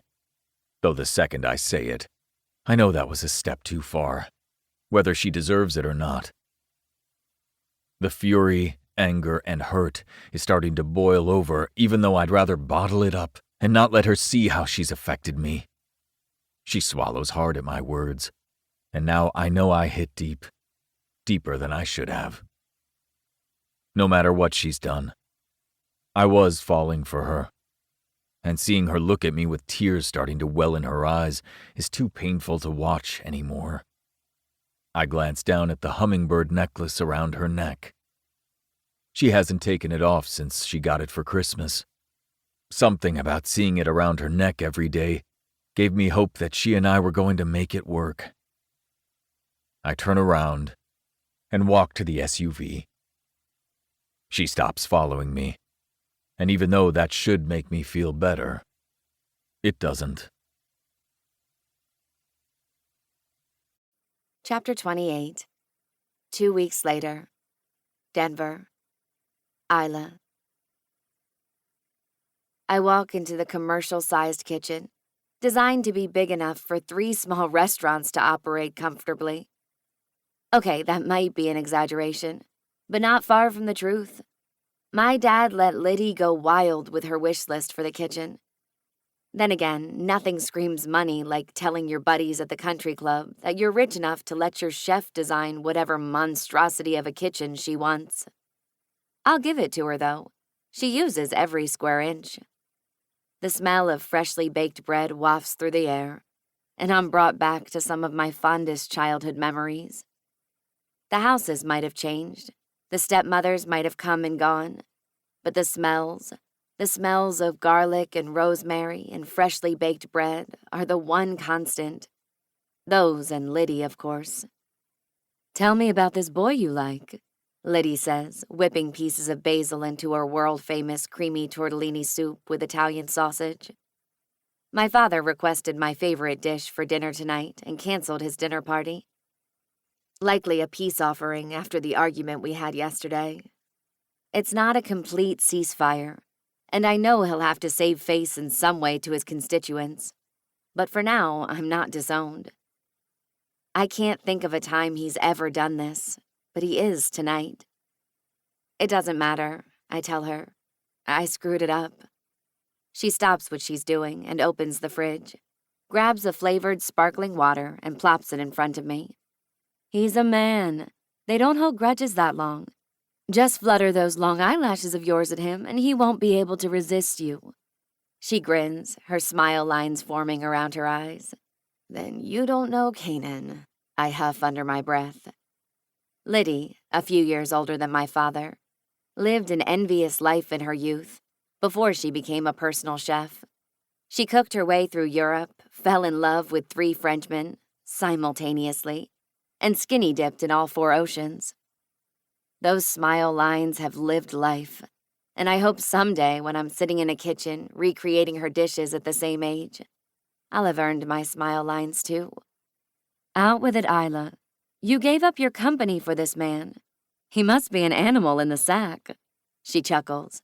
Liddy, I laugh, looking behind me at the kitchen opening to make sure my father didn't just overhear her. And I didn't give up my company for him. I gave up my company so I can be happy. There's a big difference. This isn't a romance novel where he'll show up out of nowhere and we'll kiss in the rain, I tell her. I kept something from him, and now he thinks he can't trust me. Can he? She asks. Yes, of course he can. I didn't mean to hurt him, and I'd never keep anything from him again. I love him. The second the words come out, I know I messed up. I've been bottling these feelings up, not wanting to utter the words out loud, but there they are. Liddy already knew. I can see the Cheshire Cat smile across her lips. She lets the words I just blurted sink in for a moment. So, now, tell me about your guy, she says again, not looking at me but stirring the soup. He's grumpy at times and difficult whenever he feels like it. He can't be reasoned with when he thinks something is a safety issue.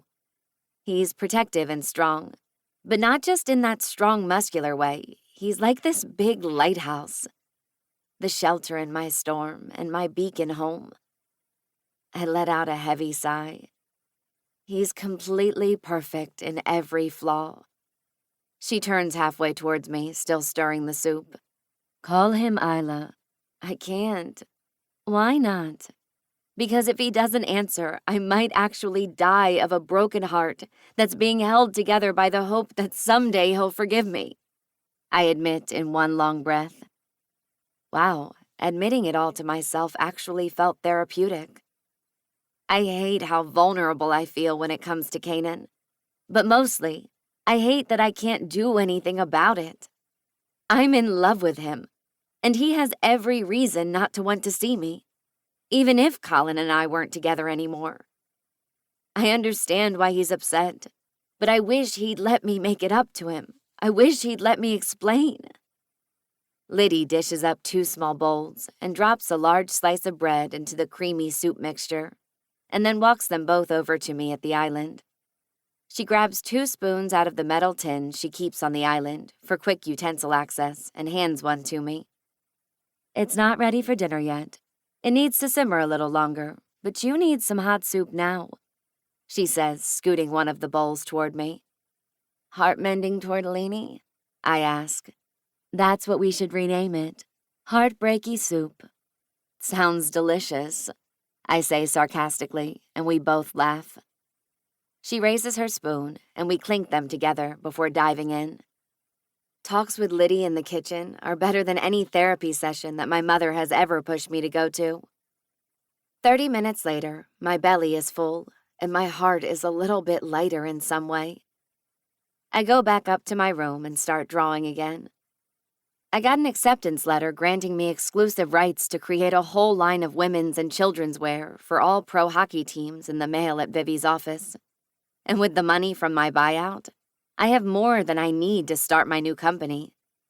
The creative juices are flowing like never before, and I want to get all of my designs down before they exit my brain. I have an early day tomorrow, with check-in for the race starting at the crack of dawn. I won't be able to draw once I go to bed. By the time I look at the time on my phone, it's about an hour past the time I wanted to be in bed. But I came up with 3 new jersey designs and jackets to go with them. As I lift my leather design book off my bed to set it on the desk on the other side of the room, a page falls out. It's the page that I used to design Berkeley's jersey. I hold it between my hands and remember those days before I knew I was falling for Kanan. Before Colin showed up and made Kanan think I was using him when I had a fiancé back home waiting for me. Back when my days were filled with the sound of sweet giggling and a 2-year-old running around the house, instead of clinking wine glasses and highbrow country club members everywhere my father parades me. My heart tugs thinking about Berkeley and how much I miss her. I put away my sketches and change into pajamas. Then I apply makeup remover and brush my teeth before bed, leaving on my hummingbird necklace because I haven't had the heart to take it off since I left Seattle. I crawl onto the queen-size bed, and I swear the TV stares back at me from across the room. I've been avoiding turning on the game. I know that the Hawkeyes are playing in Florida and that the game is televised, but I promised myself I wouldn't turn it on just to see him. I mean, after all, the hockey world is now my world in some ways, right? I take a deep breath and decide not to be such a big baby. I turn on the TV and input the channel that I know the game is playing on. It only takes a second for the screen to change, and then I'm face to face with a mix of turquoise and white jerseys skating across the ice. I see Riker first, slicing between the other team. He sends the puck flying to Briggs.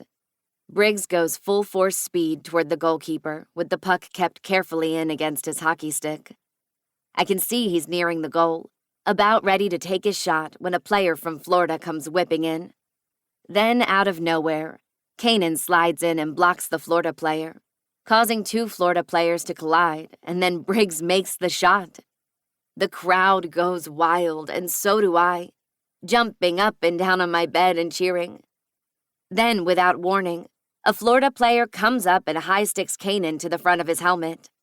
The force knocks Kanan back on his back, and I watch as his head, protected by his helmet, hits the hard ice. That had to hurt. He didn't see it coming, and it was after the play. Not that it matters. High-sticking is illegal. Riker and Brent skate over immediately and pull Kanan off the ice. Riker puts his hand on the back of Kanan's helmet and leans in, probably asking if he's okay. Kanan nods to whatever Riker asks, and then Brent pats Kanan's shoulder. The ref skates out instantly, blowing whistles as I scream at the TV from my standing position atop my memory foam that feels a lot like quicksand. "That's high sticking, ref! 2-minute penalty!"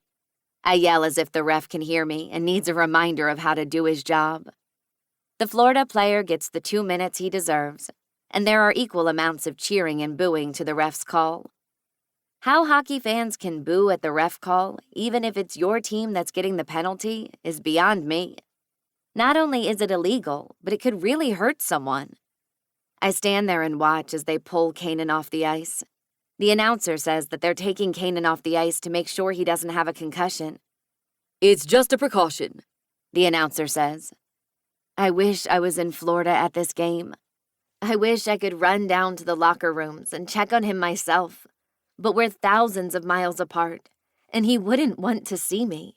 I know I shouldn't text him. It's weak of me, I get it, but I still care. And even if he doesn't respond, I need him to know that I saw the hit and wanted to make sure he was okay. I rub my hummingbird necklace between my fingers to build up the courage as I pull up his name and look over the 12 text messages that have gone unread by him since I left 2 weeks ago. He's ignoring me. Still, I won't be able to sleep if I don't text him. I pull my thumbs into place and start texting rapidly. I won't do it if I think about this for too long. Isla, I saw that hit. I hope you're okay. I set my phone down, trying desperately not to think about the fact that I won't receive a text from him, and he may not even open it. It doesn't take long before I'm out like a light. But then around 1 in the morning, my phone sounds an alert. I sit up so fast I just about give myself vertigo. I yank my phone off the bedside table with enough excitement that I rip the charger cord out of the wall. Kanan, thanks. Just thanks? That's all I get? I have to remind myself that he didn't have to respond at all. It's an improvement, and I'm grateful that he at least read the text. A few hours later, my alarm goes off, and I wake with excitement. I fling my comforter off my body and jump out of bed. The last few months of half-marathon training have all been for this. Race day. Chapter 29. Isla. After Liddy drops me off, I head to the check-in line while she finds a parking spot. It doesn't take long before I'm up next, with at least 20 volunteers checking in runners. Isla Newport, I tell the woman at the check-in table. I stare at the large banner that runs along the 6 pop-up tents of the sign-in tables to make up a back wall. It's a picture of the finish line from 4 years ago, a race I distinctly remember attending. It was the last year I ran before I got caught up in what my father expected of me. The new workload of a thriving business, and a new relationship with Colin. But now I'm finally back, and it's the first time I feel like I'm doing something for me. The nerves of excitement start to kick in. It's been so long since I've participated in a run this long, but it feels good to be back. I don't expect to win or even come close. I just want to finish. She smiles back, her short, spunky ponytail bobbing with enthusiasm. Hi, Isla, let's get you checked in. Within a few minutes, she hands me my packet and gives me a quick rundown of the stops during the run and some safety information. As I walk away and open the packet, my stomach lodges in my throat when I see my running number. 081. Are you serious? Is someone messing with me? I look around at the crowd forming at the check-in desk, and none of the check-in volunteers look in my direction. Could it really be just a coincidence? I guess when it comes to Kanan and me, I have to come to terms with the idea that some things are just fated. Meeting Kanan, now the greatest heartbreak of my life, the one who got away, taught me invaluable lessons and gave me strength I'll never regret. And my time with Berkeley will be something I will treasure always. I will love them forever, no matter what happens from this day on, and no matter what woman gets to call them hers one day. I head for the starting line and see the large group of other runners already waiting there. Some people are stretching, while others are getting help pinning their numbers to their shirts. I look around and find a good place to go through the packet and wait for Liddy. My legs and muscles are starting to feel antsy. They're craving the feel of adrenaline, the need to be pushed through a long run. It's not long until I hear Liddy's voice. Some turnout, huh? She says, glancing around at all the contestants. Yeah, it's one of the state's biggest events, I say, handing Liddy the number to pin on my shirt. Seeing the 081 a second time doesn't lessen the burn in my chest. I wish I knew when the ache of losing him will get easier. I hand Liddy the number and then unzip my jacket, discarding it down by my backpack. I turn around, giving Liddy my back, and then pull my long ponytail over my shoulder to keep it out of her way. She pins it to the back of my shirt with ease. You're all set, honey. Go knock 'em dead, she says, patting my shoulder. A pang hits my stomach as Liddy echoes the same encouraging words Kanan once used for Berkeley at her ballet recital. Will everything be a constant reminder of the life I lost? One of the event staff members walks out to the front of the starting line, and people start to walk up to the line. The race is about to start, and I need to be in position. Thank you for being here with me, I tell her over my shoulder. She's already bending down to gather my things that she'll keep for me until I finish the race. She straightens with my backpack, jacket, and paperwork all cradled in her arms. You know I'm always in your corner, no matter what, she says. Now go. I'll be waiting for you on the other side. I consider reaching out and giving her a hug, but we've never done that before. Liddy has always shown me affection, but it's been in the way of feeding me and showing up for me. Physical touch has never been her thing, and that's with me. People show their love in all sorts of ways. I nod and then turn back and head for the starting line. A few moments after I'm in position, the horn blows and the race has begun. I check my wristwatch, which has my running app on it. I check to make sure everything is on track, my speed, my heart rate. Everything is right where it should be, and I'm feeling good. Runners around me find their speed and rhythm. Some pass me up like it's nothing, while others fall back. Not everyone is trying to win the race. Some are just here to see how far they can make it, and some are only competing against their personal best. Me, on the other hand, I'm here to take my life back, to carve out a world of my own and no longer live as a permanent fixture in the one my father created for me since I was born. This half marathon is for me. My new clothing brand is for me. I keep running, keeping my mind on my pace and my time. I don't need to smash my personal best. I just need to finish. That's the only goal for today. Kanan. Vivi, this is Kanan. I say the second I hear her pick up her office line. Kanan, this is a surprise. Is Berkeley okay? Is your mother okay? No, yeah, everyone's fine. I'm calling to see if you know where Isla's race is today. Her race? Right. I don't want to give up too much. I don't want Vivi to give me away by telling Isla anything. I thought you were in Florida for a game, she asks. I was, but our last game was last night. I need to know what city in Colorado her race is in. Kanan, I'm not sure she would want me to tell you. I lick my lips. I knew this might happen. I'm sure Isla told Vivi everything that happened at the bottom of the courthouse steps. I don't blame Vivi for being confused as to why I want to know where her sister is. The same sister I banished from my house and ignored her texts for weeks.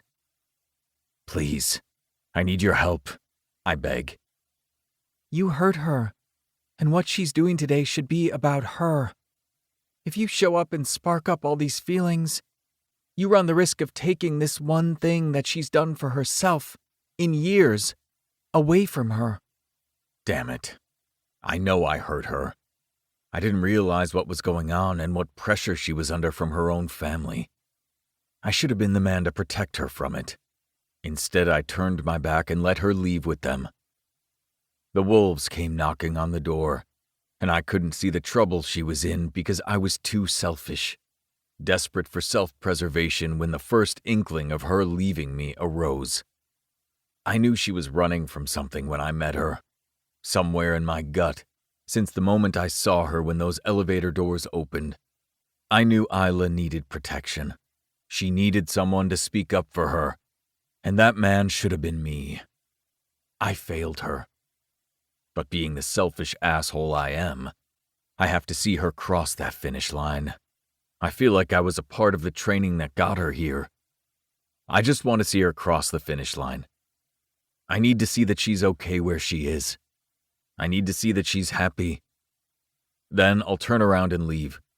I won't approach her. You have my word. Just please. I need to see that she's all right so I can let her go. I don't usually open up like that to people, but I know Vivi is a hard ass and will protect Isla no matter what. I have to give her a reason to think I'm not a threat to Isla's happiness. Vivi stalls on the other line for a second. Fine, she sighs dramatically. I'll text you the information. But so help me, if you ruin this for her... I won't. I swear. I'll leave as soon as it's over. More like, I'll leave once I see her with Colin. I need to see that he supports her goals and dreams. I need to see that he loves her with everything he has. I need to know that she's with the better man, even though it's fucking impossible to accept that the better man isn't me. My phone pings with a notification. I pull the phone from my ear and see Vivi's text message with the website info for the race. It should have everything I need. Start times, address, everything. I owe you, Vivi. Thank you, I say as I race up to the airport ticket desk to get a flight to Denver. Hey, before I let you go, She hesitates for a second. Yeah? I'm not sure if I should tell you this, but Isla won the contract from the NHL. I smile at the thought that Isla is getting free of her father and making a path for herself. She did? Does that mean she's moving back to Seattle? I say with more hope than I've had in weeks. I want her to, but I don't think she will. Vivi sighs. Why not? She'd be closer to you, and closer to Penelope, Autumn, and Tessa. She'd also be closer to the Hawkeyes. Because she doesn't think she can live in the same city as the man she lost. Me? Is it me? I ask, my heart racing a mile a minute at this information. If this is true, then it changes everything. She doesn't answer my question. Don't forget what I said about not ruining this for her. I told you I won't, I assure her. She's never picked anyone for herself. She's always taken what's been given to her or expected of her.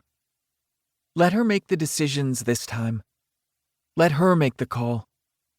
If she wants to make amends with you and come back to Seattle, then she will.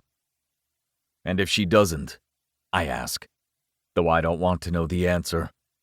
Then at least she's finally living a life for herself. I stop and take a second to think about what she just said. Let her choose something else. I don't like it, but she's right. I need to let Isla make the call. Thanks, Vivi. Good luck. 3 hours later, and I'm in a rideshare headed to the race. Based on the time, it's already started. I won't get to see her at the starting line, but I'm determined to get there and see her cross the finish line. I want to see the look on her face when she makes it across the finish line. The rideshare drops me the closest he can to the gates, but it's at the end of the parking lot in front of the check-in tables, and a quarter of a mile away. From what I read online, the race takes a long loop and then ends back here. I can hear the announcer's voice come over the loudspeakers in the parking lot. Runners are within sight, and the first runner will soon pass over the finish line. I have no idea how close Isla is to the end of the race, but I don't want to miss her. I pick up the pace and start running through the parking lot and toward the open gates, where other observers are streaming in to see the end of the race. Finally, I make it past the gates, and then I follow the signs for the finish line.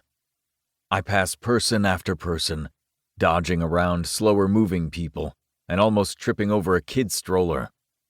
I make it down to the finish line and stand with a large crowd of people standing on the sidelines, out of the way of runners coming through. A little farther down, people are embracing. Foil blankets are being distributed to a few people, and electrolyte waters are being passed out like candy. I scour the area, but don't see her yet. If I missed her, and she's already left, I'll always regret not deciding to get on a flight sooner. Then, through the crowd, I spot her. She's still down the road, but not far. Her blonde ponytail swishes side to side as she runs toward the line. She hasn't spotted me yet, as her eyes are fixed on the finish sign hoisted above the line. She looks exhausted, but determined. She won't give up until she finishes the race. That's my girl. Keep going, baby. You've got this. I whisper out loud like somehow all she needs to push a little further is my encouragement. I look up at the time listed on the mega light-up board by the announcer towers. She's going to beat her time. My chest fills with pride to see her accomplish her goal. Not that I thought she wouldn't finish the race. She outran me more days than I care to remember, though, in my defense, I was pushing a heavy stroller with a toddler in it. I'm glad Colin didn't stop her from coming down here. I watch as she runs across the finish line, breathing labored and sweat seeping into her shirt. She runs out for a few more steps, and then slows it to a jog for a few more steps. Her hands come up and rest on her hips. Then I see a woman coming toward her. an older woman who hands Isla a water bottle with a Newport Athletics logo sticker on it. This is her world, and seeing her in it makes it all seem far more real. This is where she belongs, no matter how hard that is for me to come to terms with. Isla takes a long sip, while the other woman rifles through a backpack. She pulls out some kind of Ziploc bag with a granola bar or something, and Isla laughs at the gesture. I've never seen that woman before, but then again, I know so little about Isla's life in Denver. Could that be Isla's mother? It's possible, but I thought the woman lived in Italy, and Isla rarely spoke to her. And where the hell is Colin? I look around for a minute, thinking I must have missed him. No way he'd miss this. I don't see him anywhere. My first instinct is relief. Relief that I don't have to witness Isla press her perfect body against the man who took her from me, as he takes her in his arms and kisses her to congratulate her. But then I think about how that dickhead isn't here to witness it at all.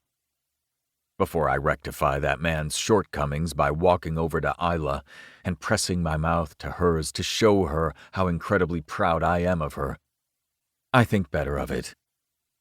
She shouldn't want me here. The last time I saw her, I kicked her out of my house and told her to be gone before I got home. I fucked up. And now I'm out of the race. I saw her finish. And now I need to honor what I told Vivi I would do. Leave Isla to make her own decisions. I turn and start to walk with the other patrons leaving the premises. When I hear my name called, I'm used to hearing someone call out my name in a crowd, but this voice, I'd know this voice in any crowded room. It's the voice I hear in my dreams. Kanan? I hear Isla call out my name and stop dead in my tracks. I could pretend I didn't hear her and keep going. Maybe if I don't stop and turn around, she'll assume she recognized me incorrectly. And then I can still escape and keep my promise to Vivi. But then I hear the sound of feet running up behind me. Kanan, is that you? Now I can't ignore her. Not when she's running after me. I turn around, and the moment our eyes meet, her eyes flare in shock, and her mouth drops open. I guess she wasn't expecting me. Chapter 30. Isla. Liddy brought me my favorite homemade granola bars that she used to make when I ran as a kid. I love that she remembered. It reminds me of the many races I brought her to.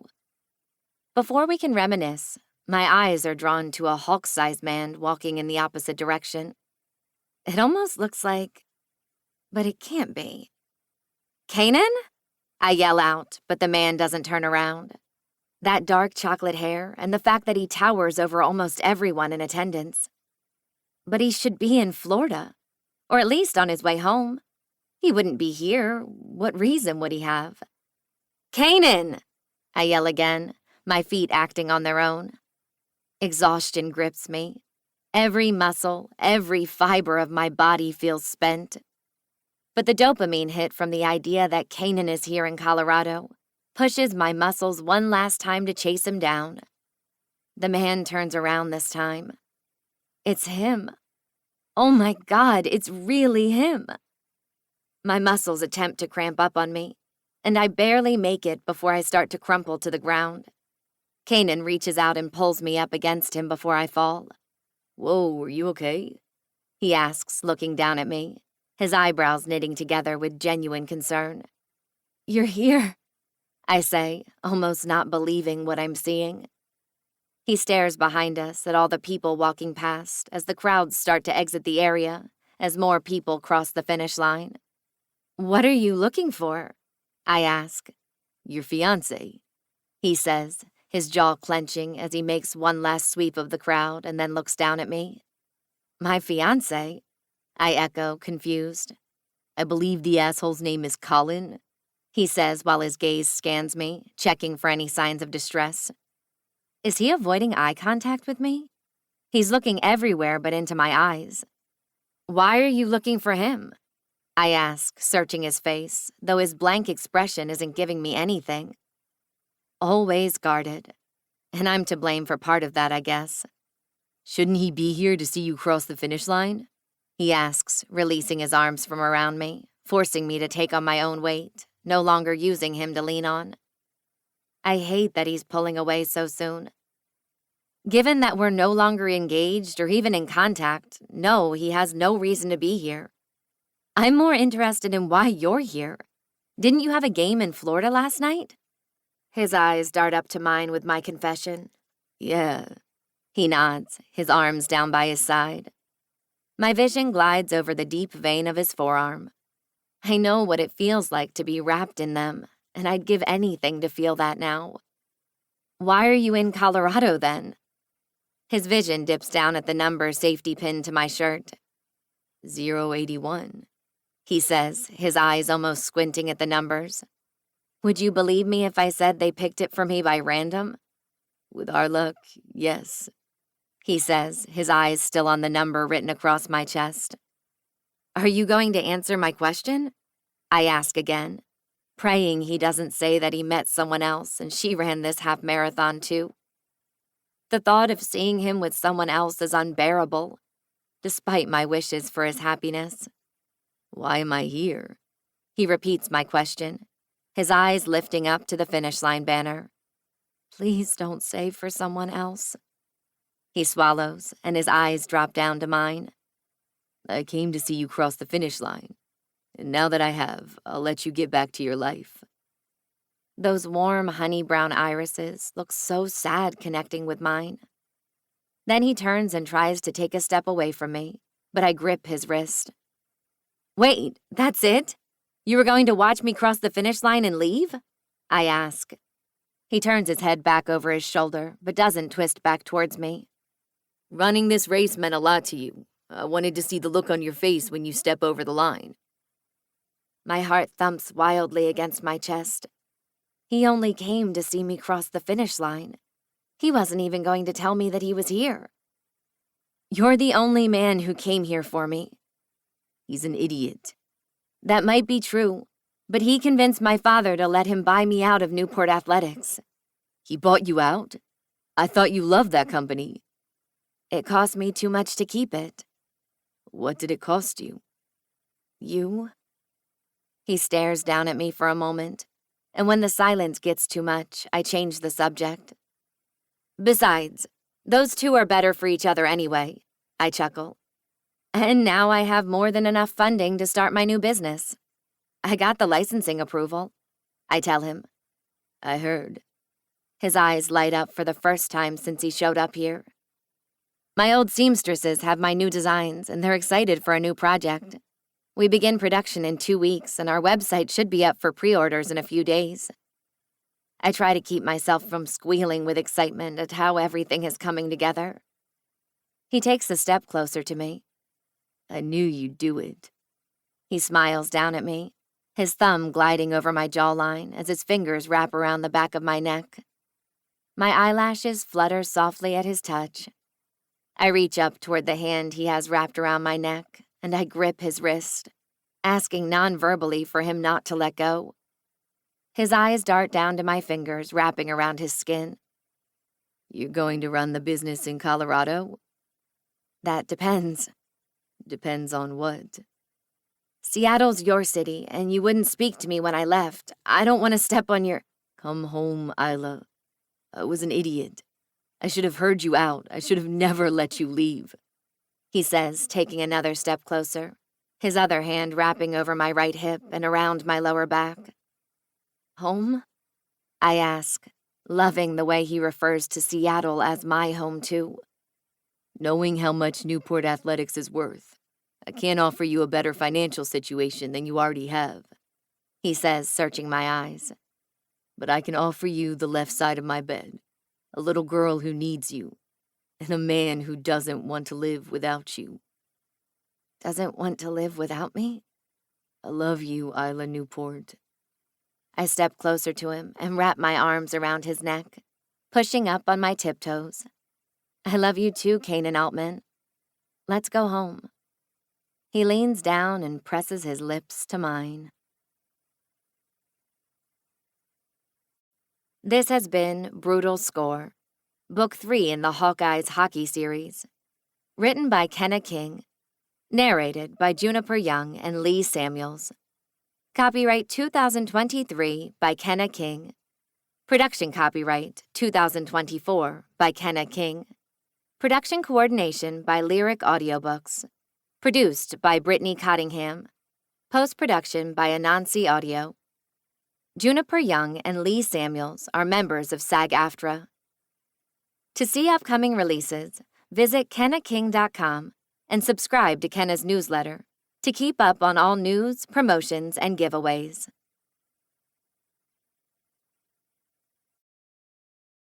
Audible hopes you have enjoyed this program.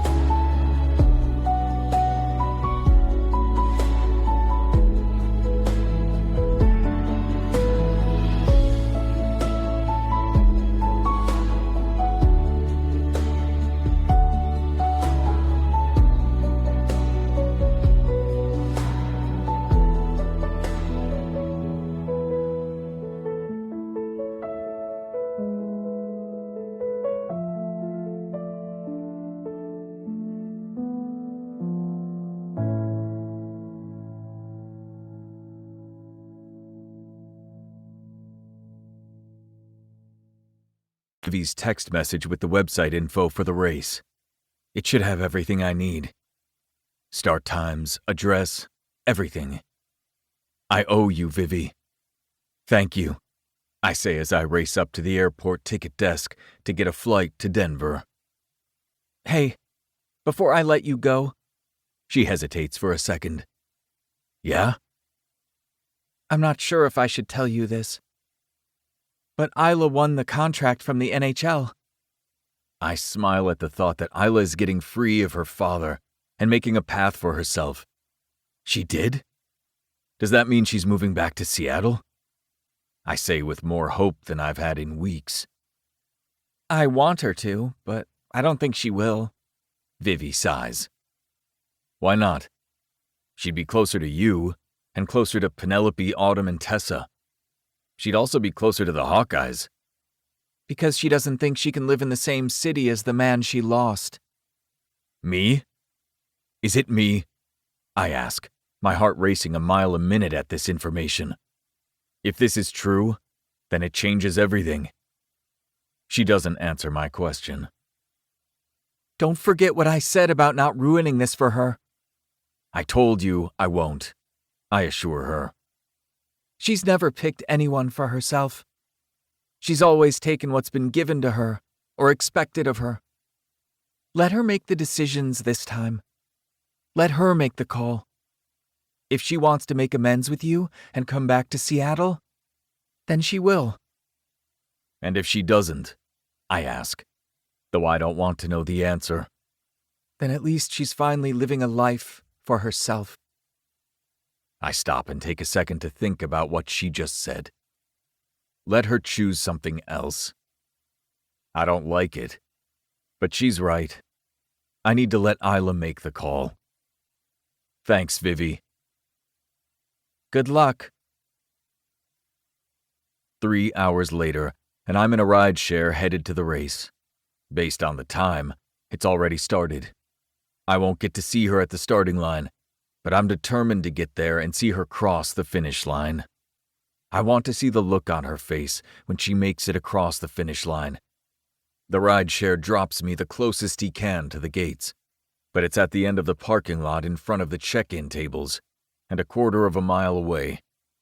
From what I read online, the race takes a long loop and then ends back here. I can hear the announcer's voice come over the loudspeakers in the parking lot.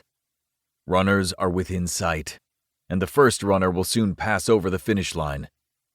I have no idea how close Isla is to the end of the race, but I don't want to miss her. I pick up the pace and start running through the parking lot and toward the open gates, where other observers are streaming in to see the end of the race. Finally, I make it past the gates, and then I follow the signs for the finish line.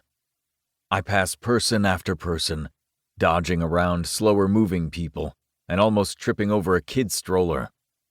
I make it down to the finish line and stand with a large crowd of people standing on the sidelines, out of the way of runners coming through. A little farther down, people are embracing. Foil blankets are being distributed to a few people, and electrolyte waters are being passed out like candy. I scour the area, but don't see her yet. If I missed her, and she's already left, I'll always regret not deciding to get on a flight sooner. Then, through the crowd, I spot her. She's still down the road, but not far. Her blonde ponytail swishes side to side as she runs toward the line. She hasn't spotted me yet, as her eyes are fixed on the finish sign hoisted above the line. She looks exhausted, but determined. She won't give up until she finishes the race. That's my girl. Keep going, baby. You've got this.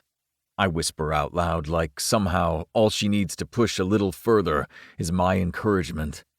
I look up at the time listed on the mega light-up board by the announcer towers. She's going to beat her time. My chest fills with pride to see her accomplish her goal. Not that I thought she wouldn't finish the race. She outran me more days than I care to remember, though, in my defense, I was pushing a heavy stroller with a toddler in it. I'm glad Colin didn't stop her from coming down here. I watch as she runs across the finish line, breathing labored and sweat seeping into her shirt. She runs out for a few more steps, and then slows it to a jog for a few more steps.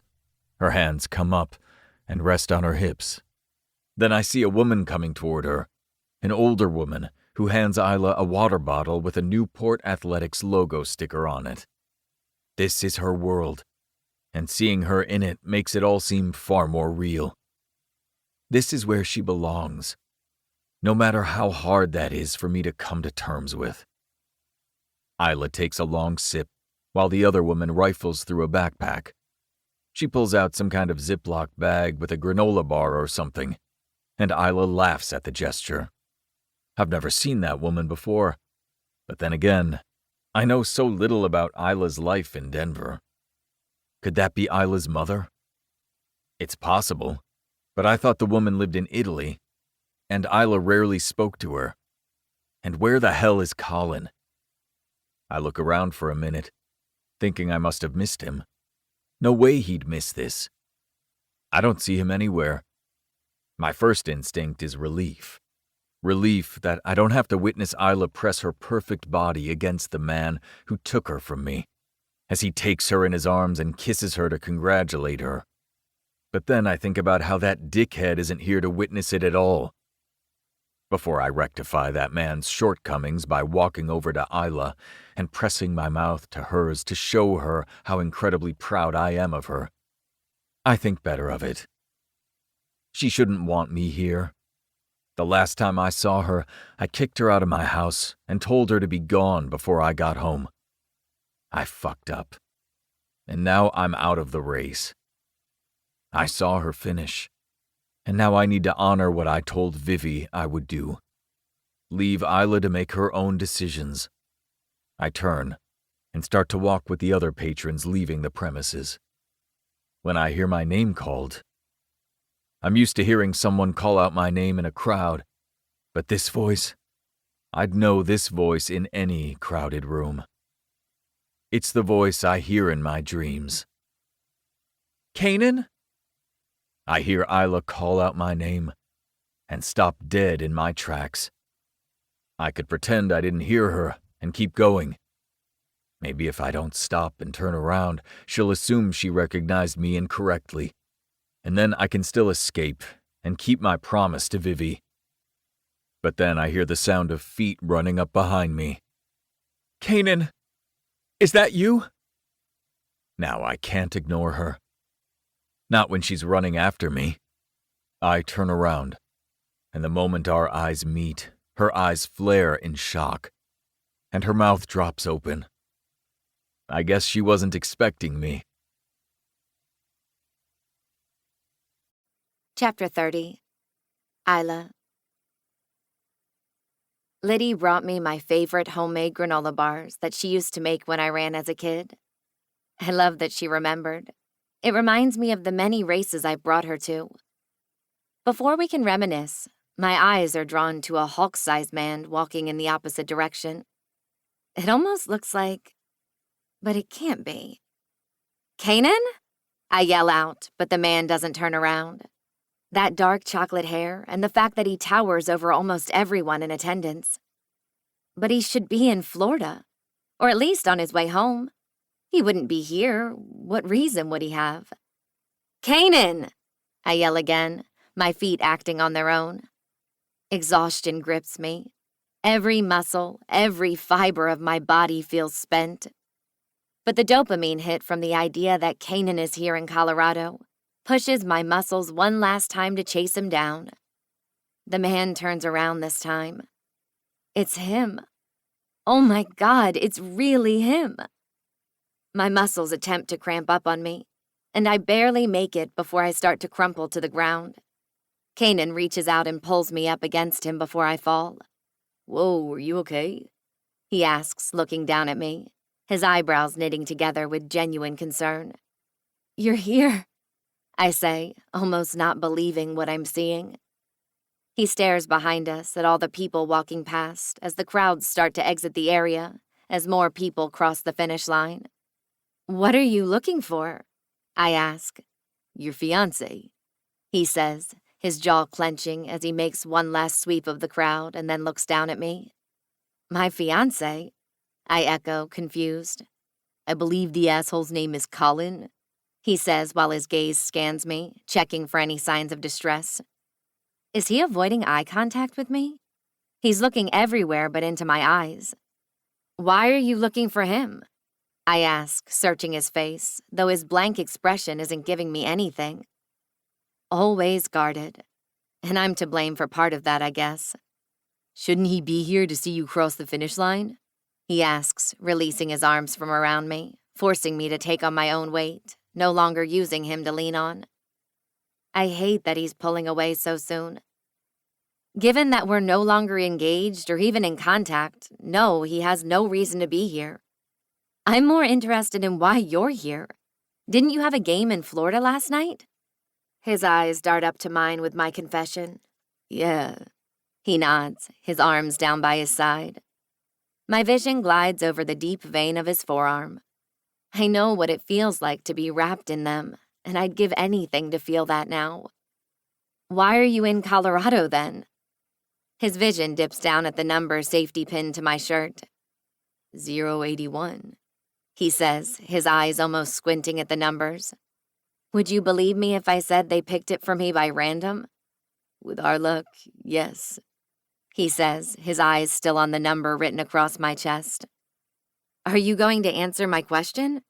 I ask again, praying he doesn't say that he met someone else and she ran this half marathon too.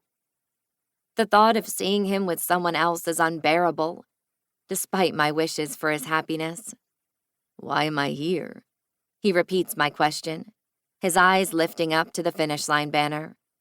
Please don't say for someone else. He swallows, and his eyes drop down to mine. I came to see you cross the finish line, and now that I have, I'll let you get back to your life. Those warm, honey-brown irises look so sad connecting with mine. Then he turns and tries to take a step away from me, but I grip his wrist. Wait, that's it? You were going to watch me cross the finish line and leave? I ask. He turns his head back over his shoulder, but doesn't twist back towards me. Running this race meant a lot to you. I wanted to see the look on your face when you step over the line. My heart thumps wildly against my chest. He only came to see me cross the finish line. He wasn't even going to tell me that he was here. You're the only man who came here for me. He's an idiot. That might be true, but he convinced my father to let him buy me out of Newport Athletics. He bought you out? I thought you loved that company. It cost me too much to keep it. What did it cost you? You? He stares down at me for a moment, and when the silence gets too much, I change the subject. Besides, those two are better for each other anyway, I chuckle. And now I have more than enough funding to start my new business. I got the licensing approval, I tell him. I heard. His eyes light up for the first time since he showed up here. My old seamstresses have my new designs, and they're excited for a new project. We begin production in 2 weeks, and our website should be up for pre-orders in a few days. I try to keep myself from squealing with excitement at how everything is coming together. He takes a step closer to me. I knew you'd do it. He smiles down at me, his thumb gliding over my jawline as his fingers wrap around the back of my neck. My eyelashes flutter softly at his touch. I reach up toward the hand he has wrapped around my neck, and I grip his wrist, asking non-verbally for him not to let go. His eyes dart down to my fingers wrapping around his skin. You're going to run the business in Colorado? That depends. Depends on what? Seattle's your city, and you wouldn't speak to me when I left. I don't want to step on your... Come home, Isla. I was an idiot. I should have heard you out. I should have never let you leave. He says, taking another step closer, his other hand wrapping over my right hip and around my lower back. Home? I ask, loving the way he refers to Seattle as my home too. Knowing how much Newport Athletics is worth, I can't offer you a better financial situation than you already have, he says, searching my eyes. but I can offer you the left side of my bed, a little girl who needs you, and a man who doesn't want to live without you. Doesn't want to live without me? I love you, Isla Newport. I step closer to him and wrap my arms around his neck, pushing up on my tiptoes. I love you too, Kanan Altman. Let's go home. He leans down and presses his lips to mine. This has been Brutal Score, Book 3 in the Hawkeyes hockey series. Written by Kenna King. Narrated by Juniper Young and Lee Samuels. Copyright 2023 by Kenna King. Production copyright 2024 by Kenna King. Production coordination by Lyric Audiobooks. Produced by Brittany Cottingham. Post-production by Anansi Audio. Juniper Young and Lee Samuels are members of SAG-AFTRA. To see upcoming releases, visit kennaking.com and subscribe to Kenna's newsletter to keep up on all news, promotions, and giveaways.